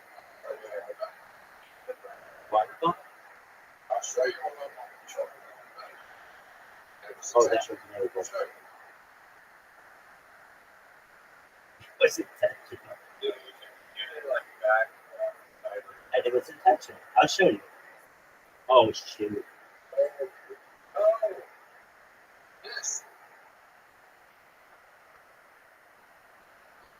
And it was intentional. I'll show you. I told you, dude, that shot is so difficult. It's like, you'd rather go in the water. You're done. I went in the water. Okay. I don't think you can. I think it's impossible. Maybe. Maybe it can. Yeah, he got it. He could have. Yeah, really? Definitely. Definitely could have. Yeah, I just, yeah. Go back and my wife, but you know, I don't know. I did. Oh, no, I didn't. No, I didn't. Riser is very fortunate. Oh, what a creature.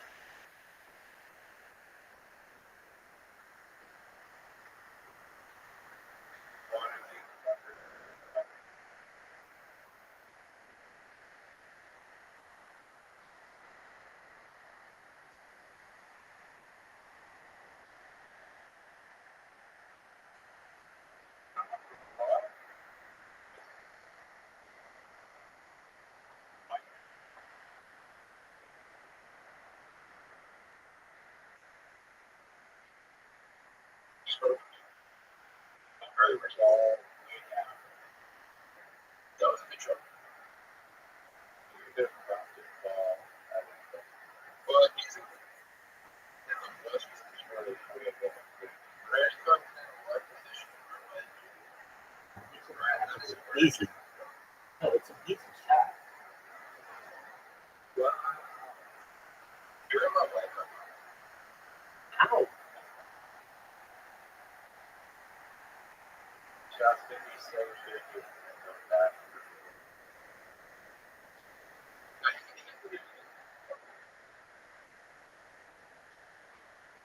Forever.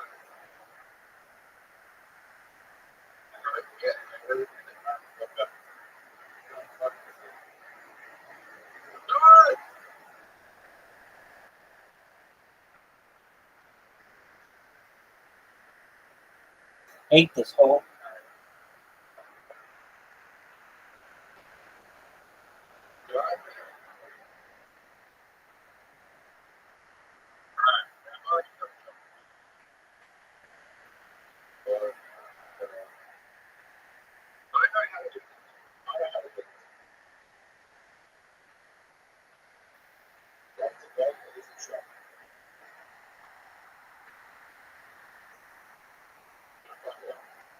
Excellent shot.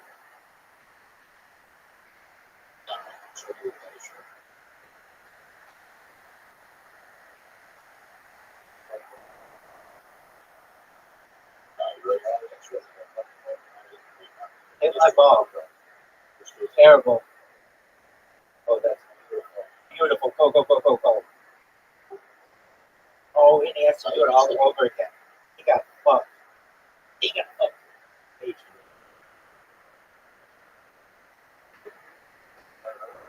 Yeah. Yeah.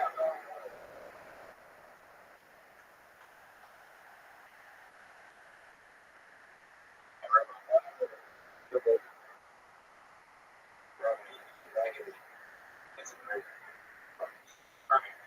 You guys ready for the next show? Yes. Ready? Oh, Ready for this? y'all ready for this? I'm in the boat with this show. You're gonna go in the water, Riser. Riser, that was an amazing shot. I don't really know what to Are you do. gonna bring it? This is the oh, yeah. Good, good. Why did you do that? Oh, did I fucking get in there? Get in there, Zoo. You got it. Oh, Zoo, look at that shot. That was one of the best shots I've ever seen. Go in the water.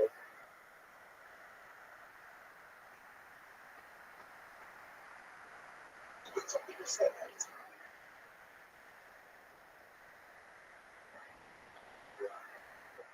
Oh, you almost got one of the best shots.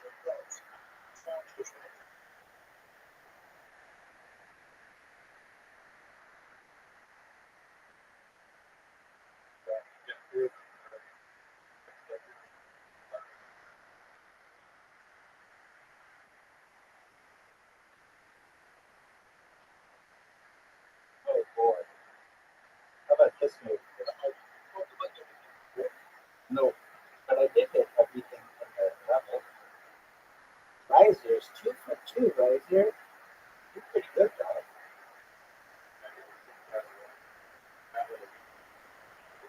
I hate this hole. Of all the holes, this is my least favorite we've ever played. Riser. That's my hole.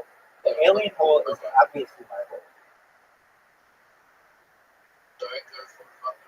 That way.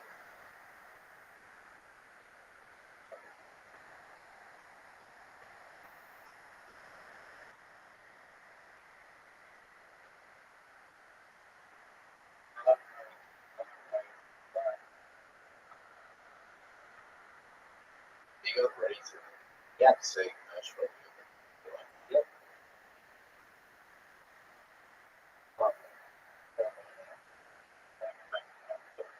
There you go. No. No.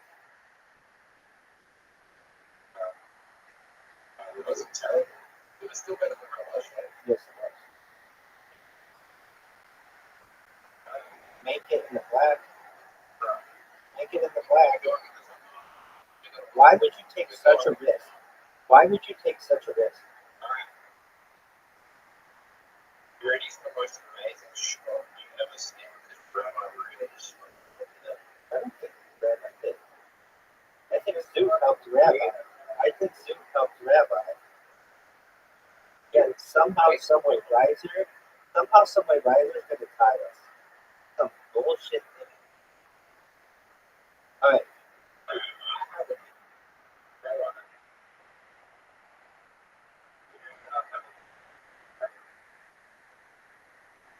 No, this is black.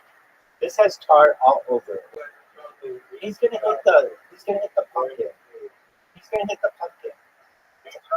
Obviously, he's gonna hit the pumpkin.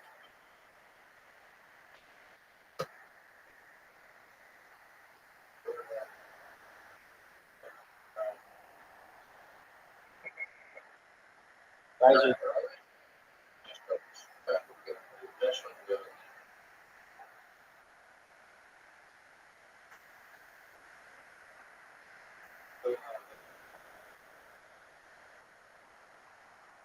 Good shot, Riser.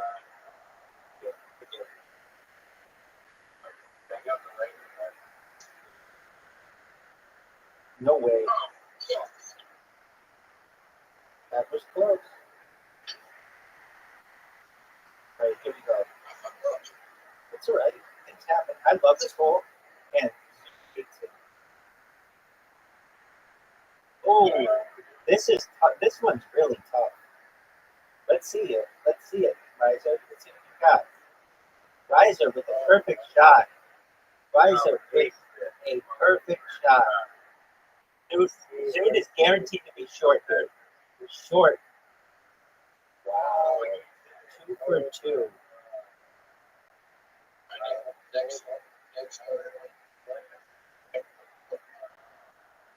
Wow. Way to give up the hole, Rabbi.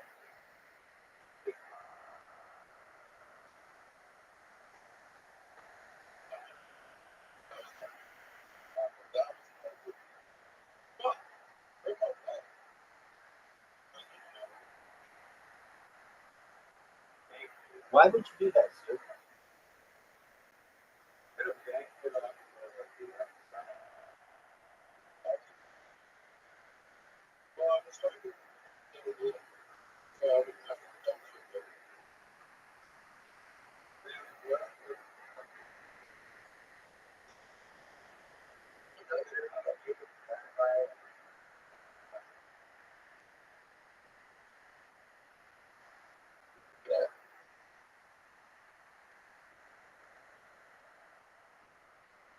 There we go.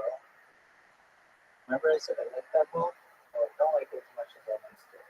Hey, it's this hole. Do you see that little gap in between the water? That's where you want to put the ball.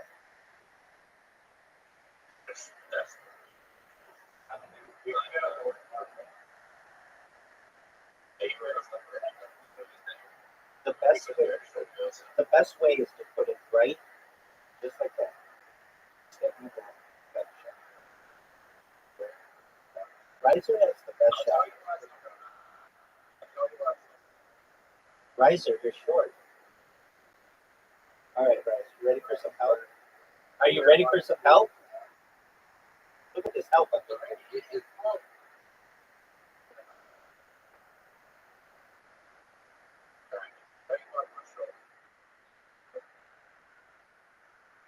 Because you're gonna put a good shot together like that. Oh, Riser. Why would you be so mean?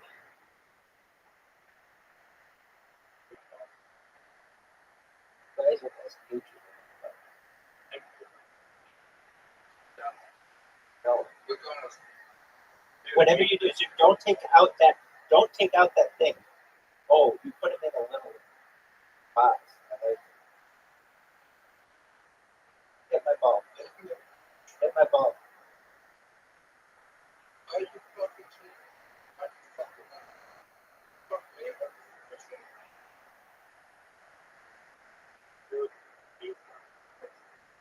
Just make it, dude. Oh. How did you miss it?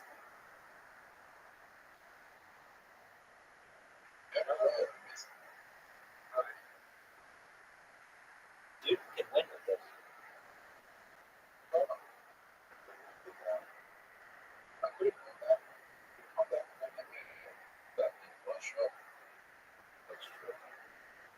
All right, put your ball on the side. Yep. Good go.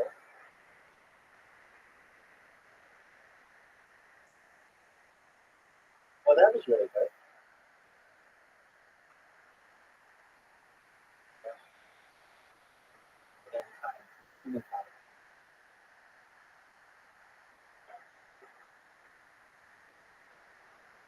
Riser, that is an excellent play. Dude, let's see your shot. Dude, that was a really, really good shot. Really good shot. Really good shot.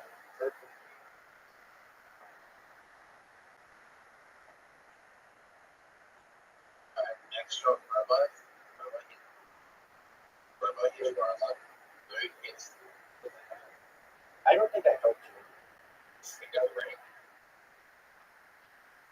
And there's that. That was a perfect play.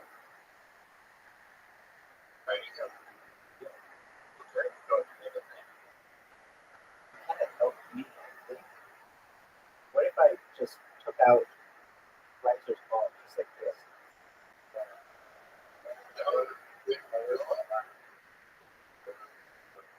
Very good job on the train.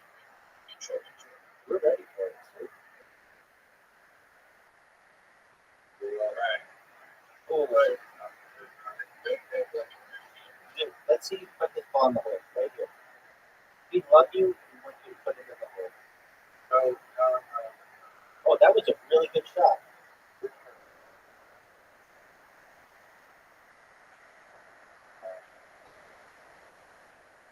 Oh man, it almost hit. Well, yeah, but it's hard to judge off the.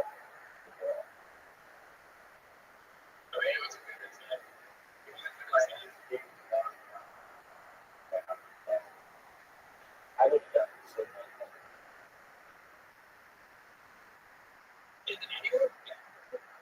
Just put it in the bucket. So as long as I'm not going to the line, I should be good. And I know exactly how to know the line.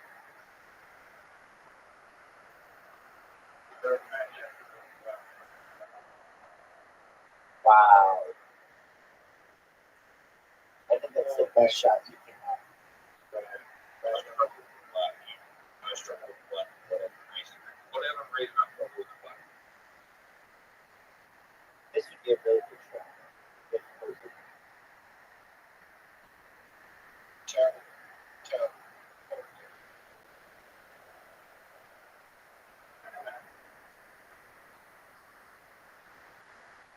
Oh.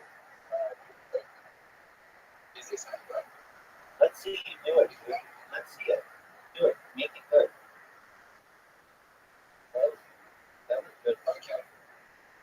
Riser's gonna have a really good shot. Riser's gonna have a really good shot. That's bad. There we go. Hard. There we go.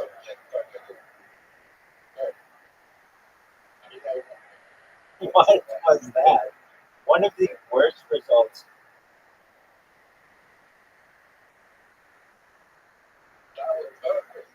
It wasn't perfect, but I'll take it. I'll take it. It's good enough. It gives me a fucking chance to win. All right, Zoo, get a good shot together.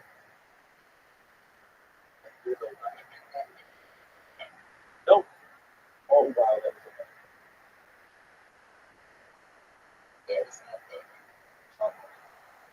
Riser, we're beginning to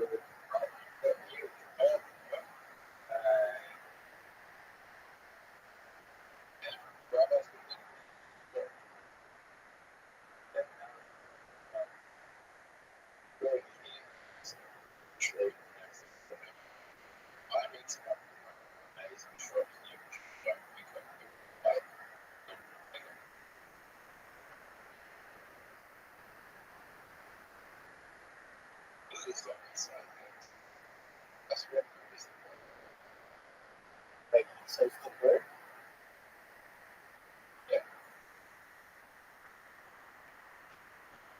What up, Arnold? How you doing, dog?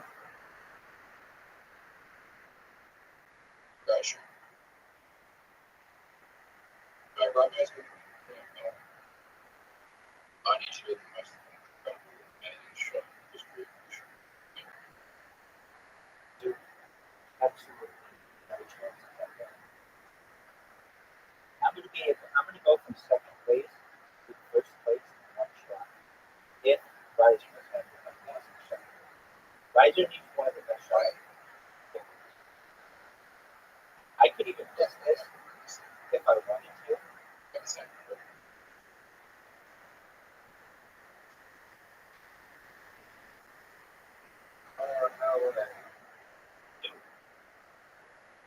Dude has like a distant chance.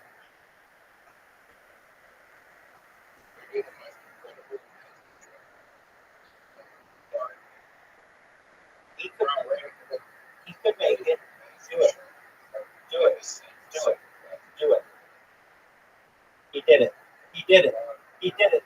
Oh, so close, dog. So close.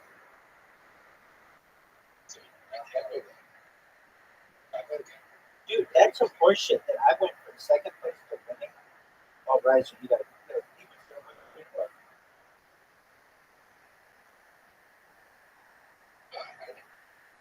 I'm not a fan. I know.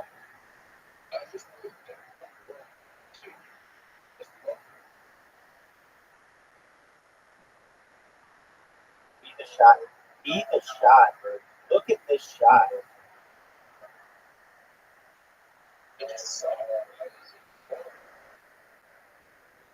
Riser.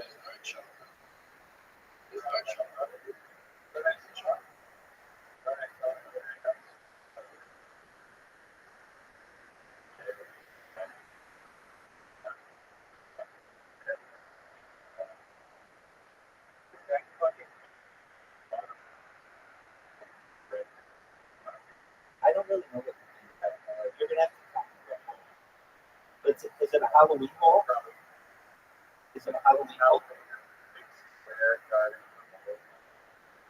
Oh yeah. Okay, hold on. You saw somebody go through the bottom. Now I know. You saw somebody go through the bottom. How? Did they go really fast or really slow? Like, wow.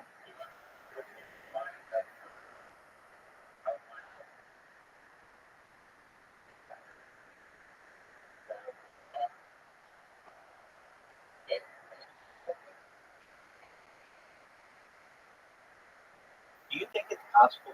I don't. I think it's too much shit. I'm gonna buy it.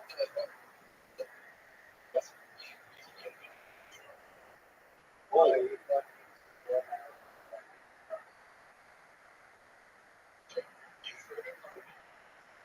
I don't think there's too much sand. I did it on the last hole.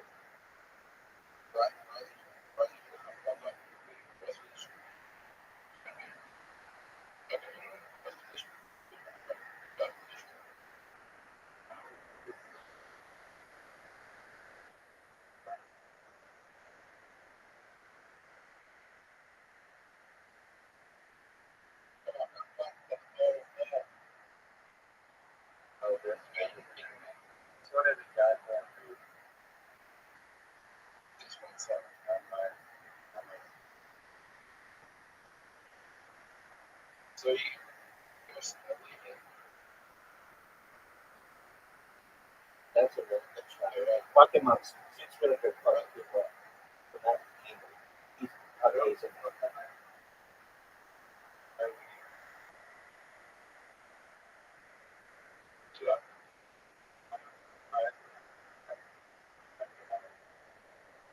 I considered it.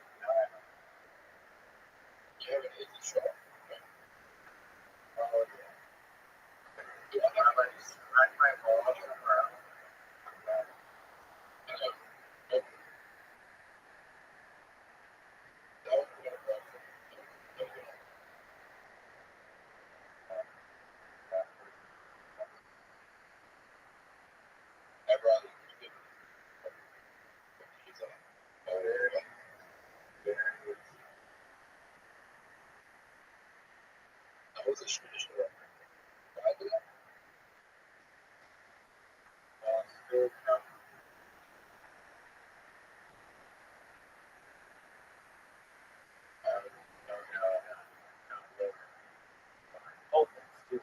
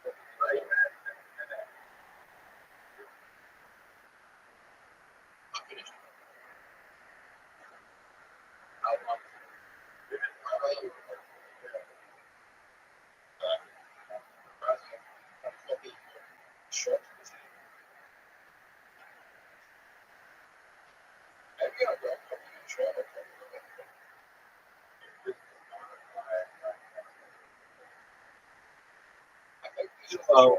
Too low. There we go.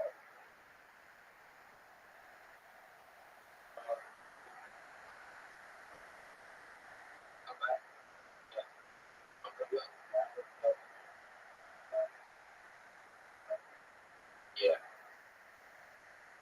I want to get this my last probably just probably honest. But I think you I have one that's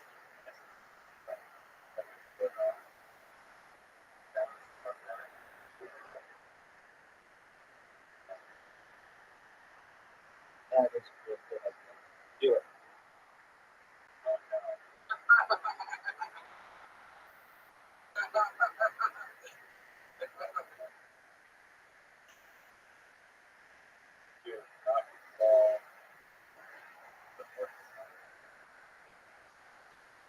Looks like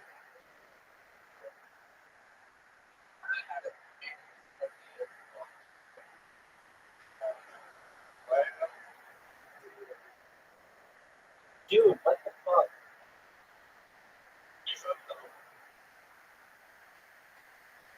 I'm trying to how you want to do that. But this is how you do this right. This is how you do this right.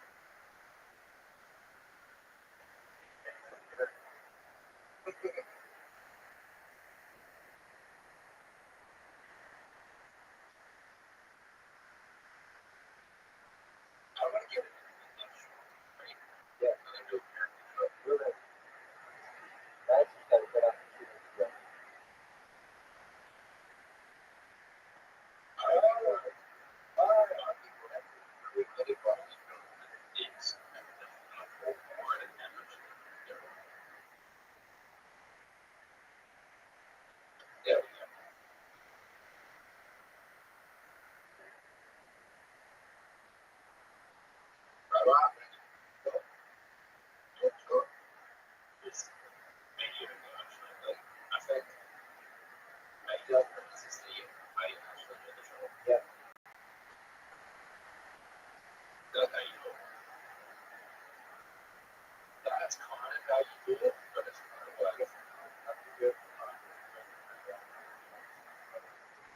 There's no way.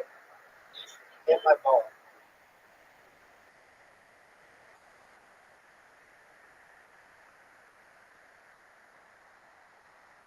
Rabbi, here's the Alright. Why does it have an easy short? Right now. That was a good shot. Good shot. I think I can like Go to. Guinness. Get it, Zoo. Get the ball out of the way. It's exactly right.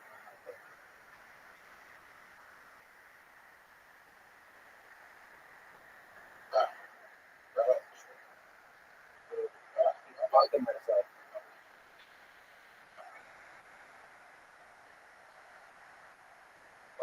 That's a short. He fucked himself. He fucked himself. Okay, let's see it. This is going to be the greatest show I've ever seen. We're ready.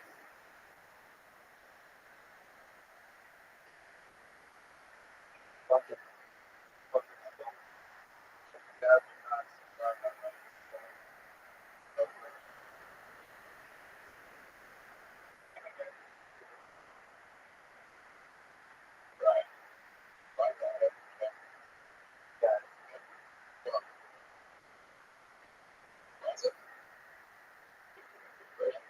Yeah.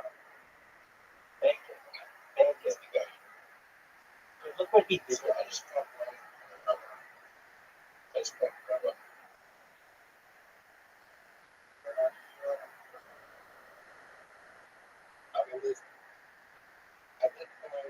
Thank you. He missed it. It's too hard.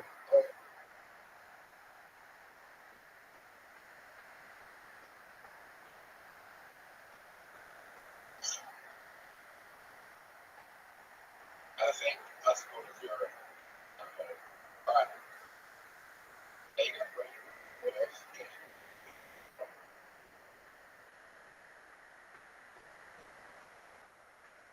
Where is it? Now, do you like the shot? I love getting Dude, thank you.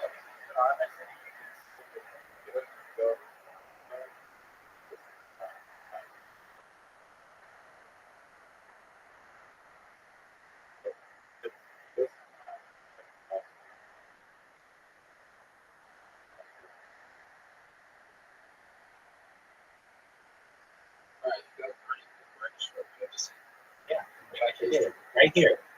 Right here. You've seen it. Never did anybody. In the black.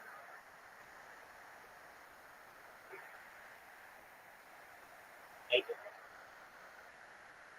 What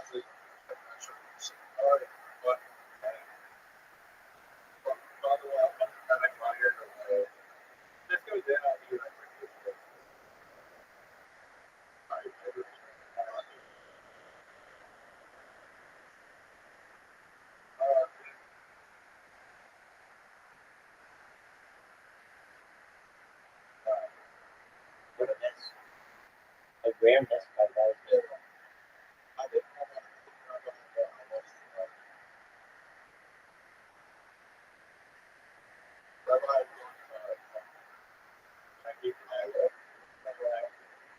No, yeah.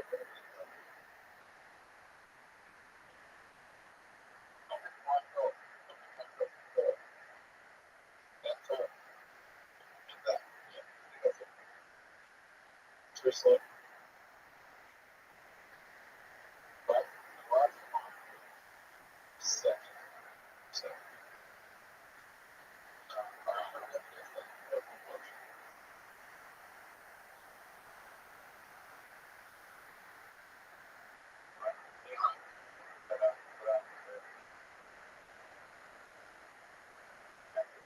I've never seen guys who put it in the I did it for last time. Oh, that's right. just once, just once. That's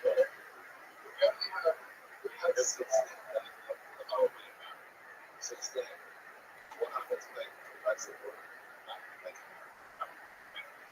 Holiday.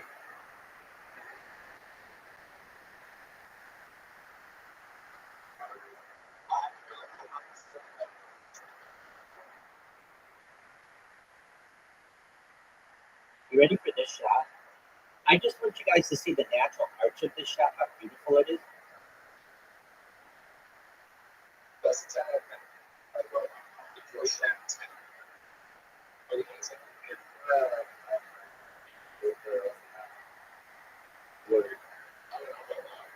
Mine, remember that pink one? That the one that has the most amount of pink of any color. Mine would look like that, except black. Except black.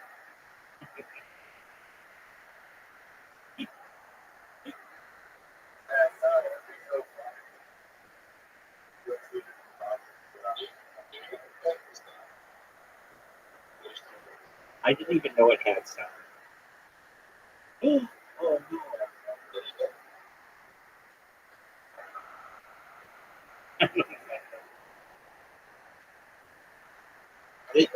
Riser, why wouldn't you hit it all the way? Why wouldn't you give it all the power you've got?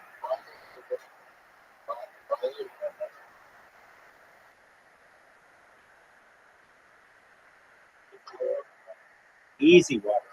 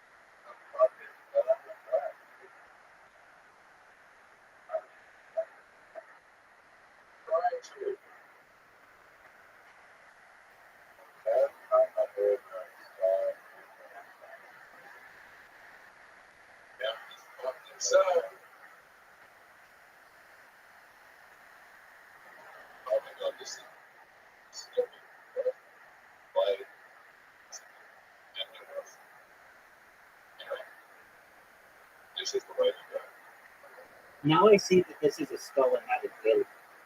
I always saw the alien's mouth as the skull's mouth.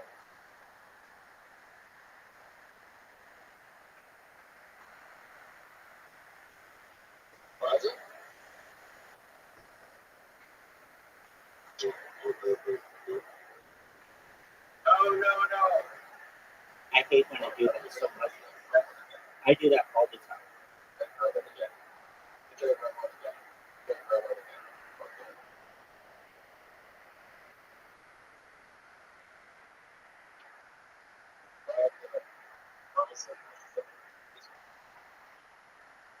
Make it.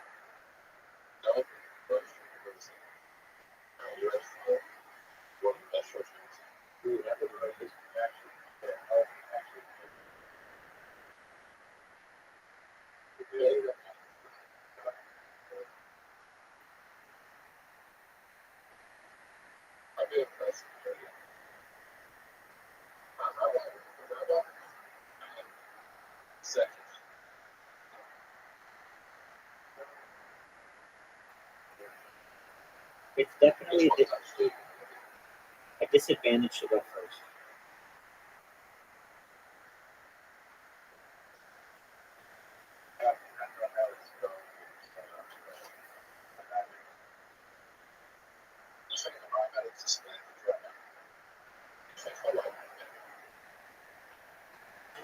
You don't think I like that?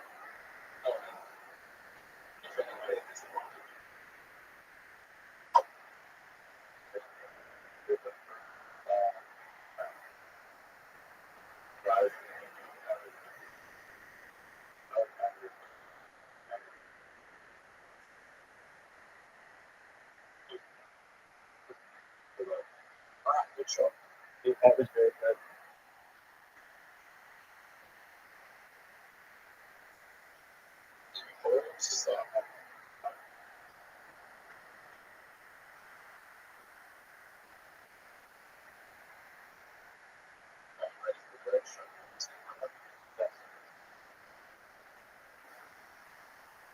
That's what I thought.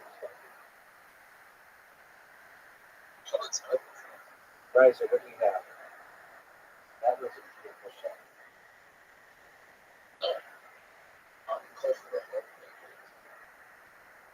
Look at this move, though.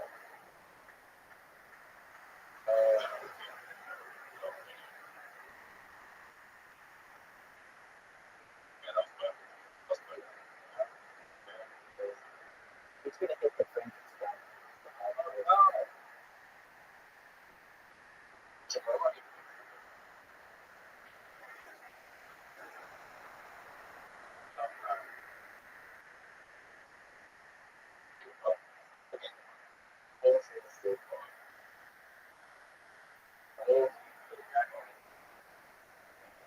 I'm actually good. Yes. I'm very bad at it. I'll tell you. So, Those are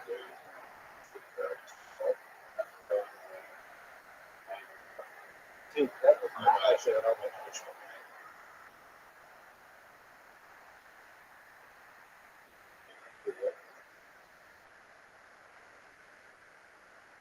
Yeah.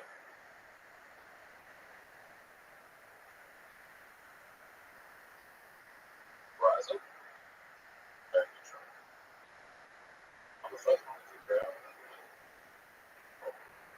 Like, what I think is the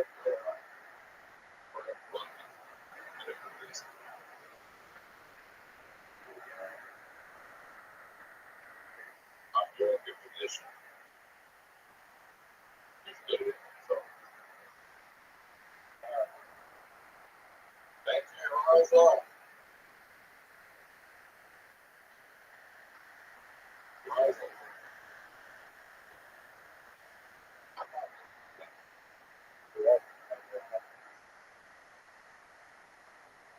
Just fucking that shot. Bye-bye.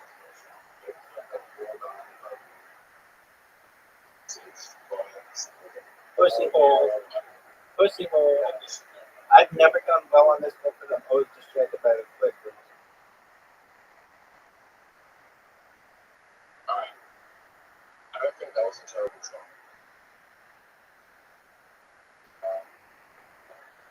Terrible I stuff. think that was pretty good. I think it was awful. And I think this is good. That was very special. Oh,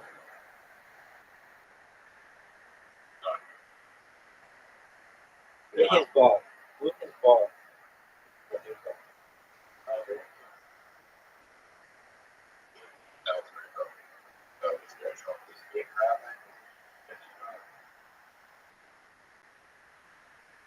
Go ahead.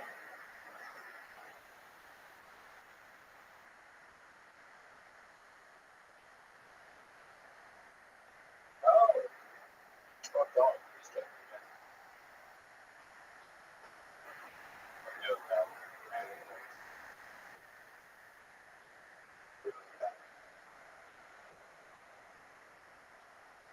that was a terrible shot.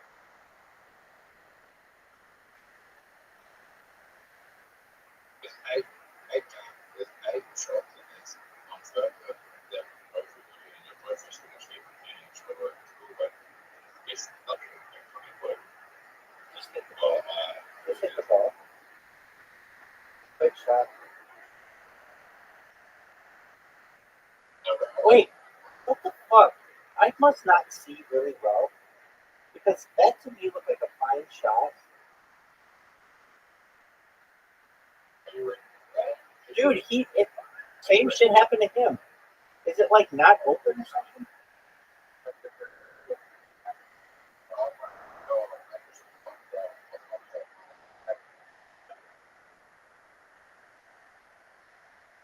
What the fuck? Did you see what happened to my ball? What the fuck? Did you see that? I broke the game.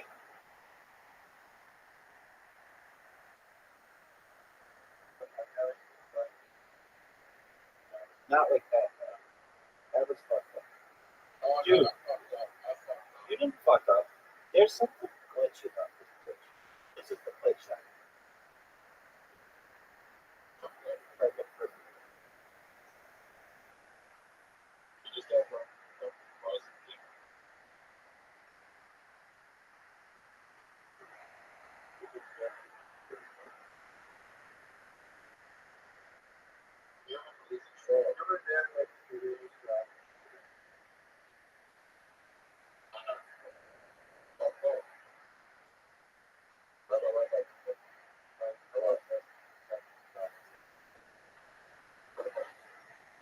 He fucked with it. He fucked him.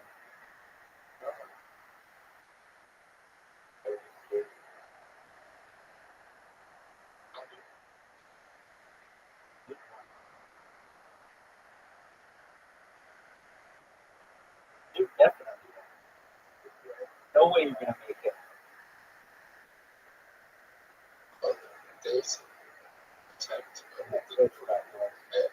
I forgot.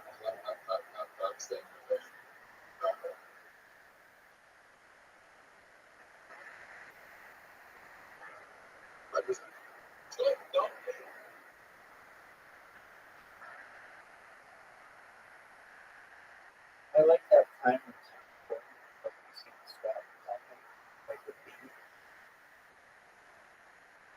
Dude, which guys are gonna do? Going for Rabbi shot? My trademark shot. It's my trademark shot. I'm the first person to do it. I was the first person to do it. First person to do it. And that is an unfortunate result. So you're admitting that you stole this from me. So you're admitting you stole this from me. So you're admitting it. You admit it. Okay, just so long as you admit it.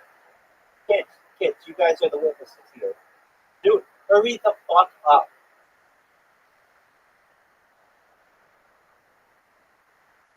Dude, shoot the ball. That's not it. That's just absolutely not it. Not only were the angles not calculated, my finger slipped. My finger slipped.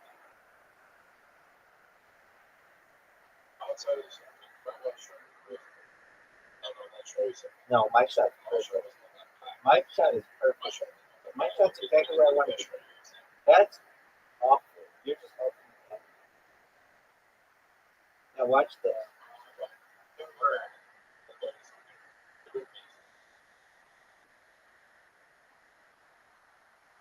Oh. Do it.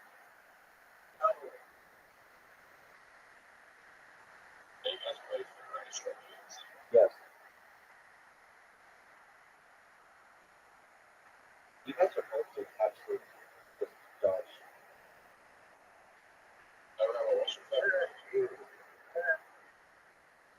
You've asked me this question like 12 times. Okay, religious probably. I enjoy it very much.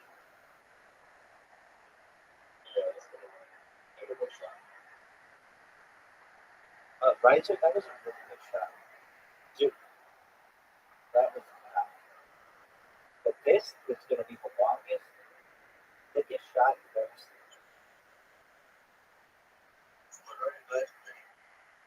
We are playing the mini golf game. Arnold, you can download it by typing in Play-Doh into Google Play or the App Store. PLATO. And you can play. Then you will fucking be obsessed with it. What an amazing shot. Riser, that was an amazing shot. Oh, we're having a blast. Riser, that was an amazing shot. It's like Riser made it and he's going to be the only person to score in the App Store. That was an amazing challenge. It's on Google Play. It's on Google Play too. Just PLATO. Just search it in the store. PLATO.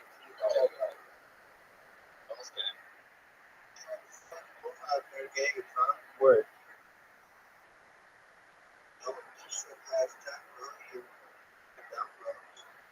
Yep.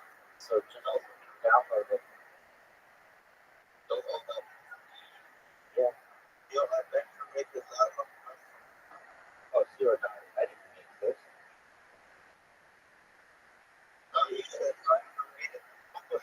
Right, so did you make it? None of us would trust any app that Riser made. If Riser made it, it would come out next century. Oh, Riser. Oh, shit. Riser, I made a mistake. I meant Zoo. Riser, I apologize. Apologies, Riser. So, Arnold, you want to download Plato, PLATO, and Zoo wants to hit the ball. Excellent. You want to create an account? Excellent. Create an account, and then we'll get you in on the next round. Zoo. Excellent. Okay, but then we'll get you in the next round. So you got to play one more because we want to play against Mark. Can you do that? Okay, that's fine. Okay, that's fine. Arnold, you want a friend? The right. Look for friends. It's the second button on the bottom, and you want to add the Rabbi. THERABBI.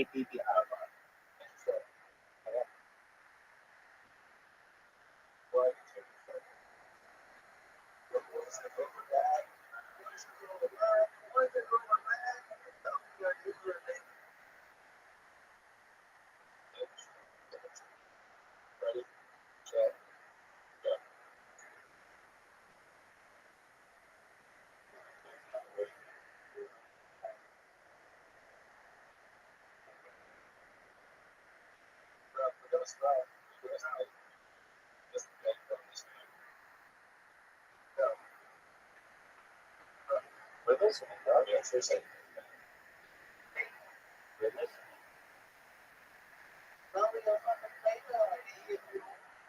I just did.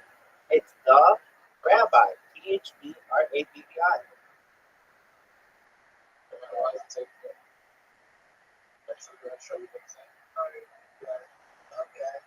I see it. I'm gonna press it.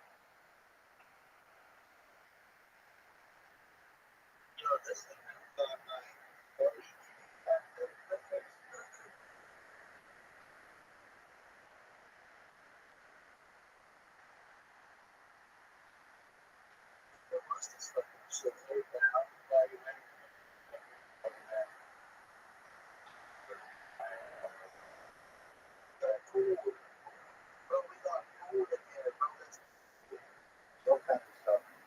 So play pool. We have 2 more holes, and then we'll play about some music. Oh, Riser. Dude, fuck him up. Move that ball. Riser. Move his ball. Dude. Hit his ball, right? Dude. Dude isn't here. Dude, hit his ball. That's not how you hit his ball. You're gonna miss his ball, dog. You missed it. No, you missed it. Dude, you put the ball in the wrong spot. Literally the worst fucking help that you could have been. The absolute most dog shit help ever. Worst. The worst. You just gave him the fucking hole, dog. Dude, you just gave him the hole. Dude, you just gave him the hole. Yeah.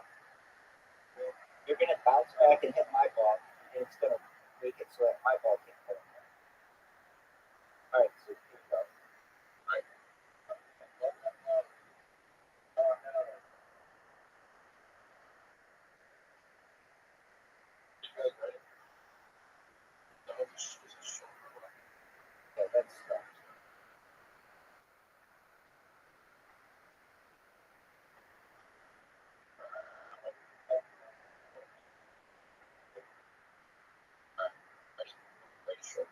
keep saying the next hole.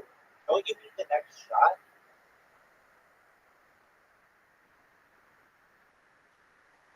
Oh, this is.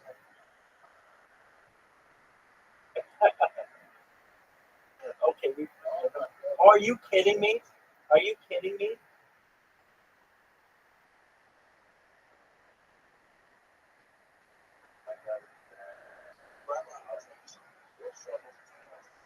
I think so too. Oh, it's right.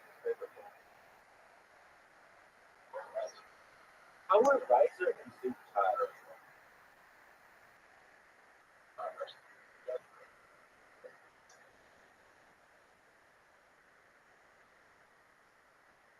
Just don't touch my ball. Just leave my ball. Oh, it's in the flat.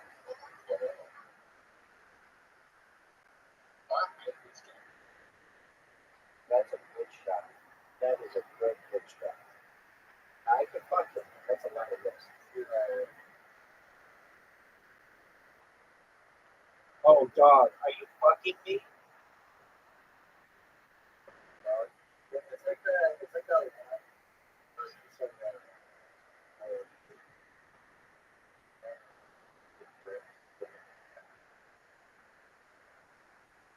There's like a bunch of things.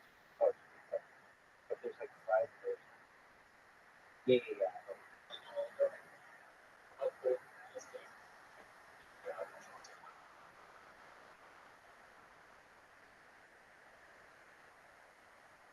What are you talking about? You could still win pretty easily, too. Oh, no, you have 0.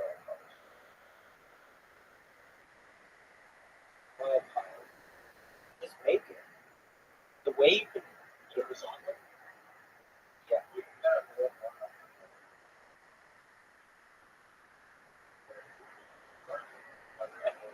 Every hole is makeable. I like that theory. I think that's the theory.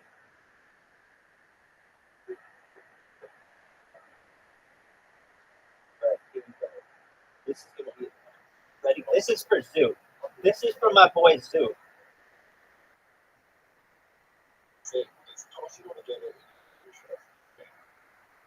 That's really good.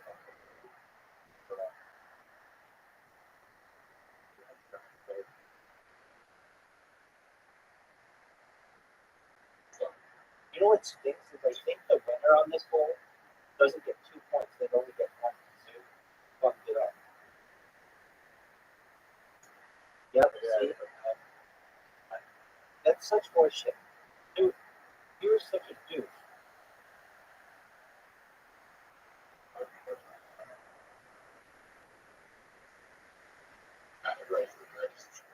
Dude, you're not hitting the ball. You're out.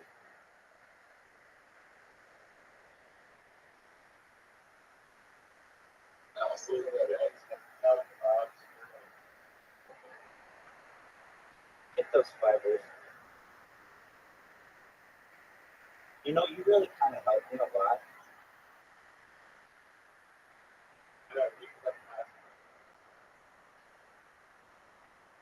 We're tied right now. We're tied right now. You know that? We're tied right now. Oh, that's a beautiful shot. Beautiful shot.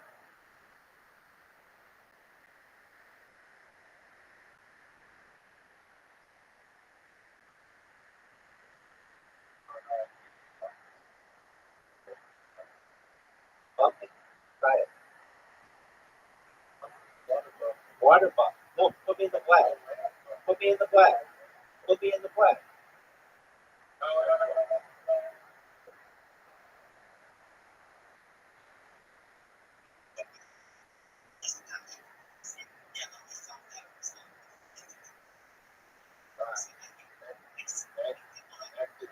Arnold, you ready?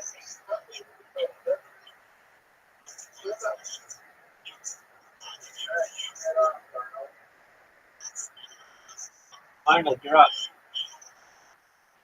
Arnold.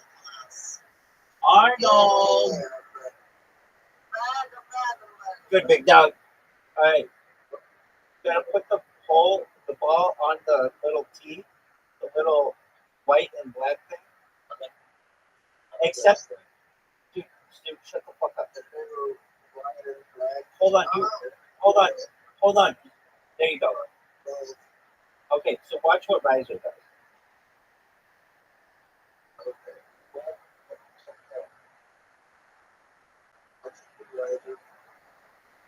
That was.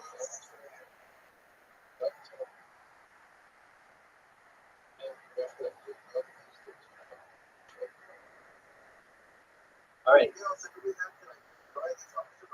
You don't have to. Arnold, you have to put the ball on the tee. Press the tee, which is the little. There you go.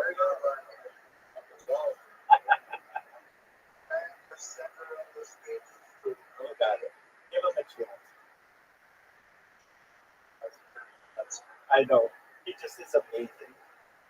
He just one shot. Boom.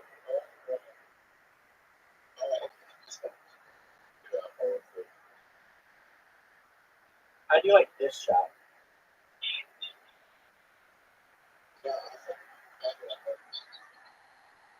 Riser.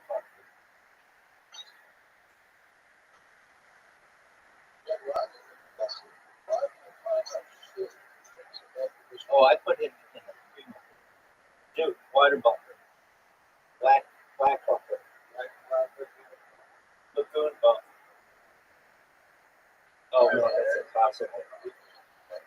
Oh, Arnold, if your ball goes in the black, stuff, you gotta start from the beginning. That's a good shot. That's a good shot. I mean, it's hard because of the angle. Go back there.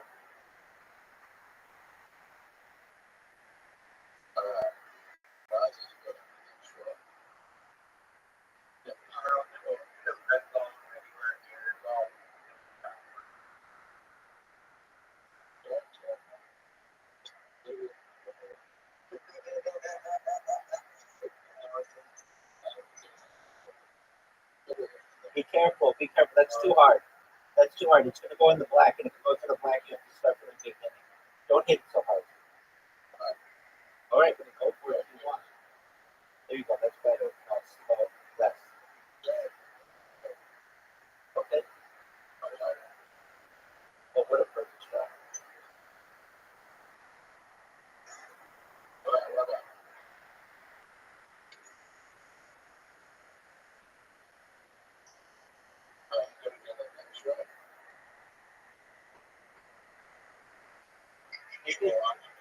Arnold, you did very, very well for your first four.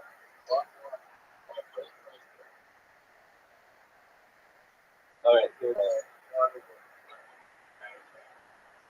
You don't want to go first on this one.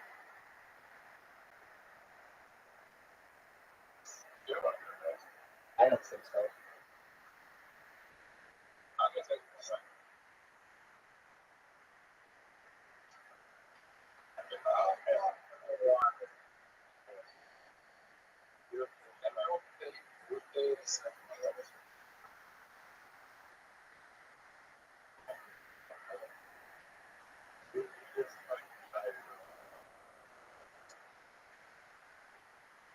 Do it.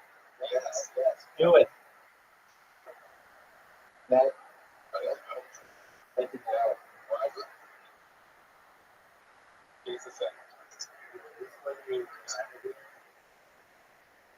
Oh, how did you go in the water?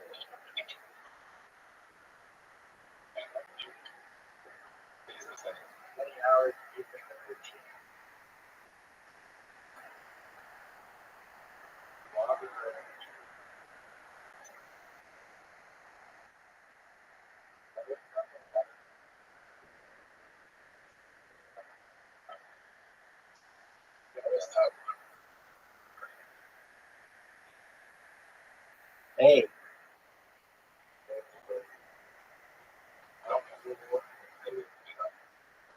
We'll kill him with water bottle. He does. He's a quick learner, folks.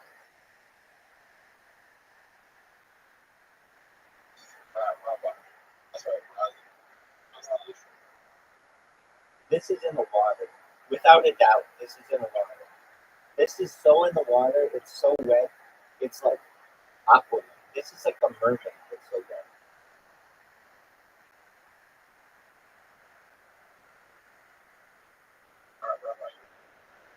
I don't know what you're saying.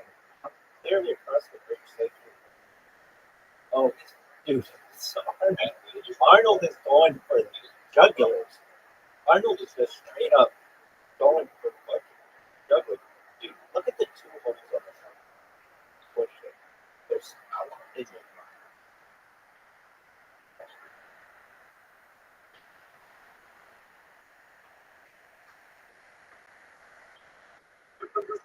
Oh, he got water bottle. He's gonna learn his first water bottle. Explain. We have to explain to him.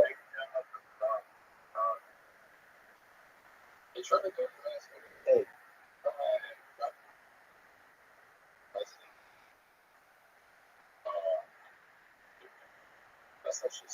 So if you bump somebody and your ball replaces where their ball is, their ball has to go to the previous spot. Oh, that was beautiful. Riser, that was beautiful. Luke is putting this in the water for sure.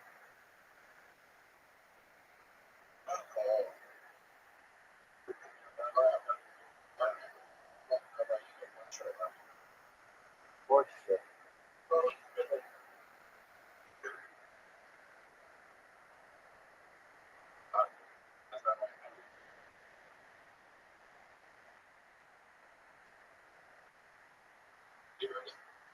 That's in the water.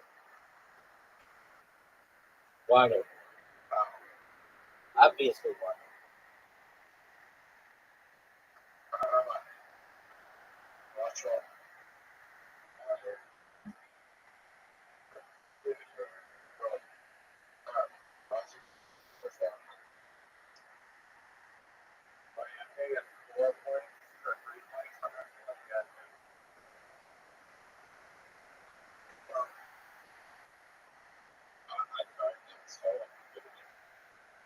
You ready to use my shot?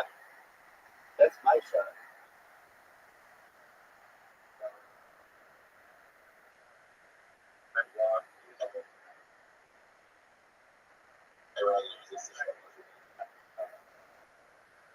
Dude, that was perfect.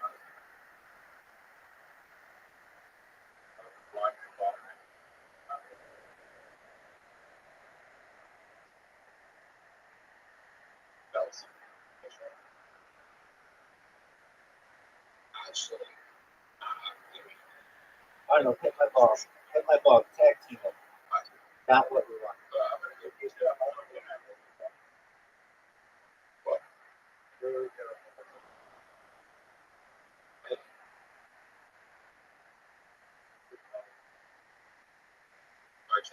Dude, shut the fuck up and hit the ball. Perfect.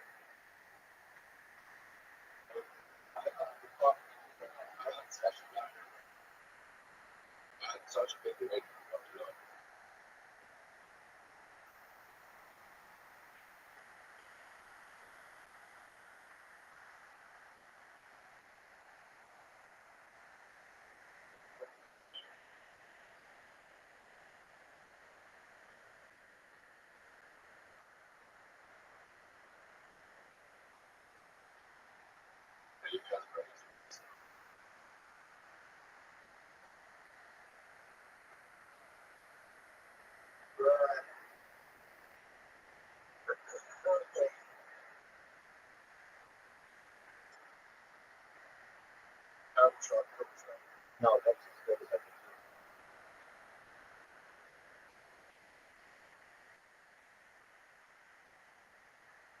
What the fuck?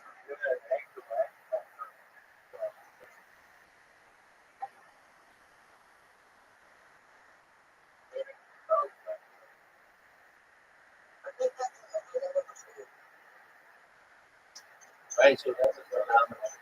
No one's touching Riser this good.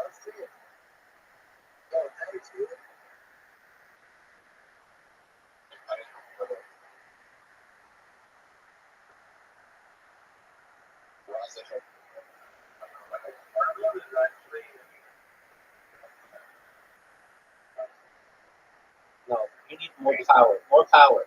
More power. More power. You need more power, Bob. More power.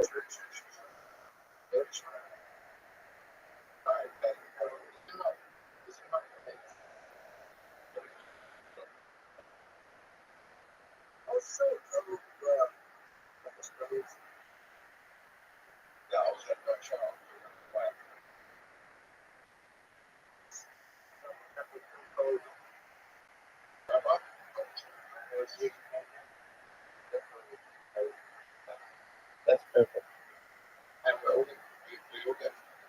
Oh, well.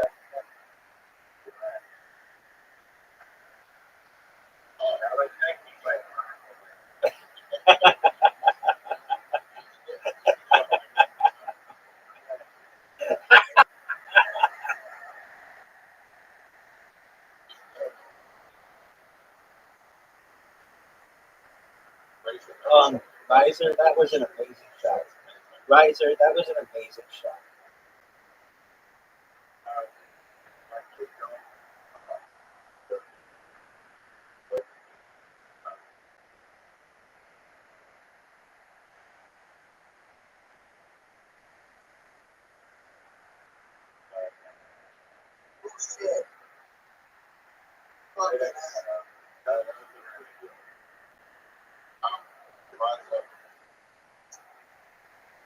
But it's too easy to do that.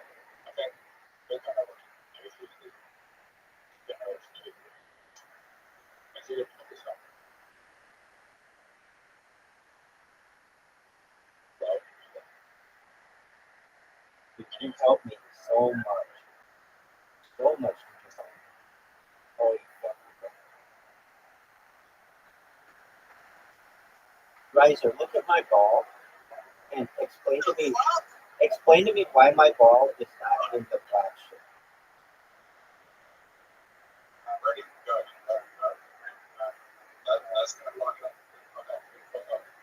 I know, I don't really know what to do.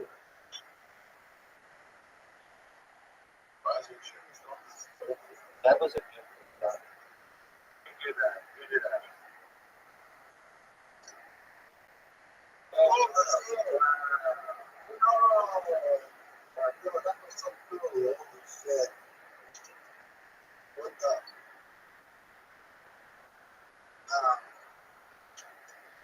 Fuck, dude.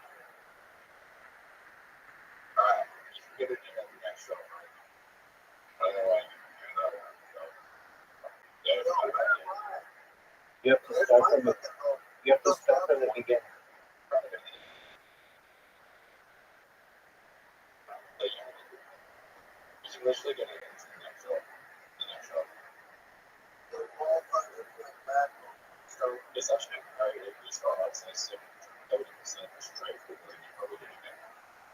Miss.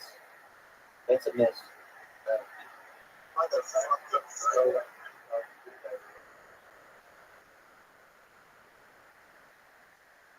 70% straight.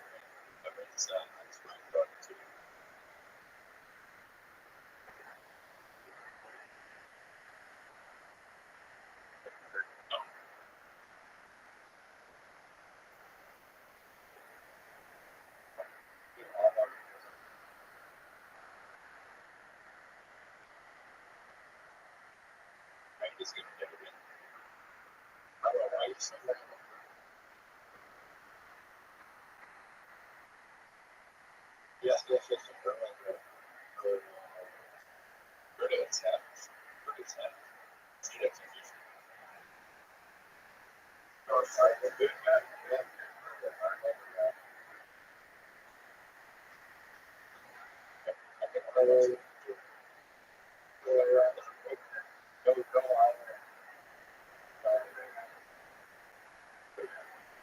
Straight out, it goes in the water. Oh shit! That does, dude.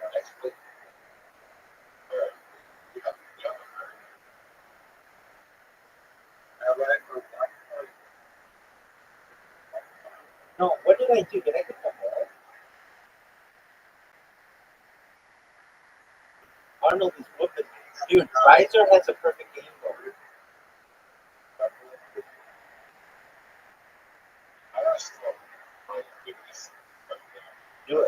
This is the first one.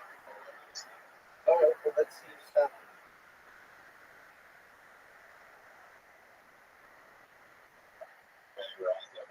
Water.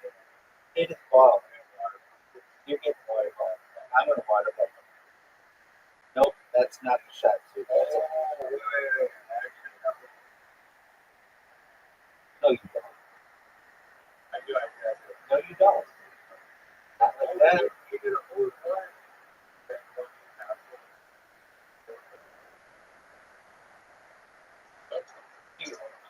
You know how hard that shot is? No way. You could do it. You could do it. No. The angle's wrong. The angle's wrong. The angle's wrong. What the fuck? Why should I use it? Well, he fucked me. Water bomb. Water bomb, son. Stay.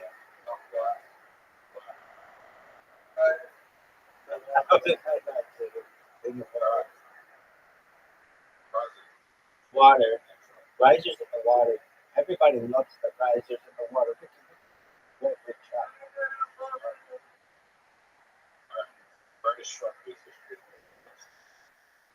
That's definitely not yours. Oh, that's beautiful. Beautiful.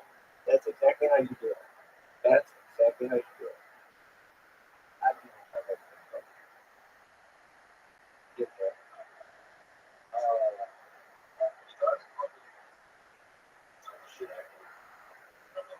Good.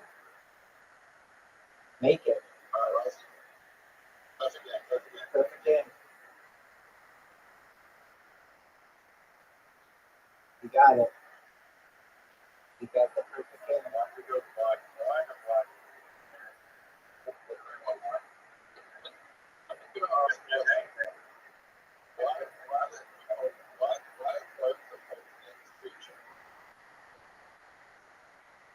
No one knows.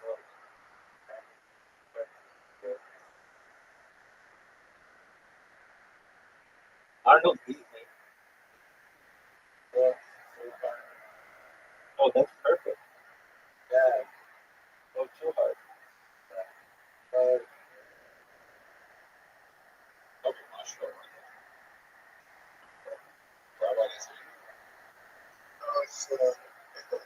Arnold beat me. Arnold beat me on the first shot.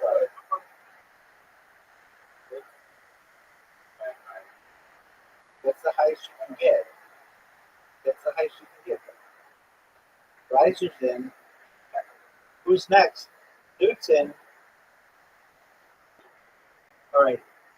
Arnold, check your messages. I'll take me a minute. Arnold's in. Arnold's first. Arnold's definitely going in the black. There's no beginner portion here. You're going in the black, Rob. Arnold, you're going in the black.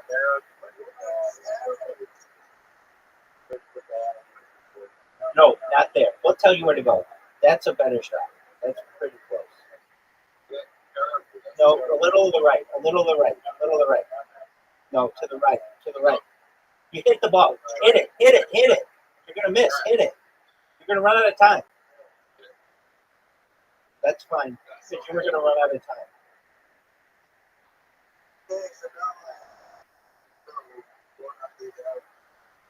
Oh, shit. Nice. Thank you. Yo, good luck. Thank you. It's very simple.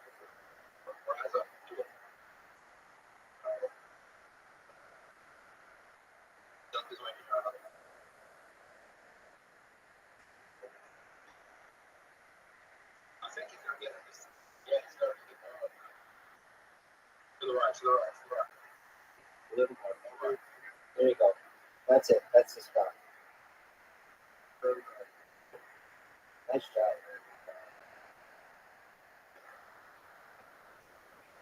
It is.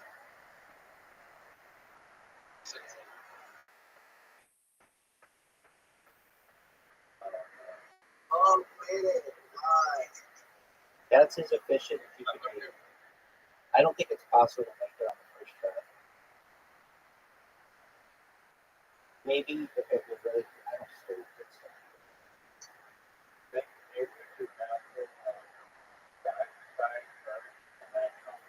forward. Can you even get it there though? I think maybe, and then somebody, maybe if everybody bumped your ball or something, on make the shot, he's got a chance. That definitely has a chance. He got it. Nice shot. LFG, dude. LFG. Good job, Arnold. And Riser misses. Dude, get your shot, dude. Short. Dude got a total of 0 points.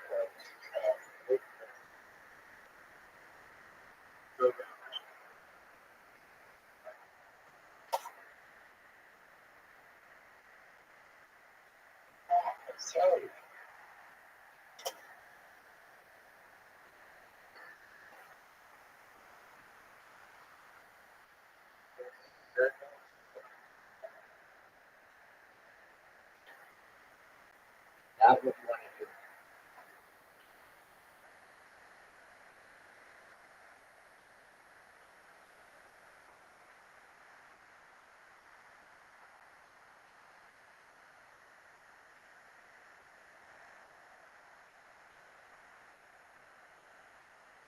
I don't know what the fuck Arnold's doing. Arnold, what are you doing? You want to hit the arrows. Hit the arrows. You'll figure it out. Not bad. Close. I am.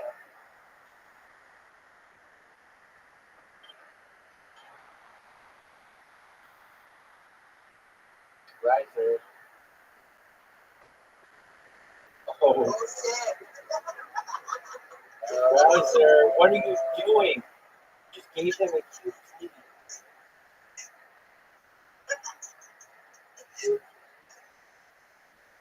And Sue, just, what are you doing, Sue? Dude, seriously. I can understand.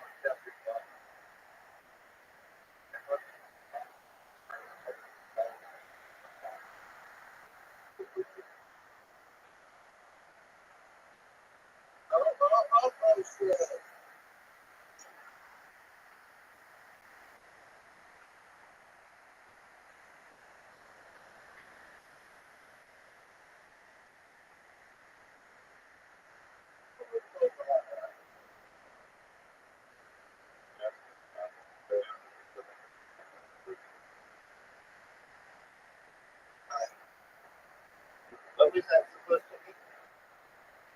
Look at how far behind Sue is. There you go, Sue. That's the shot Sue needed. Oh, almost. Sorry. Up the shot, very far.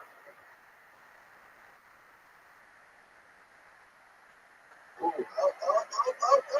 Not what I wanted, but I'll take it. Because I have a feeling Arnold's going to get the ball.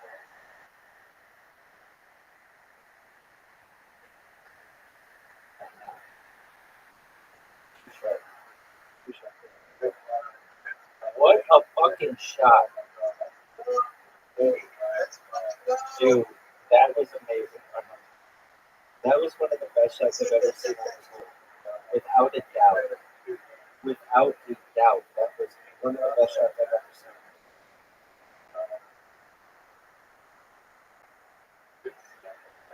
Dude, just hit the fucking ball. Dude, disconnected. Dude, hit the ball. Dude, we're playing this game. There you go.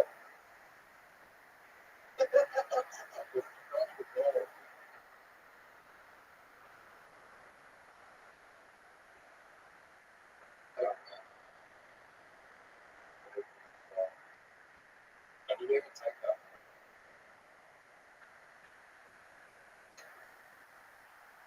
you guys ready? Yeah. Second grade. We're ready.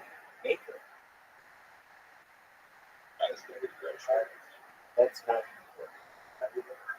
That's better. Still good. Rabbi, you got to get the shop. Easy.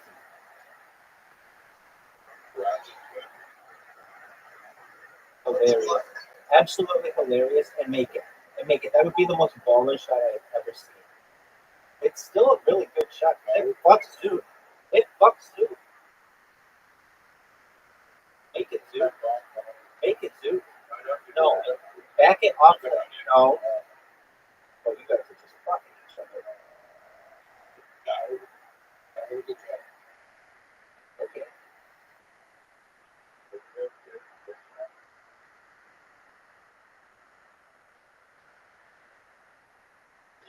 Dude just gained a point.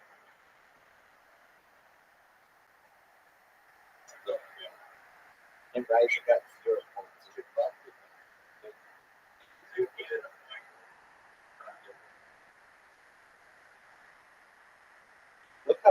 Look how beautiful the shot is. Look at that.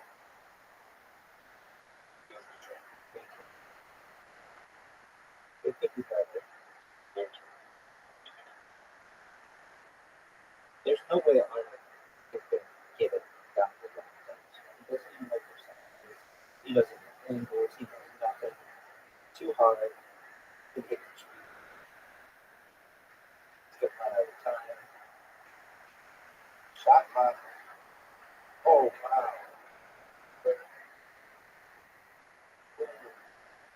Not what you want to do. So much to the right. That's what you do. That's basically it. And now Zoot's going to come in, and he's going to bounce it off the back wall, miss the arrows. Zoot, are you going to get the ball?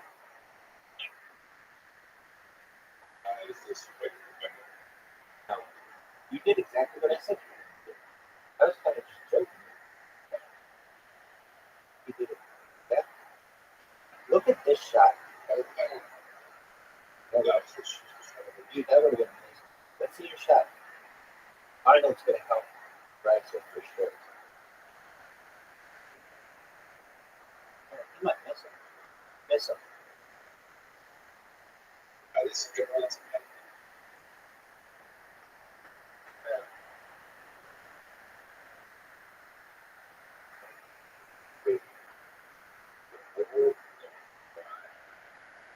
he's going to help you. He helped you a lot. Majorly. All you have to do is just perfect shot. Nice job. Nice. Oh, boo, boo, boo. Someone else is.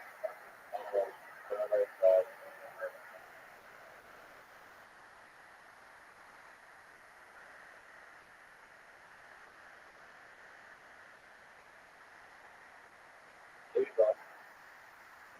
And it's going to fuck up Riser's ball. It's going to go right. And, get him, Zeus. Make it, Riser. What is that? What is this?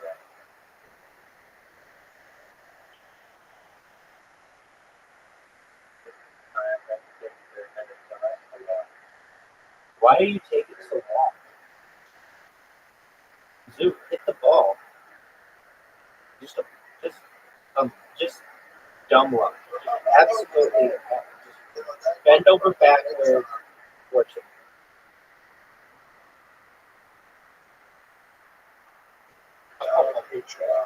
Oh, Riser. Riser, what are you going to do? Riser, what are you going to do? You're going to knock my ball in the hole? You're not going to go around it. You don't have the balls to hit my ball into the hole.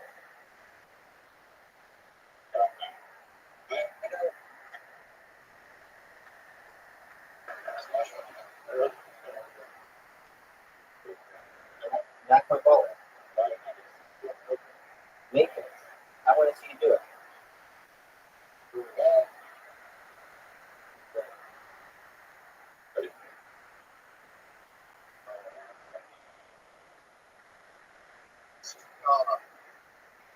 All the way on.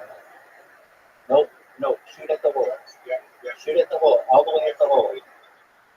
Shoot it all the way at the hole. At the hole. The hole.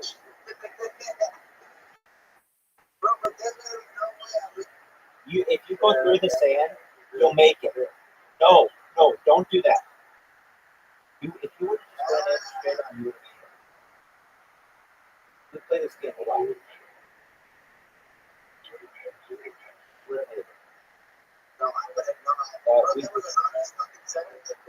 We play this game every fucking night. We know all of it. It's slowly down, right? Like the sand doesn't like that's the buffer gun.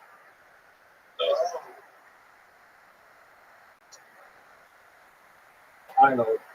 A pitch shot. Dude, let's see what you got for car. That's right. Riser, let's see your shot. Riser hit an absolutely unbelievable shot. Now, dude, let's see what you got, dude. Now, what do you think about this one? A little bit of a bounce off of his ball and puts me right in the trees. Perfectly in the trees. Perfectly in the trees. Perfectly in the trees. Oh, Arnold. Right. Hit the tree, dog. You know how much that would help me? Oh, that is a perfect shot.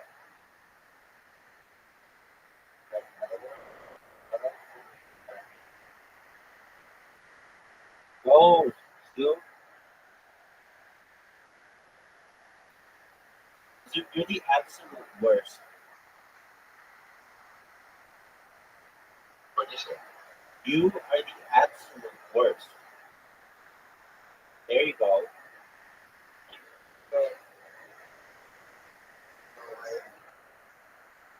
I was trying to Okay. I almost missed that tree.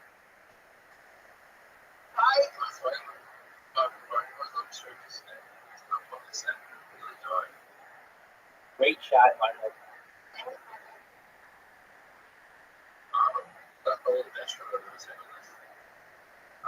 Oh, make it. You made it.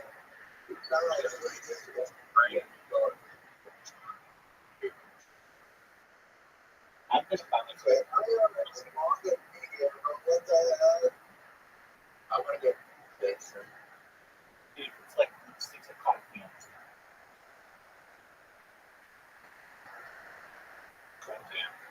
I hate numbers.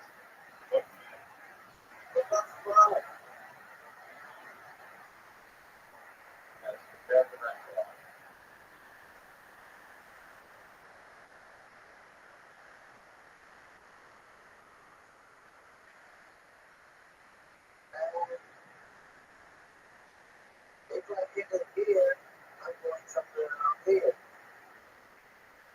You're gonna run out of time. You're running out of time. Hit the ball. You're done. You're done. Oh my! Hit the ball. Not only did he hit the ball, but he hit it with no time left. Like, fuck.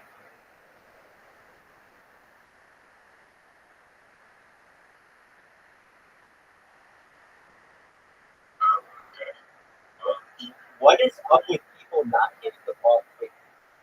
We know, even before winning, hitting the ball quickly is considered a great characteristic. Worst shot ever. Yeah. Just the absolute worst. Please make it. That would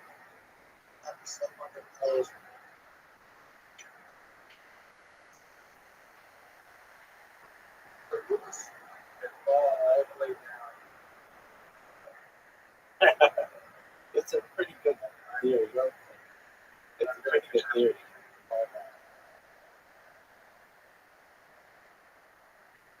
What are the chances Duke misses?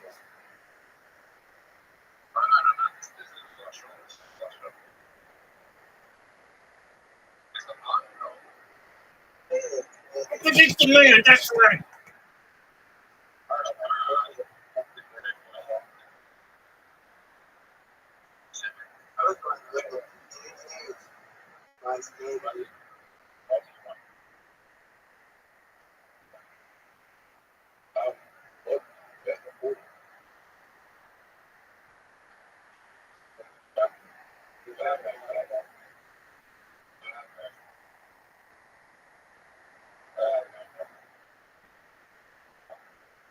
God, why is it so bad? I think if anything, you can just help me.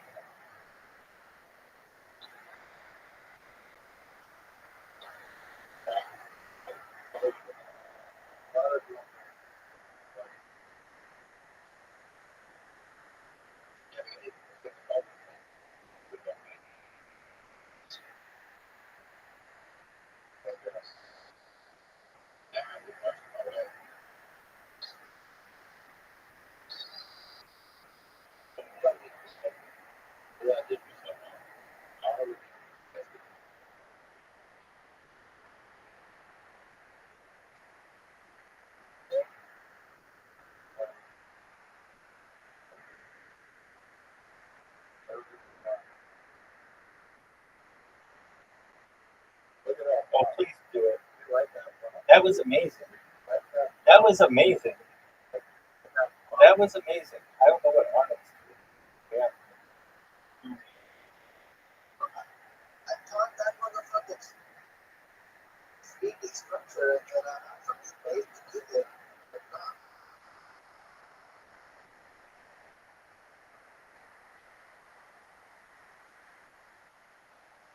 All right. That's good. That's good.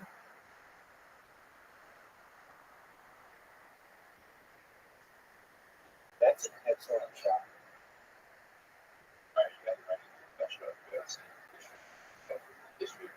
Yes. Make it on it. There's no way. Wow, that was so good.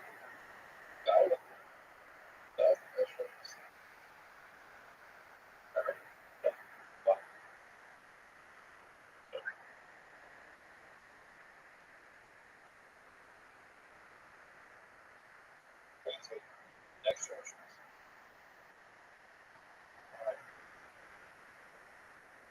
Water bottle. Water bottle. It's the possibility that vulnerable.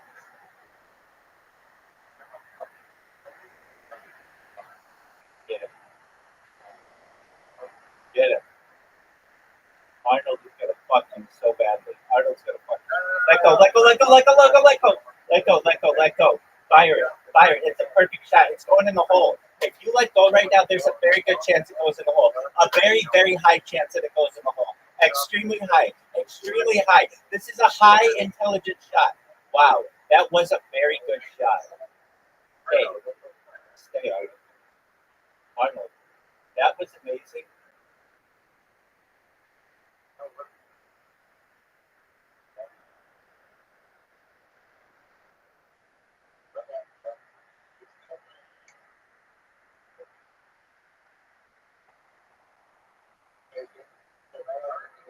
Riser.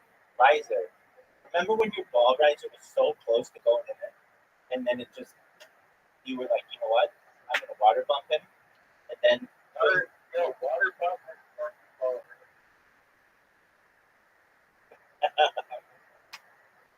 I love it. Arnold fucked Riser so that Rabbi got the win. You can put it on the board. Yes.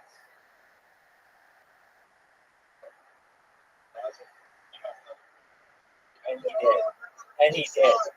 And he did. But I still think that I beat him. That was fucking.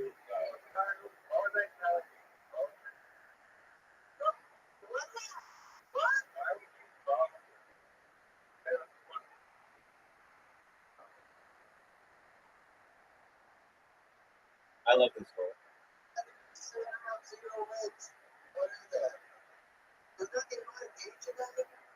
Yeah, which isn't even close to some of the other people played. you should. You still have 0 wins because you've never won out of all the 5. You've won a hole, but you haven't won a round. And you want to join. Okay, that's beautiful. All right, let's see you. Okay, so Duke's last game. Arnold, let's see your shot. I love it. I just keep, yeah, it's your shot.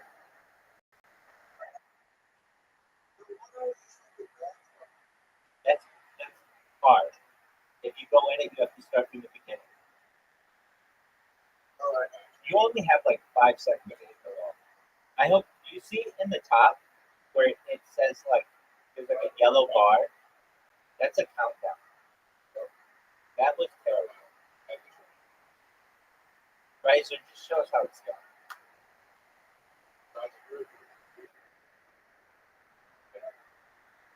That's in the shit. Riser did exactly what I did, except the other way. That's hilarious. I know, I think that's too.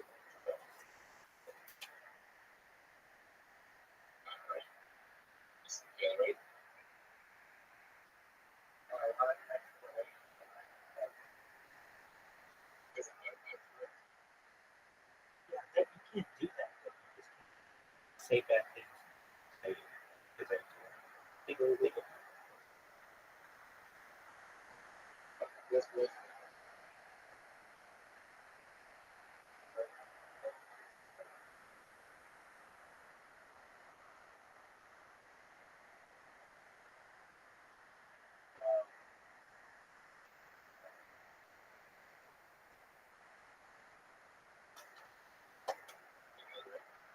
Yep.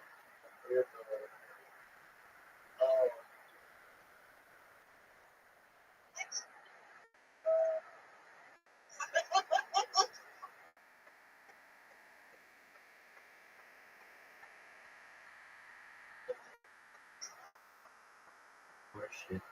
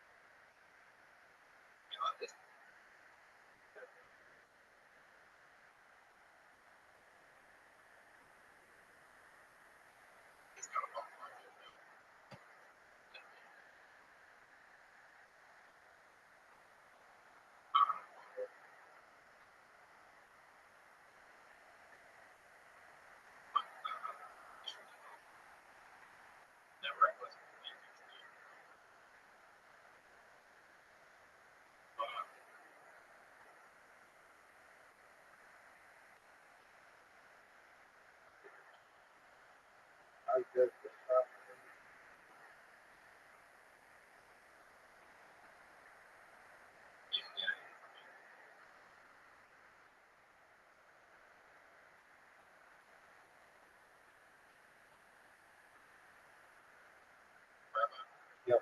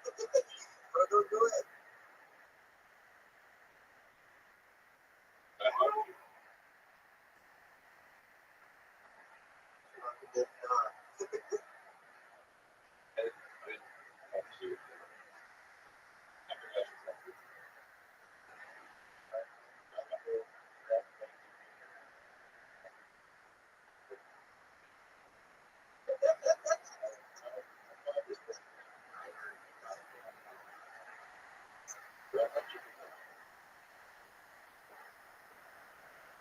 my fucking Get used to experimenting with water.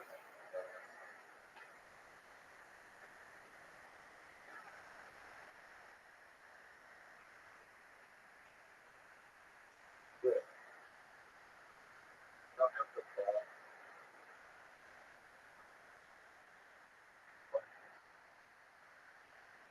How hard is that a water pump?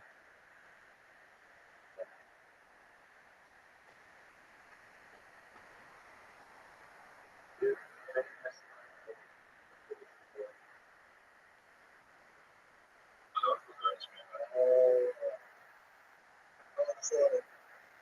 that's control.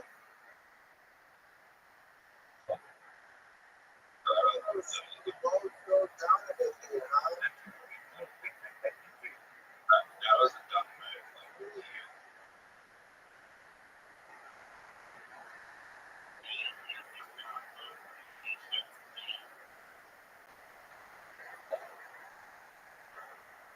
Upset.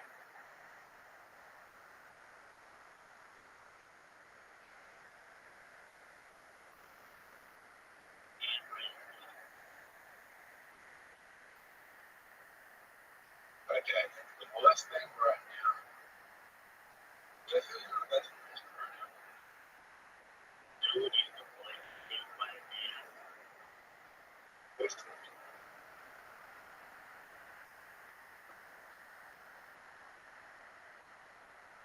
your camera. Oh, you'll be on the you or something. You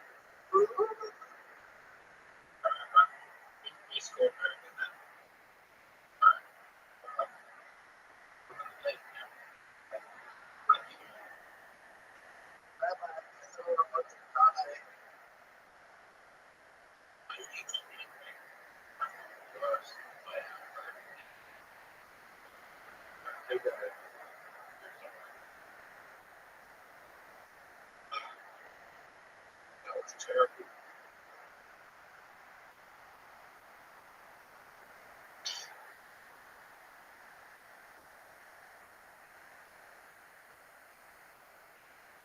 I try.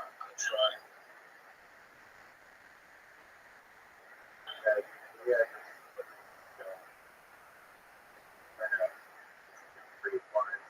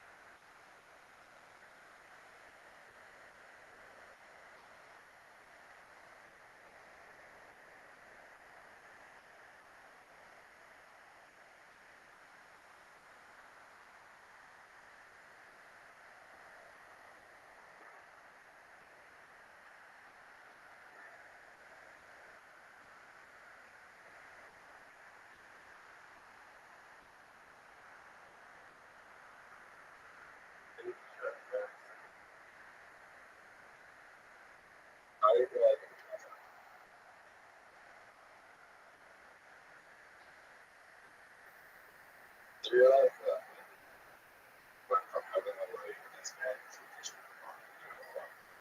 walk up. Yeah, good, yeah, real quick. Yeah, yeah.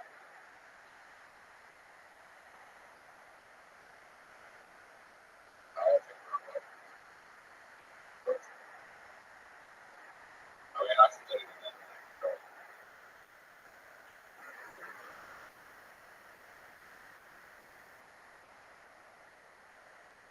Yes, that's it. That's perfect, right? I need to do that. Sorry. Yeah, don't remember. Just get it in the show. Incredible. Yeah, good.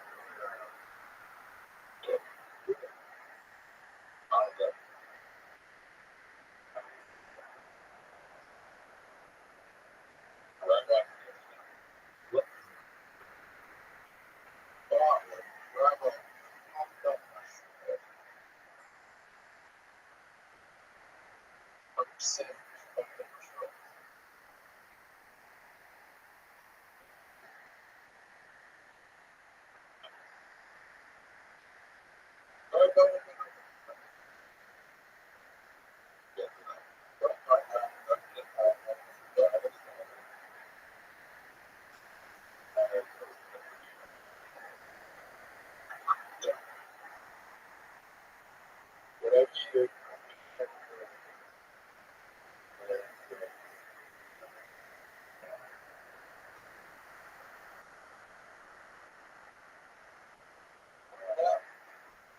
that is a fucking stupid, right? Yeah.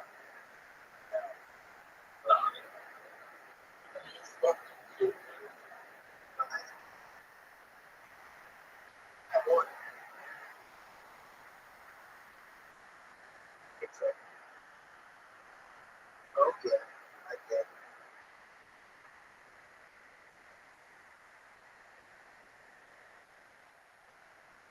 It is. I like how Arnold thinks that.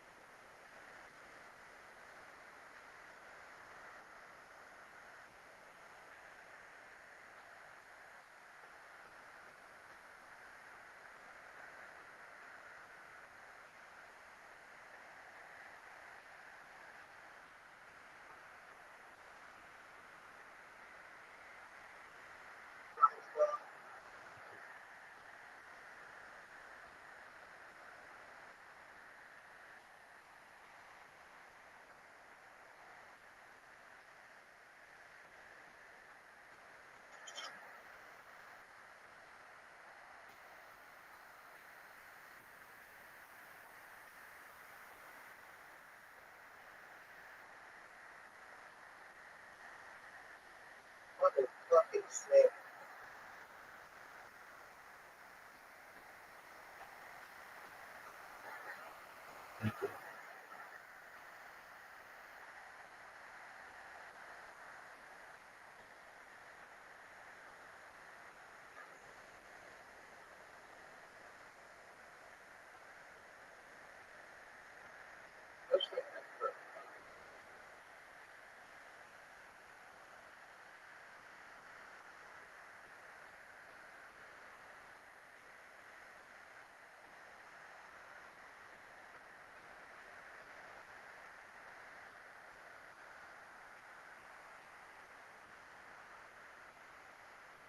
Arnold, you have to learn to hit the ball faster.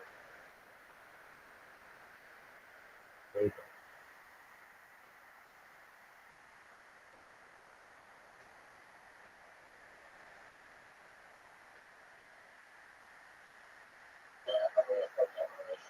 Big time.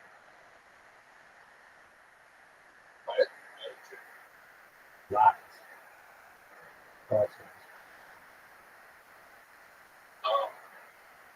But also, Rabbi was fucked up in that time. You're welcome. Check it out. I got a really good position on that. You know, Rabbi's like, if I don't fucking make it, y'all don't. Exactly. Take them out. Take them out. Zoo, shut the fuck up. Get your boss.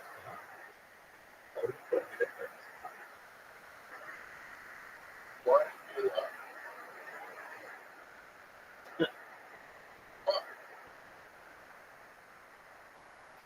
Right, this is perfect. Right, I'm gonna go first. Why? It's like,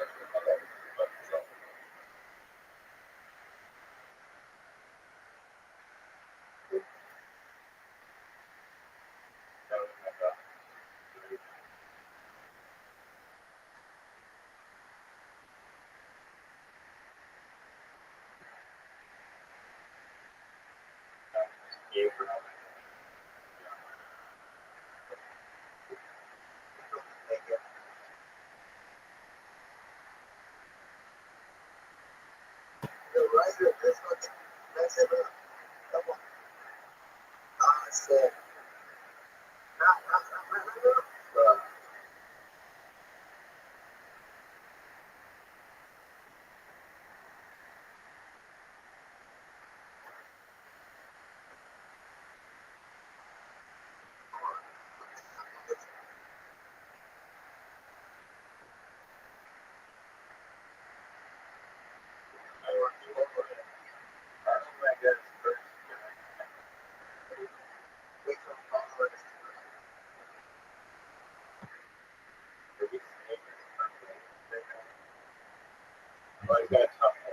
He's for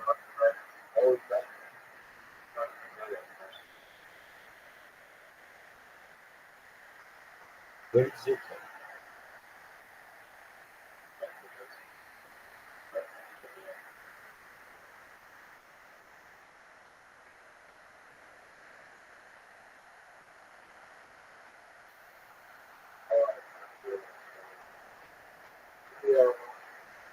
fucking stupid. Seriously. Let me get to that and go back. that was a good shot. That was a really good shot. Now you're fucking.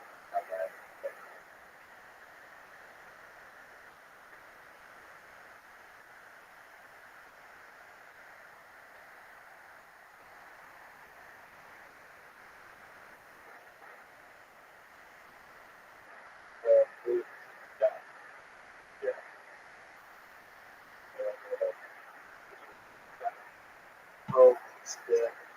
Still ain't know how really hard to get through this.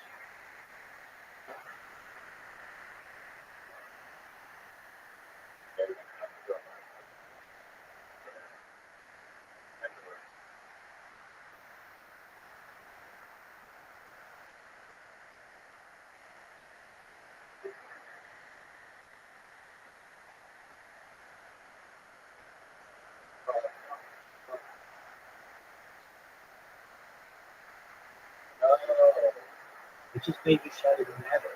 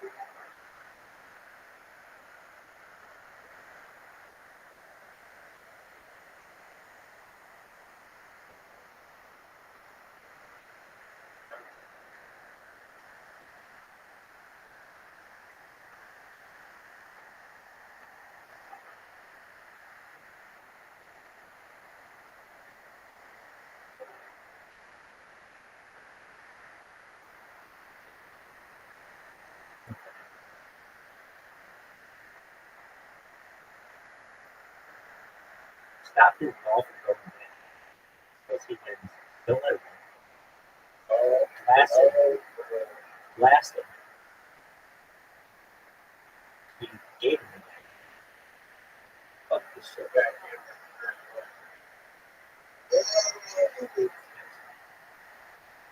That's all she wrote. People making events on become a fucking addict now. Good to know. Here you go. Don't send me an invite. I'm out. Okay. Done. Okay. All good. It was nice spending you guys. It's in the bed. Take Take care, man. care. Peace. Good night. Have fun, guys.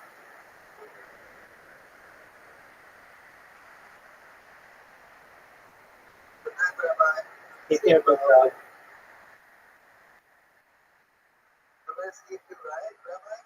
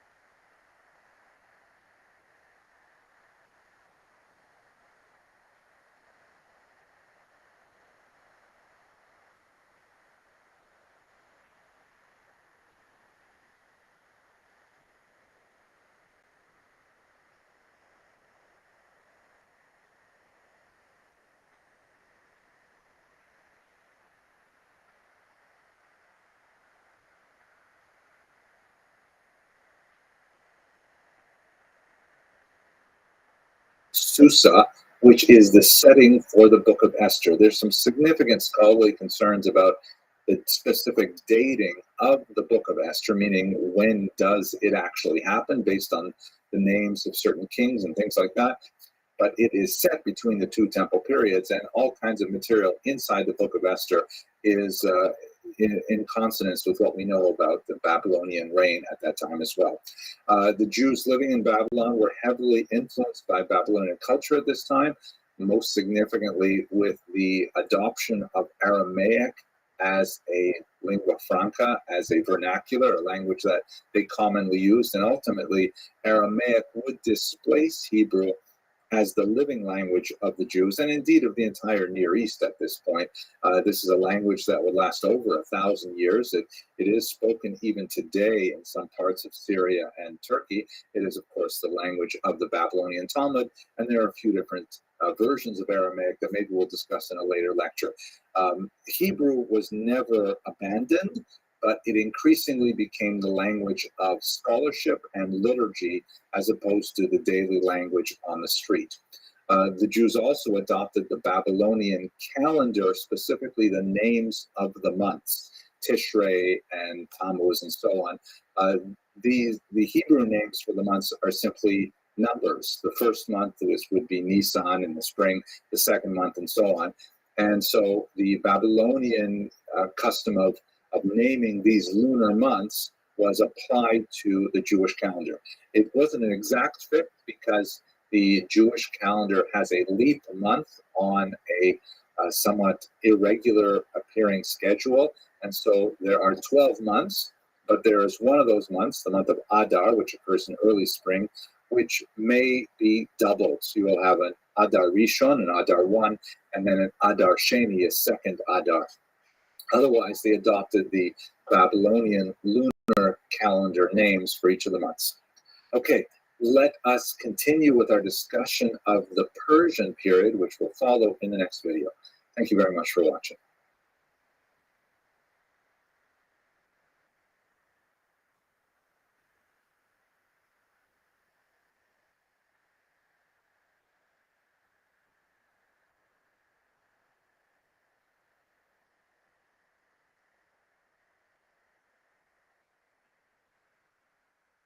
Let us now turn to the Persian period, which basically covers the period between the Persian conquest of Israel towards the end of the 6th century, taking over from the Babylonians, until the Greeks under Alexander conquered the era about 200 years later.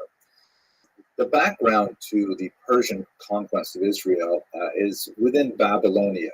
You'll recall that Nebuchadnezzar invaded and destroyed Jerusalem in 586, and the situation for the Jews in remaining in the region, although a certain proportion of them were exiled to Babylonia, the situation for the Jews remaining was definitely poor.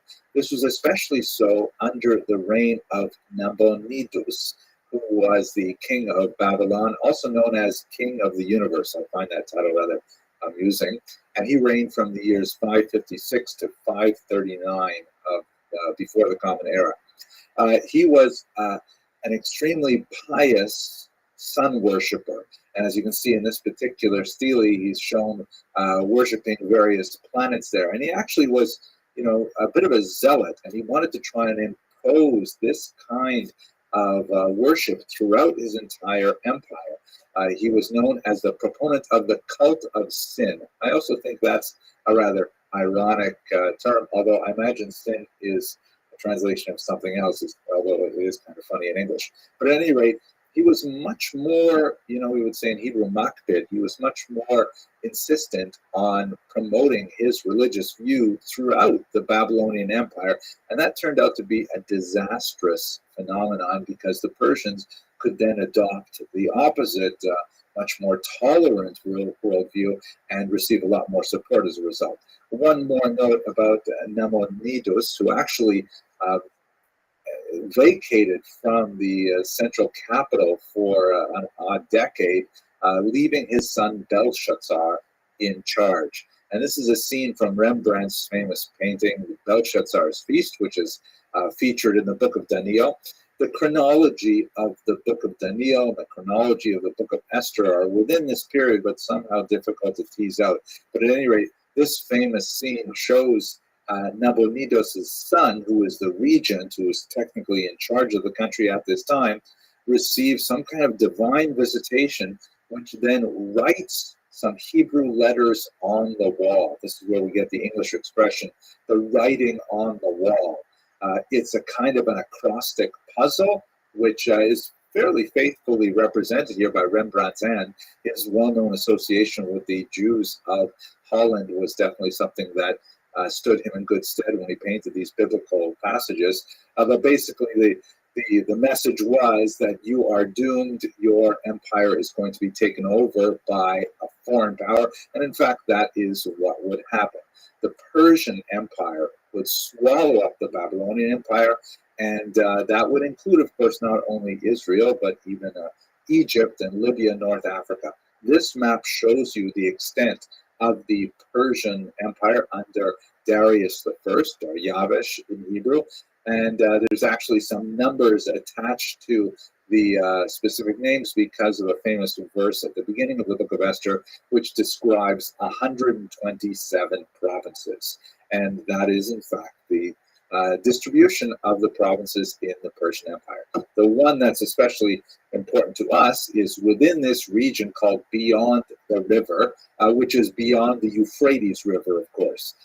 You'll recall way back we talked about the word Ivri, meaning from the other side of the river. That's the name that was used for the Jews when they were in Israel, because they came from the Euphrates River. In this context, beyond the river means from the perspective of the capital, way to the east. This is beyond the river. At any rate, beyond the river, 5 provinces here, and one that's especially important is the province of Yehud.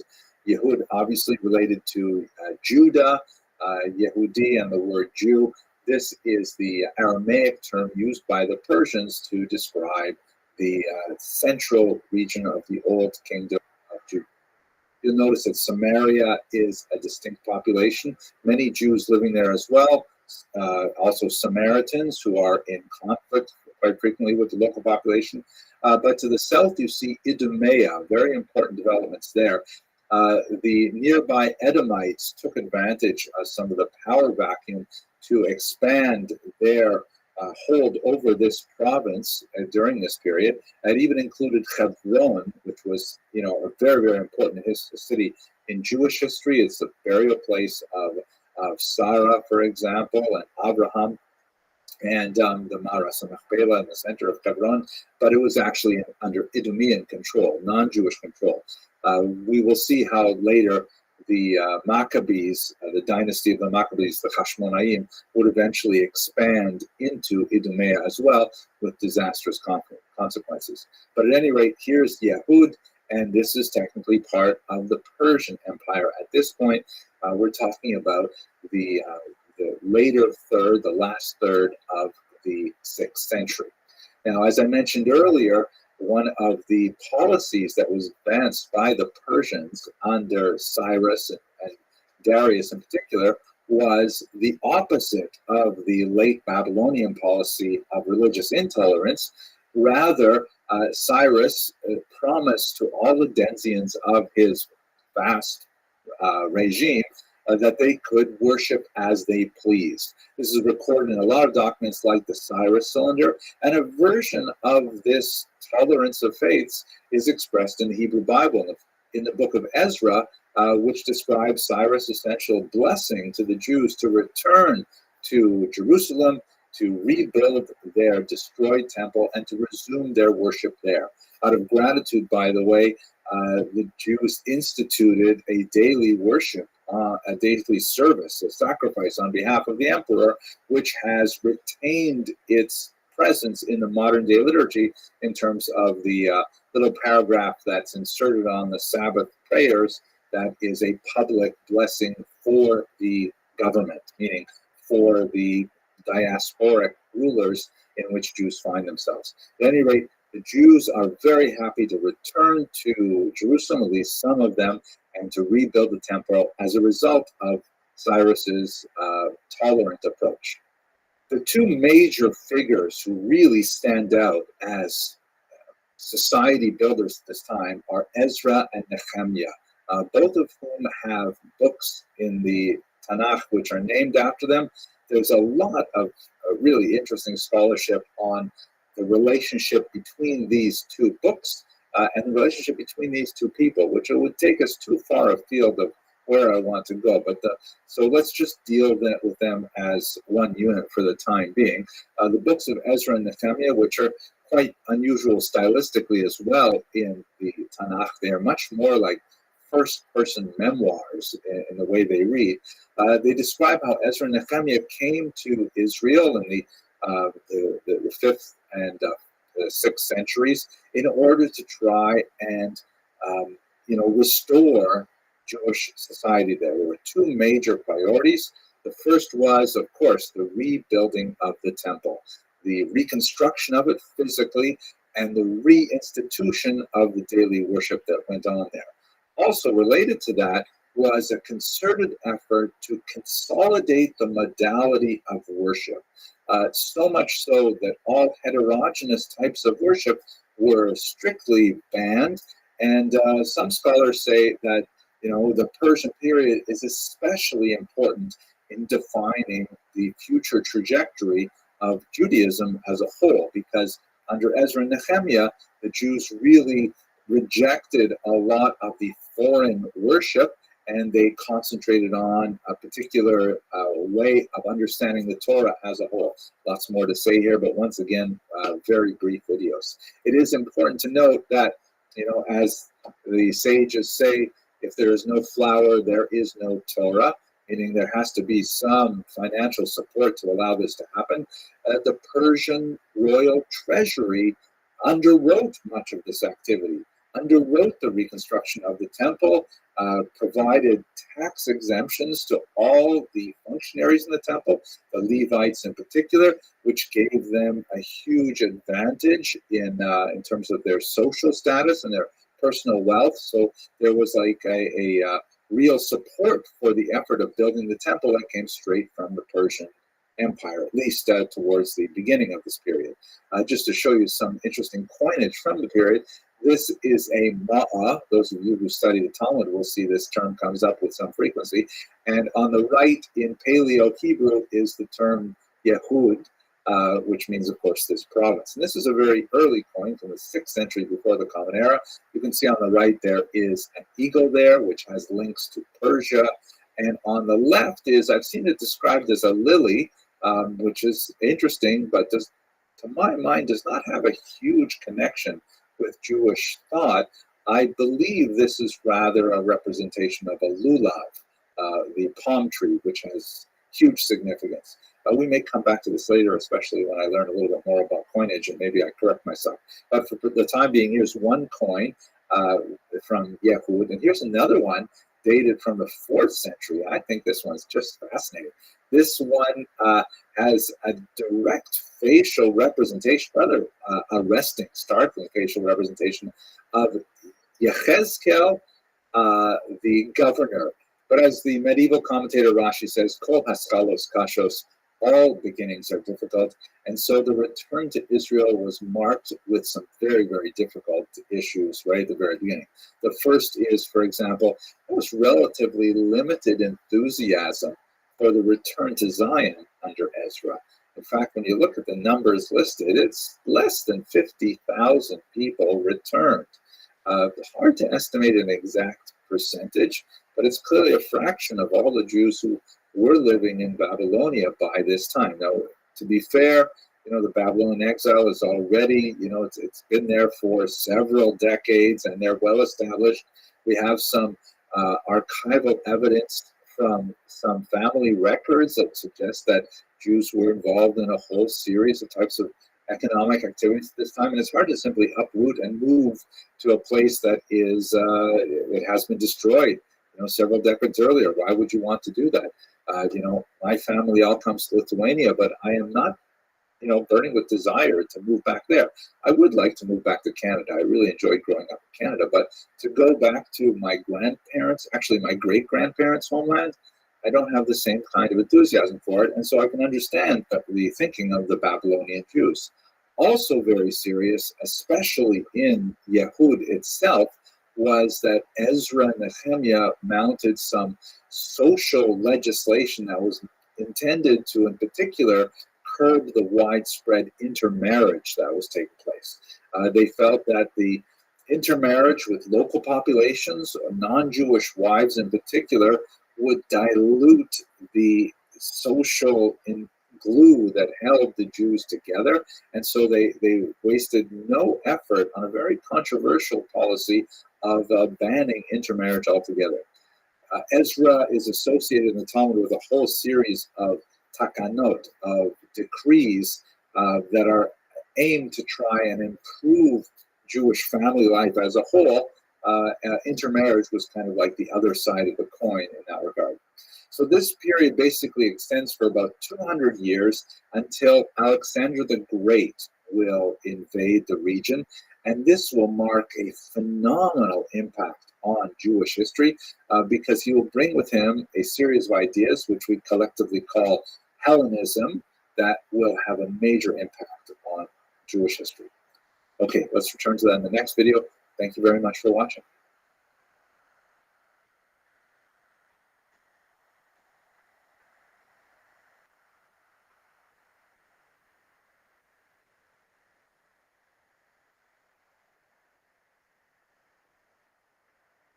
The period we're going to begin describing right now is an extremely important period in the history of the Jews overall. And in many ways, it is a period that has had such phenomenal impact that Jews today are really still reeling from the encounter between these two very important cultures that are encapsulated by the words Athens and Jerusalem.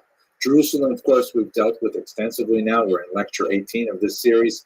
It stands for monotheism, stands for the word of the prophets, revealed religion, all kinds of things like that. Athens, on the other hand, stands for a culture that is so radically different and so amazingly tempting, so much powerful information in Athens. But this is the first time that the Jews in Jerusalem really encountered a culture that was so powerful, not in terms of physical might, but in terms of its persuasive power, that they were fully engaged with it, and in many ways risked losing all of their own self-identity in the process. So that's really what we're going to have to talk about right now, is the development of something called Hellenism.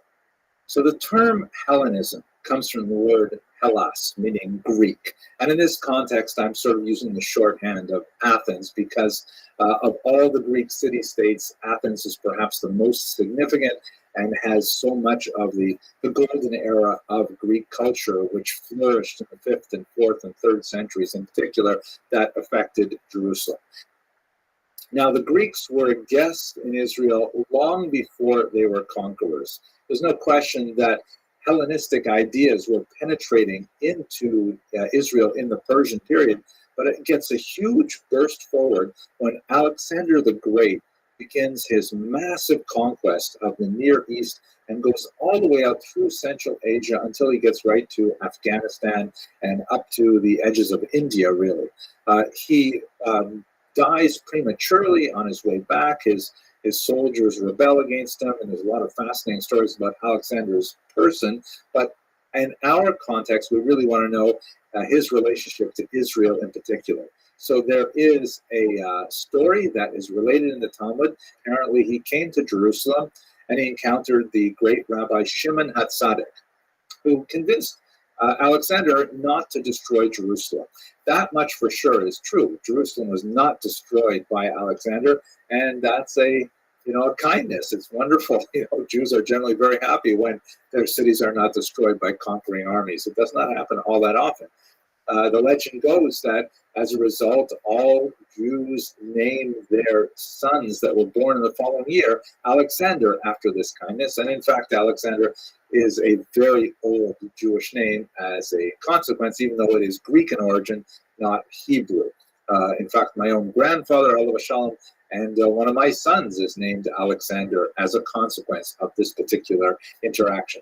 But what we can say about Alexander's presence in Israel is the fact that he brought with him Greek norms, Greek organization, Greek government, Greek economics, and Greek thought as well. And that is extremely important for our purposes because this is a period in which Jews were fully engaged in everything Greek, even to their own detriment, as we shall see.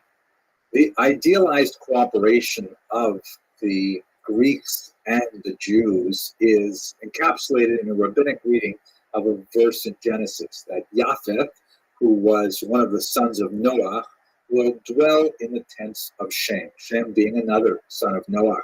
Japheth, in the rabbinic sort of like map of the cultural world, represents Greece, and Shem represents Israel. That's we get the term, by the way, Semite, for example, from Shem. Jews historically engaged in the thought of these philosophers in a very big way. Platonic elements can be seen in a lot of thoughts, in particular when you look at the mystical tradition. There are a lot of ideas that are congruent with Platonic teachings. Aristotle has a very strong role to play in the way that Maimonides describes, for example, ethical behavior, the idea of the golden mean. There are some very significant differences there, but the central concept seems, really congruent. In fact, Maimonides calls Aristotle ha-philosoph, the philosopher. And it said that Rabbi Yonah, a very important medieval thinker, said that Aristotle was one level shy of actually achieving Ruach HaKodesh, the divine inspiration that's associated with prophets. So there's no question, there's a lot of respect among the Jewish thinkers, really, for much of the ancient and the medieval period, for the great Greek thinkers, and their philosophies were engaged in a very, very important way. One must not think that the encounter of Athens influenced only the highest intellectual levels of the Jewish community.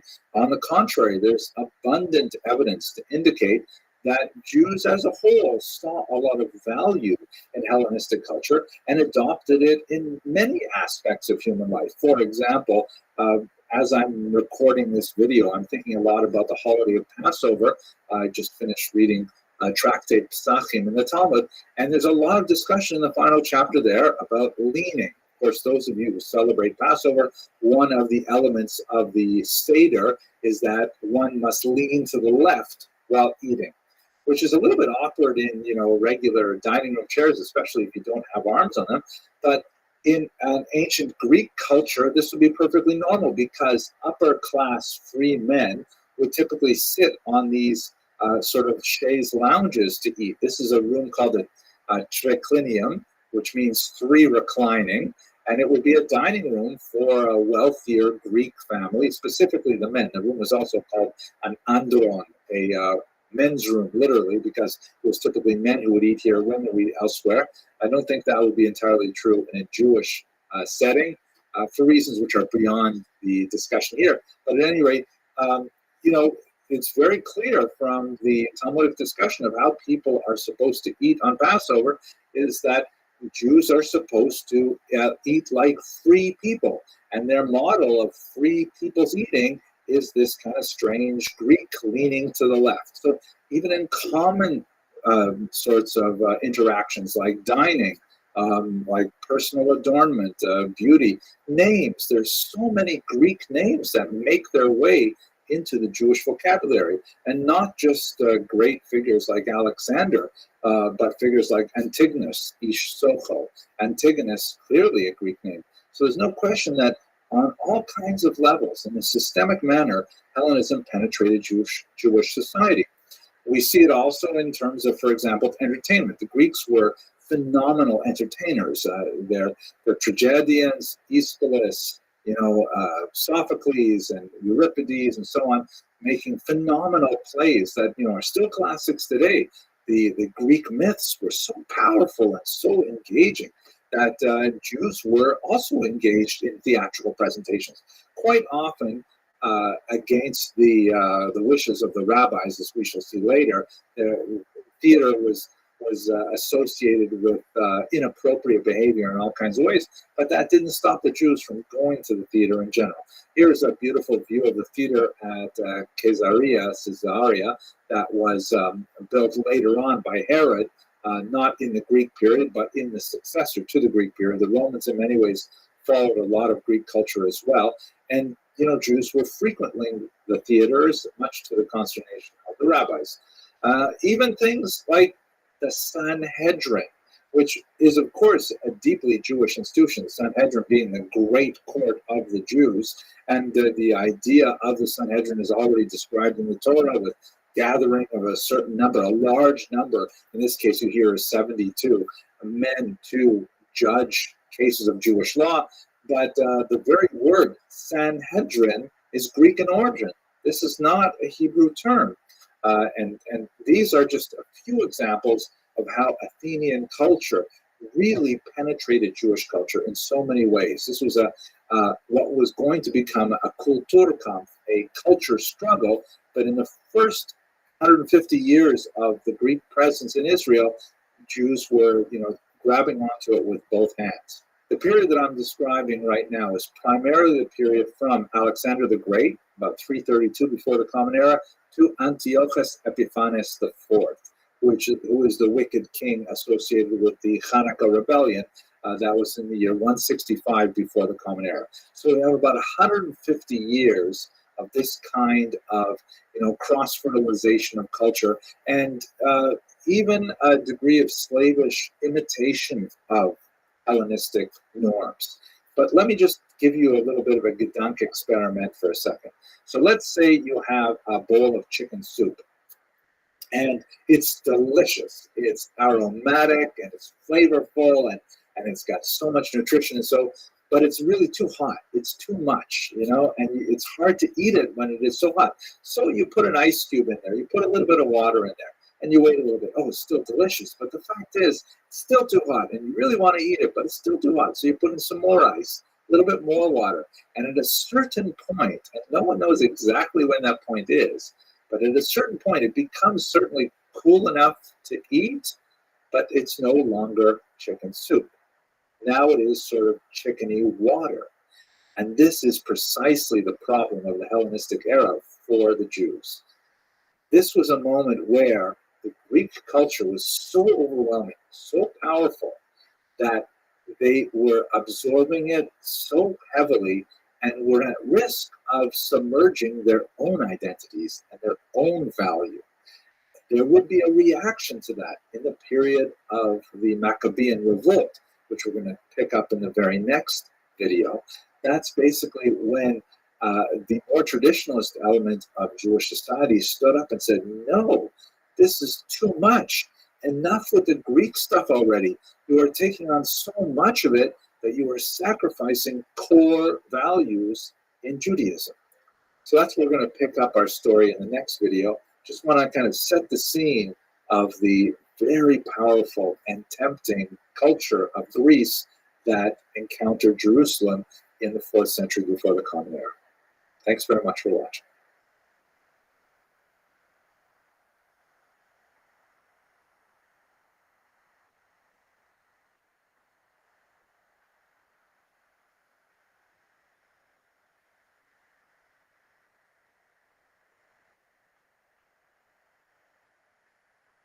Chances are, if you know anything about Hanukkah, you have a fairly basic understanding of this as a revolt where some Greeks, or were they somehow Syrians or somehow hyphenated Syrian Greeks, invaded the land of Israel and somehow oppressed it.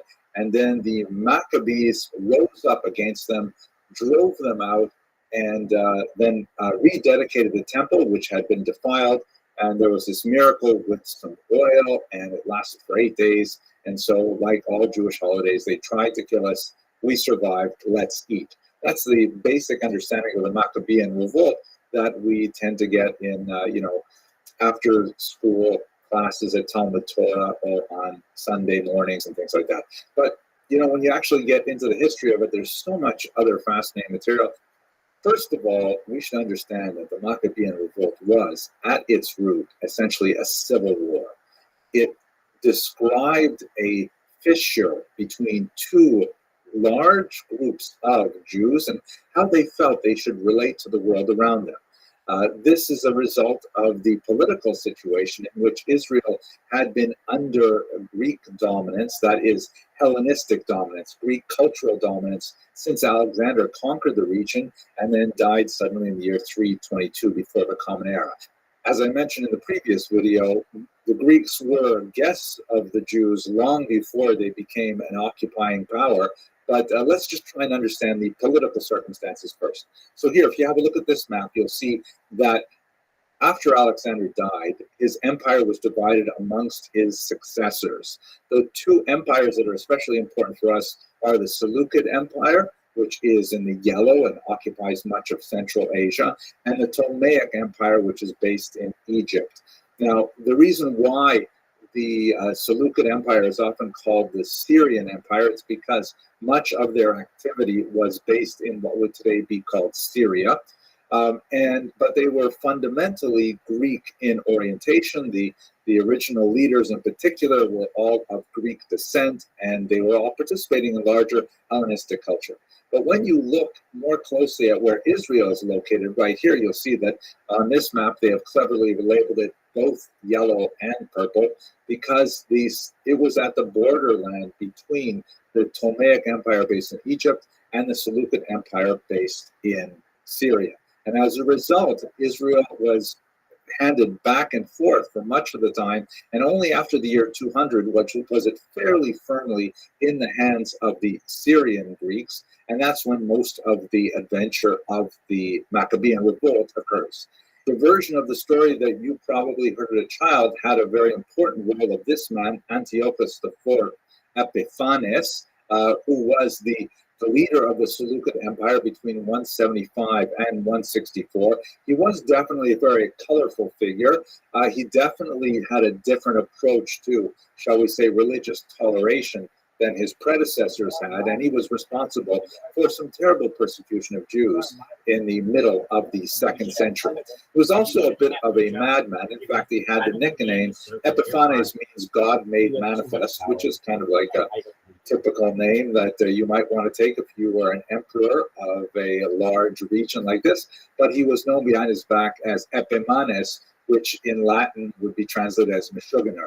He used to do things like dress up as a commoner and then go to the bathhouses and, just try and slum it out with the regular people. And then he used to enjoy revealing himself as being, in fact, the emperor himself. And then he would ask, to have oil poured on him by everyone present. He seems to have had a very troubled childhood, which I've talked about in a previous lecture. You can look at that if you want.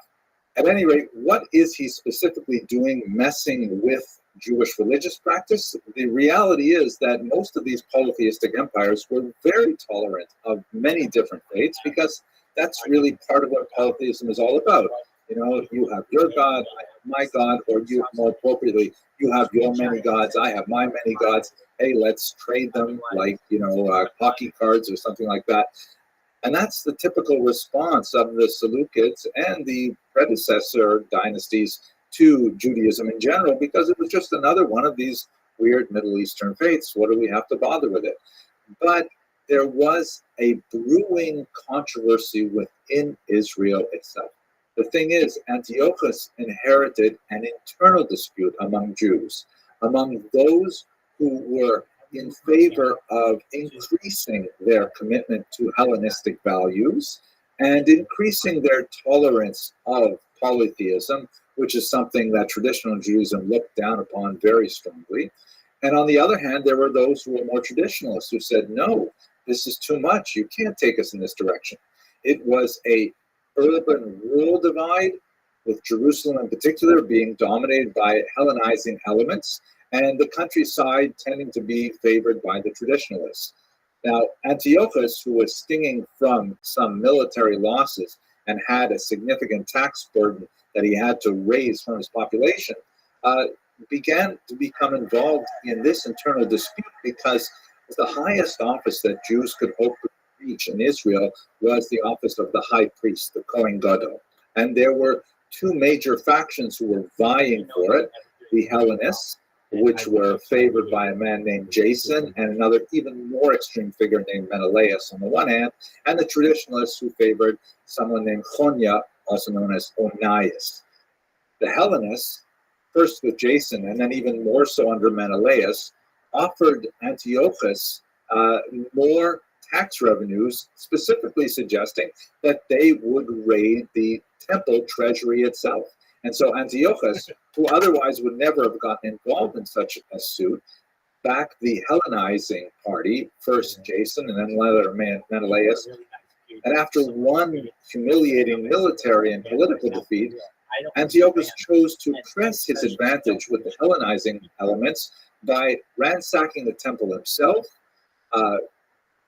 dedicating it to Zeus rather than to the god of the Jews, and banning many traditional aspects of traditional Jewish practice, such as circumcision and the observance of the Sabbath. This sparked a revolt, but the roots of the revolt were really between the Jews themselves, between those Jews who wanted more accommodation to Hellenistic values on the one hand, and on the other hand, those who disagreed and said that the Greek world had to be held at arm's length.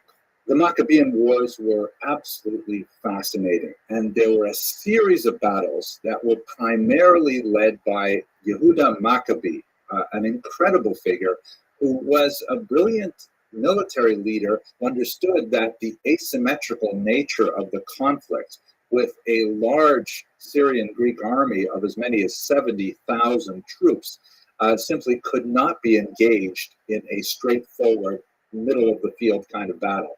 And so he pioneered a lot of fascinating guerrilla tactics in order to defeat his enemy. But let's go to the beginnings of the war.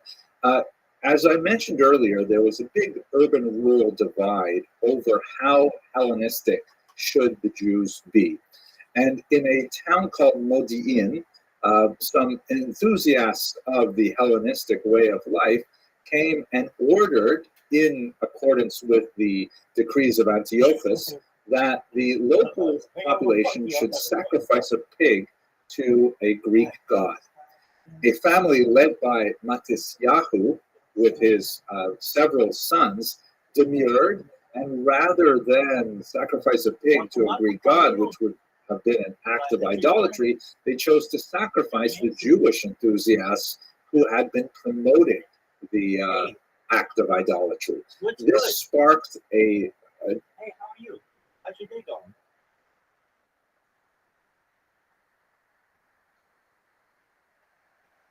Do you know who I am? Oh, amazing. Yeah. I'm so sorry. Listen, how are you?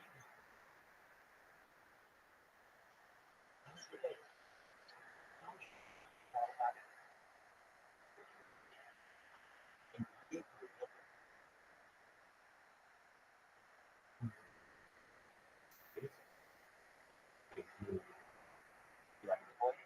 How is it?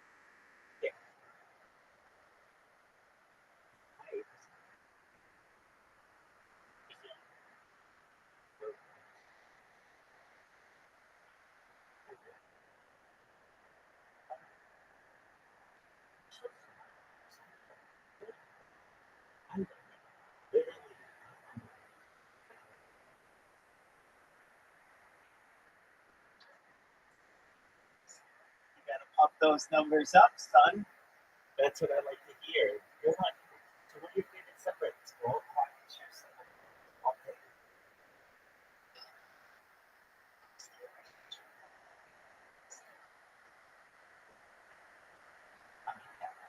I'm in. They might get black. What else? I'm in. We're 1 for 1.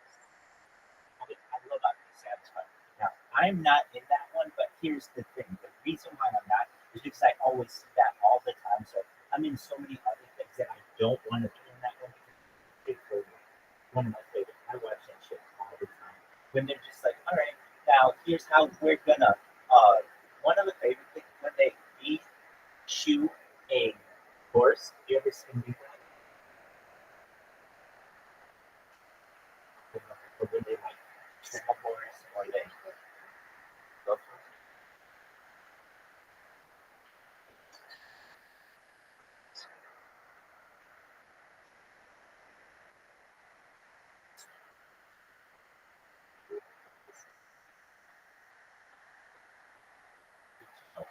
Why is that?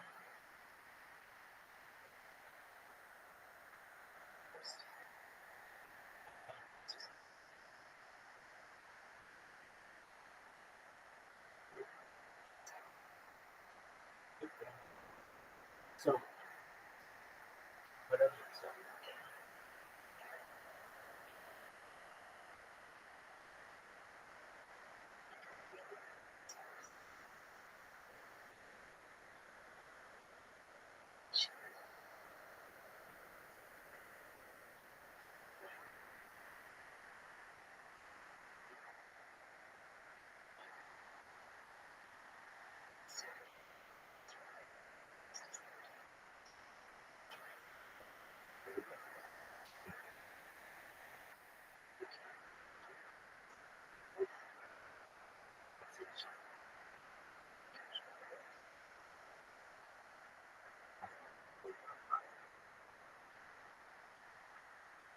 I can keep my voice.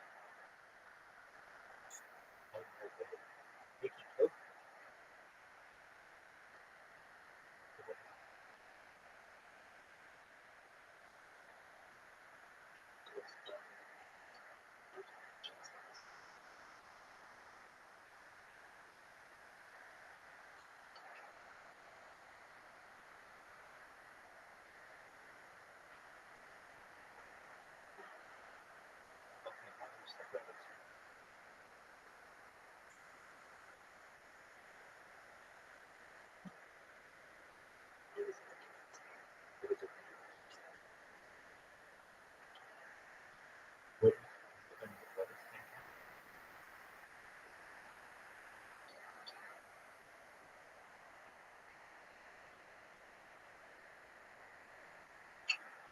What was the name of the book you wrote?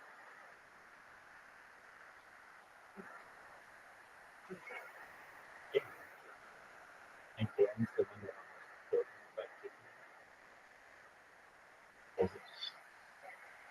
That was Children's. I'm sure it's still Children. Listen, folks, I am so happy that you are not a good Guinness since the past. That's the answer. You have a nice chocolate summer. That's amazing. Okay, so you guys met on Reddit. So you guys are so cool. That's very common. Redditors meet. That's great. So what's up Reddit if you don't mind me asking?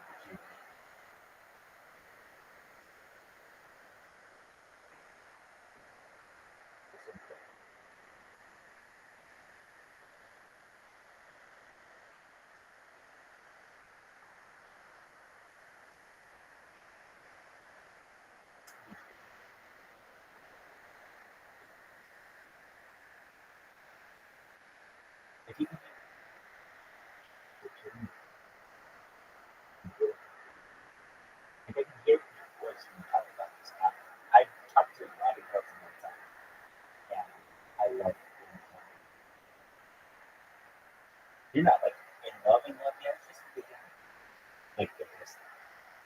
But it's great. They just got much. I don't know if you can hear me. Can you hear me?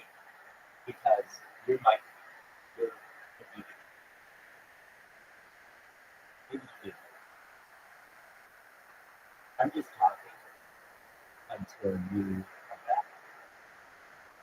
And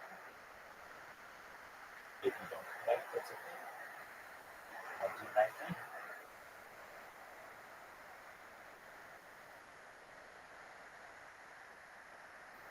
You know,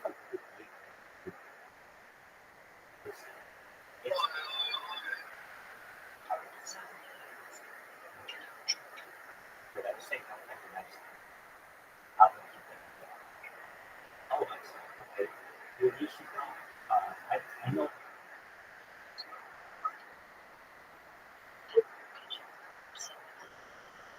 Okay.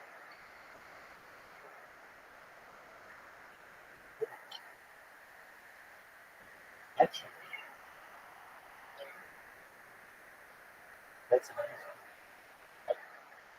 And then,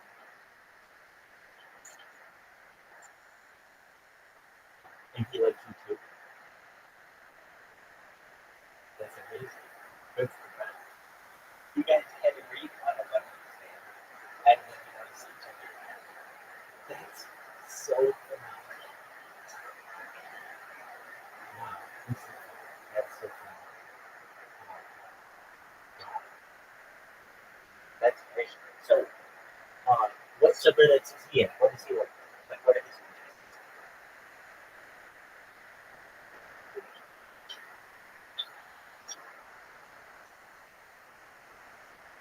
Oh, that's a little further.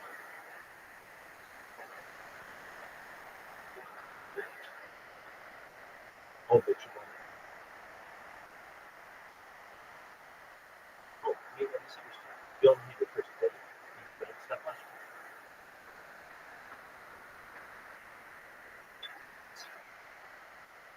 Oh, okay. I understand that. But you've only met the person one time, correct? Not multiple times.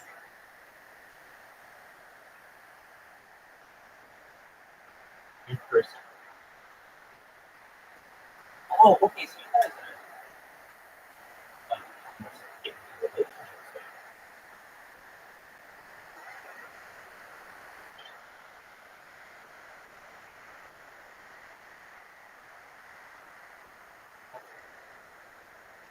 Excellent. So how many dates total have you ever?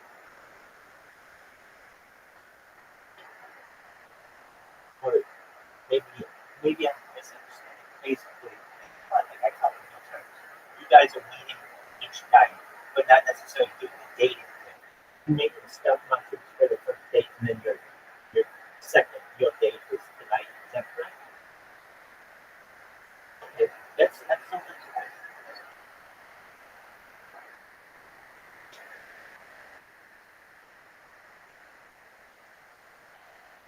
And, and so you guys meet for really late in the dates.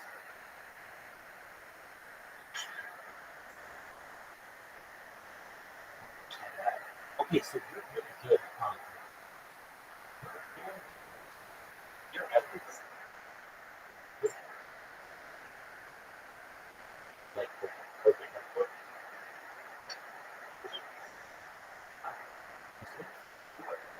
firing on all cylinders. Good on you.